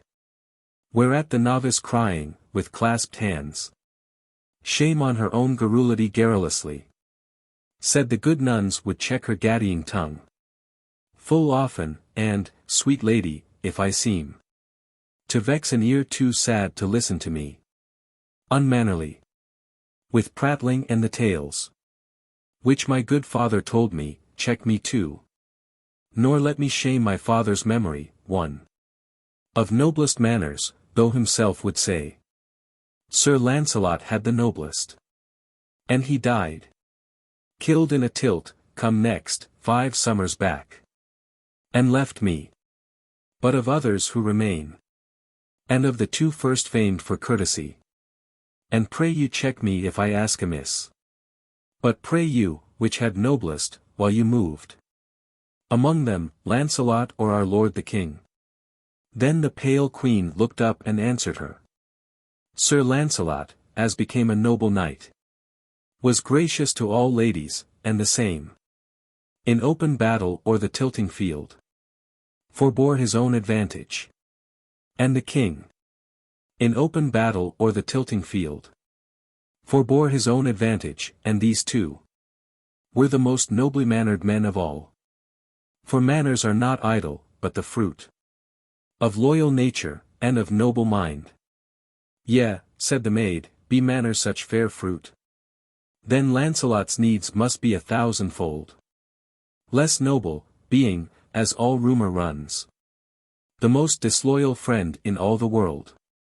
To which a mournful answer made the queen. O closed about by narrowing nunnery walls, what knowest thou of the world, and all its lights and shadows, all the wealth and all the woe? If ever Lancelot, that most noble knight, were for 1 hour less noble than himself, pray for him that he 'scape the doom of fire, and weep for her that drew him to his doom. Yea, said the little novice, I pray for both. But I should all as soon believe that his Sir Lancelot's were as noble as the king's, as I could think, sweet lady, yours would be such as they are, were you the sinful queen. So she, like many another babbler, hurt whom she would soothe, and harmed where she would heal. For here a sudden flush of wrathful heat fired all the pale face of the queen, who cried, such as thou art be never maiden more for ever. Thou their tool, set on to plague and play upon, and harry me, petty spy and traitress. When that storm of anger brake from Guinevere, aghast the maiden rose, white as her veil, and stood before the queen, as tremulously as foam upon the beach stands in a wind, ready to break and fly. And when the queen had added, get thee hence, fled fright. Then that other left alone sighed, and began to gather heart again, saying in herself, the simple, fearful child meant nothing, but my own too fearful guilt, simpler than any child, betrays itself. But help me, heaven, for surely I repent. For what is true repentance but in thought? Not even in inmost thought to think again. The sins that made the past so pleasant to us. And I have sworn never to see him more. To see him more. And even in saying this, her memory from old habit of the mind went slipping back upon the golden days, in which she saw him first, when Lancelot came, reputed the best knight and goodliest man, ambassador, to lead her to his lord, Arthur, and led her forth, and far ahead of his and her retinue moving, they, wrapped in sweet talk or lively, all on love, and sport and tilts and pleasure, for the time was Maytime, and as yet no sin was dreamed. Rode under groves that looked a paradise of blossom, over sheets of hyacinth that seemed the heavens upbreaking through the earth, and on from hill to hill, and every day beheld at noon in some delicious dale the silk pavilions of King Arthur raised for brief repast or afternoon repose, by couriers gone before, and on again, till yet once more ere set of sun they saw the dragon of the great Pendragonship, that crowned the state pavilion of the king, blaze by the rushing brook or silent well. But when the queen immersed in such a trance, and moving through the past unconsciously, came to that point where first she saw the king ride toward her from the city, sighed to find her journey done, glanced at him, thought him cold, high, self-contained, and passionless, not like him. Not like my Lancelot, while she brooded thus, and grew half guilty in her thoughts again, there rode an armed warrior to the doors. A murmuring whisper through the nunnery ran. Then on a sudden a cry, the king. She sat stiff-stricken, listening. But when armed feet through the long gallery from the outer doors rang coming, prone from off her seat she fell, and grovelled with her face against the floor. There with her milk-white arms and shadowy hair, she made her face a darkness from the king, and in the darkness heard his armed feet pause by her. Then came silence, then a voice, monotonous and hollow like a ghost's, denouncing judgment, but though changed, the king's. Least thou hear so low, the child of one I honored, happy, dead before thy shame. Well is it that no child is born of thee. The children born of thee are sword and fire, red ruin, and the breaking up of laws, the craft of kindred and the godless hosts of heathen swarming o'er the northern sea. Whom I, while yet Sir Lancelot, my right arm, the mightiest of my knights, abode with me, have everywhere about this land of Christ, in 12 great battles ruining overthrown.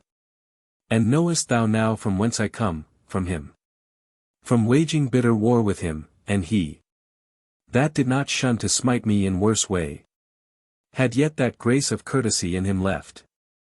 He spared to lift his hand against the king, who made him knight, but many a knight was slain, and many more, and all his kith and kin clave to him, and abode in his own land.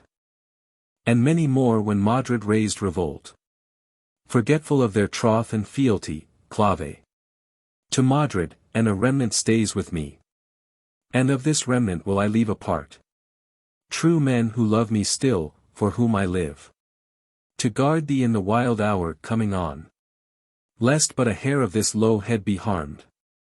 Fear not, thou shalt be guarded till my death.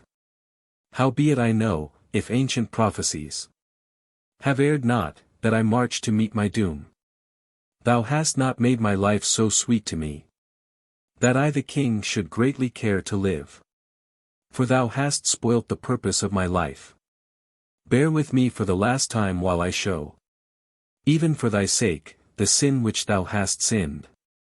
For when the Roman left us, and their law relaxed its hold upon us, and the ways were filled with rapine, here and there a deed of prowess done redressed a random wrong. But I was first of all the kings who drew The knighthood errant of this realm and all the realms together under me, their head. In that fair order of my table round. A glorious company, the flower of men. To serve as model for the mighty world. And be the fair beginning of a time. I made them lay their hands in mine and swear. To reverence the king, as if he were their conscience, and their conscience as their king. To break the heathen and uphold the Christ. To ride abroad redressing human wrongs. To speak no slander. No, nor listen to it. To honor his own word as if his God's. To lead sweet lives in purest chastity. To love one maiden only, cleave to her. And worship her by years of noble deeds. Until they won her. For indeed I knew of no more subtle master under heaven. Than is the maiden passion for a maid. Not only to keep down the base in man. But teach high thought, and amiable words. And courtliness, and the desire of fame. And love of truth. And all that makes a man. And all this throve before I wedded thee. Believing, lo mine helpmate, one to feel my purpose and rejoicing in my joy. Then came thy shameful sin with Lancelot. Then came the sin of Tristram and Isolde. Then others, following these my mightiest knights. And drawing foul ensample from fair names. Sinned also, till the loathsome opposite.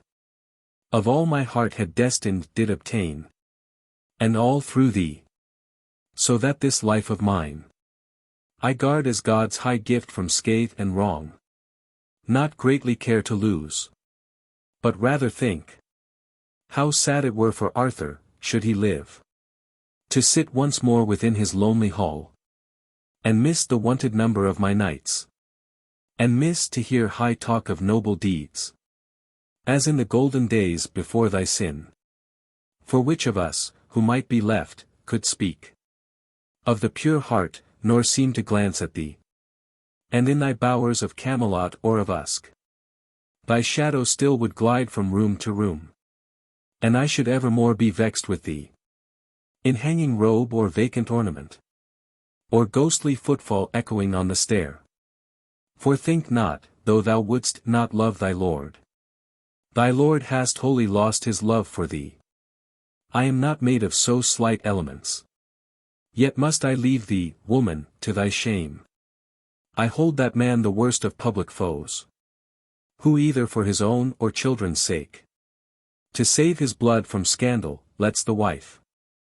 Whom he knows false, abide and rule the house. For being through his cowardice allowed. Her station. Taken everywhere for pure. She like a new disease, unknown to men. Creeps, no precaution used, among the crowd.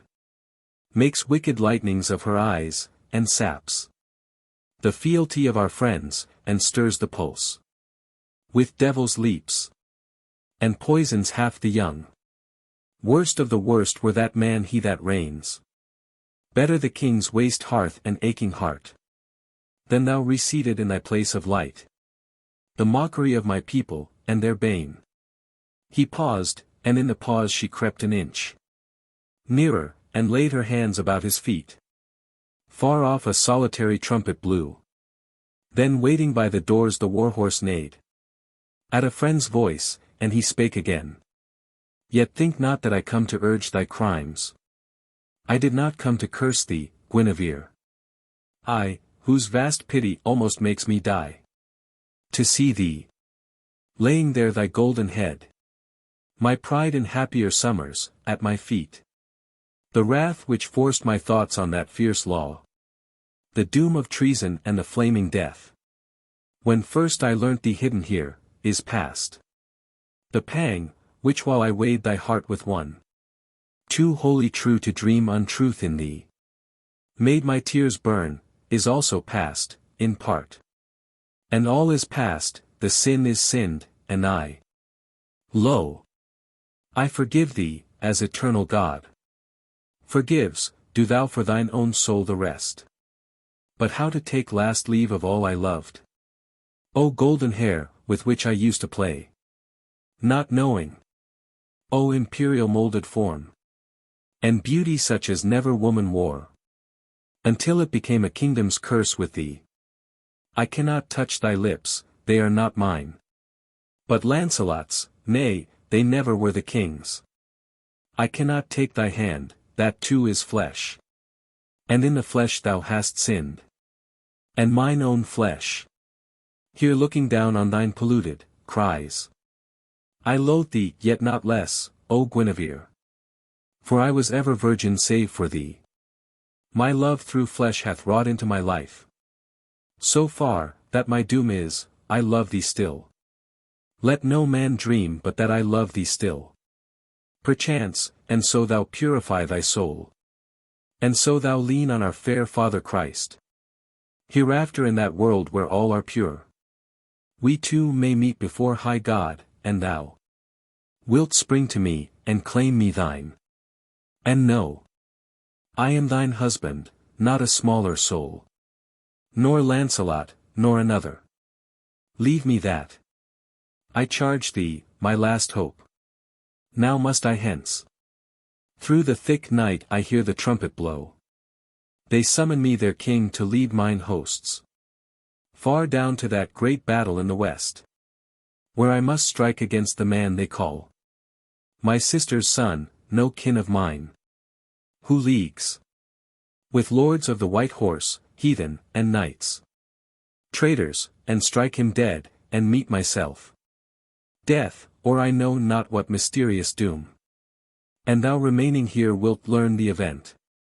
But hither shall I never come again. Never lie by thy side, see thee no more. Farewell. And while she grovelled at his feet, she felt the king's breath wander o'er her neck. And in the darkness o'er her fallen head, perceived the waving of his hands that blessed.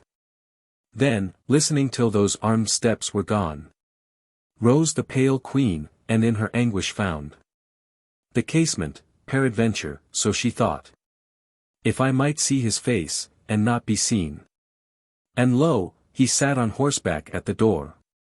And near him the sad nuns with each a light stood, and he gave them charge about the queen, to guard and foster her for evermore.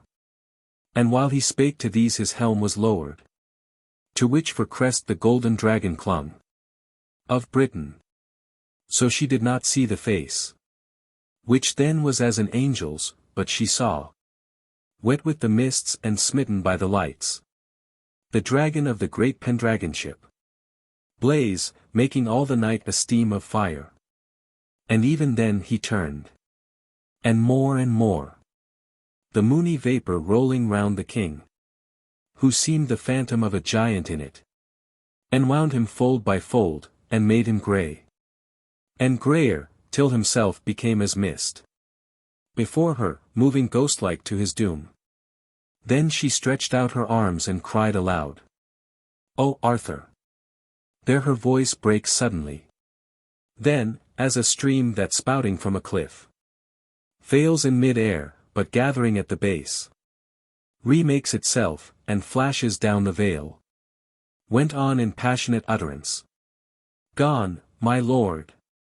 Gone through my sin to slay and to be slain. And he forgave me, and I could not speak. Farewell. I should have answered his farewell. His mercy choked me. Gone, my lord the king. My own true lord. How dare I call him mine? The shadow of another cleaves to me, and makes me one pollution. He, the king, called me polluted. Shall I kill myself? What help in that? I cannot kill my sin. If soul be soul, nor can I kill my shame. No, nor by living can I live it down. The days will grow to weeks, the weeks to months. The months will add themselves and make the years. The years will roll into the centuries. And mine will ever be a name of scorn. I must not dwell on that defeat of fame. Let the world be. That is but of the world. What else? What hope? I think there was a hope. Except he mocked me when he spake of hope. His hope he called it, but he never mocks. For mockery is the fume of little hearts.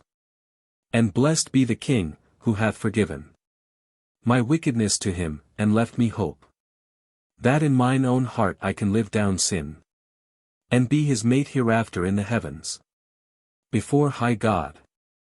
Ah, great and gentle Lord, who wast, as is the conscience of a saint, among his warring senses, to thy knights, to whom my false voluptuous pride, that took full easily all impressions from below, would not look up, or half despised the height, to which I would not or I could not climb. I thought I could not breathe in that fine air, that pure severity of perfect light. I yearned for warmth and colour which I found in Lancelot. Now I see thee what thou art. Thou art the highest and most human too. Not Lancelot, nor another. Is there none? Will tell the king I love him though so late. Now, ere he goes to the great battle. None. Myself must tell him in that purer life. But now it were too daring. Ah, my God! What might I not have made of thy fair world, had I but loved thy highest creature here? It was my duty to have loved the highest. It surely was my profit had I known. It would have been my pleasure had I seen. We needs must love the highest when we see it. Not Lancelot, nor another. Here her hand grasped, made her veil her eyes, she looked and saw the novice, weeping, suppliant, and said to her, Yea, little maid, for am I not forgiven? Then glancing up beheld the holy nuns all round her, weeping, and her heart was loosed within her, and she wept with these and said, Ye know me then, that wicked one, who broke the vast design and purpose of the king. Oh, shut me round with narrowing nunnery walls. Meek maidens, from the voices crying, Shame! I must not scorn myself, he loves me still. Let no one dream but that he loves me still. So let me, if you do not shudder at me, nor shun to call me sister, dwell with you. Wear black and white, and be a nun like you. Fast with your fasts, not feasting with your feasts. Grieve with your griefs, not grieving at your joys. But not rejoicing, mingle with your rites. Pray and be prayed for, lie before your shrines. Do each low office of your holy house. Walk your dim cloister, and distribute dole to poor sick people, richer in his eyes, who ransomed us, and holler too than I, and treat their loathsome hurts and heal mine own, and so wear out in almsdeed and in prayer the sombre close of that voluptuous day, which wrought the ruin of my lord the king. She said, they took her to themselves, and she, still hoping, fearing is it yet too late, dwelt with them, till in time their abbess died. Then she, for her good deeds and her pure life, and for the power of ministration in her, and likewise for the high rank she had borne, was chosen abbess. There, an abbess, lived for 3 brief years, and there, an abbess passed, to where beyond these voices there is peace. The passing of Arthur. That story which the bold Sir Bedivere first made and latest left of all the knights, told, when the man was no more than a voice, in the white winter of his age, to those with whom he dwelt, new faces, other minds. For on their march to westward, Bedivere, who slowly paced among the slumbering host, heard in his tent the moanings of the king. I found him in the shining of the stars. I marked him in the flowering of his fields. But in his ways with men I find him not. I waged his wars, and now I pass and die. Oh me! For why is all around us here as if some lesser god had made the world, but had not force to shape it as he would, till the high God behold it from beyond, and enter it, and make it beautiful? Or else as if the world were wholly fair, but that these eyes of men are dense and dim, and have not power to see it as it is. Perchance, because we see not to the close. For I, being simple, thought to work his will, and have but stricken with the sword in vain. And all whereon I leaned in wife and friend, is traitor to my peace, and all my realm reels back into the beast, and is no more. My God, thou hast forgotten me in my death. Nay, God my Christ, I pass but shall not die. Then, ere that last weird battle in the west, there came on Arthur sleeping, Gawain killed. In Lancelot's war, the ghost of Gawain blown along a wandering wind, and past his ear went shrilling, hollow, hollow all delight. Hail, King! Tomorrow thou shalt pass away. Farewell! There is an isle of rest for thee, and I am blown along a wandering wind. And hollow, hollow, hollow all delight. And fainter onward, like wild birds that change their season in the night and wail their way. From cloud to cloud, down the long wind the dream shrilled, but in going mingled with dim cries, far in the moonlit haze among the hills, as of some lonely city sacked by night. When all is lost, and wife and child with wail passed to new lords, and Arthur woke and called. Who spake? A dream. O light upon the wind! Thine, Gawain, was the voice. Are these dim cries thine? Or doth all that haunts the waste and wild mourn, knowing it will go along with me? This heard the bold Sir Bedivere and spake. O me, my king, let pass whatever will. Elves, and the harmless glamour of the field, but in their stead thy name and glory cling to all high places like a golden cloud. Forever, but as yet thou shalt not pass. Light was Gawain in life, and light in death is Gawain, for the ghost is as the man. And care not thou for dreams from him, but rise. I hear the steps of Modred in the west, and with him many of thy people, and knights once thine, whom thou hast loved, but grosser grown than heathen, spitting at their vows and thee. Right well in heart they know thee for the king. Arise, go forth and conquer as of old. Then spake King Arthur to Sir Bedivere. Far other is this battle in the west, whereto we move, than when we strove in youth, and brake the petty kings, and fought with Rome, or thrust the heathen from the Roman wall, and shook him through the north. Ill doom is mine to war against my people and my knights. The king who fights his people fights himself, and they my knights, who loved me once, the stroke that strikes them dead is as my death to me.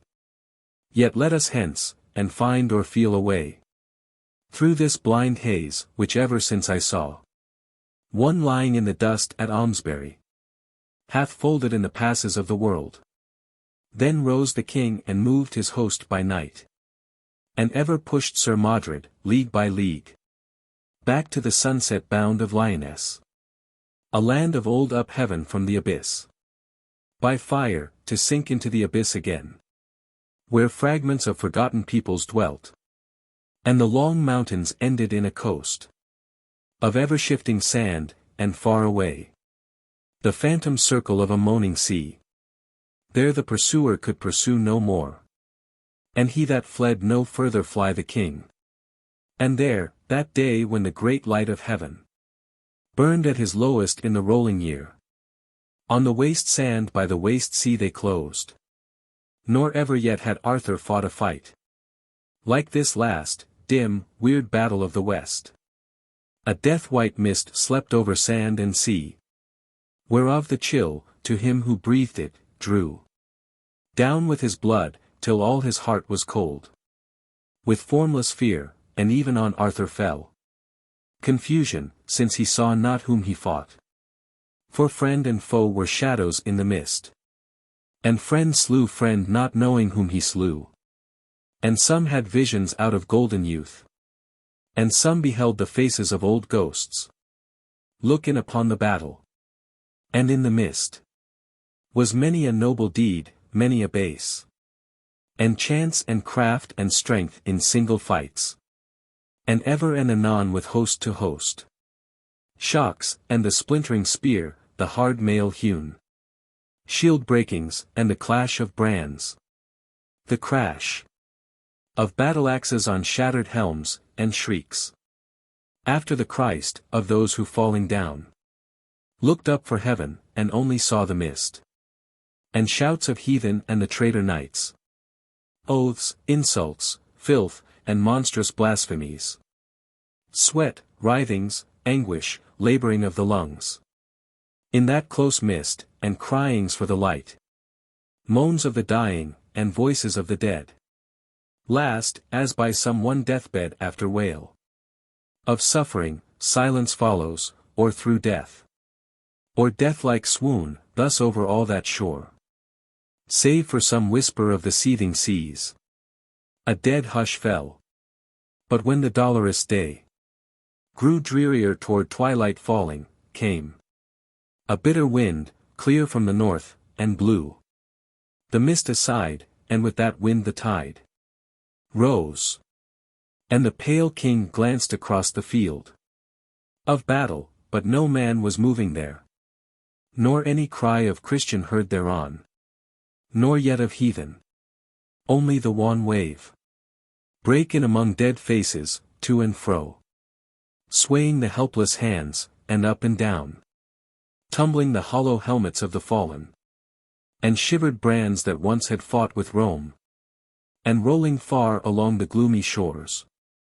The voice of days of old and days to be. Then spake King Arthur to Sir Bedivere. And whiter than the mist that all day long had held the field of battle was the king. Hearest thou this great voice that shakes the world? And wastes the narrow realm whereon we move. And beats upon the faces of the dead. My dead, as though they had not died for me. O Bedivere, for on my heart hath fallen confusion, till I know not what I am. Nor whence I am, nor whether I be king.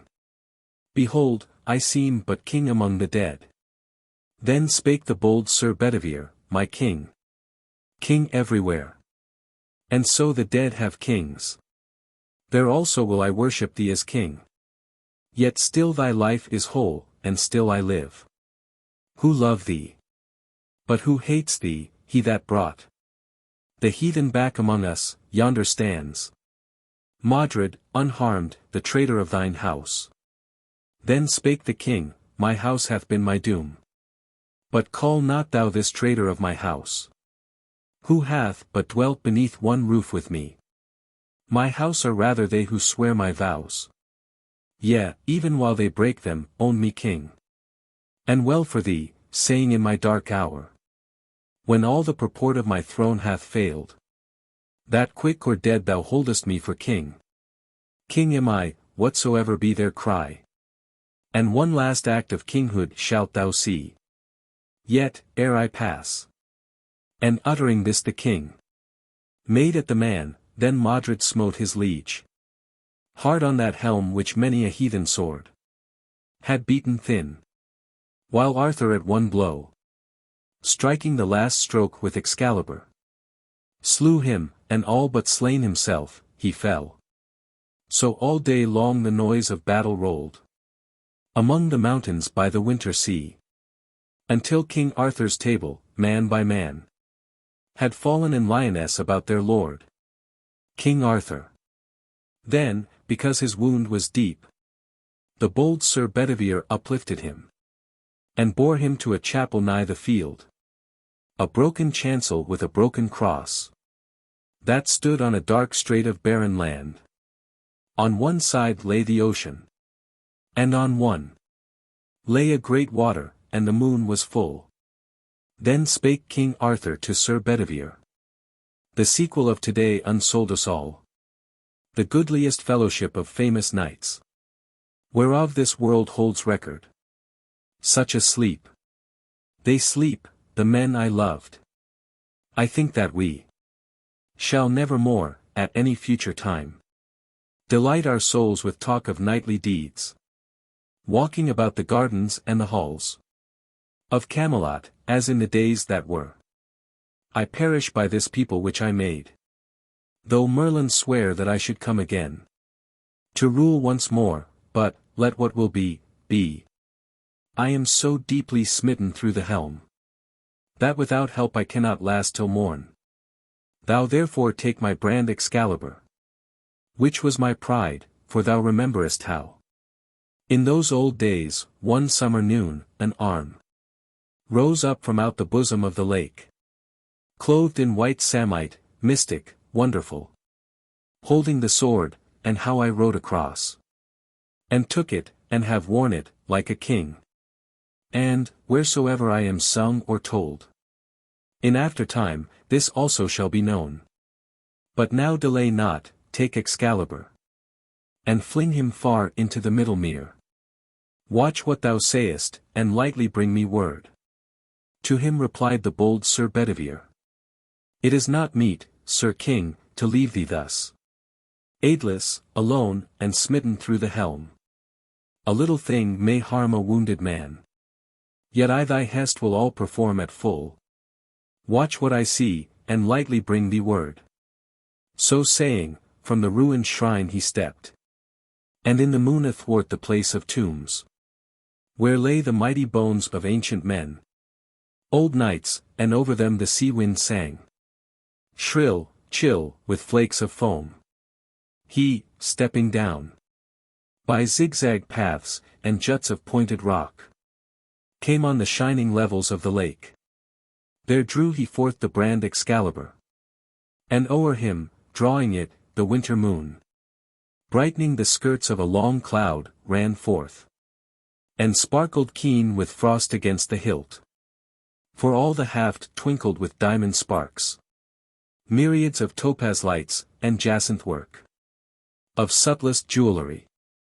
He gazed so long, that both his eyes were dazzled as he stood, this way and that dividing the swift mind, in act to throw, but at the last it seemed better to leave Excalibur concealed there in the many knotted water flags, that whistled stiff and dry about the marge.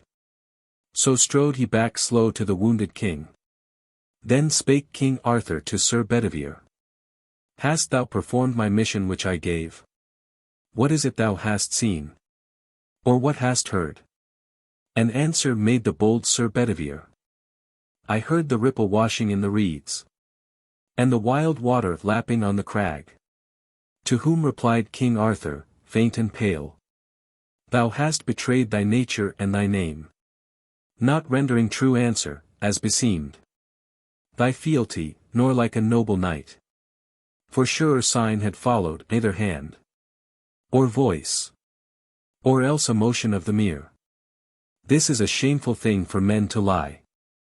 Yet now, I charge thee, quickly go again, as thou art lief and dear, and do the thing I bade thee, watch, and lightly bring me word. Then went Sir Bedivere the second time across the ridge, and paced beside the mere, counting the dewy pebbles, fixed in thought. But when he saw the wonder of the hilt, how curiously and strangely chased, he smote his palms together, and he cried aloud. And if indeed I cast the brand away, surely a precious thing, one worthy note, should thus be lost for ever from the earth, which might have pleased the eyes of many men. What good should follow this, if this were done? What harm, undone? Deep harm to disobey, seeing obedience is the bond of rule.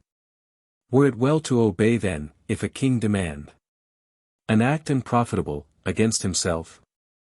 The king is sick, and knows not what he does. What record, or what relic of my lord, should be to aftertime, but empty breath, and rumours of a doubt? But were this kept, stored in some treasure house of mighty kings, some one might show it at a joust of arms, saying, King Arthur's sword, Excalibur, wrought by the lonely maiden of the lake. 9 years she wrought it, sitting in the deeps, upon the hidden bases of the hills. So might some old man speak in the aftertime, to all the people, winning reverence.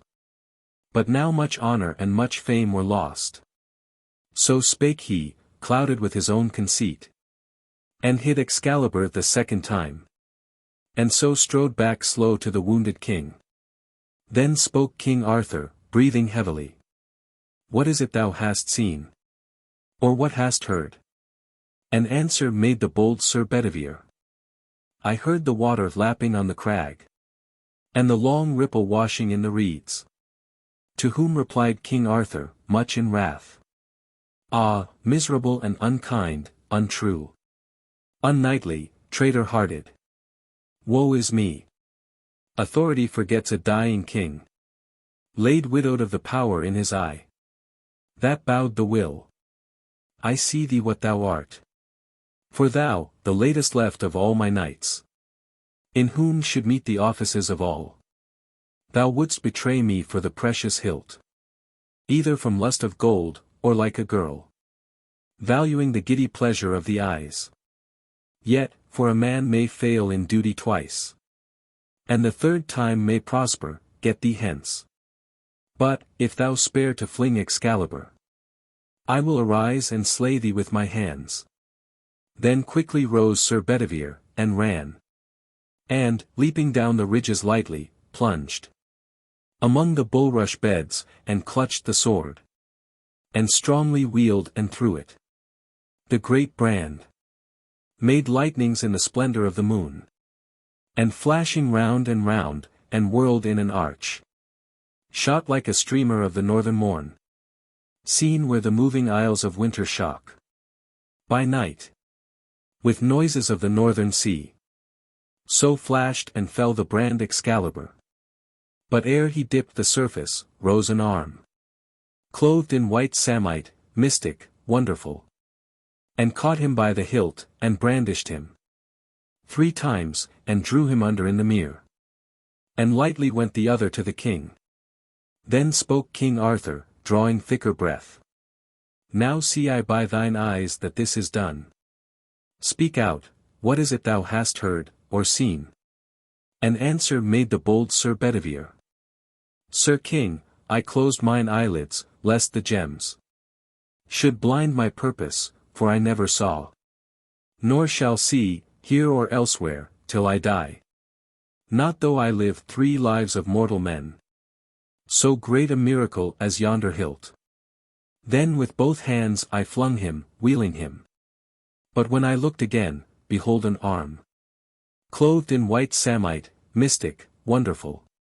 That caught him by the hilt, and brandished him 3 times, and drew him under in the mere. An answer made King Arthur, breathing hard. My end draws nigh, 'tis time that I were gone. Make broad thy shoulders to receive my weight. And bear me to the margin, yet I fear. My wound hath taken cold, and I shall die. So saying, from the pavement he half rose. Slowly, with pain, reclining on his arm. And looking wistfully with wide blue eyes. As in a picture. Him Sir Bedivere remorsefully regarded through his tears. And would have spoken, but he found not words. Then took with care, and kneeling on one knee. O'er both his shoulders drew the languid hands. And rising bore him through the place of tombs. But, as he walked, King Arthur panted hard. Like one that feels a nightmare on his bed. When all the house is mute. So sighed the king. Muttering and murmuring at his ear, quick, quick. I fear it is too late, and I shall die. But the other swiftly strode from ridge to ridge. Clothed with his breath, and looking, as he walked. Larger than human on the frozen hills. He heard the deep behind him, and a cry. Before. His own thought drove him like a goad. Dry clashed his harness in the icy caves. And barren chasms, and all to left and right. The bare black cliff clanged round him, as he based. His feet on juts of slippery crag that rang. Sharp smitten with the dint of armed heels. And on a sudden. Lo! The level lake. And the long glories of the winter moon. Then saw they how there hove a dusky barge. dark as a funeral scarf from stem to stern. Beneath them, and descending they were where that all the decks were dense with stately forms. Black-stoled, black-hooded, like a dream, by these 3 queens with crowns of gold, and from them rose a cry that shivered to the tingling stars.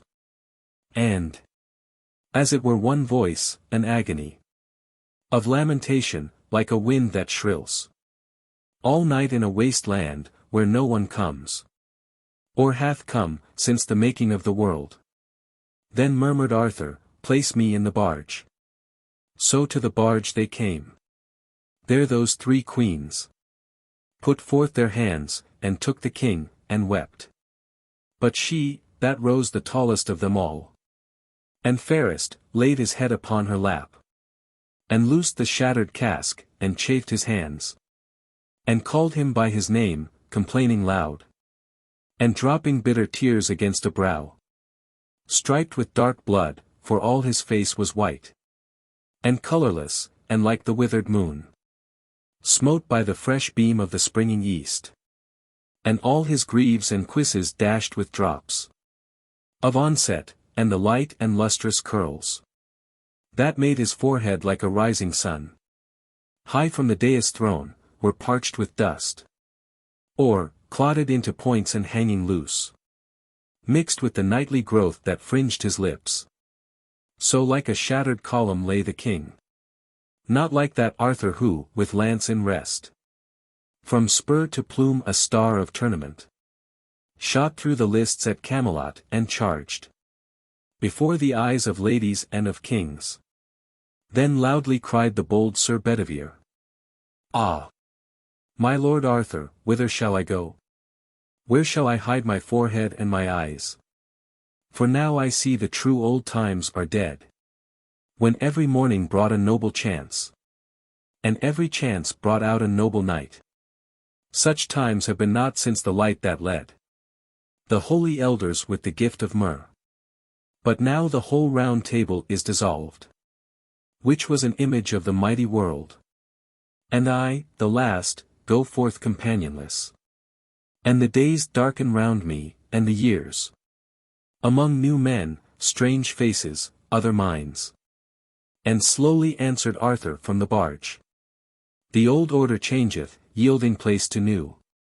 And God fulfills himself in many ways, lest one good custom should corrupt the world. Comfort thyself, what comfort is in me? I have lived my life, and that which I have done, may he within himself make pure. But thou, if thou shouldst never see my face again, pray for my soul. More things are wrought by prayer than this world dreams of. Wherefore, let thy voice rise like a fountain for me night and day. For what are men better than sheep or goats, that nourish a blind life within the brain, if, knowing God, they lift not hands of prayer, both for themselves and those who call them friend? For so the whole round earth is every way bound by gold chains about the feet of God. But now farewell. I am going a long way. With these thou sayest, if indeed I go. For all my mind is clouded with a doubt. To the island valley of Avilion, where falls not hail, or rain, or any snow, nor ever wind blows loudly, but it lies deep meadowed, happy, fair with orchard lawns, and bowery hollows crowned with summer sea, where I will heal me of my grievous wound. So said he, and the barge with oar and sail moved from the brink, like some full-breasted swan, that, fluting a wild carol ere her death, ruffles her pure cold plume, and takes the flood with swarthy webs. Long stood Sir Bedivere, revolving many memories, till the hull looked one black dot against the verge of dawn, and on the mere the wailing died away. But when that moan had passed for evermore, the stillness of the dead world's winter dawn amazed him, and he groaned, the king is gone. And therewithal came on him the weird rhyme, from the great deep to the great deep he goes. Whereat he slowly turned and slowly clomb the last hard footstep of that iron crag. Thence marked the black hull moving yet, and cried, "He passes to be king among the dead. And after healing of his grievous wound, he comes again. But, if he come no more, oh me, be yon dark queens in yon black boat, who shrieked and wailed, the three whereat we gazed, on that high day, when, clothed with living light, they stood before his throne in silence, friends of Arthur, who should help him at his need. Then from the dawn it seemed there came, but faint, as from beyond the limit of the world, like the last echo born of a great cry, sounds, as if some fair city were one voice, around a king returning from his wars.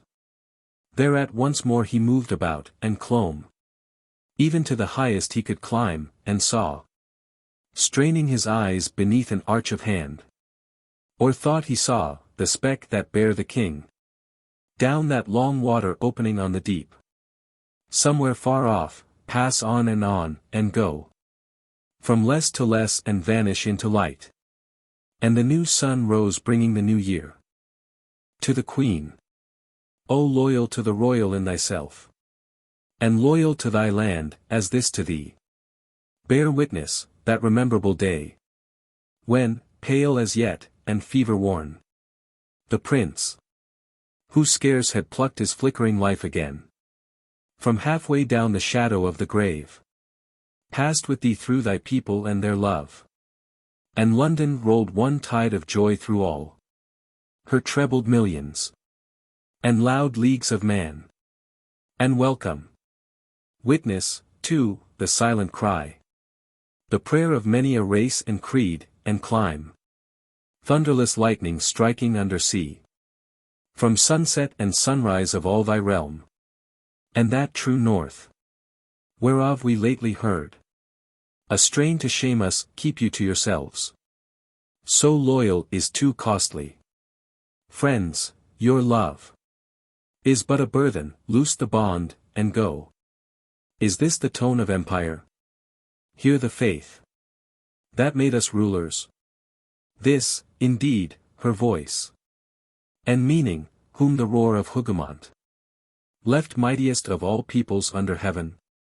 What shock has fooled her since, that she should speak so feebly? Wealthier, wealthier, hour by hour, the voice of Britain, or a sinking land, some third-rate isle half lost among her seas. There rang her voice, when the full city pealed. Thee and thy prince, the loyal to their crown, are loyal to their own far sons, who love our ocean empire with her boundless homes, forever broadening England, and her throne in our vast Orient, and one isle, that knows not her own greatness, if she knows, and dreads it we are fallen. But thou, my Queen, not for itself, but through thy living love, for one to whom I made it o'er his grave, sacred, accept this old imperfect tale, new old, and shadowing sense at war with soul, ideal manhood closed in real man, rather than that grey king, whose name, a ghost, streams like a cloud, man-shaped, from mountain peak, and cleaves to cairn and cromlech still.